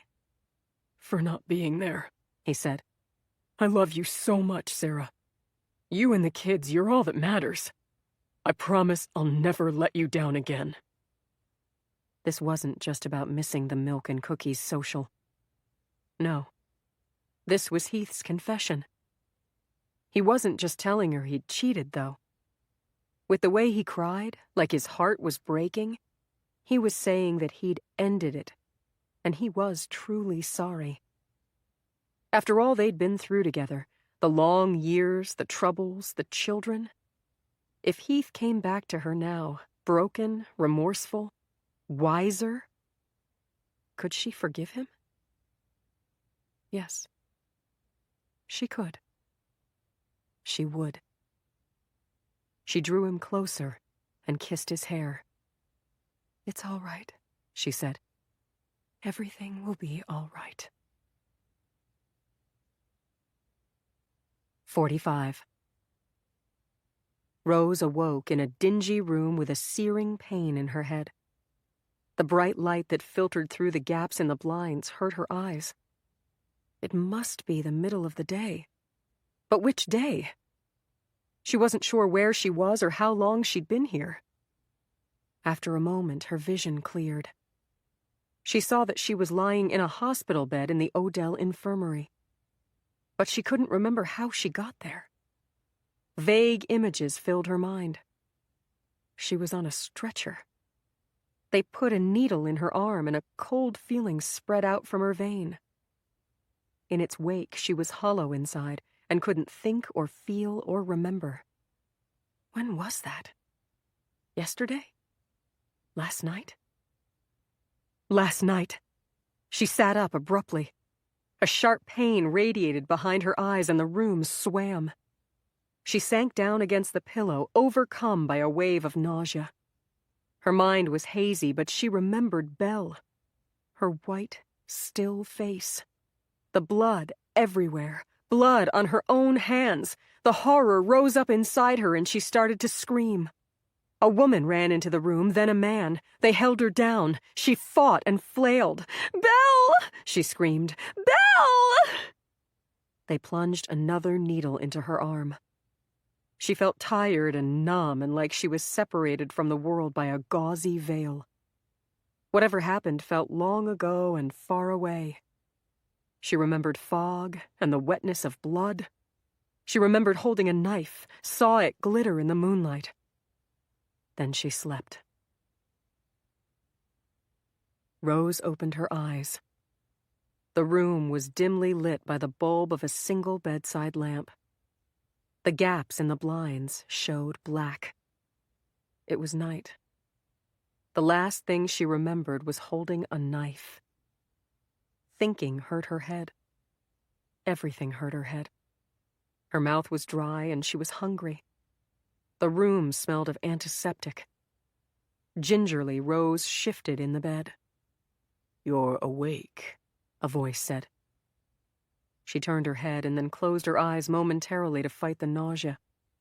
When she opened them again, she saw her grandmother sitting in a chair, her phone lighting her in a circle of darkness. Somebody stood behind her. A phone, a light, the path through the woods. A man behind me. The man. She wanted to scream. She had screamed then. There was a man here now. "I'm going to turn on the overhead light so we can see each other," he said. His voice was familiar. "Please, no," Rose said. Her own voice sounded funny to her ears, thin and reedy and weak. Carefully, she touched the spot on the back of her head where the pain lived. A knob the size and shape of an egg protruded from under her hair, which was dry and crusty. Blood? Putting pressure on the tender spot made Rose feel sick. The man flipped on the overhead light anyway. The glare seared Rose's eyes and she cried out. He switched off the light and opened the door to the hall. A bright yellow bar fell across the foot of the bed, but it didn't reach Rose's eyes. "Is that better?" he asked. It was Warren Adams, Grandma's lawyer/boyfriend. His presence didn't reassure her. Belle had always said he wanted them out of Grandma's life so he could have her to himself. "Belle!" "Yes." "I'm glad to see you so alert, Rose," Warren said, going back to stand beside her grandmother's chair, putting a hand possessively on her shoulder. Grandma wouldn't meet Rose's eyes. "We need to have a serious conversation, Rose," Warren said. "The sooner the better. If you're able, I propose we do that now." "I'm not feeling very well." Rose looked down and saw that she wore a hospital gown. What happened to her clothes? She remembered blood. So much blood. Had that been real or a terrible dream? She pulled the blanket back. "Why am I here? What happened?" Rose said, a bubble of hysteria rising in her throat. Her grandmother made a small, frightened noise. It was Warren who answered. "You don't remember?" "Were you there?" Was I where? I remember being outside at night and it was foggy. A man was there. Was it you? Me? No, of course not. I saw Belle. She looked hurt. Someone was behind me. I don't remember anything after that, or really even much before that. Rose paused, a terrible thought forming in her mind. Is Belle all right? You don't remember what happened? No. Your sister is dead. She was murdered last night, Warren said. As she struggled to process his words, life with Belle passed before her eyes. My sister. My twin. No, no, no. Lying in bed with Belle, comforting each other after Dad died and they moved west. Playing in the courtyard of the apartment building in the shade of the palm trees. Riding the bus together to a new school. They grew apart but then came back together when their mother got sick. Rose remembered the night their mother told them. She remembered holding on to Belle as they cried. For all their differences, they had turned to each other. They had come east, to live with Grandma, to go to Odell, together. Belle was her only family, the only person who truly knew her. But then Belle took sides against her, and they fought terribly over... what? Such a waste. She loved her sister more than she loved anybody in this world. And now Belle was... dead? Dead? How? Rose asked. I'd like to ask you that, Warren said, but I won't. You're in serious legal trouble, and the less you say, the better, even to us. Legal trouble? Why? Rose asked, gulping for air. She found it hard to breathe all of a sudden. I would think that's obvious, given what happened last night. I said I don't remember what happened. Didn't you hear me? Rose hated this man. His coldness, his condescension. Why wouldn't her grandmother speak or look at her? Grandma, Rose said. Warren touched Grandma's shoulder again. It was a hushing sort of touch that said not to worry her pretty head because he had everything under control.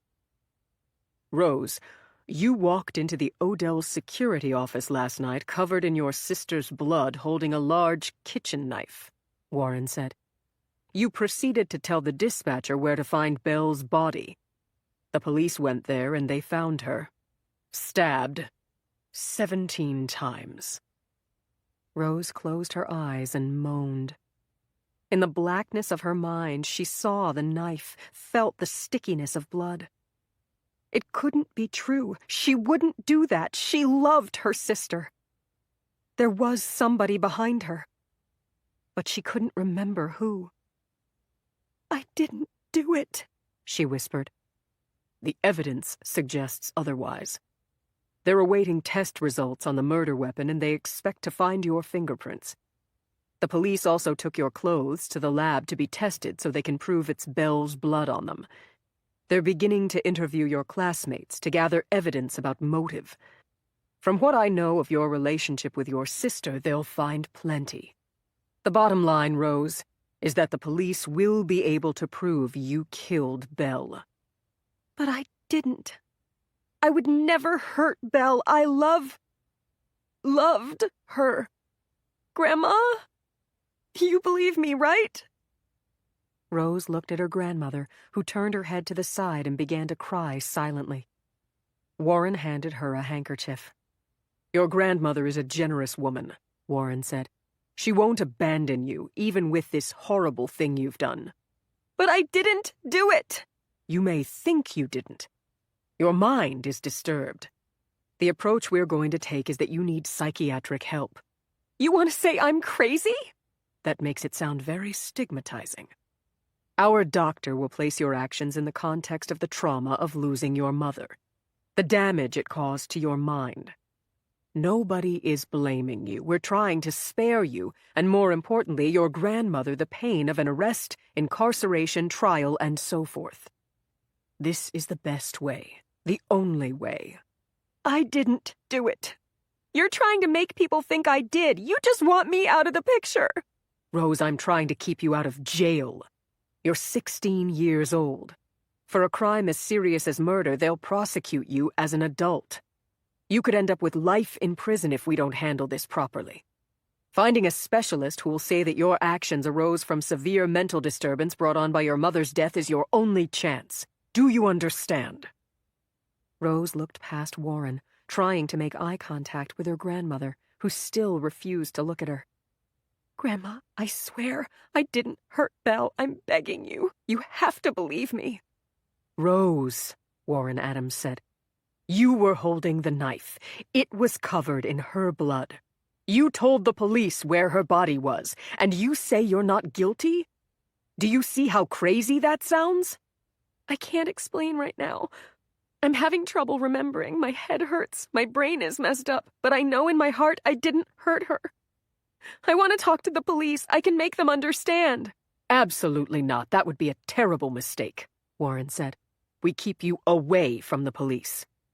They let you stay in the infirmary because I convinced them you're injured and incoherent. The second you start talking, they'll see that's not true and lock you up. Do you understand? But I'm not crazy. Grandma turned and finally met Rose's eyes. Her face was sunken and wet with tears, and she looked much older than the last time Rose had seen her. Rose, your mind is disturbed, Grandma said. I blame myself for not realizing. If only I'd seen it, I could have gotten you the help you needed, and your poor, sweet sister would still be alive. I won't abandon you, Rose, but we both need to follow Warren's advice. He knows what's best. Grandma, I'm innocent. Grandma made a strangled sound and buried her head in her hands. Then she got up and left the room, without a hug, without trying to comfort Rose, without even saying goodbye. Rose, your grandmother is very upset. They woke her with the news in the middle of the night, then we drove up here from Connecticut to identify Belle's body.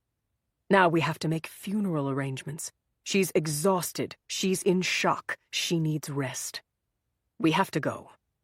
I'll be back tomorrow with the psychiatrist. Don't talk to anybody without consulting me. You understand? Not the police, not anybody. No. Please, Mr. Adams, wait! Warren ignored her and walked out, pulling the door closed behind him. Rose heard a brief staccato of voices from the hall. Then the lock turned. They'd locked her in. Hysteria built inside her until she thought she might scream. But screaming would only bring the nurse and the needle. Her sister was dead. They thought she was the killer. Her own grandmother believed she'd murdered her twin. If everyone believed it, could it be true? She needed to think clearly. Rose remembered holding the knife, seeing its deadly glimmer in the moonlight. She remembered being angry to the point of hating Belle and picking up a sharp object, an X-Acto knife, and putting it in her pocket. She went to the lake with a knife in her pocket. Not the same knife that she remembered holding later. Where did that one come from? Had she killed her own sister? Was it possible? She lifted the covers again and held up her hands before her eyes. She remembered seeing her hands last night covered in blood and started to shake. And she remembered something else. The man standing behind her. The memory felt so real that it sent a convulsion of fear through her body. He'd been holding something hard, a stick, a baseball bat. She remembered the sound as it cruised through the air, the crack as it connected with her skull, the explosion of pain and darkness. She touched the raw, crusty spot on the back of her head. The bump was real. He was real.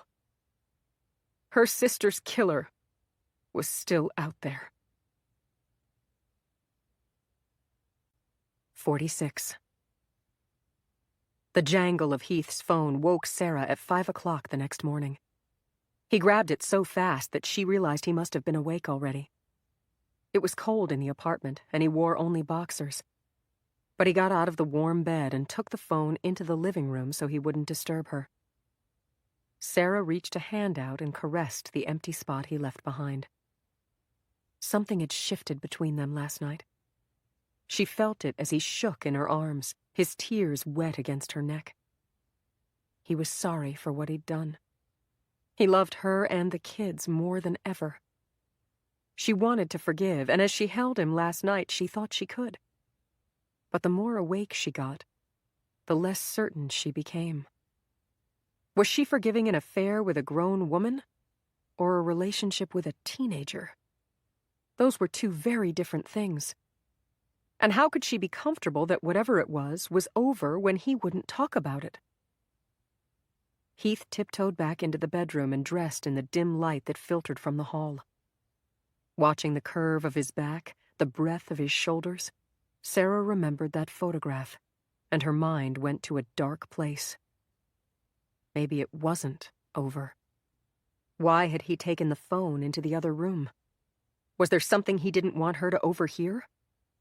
The possibilities weighed on her mind. Heath sat on the bed and put on his shoes. He was leaving. At 5 a.m. "Where are you going?" she asked, the panic rising in her voice. "Who was that on the phone?" Her throat was raw and dry. She noticed for the first time that her eyes burned and her head hurt. Was she getting the virus on top of everything? "It was Simon. There's some sort of emergency," he said. "What emergency?" "I don't know. He didn't give details. Get some sleep." He kissed her on the forehead. She watched him go with a hollow feeling inside her. Sarah pushed the stroller across campus toward the daycare. It was the kids' first time back since getting sick, and they were out of sorts. It had turned bitterly cold again. Sarah pulled the plastic weather cover forward to protect them from the wind, which made Harper whine that she couldn't see and Scotty try to kick it off. "Leave it be," she said, more sharply than she'd intended. Sarah hadn't taught in nearly a week, hadn't checked in with the substitute to find out what material had been covered, and hadn't reviewed her lesson plans. Heath had been gone for 3 hours, and he didn't answer when she texted him to ask about the emergency. Her eyes stung from the cold, her head pounded, her throat hurt.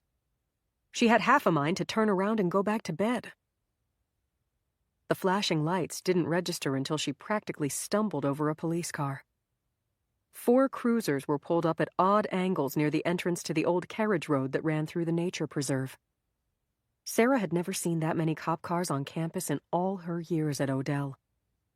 2 officers stood together, leaning on the front of a cruiser, consulting a map.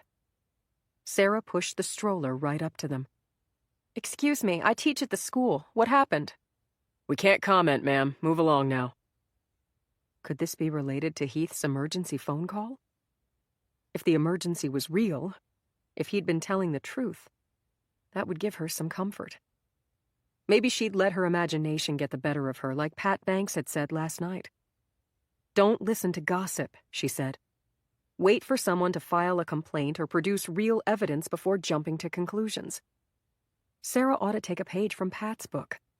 Be rational, skeptical. Life would make more sense then, or at least be easier to bear. At daycare, Harper ran right in, but Scotty kicked and hit Sarah as he resisted getting out of the stroller. Allison, the director, had to come outside and help her wrestle him through the door, then out of his snowsuit as he screamed the entire time. Sarah felt like the world's worst mother for leaving him.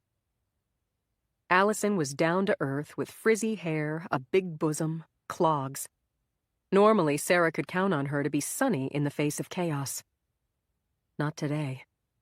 "Are you sure he's ready to come back?" Allison asked sharply, after Scotty's small, pummeling fist caught her on the side of the head. "It's been 5 days. He's been fever-free for 24 hours, Sarah said, but she was having her doubts. "We're short 2 teachers because of the virus. We don't have a lot of bandwidth to deal with meltdowns." "I think he'll be fine once he settles in. But if not, call me and I'll come get him."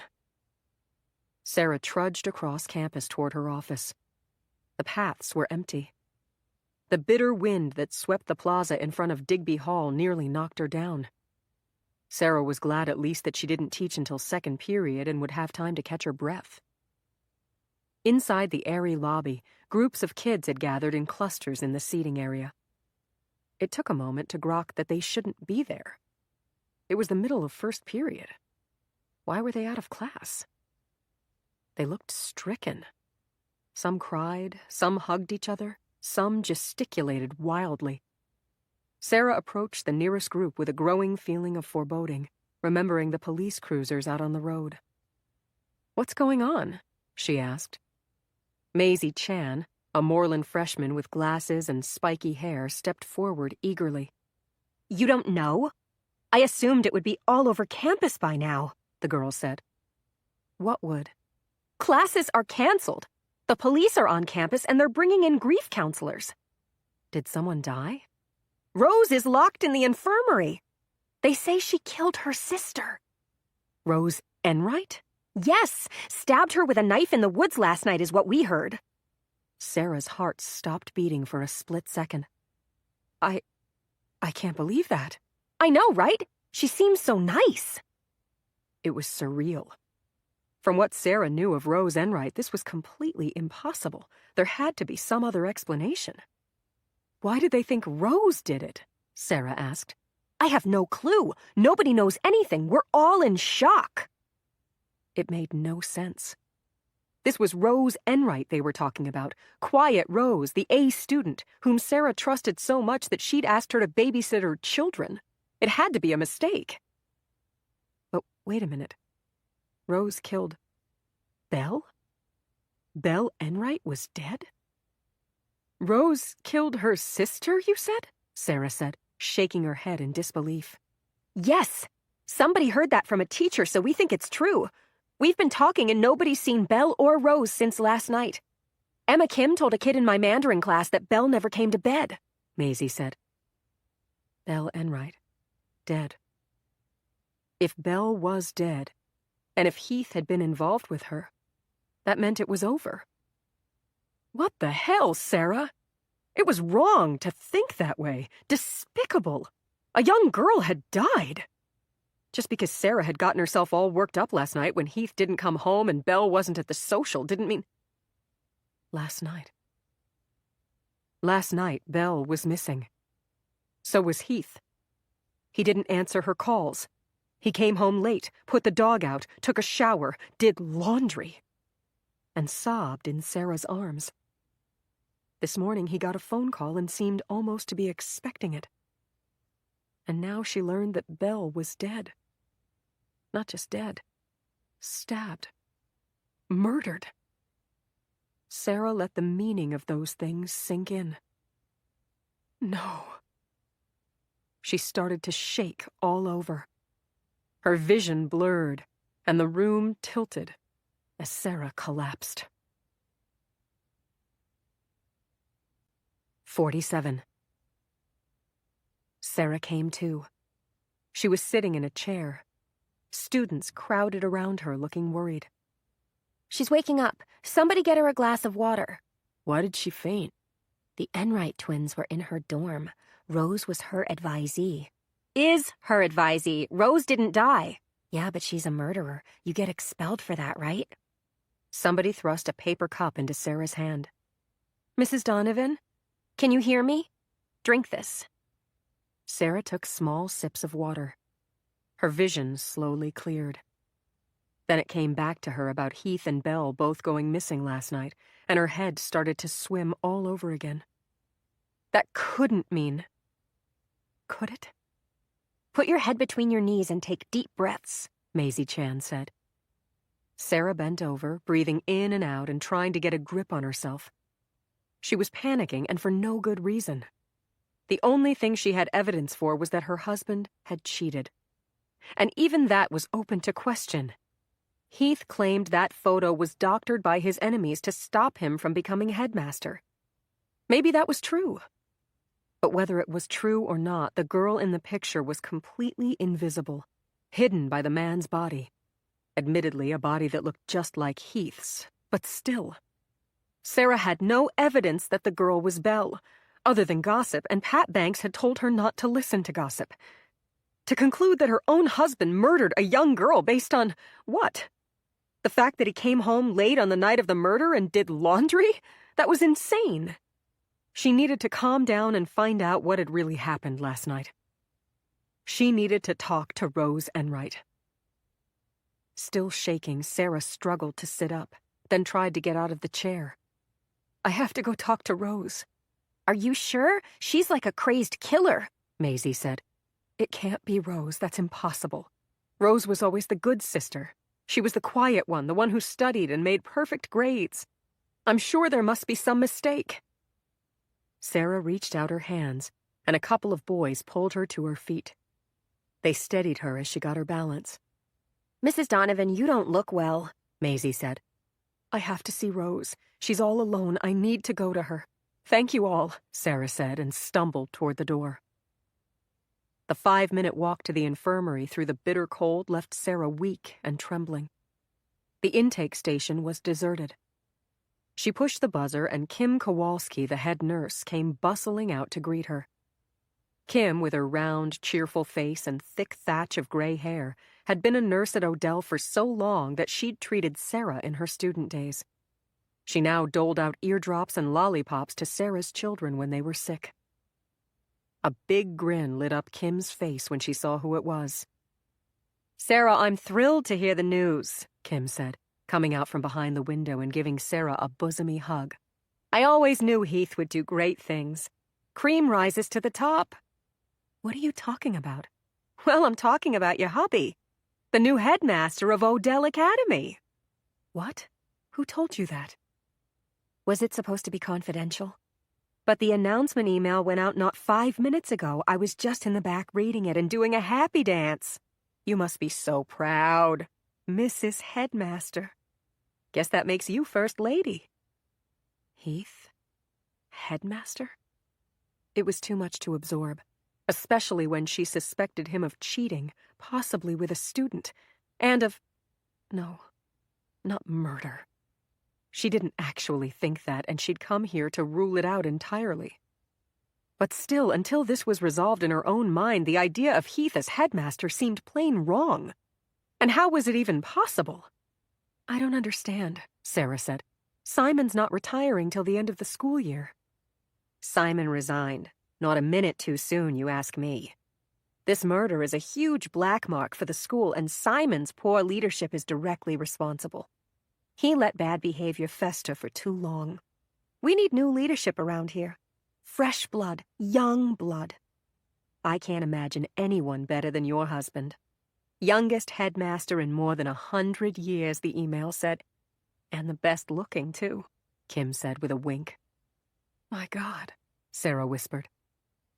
Belle Enright was dead, and Heath's dreams were coming true.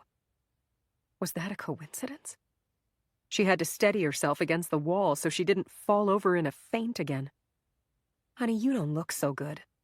Here I am, gabbing away and not realizing you got the bug. That's why you're here, right? Oh, no, I came to see Rose Enright. Why would you want to see her? Kim said, her face clouding over.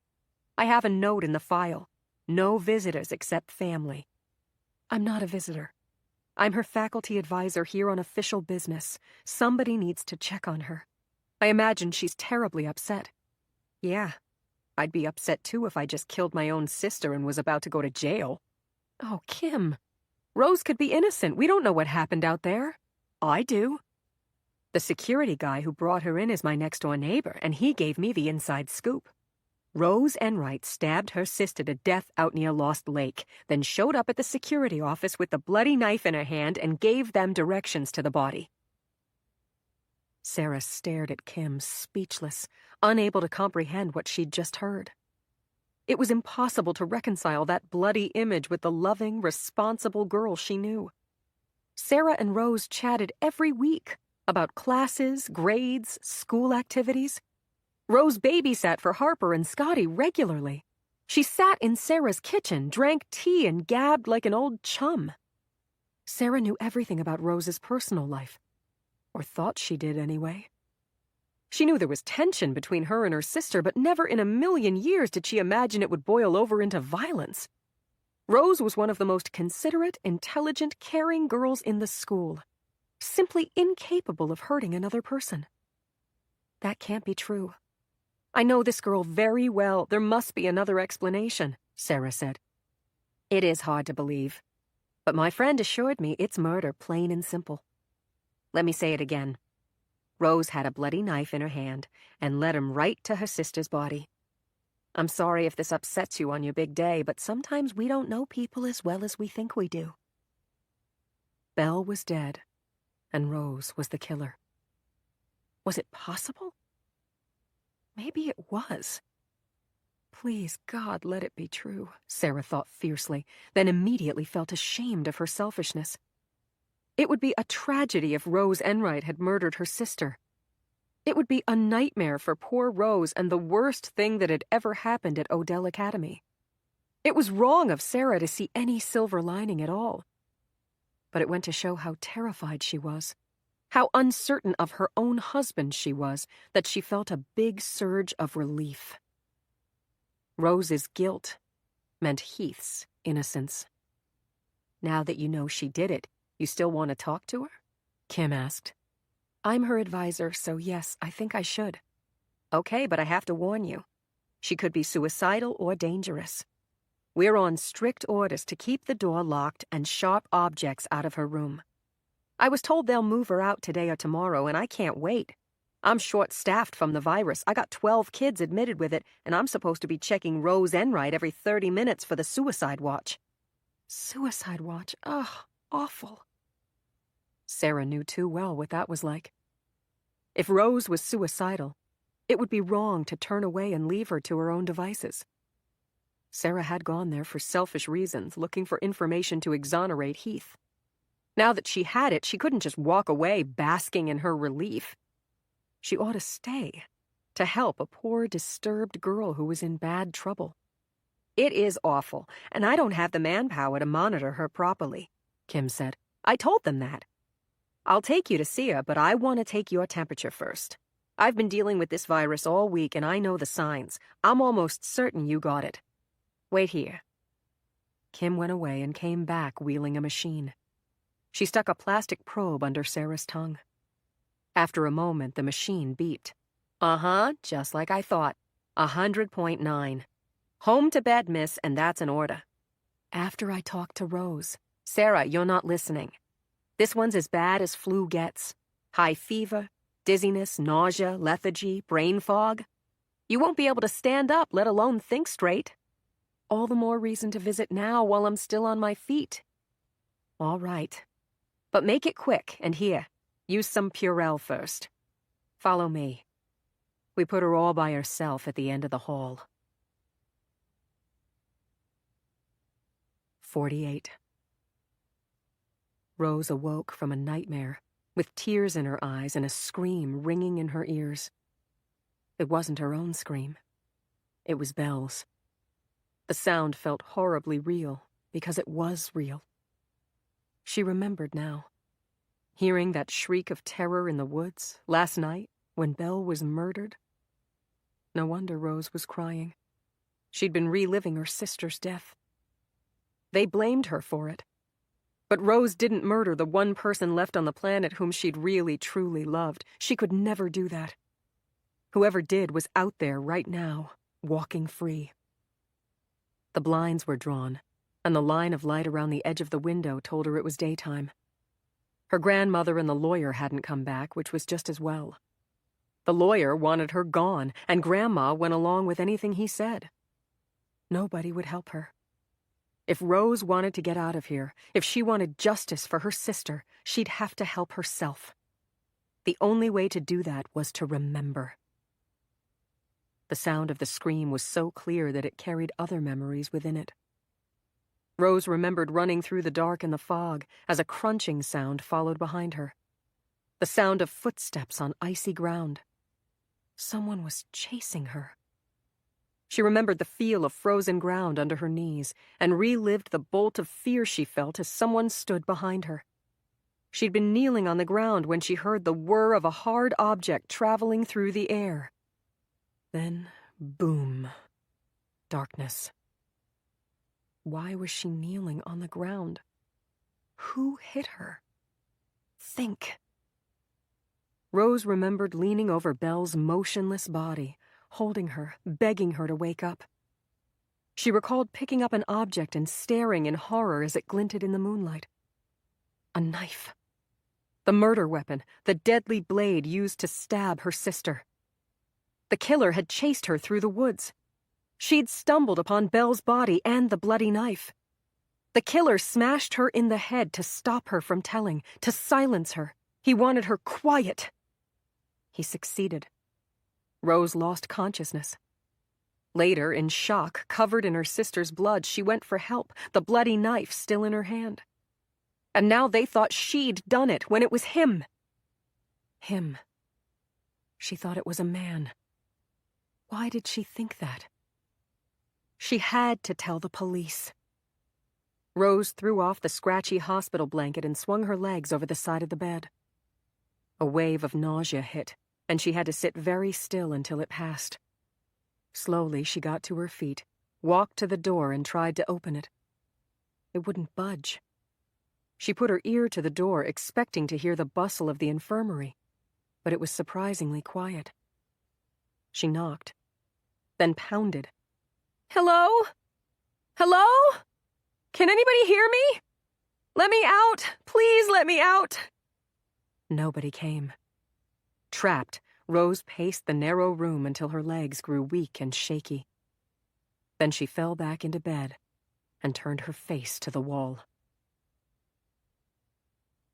Rose had been languishing for what felt like hours when she heard a key turn in the lock. "I need to check her before you come in," the nurse said to someone behind her, stepping into the room. As the nurse took her vitals, Rose vowed not to tell Grandma and her lawyer what she'd remembered. They'd only accuse her of lying, or worse. No, she needed to find a way to get out of here and talk to the police on her own without them knowing. "You can come in now," the nurse said. "I'm going to lock the door while I get her a breakfast tray. I'll be back in 10 minutes to let you out, okay?" Rose looked up to see Mrs. Donovan standing on the threshold. "Is it okay if I come in?" Mrs. Donovan said with a concerned look on her kind face. "I just wanted to check on you, but if you're not up for a visit, I'll come back some other time." "Is it okay? Are you kidding me?" Mrs. Donovan was the one person in the entire world Rose trusted to help her. She wanted to turn back time, to go back to her afternoons in Mrs. Donovan's kitchen. If only she could taste the chocolate chip cookies again, hold that adorable baby in her lap, hear the thump of the dog's tail. If she could stay forever in that moment, if none of this had happened, if she could live a normal girl's life, then things would be all right.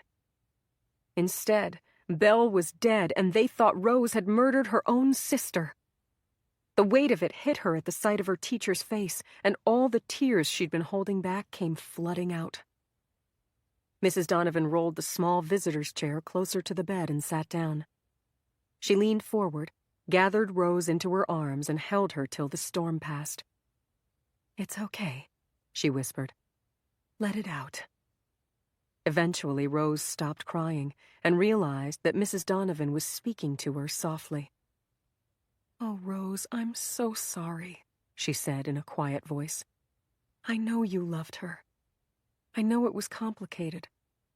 Sometimes we do things we can't explain. You need a friend. I'm here to listen, not to judge." Rose looked up in shock. "You believe them? You believe that I murdered Belle? What did they tell you?" "We don't need to talk about that now. You're upset." "I am upset because I didn't kill my sister.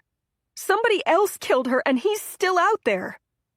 "But that's not possible," Mrs. Donovan said in an oddly strangled voice, her eyes wide with fear. "They say you were covered in blood, that you had a knife in your hand." "That part is true. I was in the woods searching for Belle. But when I found her, she was already dead." Rose told her story in a fierce rush. The footsteps behind her as she heard Belle screaming, running through the fog, finding the body, kneeling over her dead sister, holding her, begging her not to die. But she was gone. Seeing the knife, staring at it in horror as she felt the presence of the killer behind her. Then the whizzing sound as he struck her in the head. Everything went black, Rose said. When he hit me in the head, I lost my memory. That entire night vanished like it never happened. But then I woke up this morning and I remembered. I'm remembering even more talking to you now. He grabbed me just when Belle screamed. I lashed out and cut him and he let me go. You cut him? With the knife? Rose stopped short. She had a vivid memory of picking up the knife from the ground as she knelt beside her sister. But that was later. So how was it possible? No, I found the knife later, she said. Let me think. She stared at the wall, willing her mind back into the fog and the fear. And suddenly, she knew. I had an X-Acto knife. I took it from my room because I was afraid to go into the woods alone at night. If you were afraid, why did you go? Because Belle texted me and begged for help. Help with what? I can't remember. Oh God, where's my phone? Rose looked around frantically. She sat up on the edge of the bed and fumbled in the drawer of the bedside table. It was empty. Gingerly, she walked over and threw open the door of the small wardrobe, which was empty too.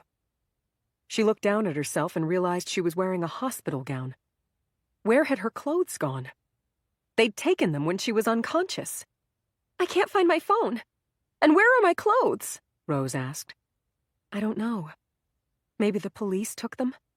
They might want to test for blood? Rose said, her stomach lurching. The wheels of justice were spinning. Time was running out to prove her innocence and to find the real killer. Soon it would be too late. I need that phone, Rose said. It's incredibly important. I could show you Belle's texts and prove what happened. But I remember a lot more now. I cut him with an X-Acto knife. I cut Zach. Zach? Yes, Zach Cuddy. He followed me into the woods. He grabbed me right when Belle screamed, and I cut him to make him let me go. I told him we had to help her, and you know what he said? He said Belle deserves what she gets. He also said he could cut me if he wanted. He carries a Swiss Army knife. Mrs. Donovan, I think Zach Cuddy murdered my sister. I have to tell the police. 49.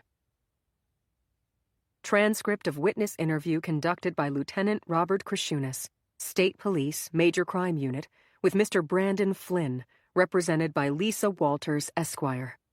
Ms. Walters also present. Krishunas. Lisa, so we meet again. Seems the two of us are involved in every major murder case in this state.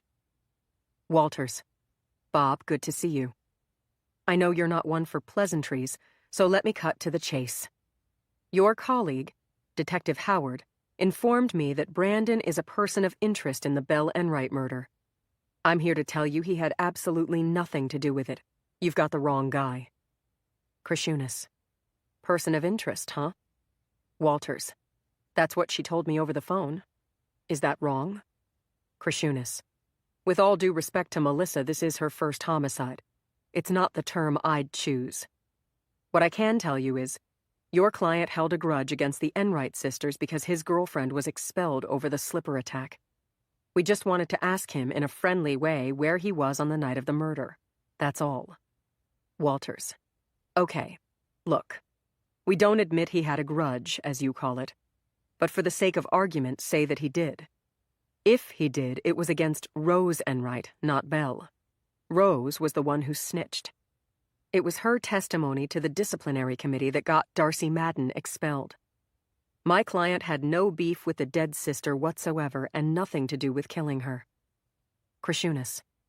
Witnesses say he had a grudge against both sisters. Hear me out. We know that your client twice physically confronted Rose Enright. The first time occurred on a school bus at Thanksgiving break. We have at least 5 witnesses to that incident, and what they describe amounts to a chargeable physical assault. Walters. Okay, this is the first I'm hearing of this. But even if that's so, you say it pertains to Rose, correct? Rose, not Belle? Krishunas. Yes, but we're talking physical assault here. He punched and tripped her within the sight of witnesses. Then he followed her a second time along with Miss Romano. They cornered her on a deserted path at night. I don't know how familiar you are with the Odell campus, Lisa, but it's huge and empty at night. Nobody's going to hear you scream. Your client was prevented from doing harm by a bystander who fortunately came along and interrupted the confrontation. Flynn. Cuddy. Walters. Brandon, keep your mouth shut. Krishunas. That bystander heard Mr. Flynn make a specific threat to Belle Enright. Apparently, Mr. Flynn was incensed that Belle was not punished as severely as his girlfriend. So there is a beef there, plus evidence of prior willingness to use violence. I ask you again, where was Mr. Flynn on the night of the murder? Walters. I request a recess to consult with my client. Krishunas. Sure. Take your time. Pause. Krishunas. You've had time to consult? Walters. Yes. Krishunas. What would you like to tell me? Walters. My client would like to know if this information comes from Zachary Cuddy, because Mr. Cuddy is not a reliable witness and bears a grudge against my client. Krishunas. I don't reveal the names of witnesses. You know that, Lisa. Flynn. It is Cuddy. I can tell by the look on your face. Dude's a frigging liar. You should ask him where he was that night. Krishunas. Mr. Flynn, I can assure you that all leads will be followed in this investigation. If there's evidence you can offer against Zachary Cuddy, I'd be happy to listen. But this interview is really about you and your conduct. This is your chance to exonerate yourself by providing an alibi. You can choose to do that or not.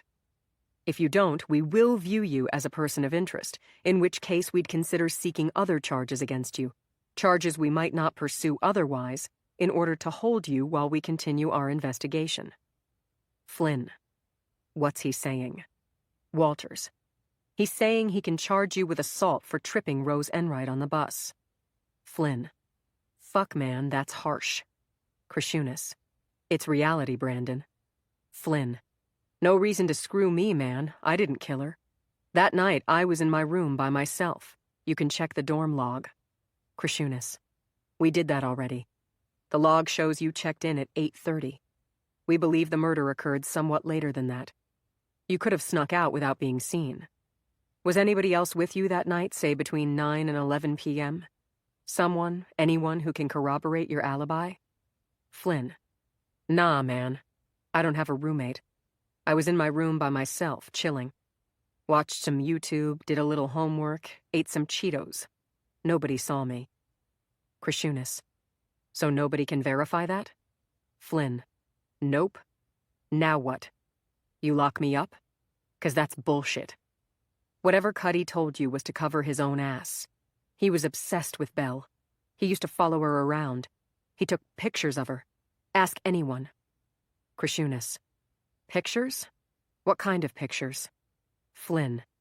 Yeah, you know, that gets sensitive. I need to ask my lawyer something. Walters. Request a recess. Pause. Walters.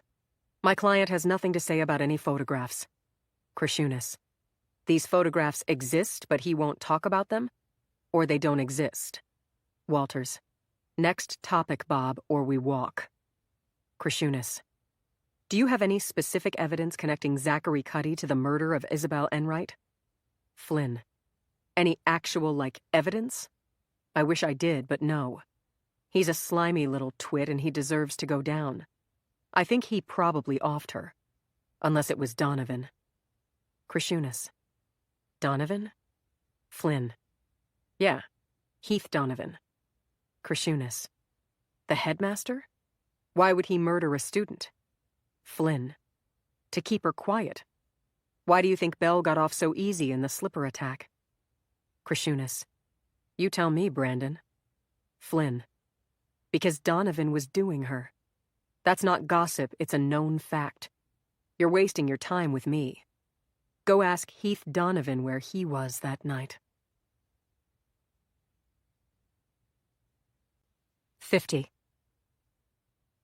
Sarah stepped into the hallway, closed the door to Rose's room, and leaned against it, weak with relief.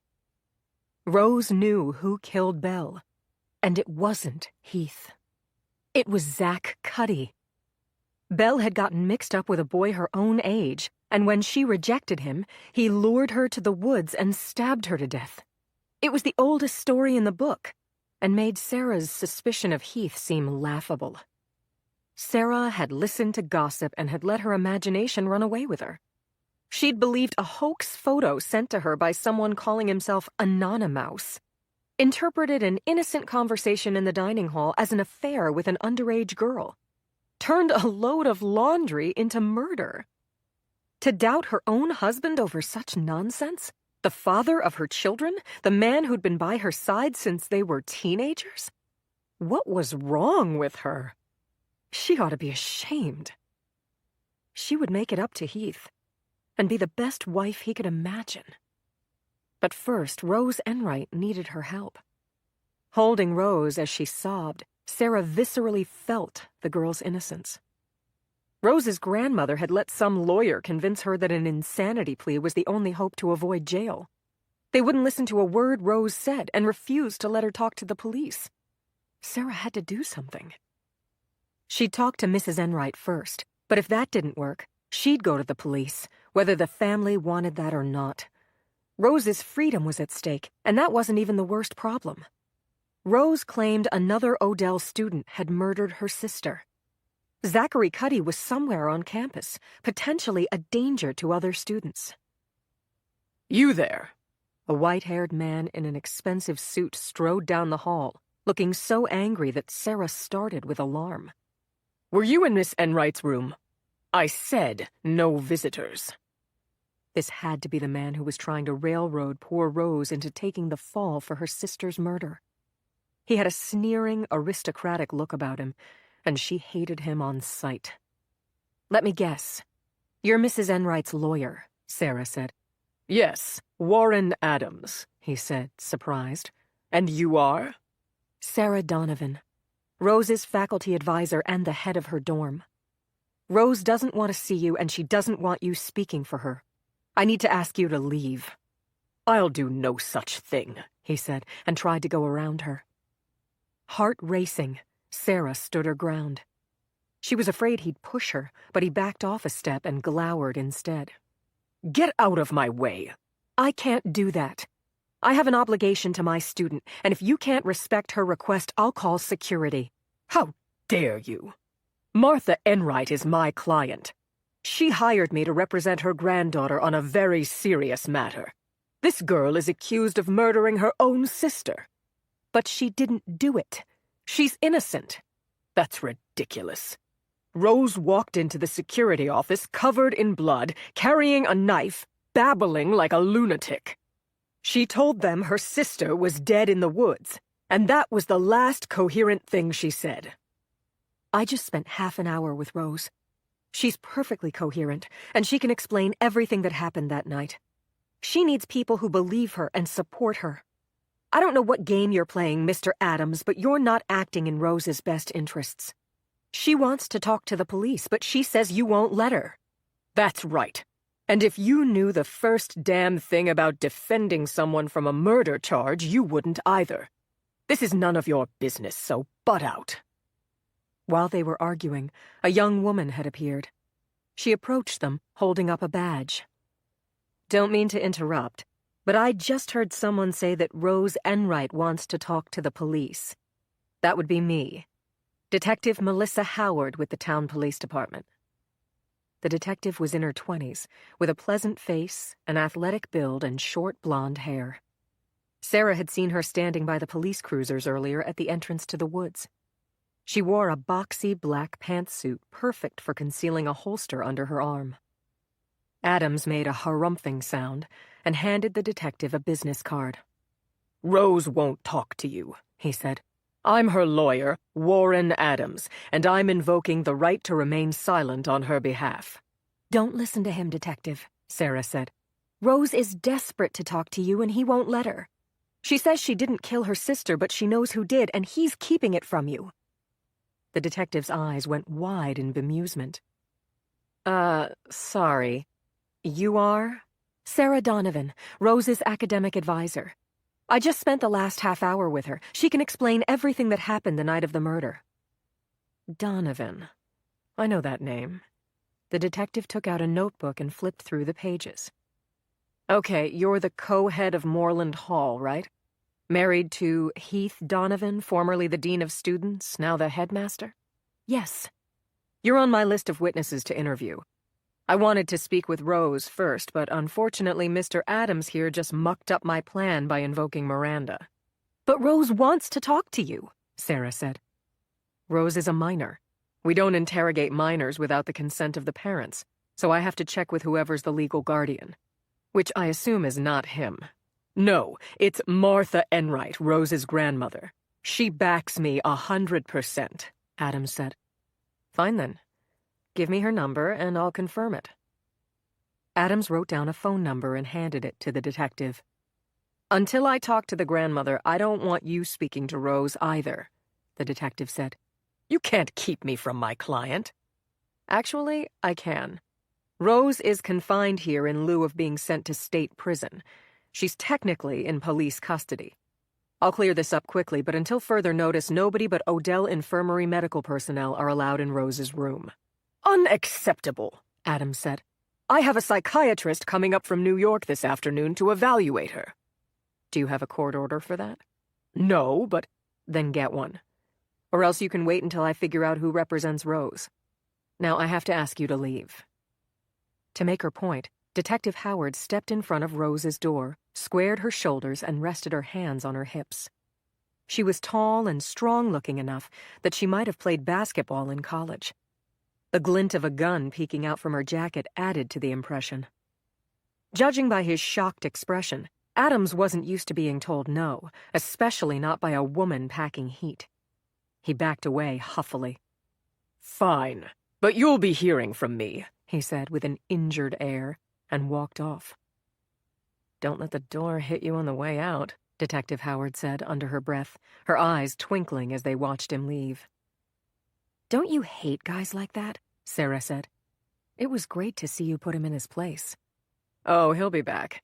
That one's not done making trouble. If you're free to talk, Sarah, I'd appreciate that interview now. My colleague and I are set up in a conference room on the other side of campus. I won't try to question Rose, but I'd very much like to hear what she told you about her sister's murder. The sooner the better. 51. Word of Heath's appointment had spread. As Sarah crossed campus with Melissa Howard, people stopped her with hugs and handshakes and offers of congratulation. Colleagues on the faculty, secretaries and administrators, buildings and grounds guys, kitchen workers, students, they all had the same message. It was an awful time for the school, but now they had hope.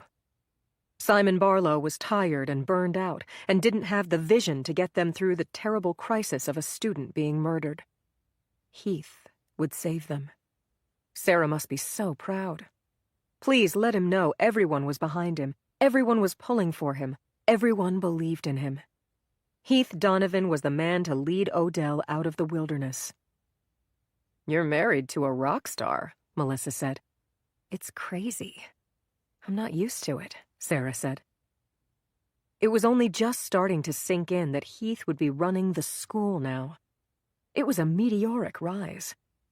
But he'd also be incredibly busy and under tremendous scrutiny. So would Sarah, for that matter.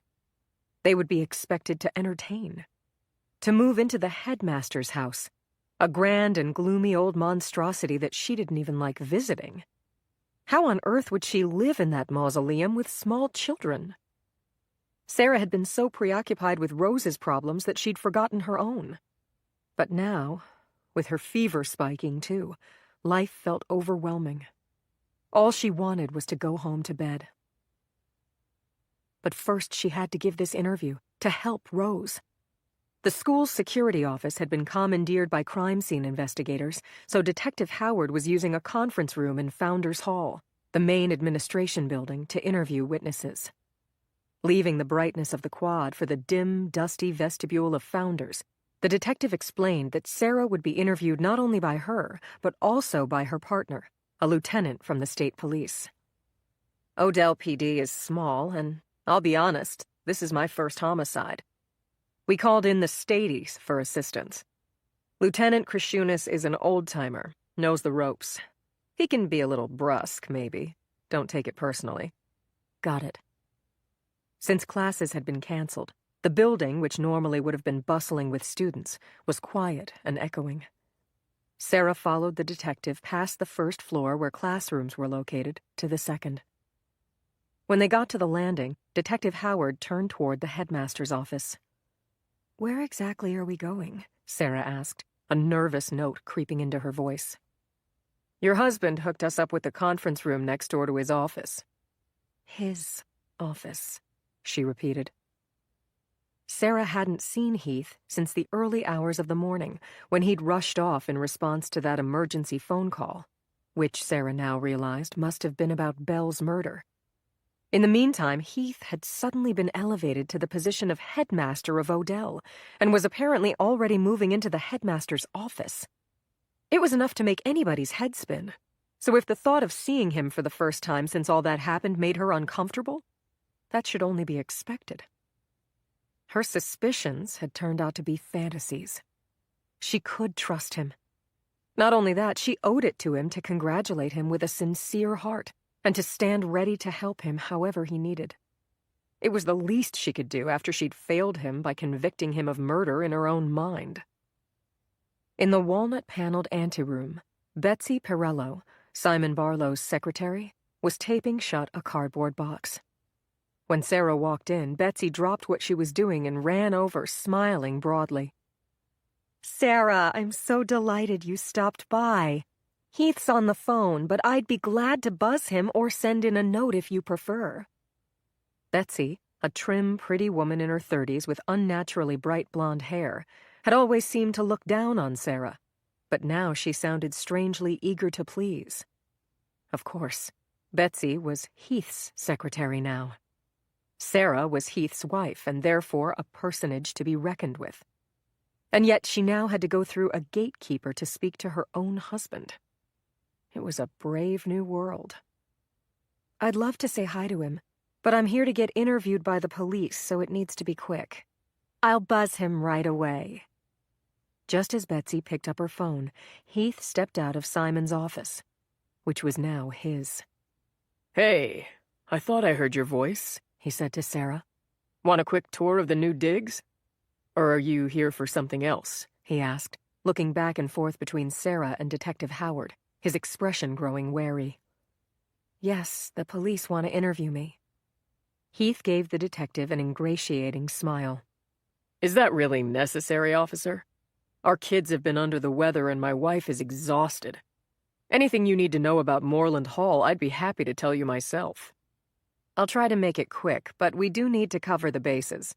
Protocol and such." "All right.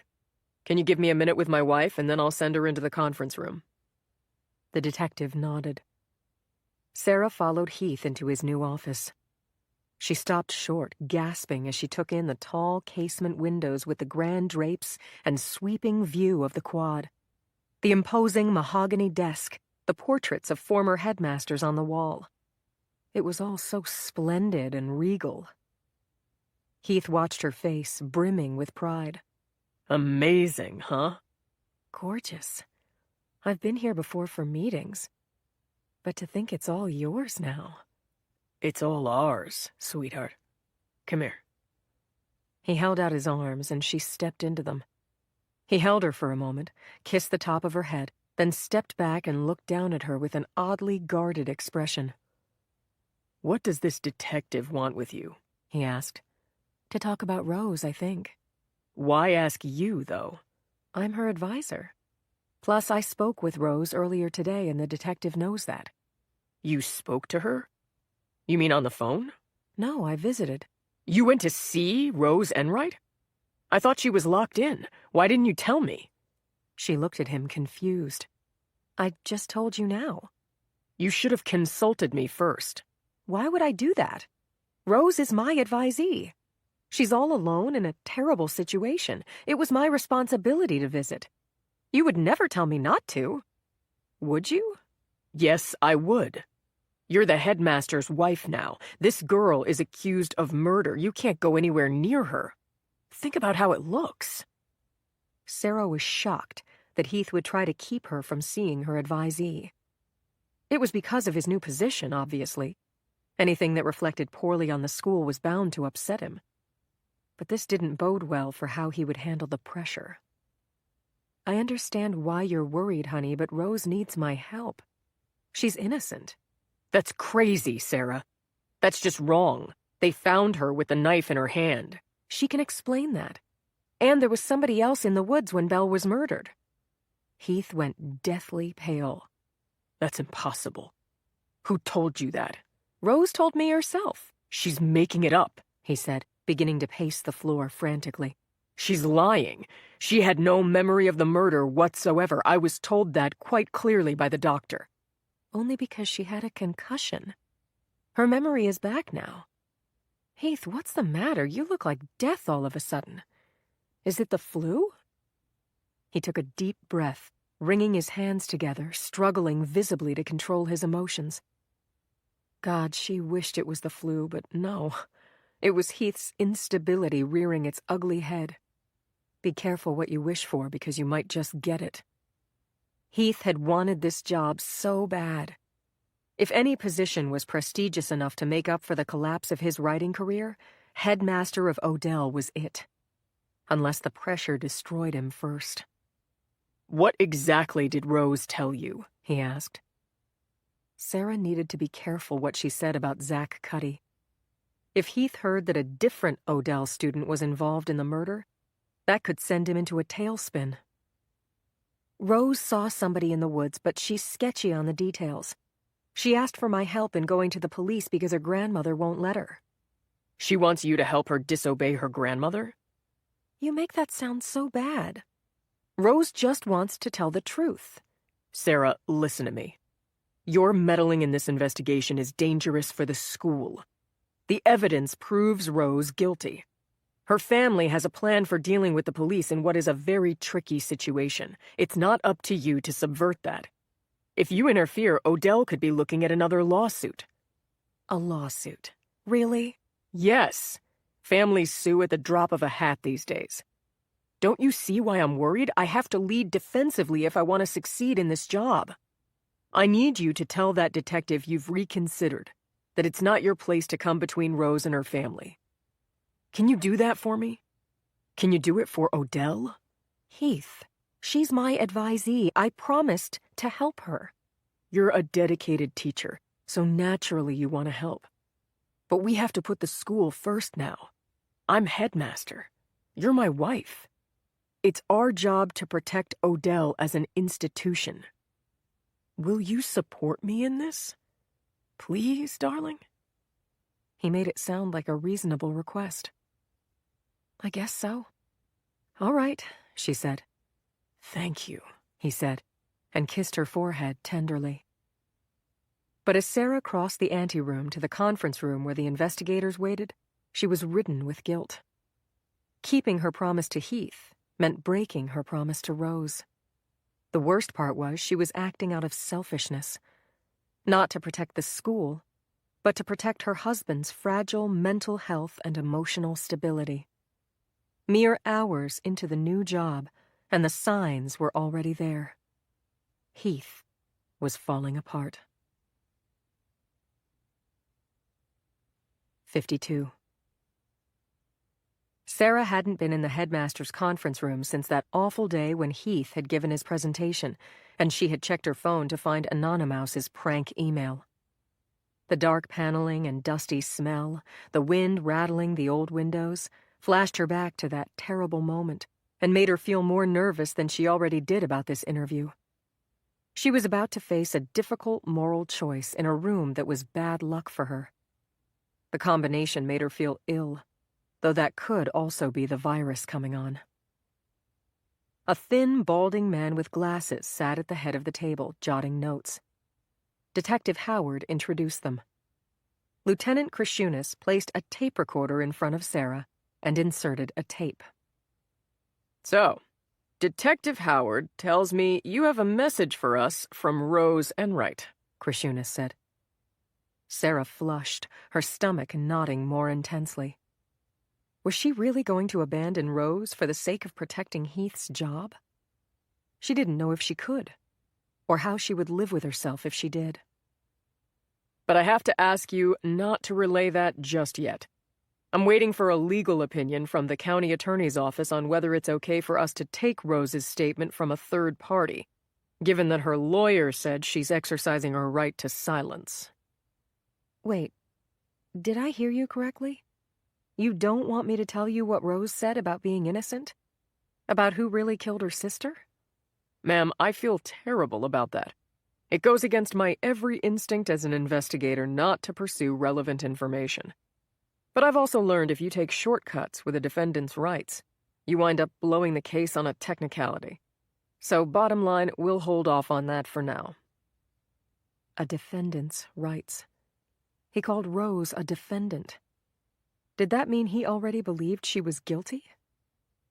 Looking on the bright side, though, if they wouldn't let her relay what Rose said, at least it wouldn't be by her own choice.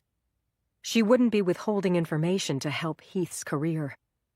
Sarah felt a bit better at the thought, although the room was hot and cold at the same time, and her vision had funny black dots in it. Krishunas began with routine questions. How many girls lived in Moreland Hall? What were Sarah's duties as dorm co-head? She found herself weighing her answers, checking her words before she spoke, asking whether what she said might put the school in a bad light or upset Heath. At least she didn't need to worry that her answers would hurt Rose. But when Krishunas turned to the topic of Rose and Belle's relationship, Sarah started to get upset. Everything he asked seemed to assume Rose's guilt.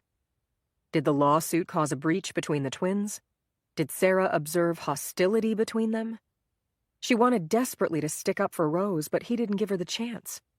She was almost about to stop the interview when he suddenly turned to asking about the girls who did the slipper attack. Had Sarah seen Tess Romano around campus since she was expelled?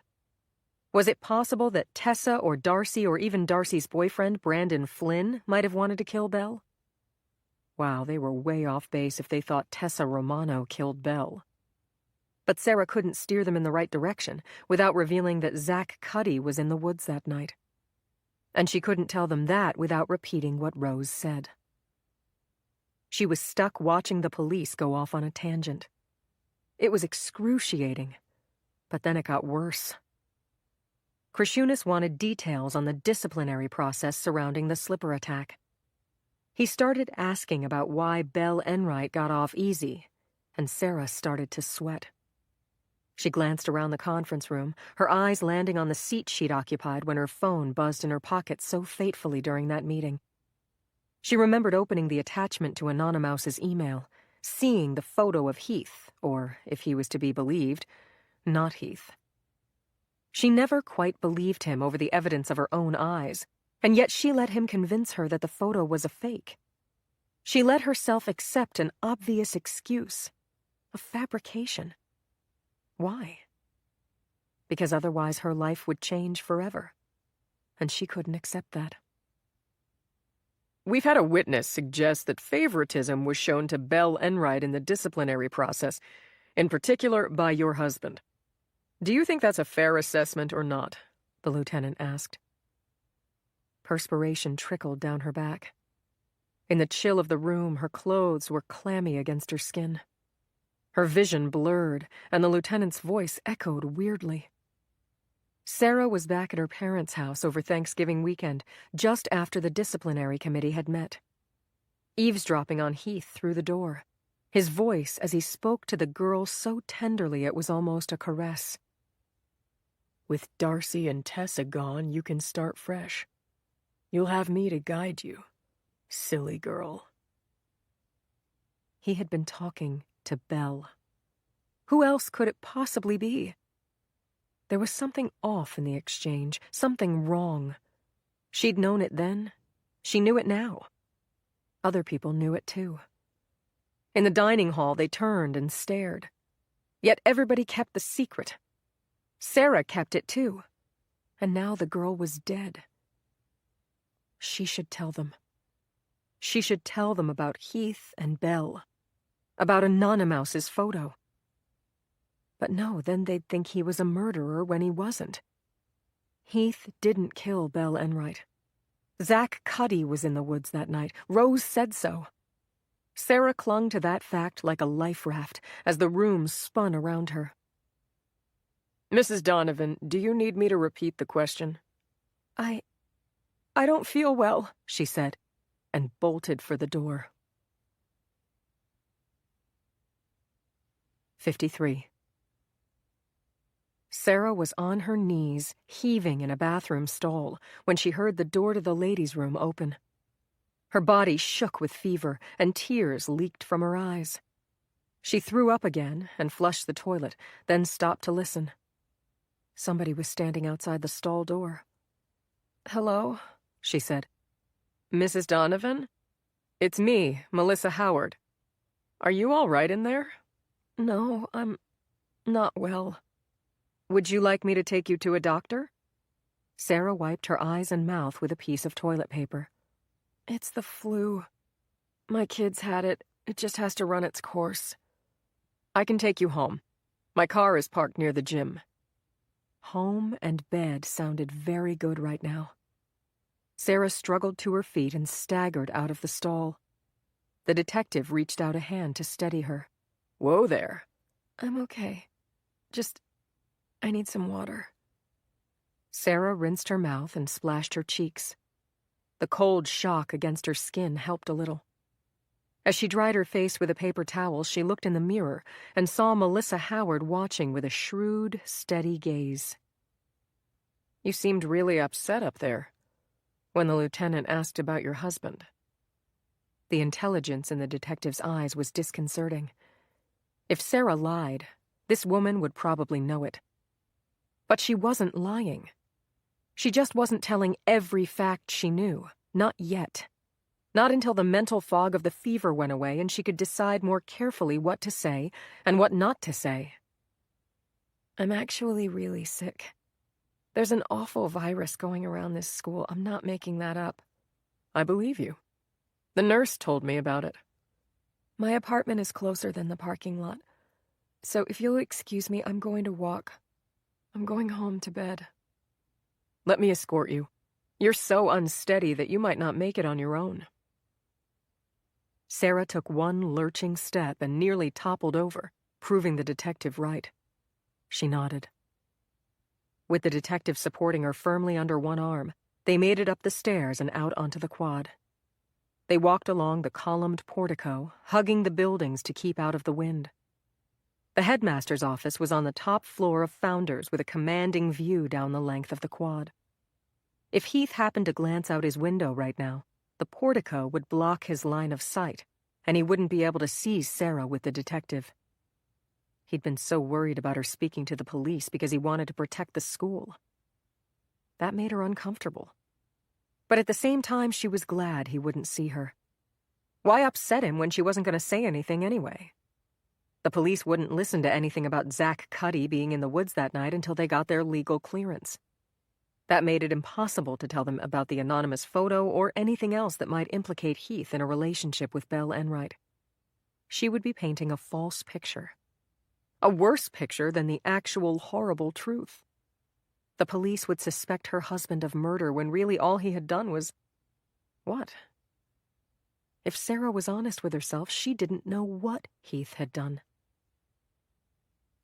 At the outer door to Moreland, Sarah leaned against the wall and fumbled in her bag for her card key as the detective looked on.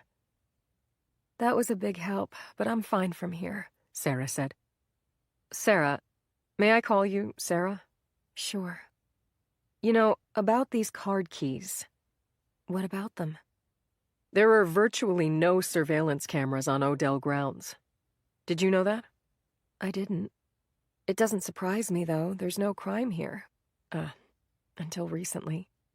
Very few cameras, but all the dorms use these card keys. Each use creates an electronic record. If we want to figure out who was where and when, these little buggers can give us a pretty good picture. Why are you telling me this? Can I come in? Just 5 minutes. There are a few things I think you should know. That sounded bad. Sarah didn't think she could handle the truth right now in her muddled state. I need to get to bed. 5 minutes of your time. No, really. Look, Sarah, you're worried about Rose Enright getting jammed up for a murder she didn't commit, right? So am I. But the lieutenant, not so much. He's an old-timer, and experienced cops love those obvious explanations. Can't say I blame him. 9 times out of 10, they're the right ones. If the victim's been stabbed, then the girl with the bloody knife in her hand is the killer, right? Makes sense. Well, the lieutenant is working backward from that assumption. If Rose did it, then any evidence that doesn't fit needs to be explained away. But Rose didn't do it. It sounds like you know that. Why don't you tell him? Because I don't know that. What I do know is there are problems with the evidence against Rose. But just because I can poke holes in it doesn't mean I have evidence against somebody else, and until I do, I can't say for sure that Rose is innocent. If you and me join forces, pool our knowledge, maybe we could get somewhere. Okay, come in. But I'm warning you, 5 minutes is the most I've got in me. Understood. Sarah led the detective into the apartment. She sat down hard on the sofa and put a hand to her forehead. Her skin was burning. I'll try to make this quick, the detective said. The best thing is if I just tell you what Rose said this morning. I know you're not supposed to ask about it, but it's the only thing I know. I have no other information. Melissa jiggled her knee anxiously, which shook the couch and made Sarah dizzy. Are you nervous? She asked, and the leg stopped jiggling. This is a tough one, Sarah. See, I think you might know more than you think you know. Huh? Sorry, but I'm too exhausted to understand that. Maybe if I tell you what I know, it might shake something loose. Okay. Melissa searched Sarah's face, seemingly trying to decide whether to trust her. Her short hair and lack of makeup made her look girlish, like a friend Sarah might have had in high school. But she wasn't a friend. Sarah worried that she'd let her guard down too far by allowing the detective in the apartment, by trusting her more than she should, especially when she was in such a weakened state. This could get me in trouble. You can't tell anyone. Do you promise? Melissa said. Sure. All right. Down at Lost Lake, where we recovered Belle Enright's body, we found 3 sets of footprints. Sarah breathed raggedly, her heart fluttering with fever. Or was it fear? 3 sets. Whose footprints? She asked. To determine that, we need shoes to compare them to, right? So 1 set was Belle's, 1 was Rose's. But there was a set of male footprints that we can't identify. There was also male DNA recovered from Belle's body by our forensics team. Not just from outside her clothing, but from, well, inside. You get the picture? The detective was telling her that Belle Enright had sex before she died. Why on earth would she tell Sarah such a thing? Anonymouse's photo flashed before Sarah's eyes. She'd been lying to herself. That was Heath's body in the photo. She knew it as well as she knew her own. As to who the girl was, she had no way of knowing. And yet, a wave of nausea overpowered her. Sarah stood up, stumbled to the bathroom, and vomited copiously. She lay on the floor afterward, weak and shivering. The detective knocked on the door. Are you okay? Yes. Just a minute. Sarah used the side of the tub to haul herself to her feet. She washed out her mouth with Listerine and reached for the doorknob. She had to protect her husband. Not because he was guilty, but because she couldn't risk being the one to implicate him. Not now. Not when her brain was so foggy with fever that she couldn't think straight or know what various facts and pieces of evidence might add up to. She could tell Melissa what Rose said about Zach Cuddy. That she knew was important. And she also knew it was true, or at least that Rose claimed it was true. Let the police work on that lead for now. Then once Sarah's mind cleared, she would comb through what she knew about Heath and decide whether there was anything that needed telling. Melissa wasn't in the living room. Sarah followed the sounds to the kitchen. She found the detective bent over looking in the dishwasher. Can I help you?" Sarah asked, alarmed. Melissa jumped up. Oh, I was thinking of getting a new dishwasher. Do you like this model? Even in her fevered state, Sarah recognized that as a lie. What the hell was Melissa Howard doing? Looking for evidence of some kind? In the dishwasher? It made no sense. But nothing made sense to Sarah's flu-addled brain. "Look, I'm not feeling so great. You should go," Sarah said. "You're right. One last thing, though. About those card keys. What about them?" "They show us when Belle and Rose left Moreland that night. And Belle left more than an hour before Rose did. That's what I wanted to ask you. Where was Belle? Who was she with? Is it possible that Belle went to the lake first and then somehow told Rose where to find her?" "Well, I would say, how should I know? But I do know. That's what happened. Belle went to the lake first," Sarah said. She was feeling dizzy again and had to sit down. Melissa's eyes widened. "You do know?" "I thought so."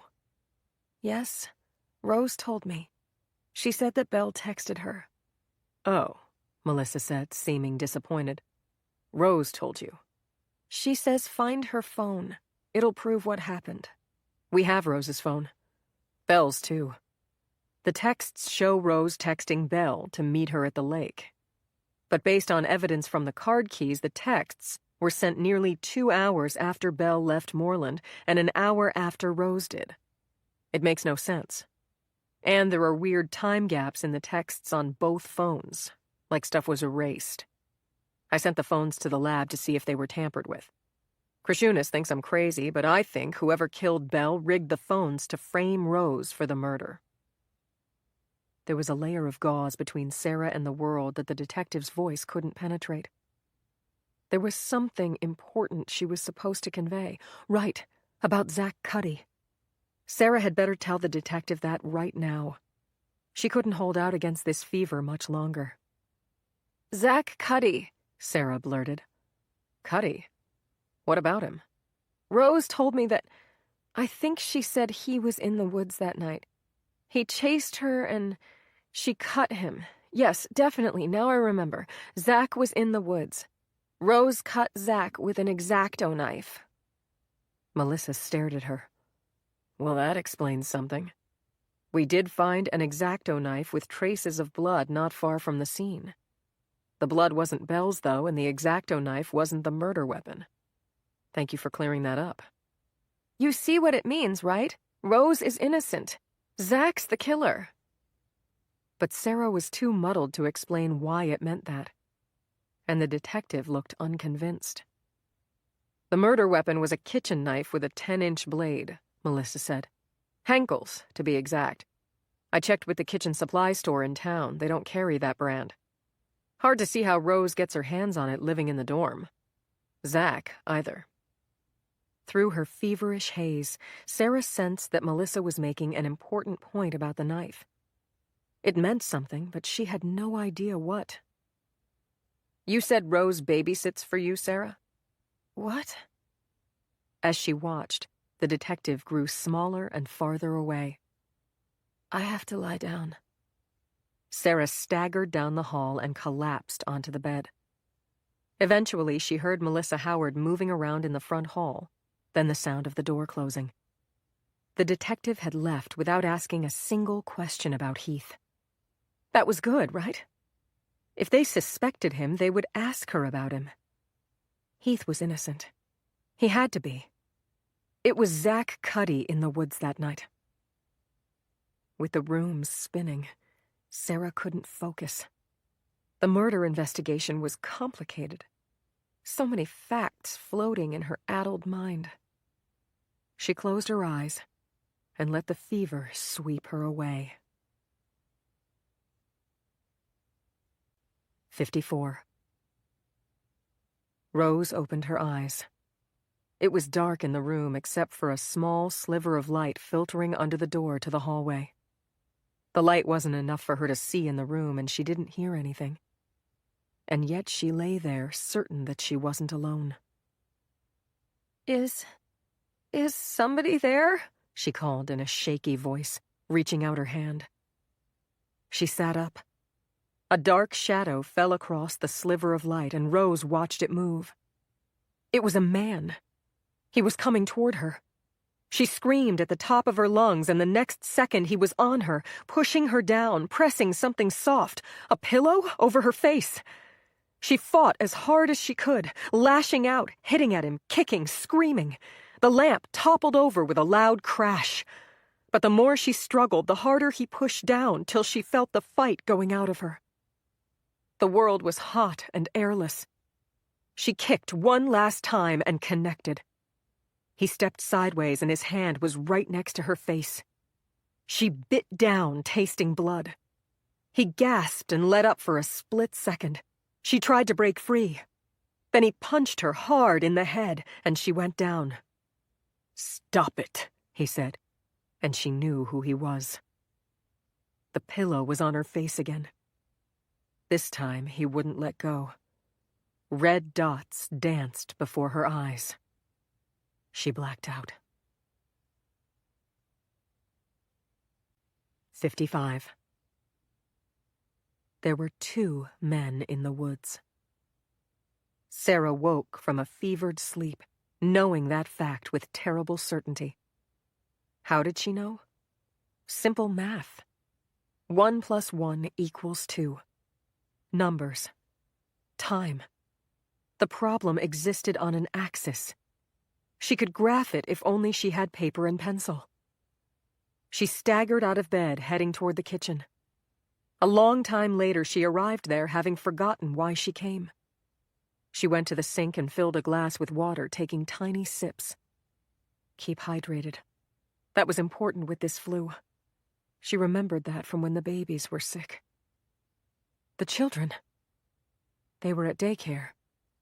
But no, they couldn't be. It was dark beyond the kitchen window, and the quad was as empty as midnight. Sarah needed to call Heath to tell him to pick the children up. But where was her phone? Her eye fell on the knife block beside the sink. Something was off about it. It registered just enough to seem significant, but she couldn't make sense of why. She remembered the detective here in the kitchen looking inside the dishwasher. It was a puzzle. Oh, right. Paper and pencil. Pencil and paper. She rummaged in a drawer, found the pad she used to write the occasional grocery list. Groceries. When had she last eaten? Not for a long time, but the thought of food made her want to... She was in the bathroom, on her knees in front of the toilet. Mommy? Harper said from the doorway. The kids were home. Where was Heath? Go back to bed, sweetheart. Mommy's sick. I take care of you now, Harper said, coming to stroke Sarah's hair. Stop it. You'll catch my germs. Is Daddy home? No, but Max is. Max is a dog. He can't help me. Close the door and go back to bed, Harps. Do it for Mommy, please. Mommy needs to throw up now. Yuck, Harper said, and left. Sarah threw up for what seemed like a very long time, her body racked and heaving, then crumpled sideways to the floor. Her eyes were wide open, staring, unfocused. Her breathing was shallow. Her clothes smelled and her mouth tasted sour, but the tile of the floor felt clean and cool against her cheek. She would rest there for a bit, before making the Herculean effort to get back to her bed. Sarah closed her eyes for a minute. When she opened them again, she was staring right at the smudges. On the bottom of the bathtub, just above the point where it met the floor, far enough back to be hidden from view by the toilet, there were 3 large smudges of what looked like blood. The only way you would see them was by getting down and putting your face in exactly this spot. Her head was hot and her eyes were burning, but she didn't think she was hallucinating. She crawled closer, her limbs aching with fever, and stared at them. The smudges were an inch or two long and feathery, as if blood-soaked fabric had brushed up against the smooth porcelain of the tub. She put a fingertip to one. It was crusty, just like you'd expect from dried blood. Those smudges are real. This was not a dream, and it wasn't her imagination. As far away as Sarah's mind had traveled in the grip of her fever, it came rushing back, clear as day and full of terror. She'd seen the pieces of this puzzle and allowed herself to dismiss them. Heath came home late on the night of Belle Enright's murder. The dog went crazy and Heath put him out. Heath did laundry, which he never did, and came to bed smelling of bleach. There had even been the smell of fire. She should check the fireplace for signs that he'd burned his clothes. What else did Sarah know? She wanted paper. Why? Because she knew about the sounds in the woods. Rose had told her about them in great detail. She needed to graph the sounds. But where was the paper? She'd forgotten it in the kitchen. Sarah grabbed the side of the tub and pulled herself to sitting. That minimal effort drained her, and she had to stop and rest her face against the cool porcelain. When she'd caught her breath, she levered herself to standing. Her legs were like rubber, and the room swayed, but she managed not to topple over. In the hallway, she steadied herself against the wall to keep her balance and stumbled to the kitchen where she grabbed some paper and a pencil and sat down at the table. Strange lights danced before her eyes. Sarah drew horizontal and vertical axes, then sat and stared at her handiwork. In her befuddled state, it took several minutes to realize that what she wanted was not so much a graph as a timeline. Her fevered epiphany was all about timing. The timing of the sounds that Rose heard in the woods when Belle was murdered. What did Rose say? She heard footsteps behind her, crunching on snow as she walked toward the lake. Somebody was following Rose through the woods. Sarah made a mark on the x-axis close in to the y-axis and labeled it Footsteps Behind Rose. Next, Rose heard a scream that she recognized as Belle's. It came from the direction of Lost Lake. Sarah made a second mark farther out along the x-axis and labeled it Scream from Belle at Lost Lake. Then what? Right after the scream, Zach Cuddy grabbed Rose from behind, and Rose cut him with the X-Acto knife to get away. Sarah made a third mark and labeled it Zach grabs Rose, gets cut. Well, there it was in black and white. Zach was behind Rose at the moment Belle screamed. Sarah went back to the mark labeled Footsteps Behind Rose and added Zach. Zach had been behind Rose the whole time. Zach was still behind Rose on the path in the woods when Belle screamed. But Belle was already down at the lake. And she screamed at just that moment, presumably in terror or in pain. What next? Rose ran toward Belle's scream. But Zach didn't follow, or Rose would have mentioned hearing his footsteps behind her, which she didn't. Wherever Zach went next, it wasn't to the lake. Rose got there in a mere minute or two and saw a bouncing light which then disappeared. Someone else, not Zach, had been down at the lake at the moment Belle screamed. Someone who was alive, moving, using a flashlight at the moment Rose arrived. But it couldn't have been Belle because the next moment Rose found her sister, already dead. Sarah made another mark and wrote, Rose finds Belle dead at lake, Zach not present. Then she went back to the mark for Belle's scream, added, second man at lake, and underscored it 3 times. Belle died at Lost Lake while Rose and Zach were still in the woods. Rose found the body. She found the murder weapon, picked it up, held it in her hand, and then somebody hit her in the head.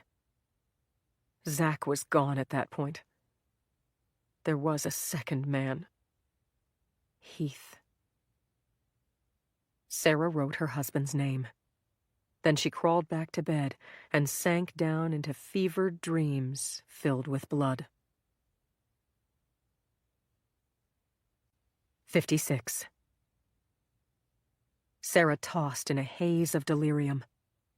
The kids were here somewhere. She heard their piping voices and was glad they were far away from her, healthy and safe. It was bright in the room. Daytime.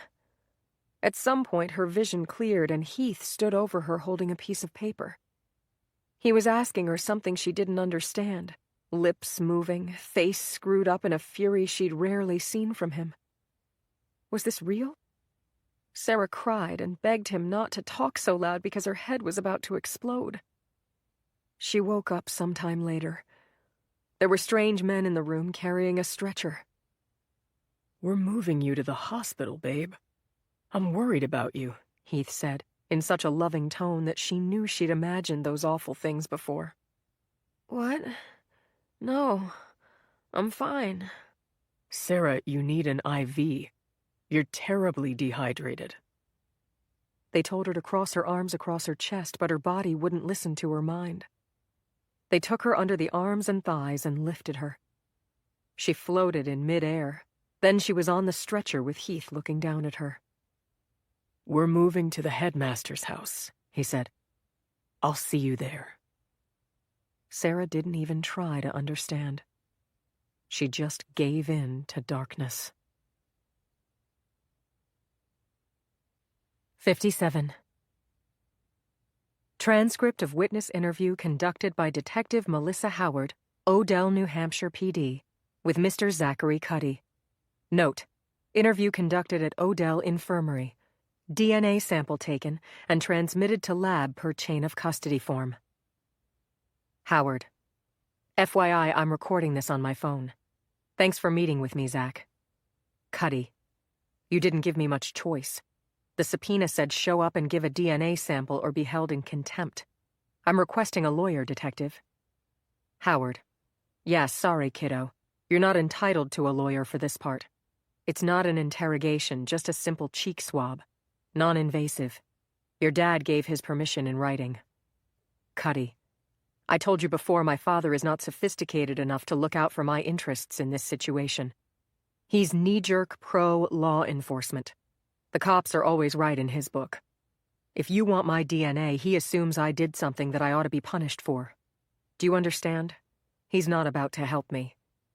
Howard: do I hear you saying that you didn't do anything terrible? Cuddy: I didn't kill Belle Enright, that's for sure. Howard: but you were in the woods that night. Cuddy: don't you have to tell me I have the right to remain silent before you ask me something like that? Howard: you're not in custody, Zach, so no. But if it makes you feel better, I'll read you your rights. Cuddy: no thanks. Howard: I'll be upfront with you. I have information that you sustained a cut to your hand in the woods the night of Belle's murder, and I'm investigating that to prove your whereabouts at the time of Belle's death. Cuddy: Rose Enright tell you that? Howard: you know I can't confirm or deny witness identity.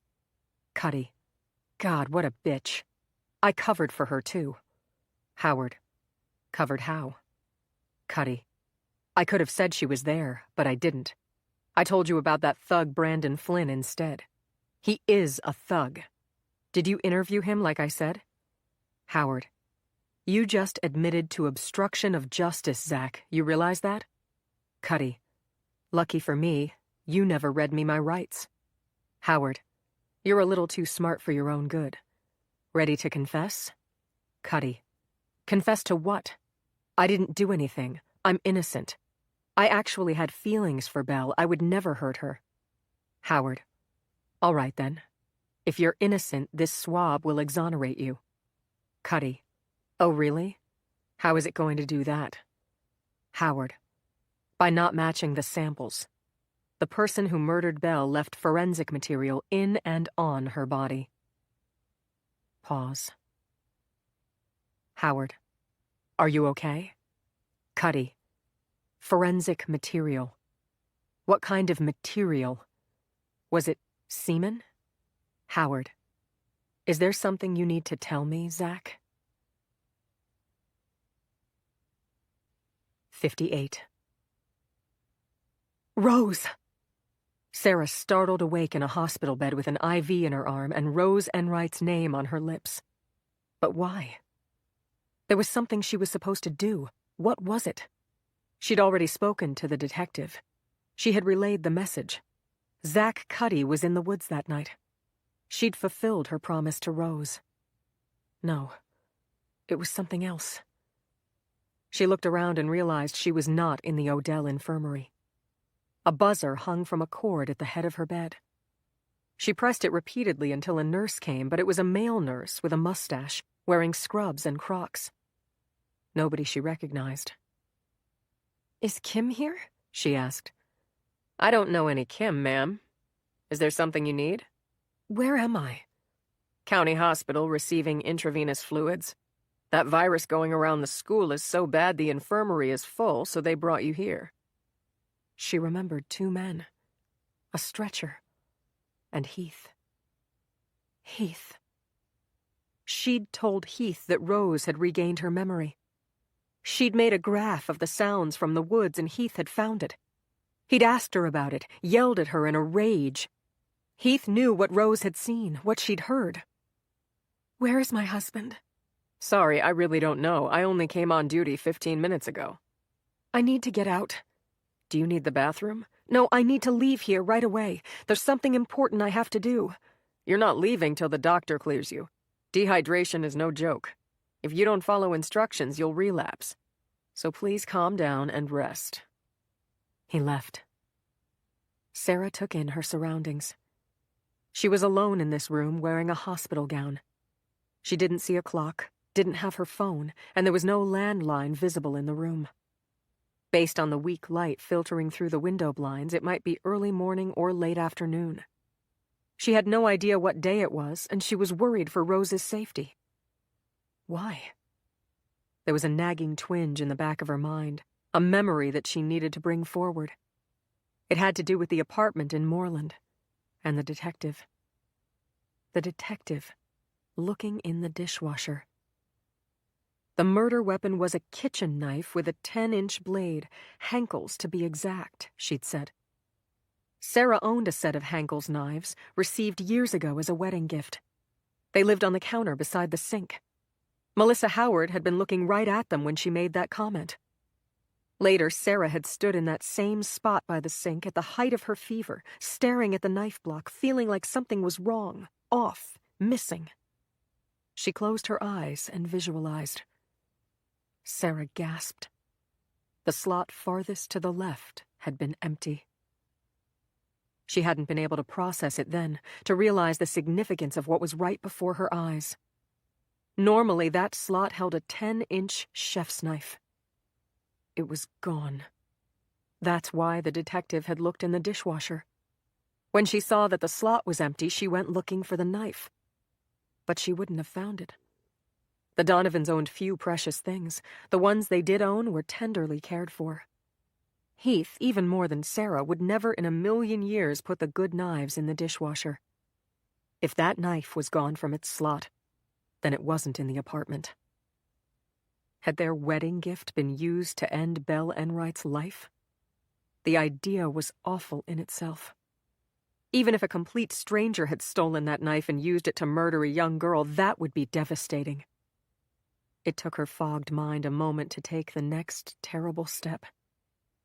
If the knife was used to kill Belle, then she had to grapple with who had used it. 2 people had access to Sarah's kitchen other than herself. Rose and Heath. Rose had unfettered access to that knife only when she babysat for the children, which she hadn't done for probably 2 weeks prior to Belle's death.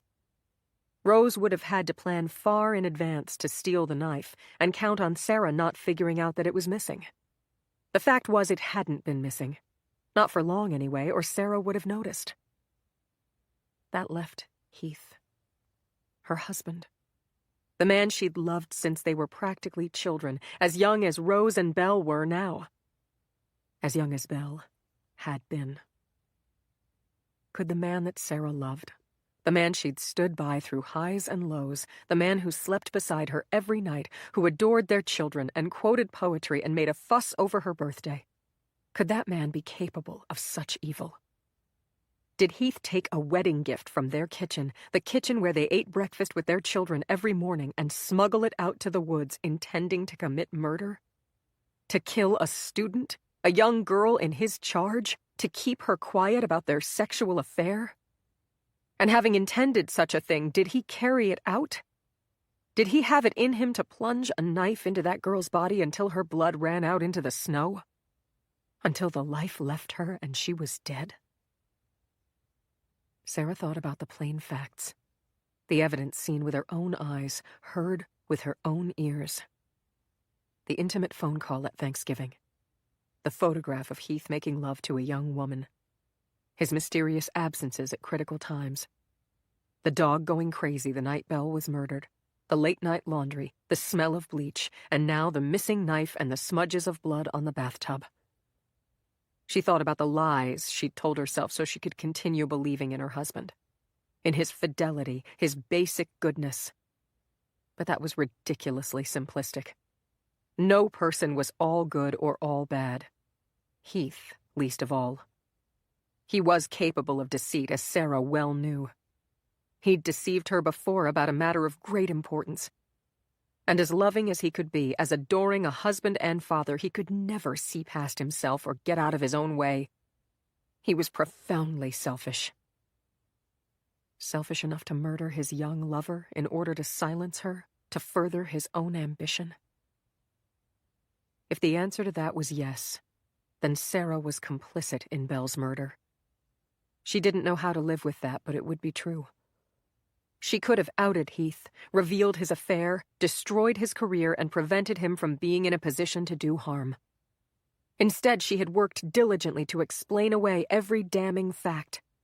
Her need to believe in him had taken priority over protecting a young woman's life. Could that happen again? If Heath murdered Belle, it wasn't much of a leap to thinking he might seek to silence Rose in the same way. That would also be Sarah's fault, even more directly. Sarah had told Heath about Rose regaining her memory. She'd drawn a timeline, written Heath's name on it, shown him exactly how Rose could implicate him. If Rose was in danger now, it was Sarah's absolute duty to protect her, to warn her. Sarah lay there and stared at the IV in her arm. The intravenous fluids were holding off the worst symptoms of the virus, but she felt ragged and exposed, like her nerves were on the outside of her body. She couldn't imagine standing up, let alone getting to the infirmary to warn Rose. But Rose's life could be at stake. She had to take action. That nurse would never let Sarah leave here without a fight. She'd have to sneak out. With her fingernails, Sarah carefully pried the adhesive tape from around the catheter at the crook of her elbow. A light bruise surrounded the site where the needle penetrated her skin. Just looking at it made her dizzy and nauseous. But waiting wouldn't make this any easier. She grabbed a Kleenex from the box on the bedside stand and gently tugged on the catheter.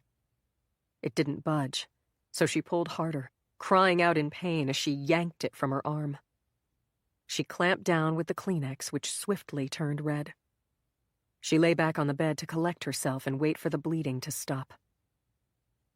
She found her clothes and shoes in a plastic bag that hung from the foot of her bed and dressed as quickly as her clumsy, unresponsive fingers and limbs would allow. She searched the room, but her coat, wallet, and phone were nowhere to be found. It was snowing outside the window, and she was 15 minutes by car from Odell. But taxis idled in the turnaround area. There wasn't a moment to waste. If the nurse caught her, he'd stop her from leaving, and she would lose her chance to warn Rose. She cracked the door, peeked into the hall. It was empty, and she headed for the stairs. 59. Transcript of witness interview conducted by Detective Melissa Howard, Odell, New Hampshire, PD, with Ms. Kimberly Kowalski, head nurse, Odell Academy Infirmary. Howard. Okay, I got the recorder going now. This is Detective Melissa Howard. I was here on another matter when I was approached by Nurse Kowalski, who asked to file a report about a disturbance in Rose Enright's room last night. Ma'am, can you repeat what you just told me? Kowalski. Okay, this was maybe 10:30 last night, and the girl wrecked her room. I'm reporting this because I would appreciate her being removed from this facility ASAP. Howard. From the beginning, please. Just the facts. What you heard, what you saw. Kowalski. Okay.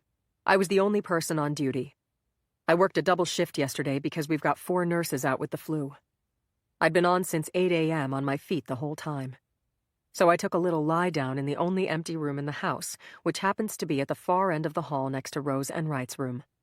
We purposely have her isolated down there under lock and key given the, situation and all. You know, I keep asking when she will be removed from my facility because I'm not equipped to handle this. She's medically cleared to go at this point. For the life of me, I don't understand why she's still here. Howard. Why is she still here? Kowalski. You tell me. We're waiting for charges to be filed. Howard. Look, ma'am, no warrant has been filed. We can't make you keep her here if that's not medically necessary. You can discharge her whenever you like. Just give us a heads up so we can keep track of where she goes in case we do decide to arrest her. Kowalski. Where does she go? Back to the dorm? I mean, this girl's a murderer. Howard. Maybe, maybe not. Just so you know, we have not made a determination yet as to who committed this murder. So when it comes time to release Rose, I assume you'll call her family. Kowalski. I doubt they want her. The grandma was in here yesterday, upset out of her mind. The one granddaughter stabbing the other? Terrible thing. Howard. Right. So, back to the details. 10:30 last night, you're sleeping. What happened? Kowalski. Not sleeping. Maybe I dozed off for a minute. Howard. Okay, dozing. Then what? Kowalski. I heard a commotion. Howard. Can you be more specific? Kowalski. A crashing sound, like someone was tearing up the place.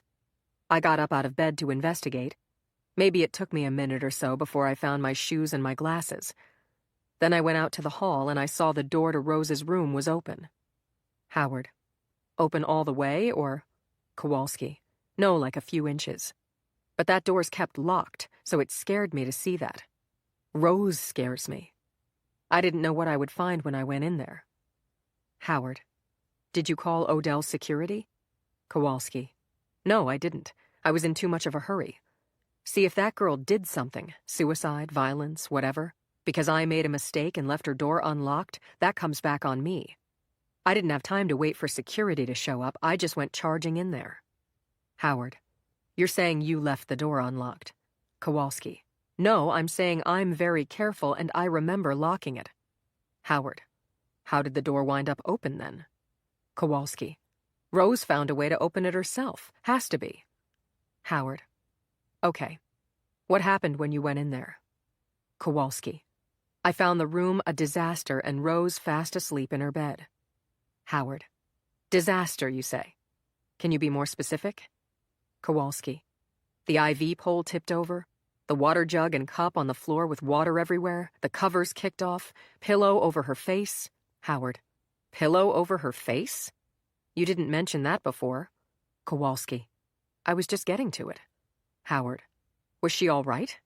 Kowalski. Yes, she's fine. I woke her up to make sure. And honestly, to ask her what the hell she thought she was doing wrecking the place. She claimed a man broke in and tried to kill her. Howard. What? Why didn't you tell me that immediately? Kowalski. Because it's not true. It's impossible. Maybe it's possible I left Rose's door unlocked through an oversight. Very remote possibility. But there is no way some outsider got in there. Howard. Outsider? Why not someone from Odell? Surely people have keys. Kowalski. The doctors and nurses do. You're not going to convince me that one of them attacked Rose Enright. Howard. I'm not saying that. What about Odell faculty? Any of them have master keys? Kowalski. I have no idea. Security could probably help you out with that. Howard. I'm not supposed to interview Rose, so I have to rely on you. Tell me exactly what she said. There was a man in her room? How did he get in? Could she describe him? What did he do? Did he say anything? Kowalski. I didn't ask her a lot of questions because I didn't believe what she was telling me. Long story short, she wakes up, there's a guy in her room, and he tries to smother her. She fights him off, which is what caused the ruckus, and he splits before she can get a look at him. Howard. He tried to smother her? Kowalski. Yep, and then he punched her, she claims. Which I will admit she does have a mark on her face, but she could have done that to herself. You're looking at me funny. I'm telling you there's no way for anybody to get in. The infirmary has 2 entrances. The back entrance is always locked. The front entrance is locked after 5 p.m., and it was locked last night. I was the only person on duty after 4 p.m. Anybody who got in, I had to buzz them in. We had 2 students admitted and a few more kids in and out for meds. But everybody who wasn't admitted was gone by 8 o'clock. Nope. Didn't happen. Howard. Unless they did so without your knowing. Kowalski. Whatever. I said what I think. Anyways, Detective. Howard. Yes. Kowalski. This girl is a problem. I want her out of here. You're telling me I don't have to keep her? I'm calling her grandmother to have her discharged. Wait, where are you going? Howard. I need to talk with my partner. Something's going on here that we need to get a handle on. Don't release Rose without telling me first. 60. The door to Rose's room was ajar. That nurse had left it unlocked. Rose could hear them just outside in the hallway talking about her, playing with her fate like she was a toy. Her grandmother, the lawyer, and the nurse, who made no secret of disliking Rose, hating her even because she believed Rose had murdered her own sister. The nurse could have stopped the real killer when he came to Rose's room last night if she'd had an open mind and paid attention. But she was lazy as well as blind. People saw what they wanted to. The nurse accused Rose of punching her own face, wrecking her own room. She wouldn't believe in Heath Donovan's guilt even if she'd personally witnessed him standing over Rose's bed, smothering her with that pillow. I want her out by the end of today, the nurse was saying. There is no medical reason for us to keep her, and I'm full to bursting with flu patients. I need that bed. The police will have something to say about that. They don't want her out on the street, Warren Adams said. This isn't a jail, Mr. Adams. If the police want to arrest her, they can be my guest. But if she's medically cleared to go, she's not staying here. I'm discharging her. We're not set up to care for her properly, Grandma said in a tremulous voice. We need to make arrangements, talk to a psychiatrist, find her a bed in a facility. That could take weeks. Ma'am, where this girl goes next is not my problem. 4 p.m., she's gone, and that's all I have to say. 4 o'clock wasn't soon enough. Rose couldn't even wait that long to get out of this place. She wasn't safe here. He'd come to her room last night, done his best to silence her, and presumably thought he'd succeeded. But he'd been careless. At the first signs of the nurse coming, he'd run off without finishing the job. The second he found out that Rose was still alive, he'd be back. She had to be gone before then. Grandma and Mr. Adams were alone in the hallway now, discussing what to do about Rose's impending release. You can't just take her home. She's dangerous, Warren Adams said. We don't know that for sure. We haven't gotten an opinion from a psychiatrist yet. Maybe it would be all right. You don't need a psychiatrist to tell you that a girl who stabbed her sister 17 times is a danger. It's common sense, Martha. We can't let them release her. I say we go talk to Heath Donovan. He was just named headmaster. New headmasters need to prove themselves as fundraisers. Dangle a big enough cash contribution in front of him and he'll keep Rose locked up here forever. He'll keep Rose locked up here forever. She panicked, her heart racing. Heath Donovan was now headmaster, and they were going to tell him that Rose was still alive, about to be released, out of his control. He'd murder her before she could put her shoes on. Rose needed to get out of here fast, but she needed help. She had no money and no clothing other than a hospital gown. Outside her window it was nearly dark, and the sky was spitting a frigid-looking rain. She was in the middle of the vast Odell campus which Donovan now ruled. If she tried to run, her fellow students would turn her in a heartbeat, either because they were nasty backstabbers or blind rule followers. Most of them were. Maybe not everyone. The nurse, eager to be rid of Rose, had gotten careless. She'd left the door unlocked, and Rose strolled out of her room easy as pie. There were kids sleeping on stretchers in the hallway with no adults in sight. She stopped to pilfer a pair of rain boots and a parka from the coat room near the front door. Nobody saw her. Her bare shins protruded from her hospital gown as she exited into a gust of bitter wind. Stinging sleet blew into her eyes and scored her skin. She shivered with cold as she hurried on stiff legs, unused to walking after a couple of days in bed, forced to take the much longer back route to avoid being seen. Once upon a time, Rose had lived for Zach Cuddy, and in those innocent days she'd made it her business to know everything about him, including which dorm was his and which window. He lived on the second floor of Ashcroft Hall, in a room accessible from the ramshackle fire escape that snaked up the backside of the building. By the time Rose reached Ashcroft, she was soaking wet and blue-tinged. She stood and stared at that fire escape. During her ill-fated crush on Zach, she'd imagined climbing it, though never in a million years would she have done it for real. Sneaking into a boys' dorm outside of official visitation hours was a major disciplinary offense. She'd been a good girl then, but now she had bigger worries than getting suspended. The fire escape was steep and narrow with rusty metal steps. She climbed quickly, the wet hospital gown flapping around her bare legs and the two big boots slipping. When she reached the landing, she looked in the window and saw that Zach's room was empty. Her spirits plummeted. When she'd decided to ask Zach for help, she'd assumed she would miraculously find him in his room. But there were a dozen other places on campus he might be, including the library, the gym, a snack bar, a friend's room. If Rose went looking, recognizable as she was, dressed like a hobo, spattered with mud, there was a likelihood approaching a certainty that she'd be caught and sent to Donovan for discipline. The wind gusted and lashed cold rain into her face. Rose huddled into the lee of the building, shivering. She couldn't stay here, but she had nowhere else to go. With the next gust of wind, the ancient part of her brain told her to seek shelter, so she threw up the window sash and climbed through into Zach's room. The room was warm and messy and smelled like dirty laundry. In the midst of the horror show that her life had become, she recalled as if from long ago what it felt like to be smitten with Zach. She immediately knew which side of the room was his.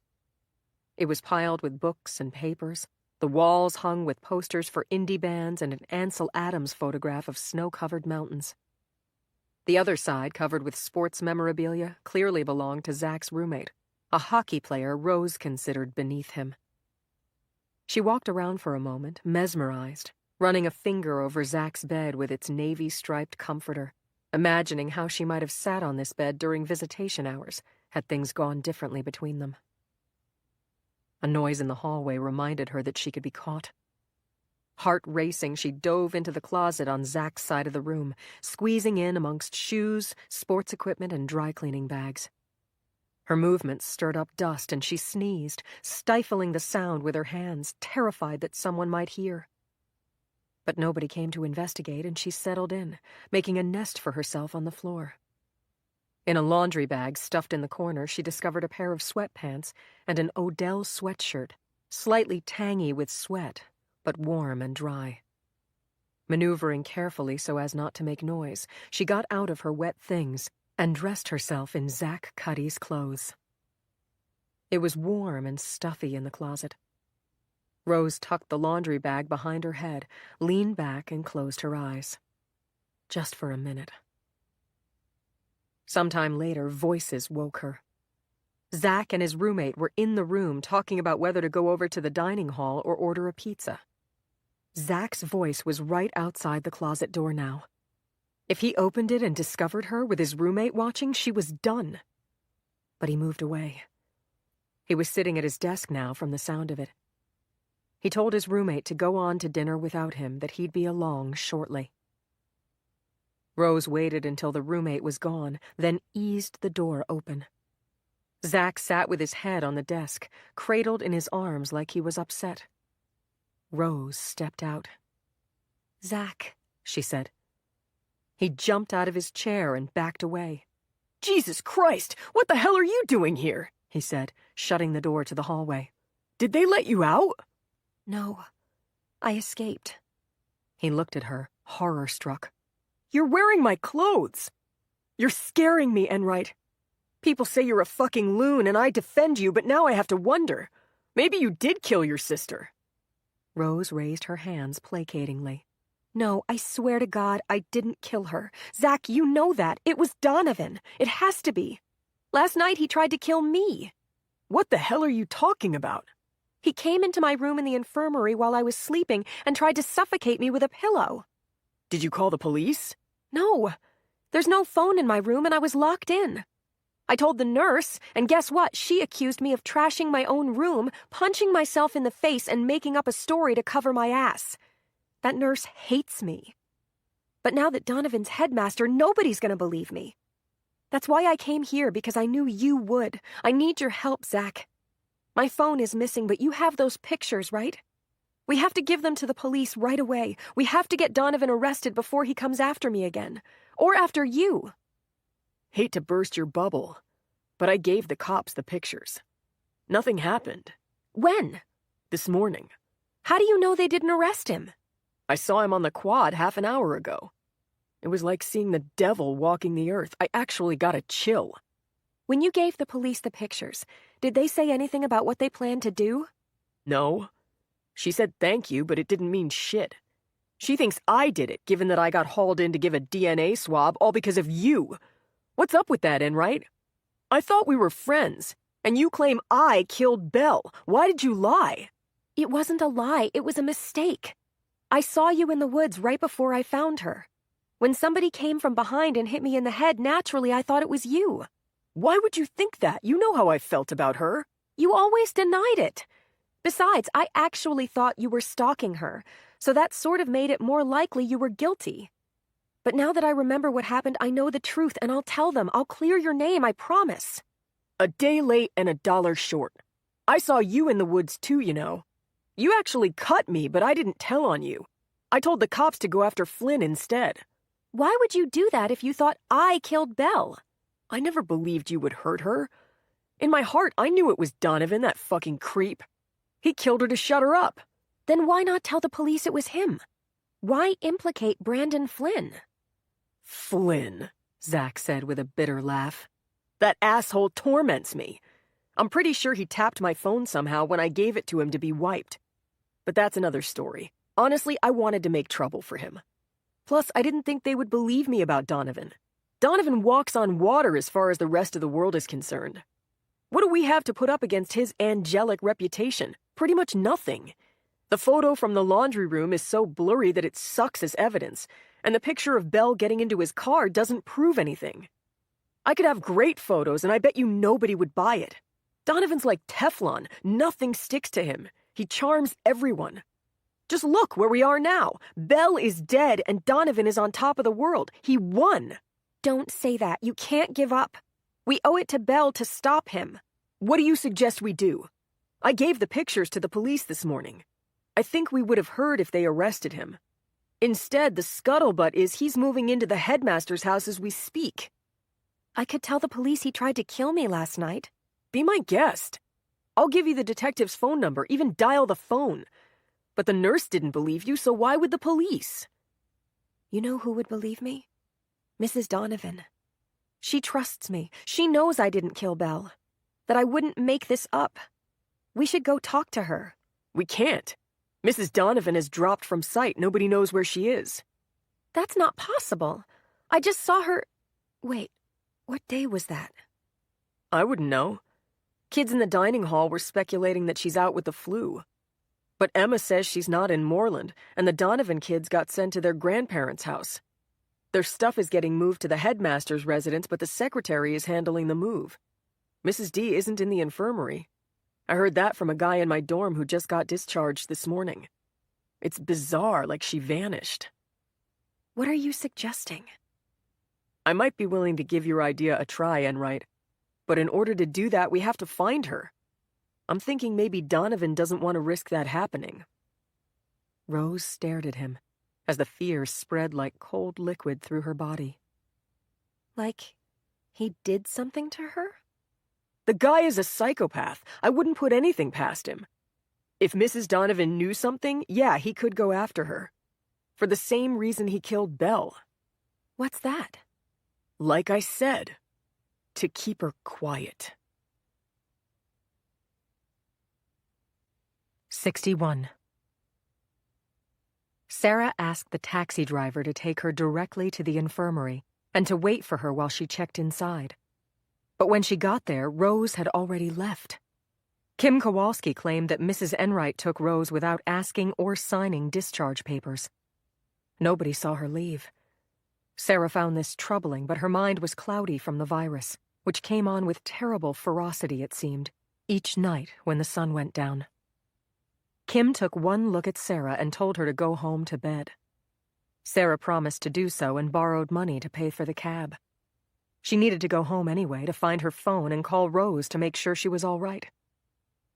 At the turnaround area behind Moreland Hall, a large moving van blocked the road. As Sarah got out of the cab, the door to Moreland's rear entrance flew open and a mover came out, carrying the oval mirror from Sarah's bedroom wrapped in bubble wrap and the bunny lamp from the kids' room. Wait a minute, those are my things, she said. Where are you taking them? He was a young guy, beefy with tattoos and a harried look. Headmaster's house, ma'am. Who gave you permission to do that? Betsy, the headmaster's secretary. We were told to move the stuff from this apartment over to the headmaster's house. But that move isn't happening yet, she said. Yeah, it is. I'm doing it right now. Was this for real?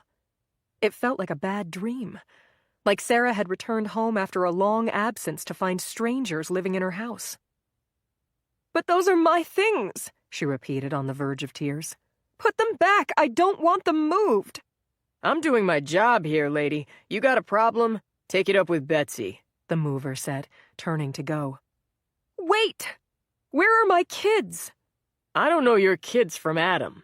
Are they inside? Nobody's in there. They already moved, he said, looking at her like she was crazy.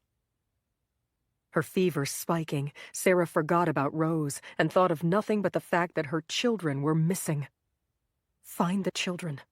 Find the children. She ran down the path and out onto Founders Road toward the headmaster's house. It was a 10-minute walk under the best of circumstances, but now it felt endless. Like Sisyphus with the boulder, the more she walked, the farther behind she fell. A mix of sleet and freezing rain made the road slick. The old loafers she'd worn in the hospital seemed to have glass soles. She took baby steps on shaky legs to avoid slipping and falling and got colder with every step. She couldn't stop to rest. She had to get there to find her babies. What came after that, she didn't know. If what she suspected was true, they couldn't stay with Heath. The headmaster's house was a brick and limestone folly, extravagantly ornamented with turrets and gargoyles. It sat on a slight bluff at the head of Founders Road, at an inconvenient distance from the main quad, with a wide front lawn that sloped down to the street and dark woods in the back. People said it was the crown jewel of Odell architecture. But Sarah saw it in the distance and shivered.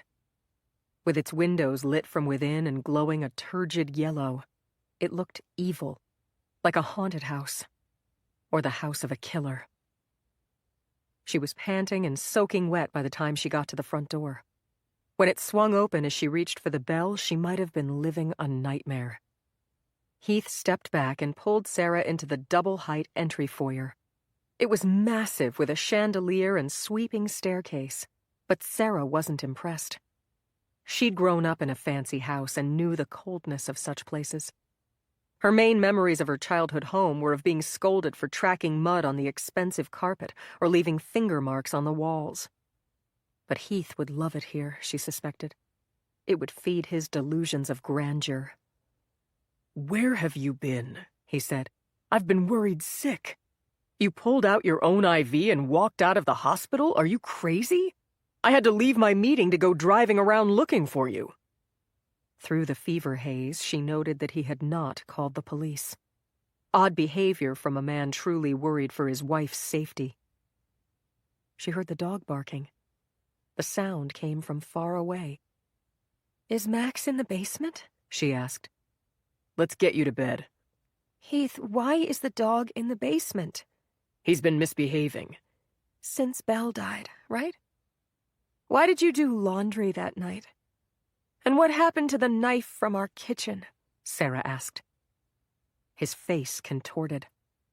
Or maybe that was a trick of her eyes. The checkerboard marble floor came up to meet her. Sarah woke up alone in a strange bed in a strange room. It was dark outside and quiet, but the bedside lamp cast an orange circle that lit the room sufficiently to see. From the height of the ceilings and the fussiness of the decor, she remembered that this was the headmaster's house. But where was Heath? Where were the children? Sarah dragged herself from bed and staggered across the Persian carpet to the door. The knob wouldn't turn. Was she that weak? She tried again. It wouldn't budge. Had Heath locked her in here? She put her forehead against the door and tears flooded her eyes. The man she'd loved for her entire adult life was keeping her prisoner? She couldn't let him do this to her. Sarah lifted her fist and pounded. He came in an instant. She heard the key turn and fear clutched at her throat. Fear of her own husband. Heath entered the room and took her by the shoulders, steering her firmly back to bed. Babe, you shouldn't be up, he said, pushing her down and not gently. Her legs collapsed under her and she fell back onto the bed. Heath loomed over her. He was larger than her in every way, taller, broader, stronger. Before, always, she'd found that comforting. Even in their lowest moments, she'd felt physically protected by him. But now she saw that he could use that strength against her. He could turn on a dime with no warning. All men could.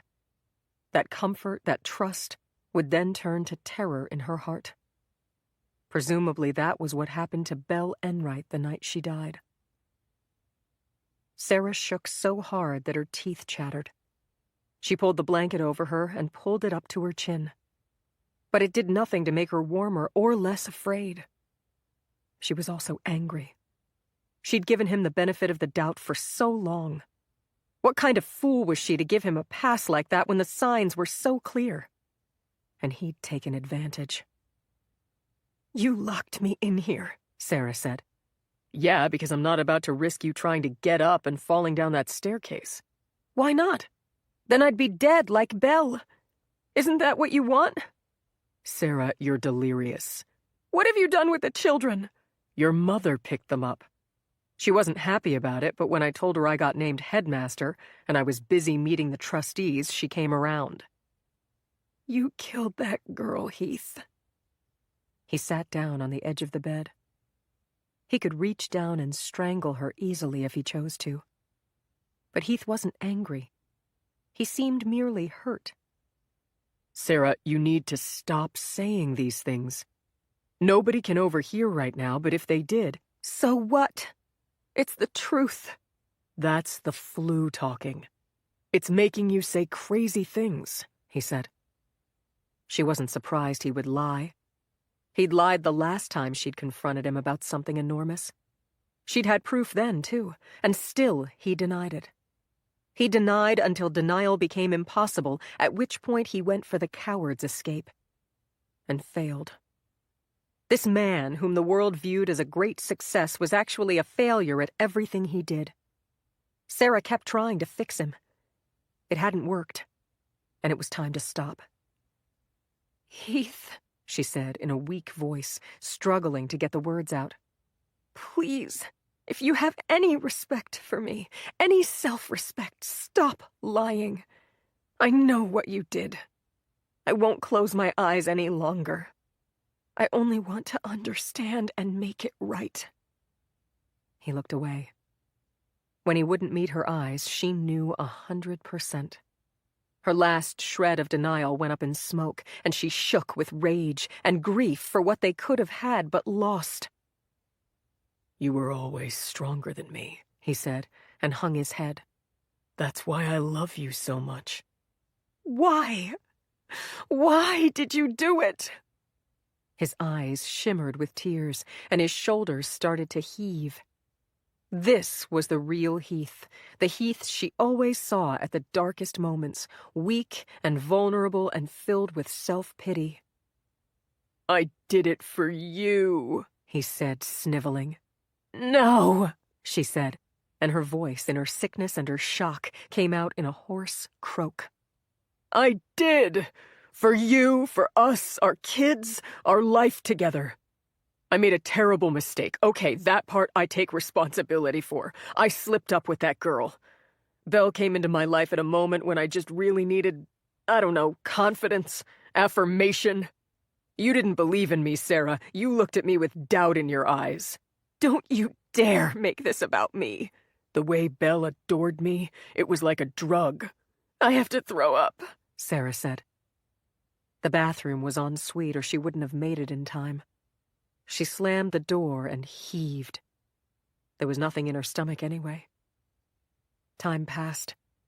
She lay against the bathtub and thought of all the ways he'd failed her and their children and himself. She wished him gone. She even wished him dead. But from the floor, as she pushed the door open much later, she saw him standing just outside exactly where she'd left him. Go away, she said. Here, let me help you back to bed. She didn't have the strength to resist. He sat down beside her again and started to talk in a low, comforting voice, like one would use with an invalid or a child. I never intended to hurt Belle, he said. I was trying to fix the problem I created. I know what I did was wrong, but that came out of the fact that I always did right. I'm not a player. I'd never cheated before. I was foolish enough to think I could keep the affair a secret, that nobody would find out. But then Rose threatened to expose it. She'd been sending me anonymous messages, too. She had that photo, the one you showed me, and another one of Belle getting into my car. At least I thought she did, though I only found the one on her phone. I couldn't let her expose me. It would have been unfair to you, Sarah. I asked Belle to get Rose out to the woods so I could talk some sense into her, convince her to delete the photos. That's all I ever intended. But Belle got there first, and she was so uncooperative. She said she was afraid of me, that she'd decided what we were doing was wrong, and she was going to file a complaint with Simon. I panicked. I just lost it. I couldn't let her do that to us. And before I even knew what was happening, Belle was... Well, there was blood everywhere. Sarah listened in horror to his litany of excuses. Heath blamed everyone but himself. Sarah was responsible because she failed to worship him sufficiently and drove him into the arms of a young girl. Rose was responsible because she threatened to expose him. Belle was responsible for her own death because she wouldn't keep quiet. And on, his eyes lit up with self-pity. The only person not responsible was Heath. Every time he let himself off the hook. Every time he lied like he always had. And she let him and forgave him. Sarah couldn't bear it any longer, not just Heath's lies, but her own complicity. There was blood because you stabbed that girl to death. Heath, you planned it. Why else bring the knife? He looked momentarily startled. Then his face settled into an adolescent pout, like he was the true victim here, if only Sarah were understanding enough to see it. Well, I needed it to scare Rose, he said, like it should be obvious. I had no intention of using it. I feel worse about this than you do, Sarah. I feel terrible. So terrible that you showered and did laundry and wiped down the bathroom with bleach? And burned what I couldn't clean, yes. I had to do that or it would pull us all down. I couldn't hurt you like that. Thankfully, she was lucid enough to stop herself from confronting him about the hidden bloodstains in the bathroom. He'd run right over there and get rid of them. It was obvious he felt no remorse. Not a shred. He took her hand, gazing into her eyes, pleading. Her heart felt that old tug toward him, the desire to try to fix him with her love. But it was too late. "Nobody suspects me," he said. "It's a miracle that Rose showed up when she did and picked up the knife. Her fingerprints are all over it. She even has motive. Everybody knew those girls were at each other's throats. The cops believe Rose did it. All we have to do is keep our mouths shut and things will go back to normal. We can forget this ever happened, never mention it again, and we can finally have the life we want, the life we deserve. We can be happy, Sarah." He expected her to go on as if nothing had changed. To stay with him. The thought made her skin crawl. "Rose knows you did it," Sarah said. "If she tries to talk, nobody will believe her. Under that sort of pressure, who knows? A young girl might snap. She might even kill herself." His words sent a chill through her, worse than the shivers of fever. Downstairs, the doorbell rang. The sonorous boom of it echoed up the staircase and brought a frown to Heath's face. He was not expecting company, apparently. He opened the drawer of the bedside table, pulled out a small silver handgun, and tucked it in the waistband of his pants. Where the hell did that come from? They didn't own a gun. Sarah had never wanted one in the house, and neither had Heath, or so he claimed. He'd obviously had a change of heart. She could ask where he got it and when and why, but the answers wouldn't matter, and besides, she already knew them. Guns were easy to come by, and Heath was a violent man. "What are you doing?" she asked, her heart pounding with fear. "Stay here."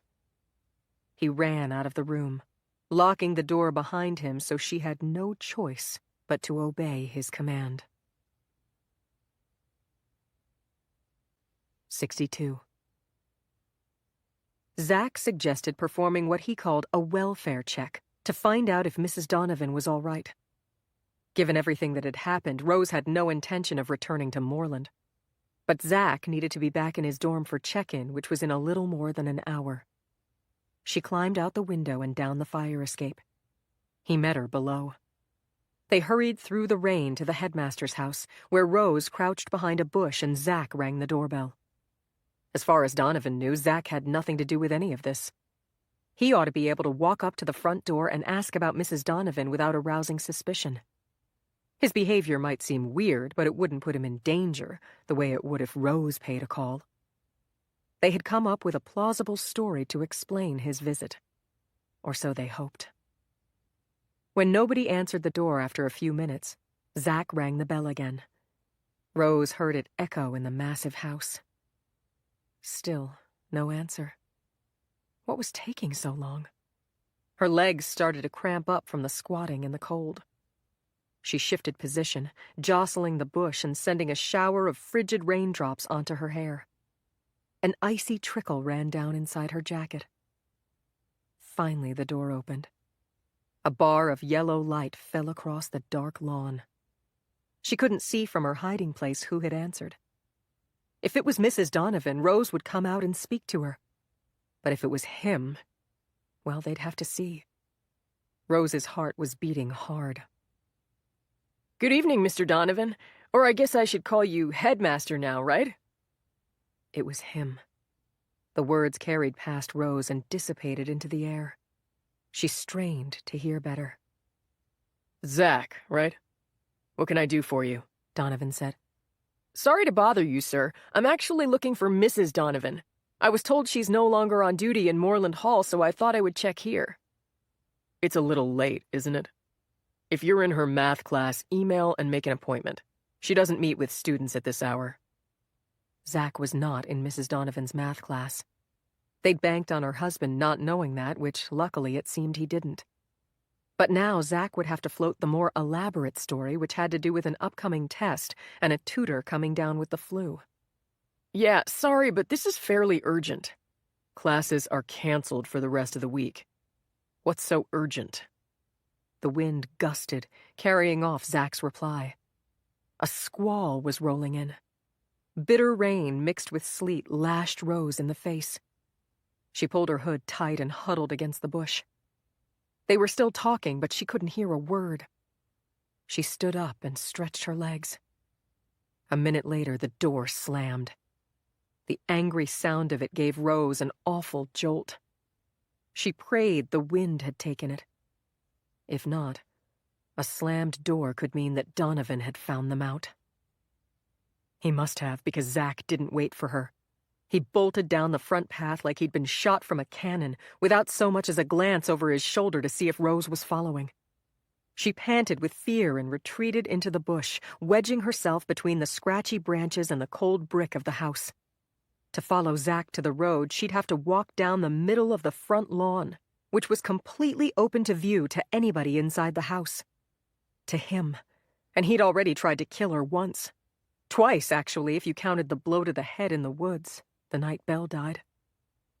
Rose needed to wait long enough that he would lose interest and stop watching. 5 minutes passed. The rain came down harder. The wind shifted, and she thought she heard someone calling her name. Rose poked her head out and scanned the lawn. Beyond the perimeter of light cast by the house, it was too dark to see anything.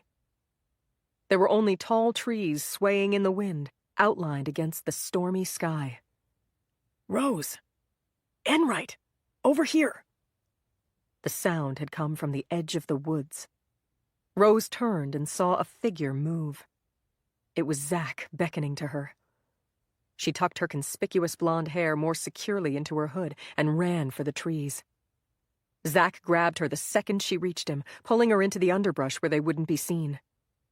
From his expression in the moonlight and his taut grip on her arm, she felt his fear. What happened? She asked, keeping her voice low. I couldn't hear anything after he told you to email her. Then he slammed the door. I tried to talk my way in, but that tutoring story didn't hold water. He knew I was up to something and he started to ask questions. Then I heard this pounding coming from upstairs, like someone was banging on a door begging to be let out. I think I even heard a scream, but it was windy. Once that happened, he told me to get lost and he shut the door in my face. Rose, she's up there. It had to be her, and I think he's got her locked in. Plus, you're not going to believe this. What? He has a gun. How do you know? I saw it. When the pounding started, he turned to look and the gun was stuck in the back of his pants. That's when he slammed the door. He must know I saw it. We should call the police. I tried, but my phone's dead. We have to find Detective Howard. She seems reasonable and I think she would want to help. She's working out of the Odell security office. We can't go there. Odell's security reports to Donovan now. Well, we can't stay here. You heard what I said. He has a gun. You go then. I don't want to leave Mrs. Donovan alone with him. I'm afraid he'll hurt her. What can you do? If you go in there, he'll kill you. I'm not planning to storm the house. I'll stay right here and keep an eye out. But you can't even see anything from here. Then I'll go around the back and look in the windows. Maybe I can get her attention. No, that's crazy. If you want to stay, you've got to keep out of sight. I'll get the detective as fast as I can. If something happens, if you see him coming, run. Get to the road, flag down a car. But only if there's an emergency, otherwise stay in the woods where he can't see you. Promise? Yes, I understand. Thank you, Zach. Be safe, Enright. Zach tapped her apprehensively on the arm and turned to go. 63. Heath was at the front door for what felt like a very long time. This was a drafty house. Sarah knew that the door was open and that Heath was still standing there, presumably talking to whoever rang the bell, because the wind gusted in and rattled the walls. As she lay in the bed in the throes of fever, shivering with each fresh blast, the image of Heath tucking the small silver handgun into his waistband played on repeat in her mind. It meant something. Something specially for her. Heath had asked Sarah to forgive and forget. To pretend he never had an affair with a vulnerable young girl. Never stabbed that girl to death and left her to bleed out in the woods. Never allowed her poor sister, Sarah's dear Rose, to take the blame for his crime. Sarah should behave as if nothing happened, stand by Heath's side, cover up his lies. That's what he wanted from her, what he expected of her. But what if she didn't? That's what the gun was for. Why else would he have it?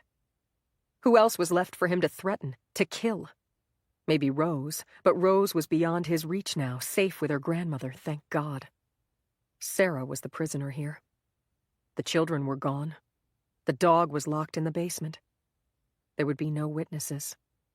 And as far as the world at large knew, Sarah had run away from the hospital and had not been seen since. With her illness, with the weather as dire as it was possible that she'd meet an untimely end and that her body would never be found. He wouldn't want another body to explain. He was smart enough to realize that. But come on. That was the fever talking. Heath was her husband. They had 2 children together. If he begged her to forgive and forget, it was because he still loved her and wanted to save their marriage. He would never hurt her. Belle Enright thought the same thing. And Heath stabbed her 17 times and left her lying in a pool of her own blood. The fact was, Sarah didn't know what Heath was capable of or what he intended. She never would have imagined that he could kill someone, yet he had. He admitted to it freely, making Sarah's willful denial seem ludicrous and pathetic. What a fool she'd been to believe him for so long. Heath had a gun. Why have it if he didn't plan to use it on her when she refused his demands? Not only was he armed, but Sarah was weak as a kitten. If he decided to hurt her, she wouldn't be able to protect herself. She needed help. There was a person at the door now, and they wouldn't be there for much longer. If she hoped to attract attention, this was her chance. Sarah pulled the bedspread back, and the effort of doing so left her faint. She gathered her strength, then placed her feet squarely on the floor and used the bedside table to lever herself up to standing. The room swam, and her eyes teared up. How could she manage this? She hung her head in despair. If she died here, by her husband's hand, her children would never know. They'd grow up without her, fed a false story of her death. Heath would remarry, of course. He didn't like to be alone. He was the sort of man who needed a wife. Someone like Sarah, wholesome and solid, dazzled by his brilliance, buying his lies, raising his children. They were so little that they'd forget her entirely and call the new woman Mommy. She made it to the locked door and pounded with every ounce of strength she had left. She screamed her throat raw, and nothing happened. 64. After a while, a shadow fell across the slit of light under the door, and Heath came in. She'd gotten back in bed and lay there with her eyes closed and her heart pounding, pretending to sleep. He saw through that one easily enough, or else he just didn't care. He crossed quickly to the bed, grabbed her arm, and shook her viciously. What the hell was that? She cried out in shock and opened her eyes. Heath gripped her arm so hard that his fingers dug into her flesh. "Please, let go," she said in a shaking voice. But he grabbed her by both arms and yanked her to sitting. She nearly passed out. Sarah, I tried to make peace with you. I begged forgiveness. I humbled myself. What did I get in return? Betrayal. You scream like a banshee, you bang on the door like you're trying to attract the cops. How can I trust you after a stunt like that? Where's the good faith? Where's the love? His tone was so wounded, so disappointed that it terrified her. He thought he was right. He thought Sarah was the one in the wrong. She wanted to tell him how insane that was, but she didn't have the strength.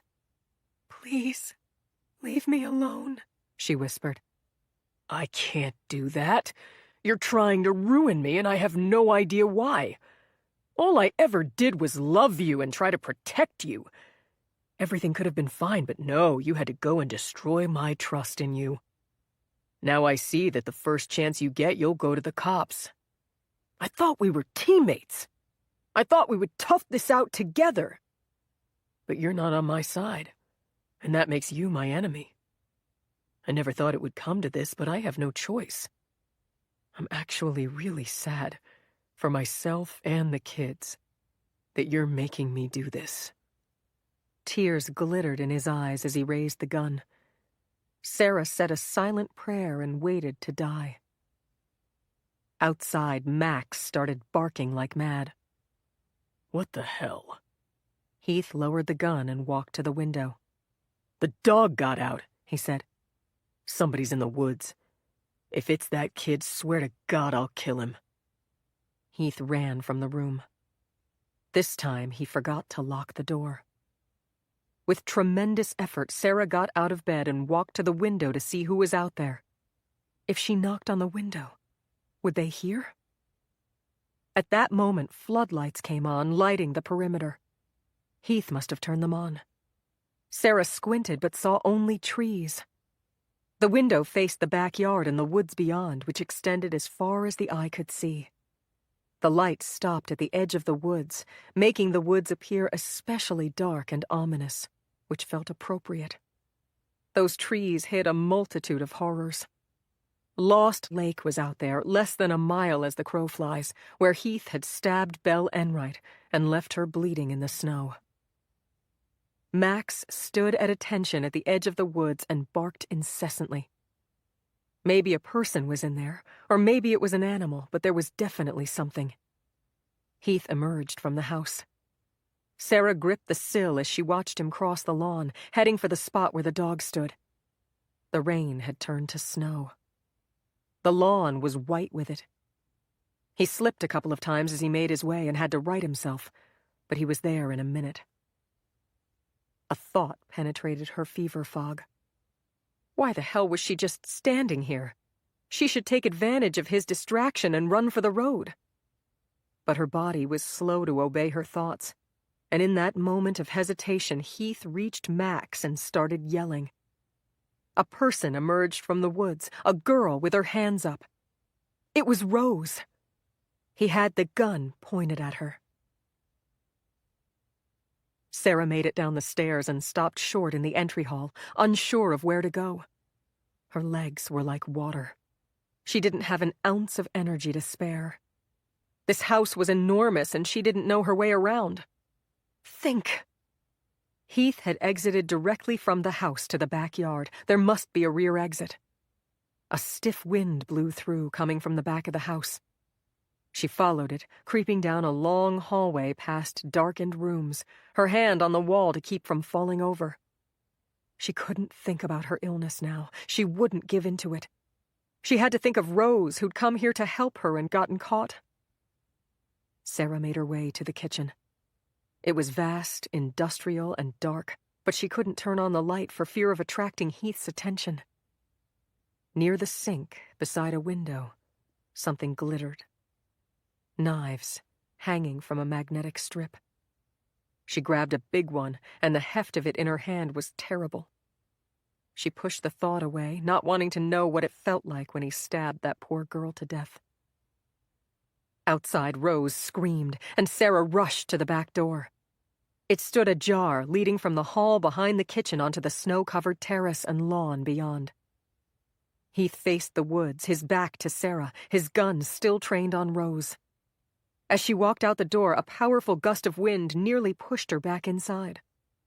The snow was falling harder now. Neither Heath nor Rose had noticed her. She picked her way across the lawn in sodden loafers, one step at a time, praying that she could sneak up on him from behind. She might have succeeded. But Max woofed at her, and Heath turned. She crossed the last few steps, staring at the barrel of his gun. "Run," she said to Rose, raising her knife as if she'd attack him. But he had a gun, and she could barely hold the knife up. Heath stared at her in surprise. "What are you doing? Don't be foolish. Give me that thing," he said. When Sarah didn't budge, he put the gun to Rose's head. Sarah, don't make me do things I don't need to do. Drop that on the ground right now, he said. And she did. Inside, he said, waving the gun toward the house. When Rose cowered and dug her feet in, Heath sighed. Look, this gun thing, it's just to make you listen. It's freezing out here. Let's go inside and try to work this out. Sarah looked at Rose for the first time. The girl was shaking and crying. She'd just spent 5 minutes out here alone with Heath. Maybe he planned to kill them no matter what, and Rose knew that. Maybe he'd already told her. I want to know what you're going to do, Sarah said. Heath turned to her. She looked at his familiar, much-loved face and didn't see her husband there. She knew the answer. He was going to kill them inside. The certainty of that stopped her breath. Just go, he said. When Sarah didn't move, Heath reached out and grabbed her by the arm. Sarah went limp and fell to the ground, forcing him to bend down to try to drag her up.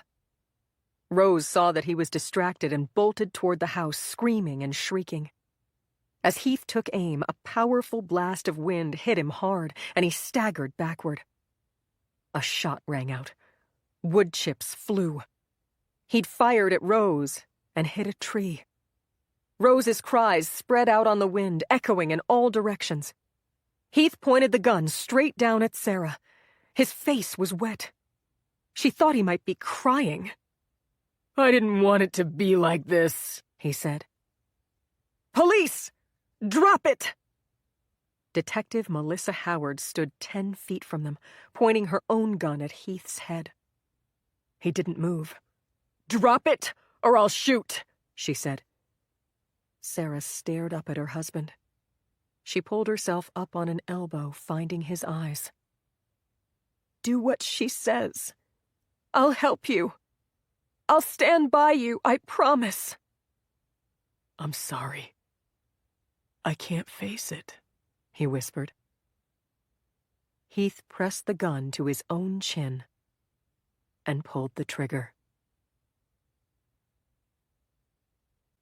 65. 1 year later. At a bend in the road, just before the gates of Odell Academy came into sight, Grandma looked at Rose and saw tears on her face. She pulled over in the driveway and took Rose's hand. You're sure about this, dear? She asked, her soft voice barely audible over the blast of the heater and the swish of the windshield wipers against the glass. The memorial was my idea, Grandma. I know, and it's a beautiful one. But the dedication ceremony is simply a formality. You don't have to go. I can call and say our flight was canceled. Or I can drop you back at the hotel and go by myself. I don't mind. This place holds no memories for me the way it does for you. Maybe it's better if you never see it again. What do you think? I'm not sure. I wanted to come, to be here for Belle. But now, thinking about seeing the place, the people, it just seems hard. Rose stared out the window. Grandma handed her a Kleenex and she wiped her eyes. Just the sight of snowflakes melting on the windshield reminded her of things. Where they lived now, there was no snow, just as there hadn't been any in California when she and Belle were growing up together. The only cold place in her life was this one. When Grandma had realized the truth, she asked Rose how to make amends for not believing her. Take me far away from here, Rose said. They lived in Florida now, just the two of them together. Grandma dumped that lawyer once she saw how he tried to come between her and her granddaughter. She showed him the door and seemed relieved to do it. Rose and Grandma were close now. They traveled together on school breaks. They had designed Belle's memorial together. They helped each other through their grief, sometimes just by cooking a new recipe, taking a walk on the beach, or just watching a funny show on TV. They lived in a modern house, stark white with minimalist furniture, no mementos, and no photographs. except for a single photo of Belle in a silver frame with a black ribbon across it that Grandma kept on her bedside table. Rose went in and looked at it sometimes when she needed to. Things were getting better, slowly. The quiet of her new life helped. She had a bedroom with a view of the ocean, a good therapist, and a new school completely different from Odell. Very small. She'd made some new friends. The kids there were artsy and bohemian. They reminded her a little bit of her sister. "What does Judith say?" Grandma asked after a while. Judith was Rose's therapist. She was old and wise, with bright blue eyes surrounded by wrinkles. Rose had had qualms about Judith at first because of her age, which she knew was unfair, but still. She'd imagined someone young and hip, like a friend, to talk to. But Judith came highly recommended, so they tried her out. And it turned out she knew a lot of things, and was exactly the right therapist for Rose. Judith says it's up to me, that it might be traumatizing, but it might be healing. Only I can decide. You decide then, Rose. Take your time. They can wait. Grandma sat quietly with her hands folded in her lap, while Rose thought. She thought about the card that came in the mail a few months back. Rose wasn't the only one whose instinct for self-preservation counseled her to flee. The card was from Mrs. Donovan, postmarked from the town in Oregon where she now lived with her children. She didn't say much about herself or what she was doing. She only apologized profusely for not preventing Belle's death. She held on to so much guilt that Rose felt sick at heart for her and wrote back immediately, a letter full of forgiveness and sympathy. Rose told Mrs. Donovan about the memorial, though she stopped short of inviting her former teacher to the ceremony. That would be impossibly painful. What Sarah Donovan went through was worse than what Rose went through herself. The only person who'd suffered more than Sarah at the hands of Heath Donovan was Belle. Belle. Rose thought about her beautiful, sad, maddening twin. She'd been working hard to banish her own guilt, yet the negative feedback loop was powerful enough to suck her in, even sitting here in this car. Her thoughts got away from her so easily still. If only she'd been there for Belle when it mattered. If only she'd done more. If only she hadn't taken every little slight from Belle so personally. If only she hadn't gotten offended and pushed Belle away so that she ended up dying alone without support because of Rose's selfishness. It would be all too easy to go down that road again. But Rose was learning how to stop. She reminded herself of the things Judith said to help her through this. Rose had heeded Belle's cry for help that awful night. She'd ventured into the dark woods despite a real fear for her own safety. She had found her sister and confronted the killer. Rose still had nightmares about that night at the headmaster's house, but she did all those things because she loved her sister and had wanted to do her best for her. What more could one sister ask of another? If Belle were alive, she'd tell Rose that. Rose thought of Belle every day. This memorial was her tangible tribute. She had to be strong and see it through. Rose turned to Grandma. I want to be there for her. I have you with me. We can handle this. We should go. Grandma nodded and pulled back onto the road. As they approached the Odell gates, she took Rose's hand. There were tears in Grandma's eyes. Not tears of sadness so much as tears of pride. You're very brave, dear. This isn't easy, but it's right. We'll remember her together. Epilogue. There are things I wish I could tell Belle. For instance, I never wanted her to die. I never expected that. I always liked her. Naturally, I did. She was my little minion. She did my bidding. It reflected well on me. Until she started disobeying. Until she started trying to take him away from me. He was mine by right. Everybody in Moreland knew it.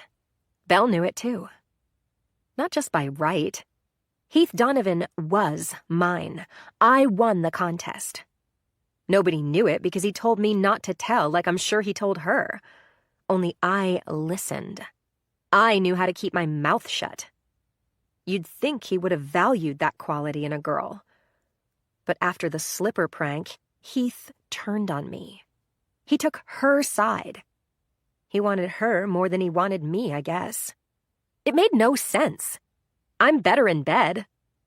Belle was a little priss, way too uptight.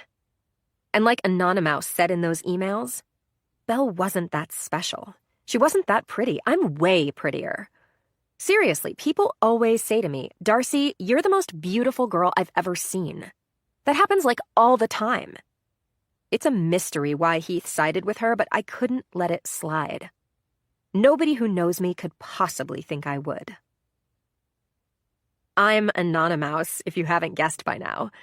Like anonymous, except a mouse. Cute, right? Okay, maybe a little dorky, but I liked it.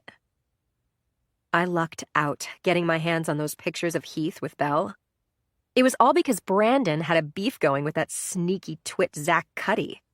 When Zach gave Brandon his phone to be wiped after the slipper attack, Brandon decided to keep an eye on Zach and had his computer guy clone the phone.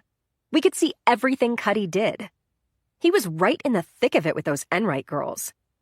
How he got that sex pic, I have no idea, but it was the bomb. It freaked Heath the hell out, which I have to admit, I enjoyed. The car photo was good too. I didn't even need Brandon to physically follow Belle to get the goods on her. Cuddy did all the work for me without even knowing. Once I got those pics, Heath Blue Eyes Donovan was wrapped around my little finger again.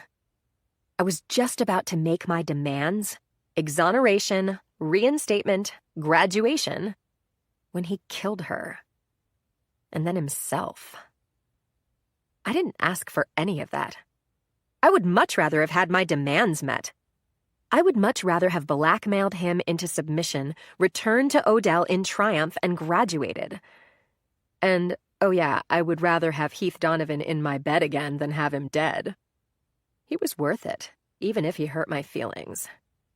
And I wouldn't have killed Belle either. I might have punished her somehow. Exactly how, I'm not sure. But not with death. That's just so extreme, so over the top. And they say I'm a drama queen. But, you know, plans go wrong sometimes. My little blackmail scheme set Heath off. I never took him for crazy, just reckless. Turns out I was mistaken. Don't expect me to cry over it. Belle was a big girl. She knew what she was getting into with him. As for Heath, he got what he deserved in the end. He paid the price. I guess we all did. Though I can't say I suffered too badly. I'm heading off to college soon. And by college, I do mean a party school in a sunny climate. Working on my tan.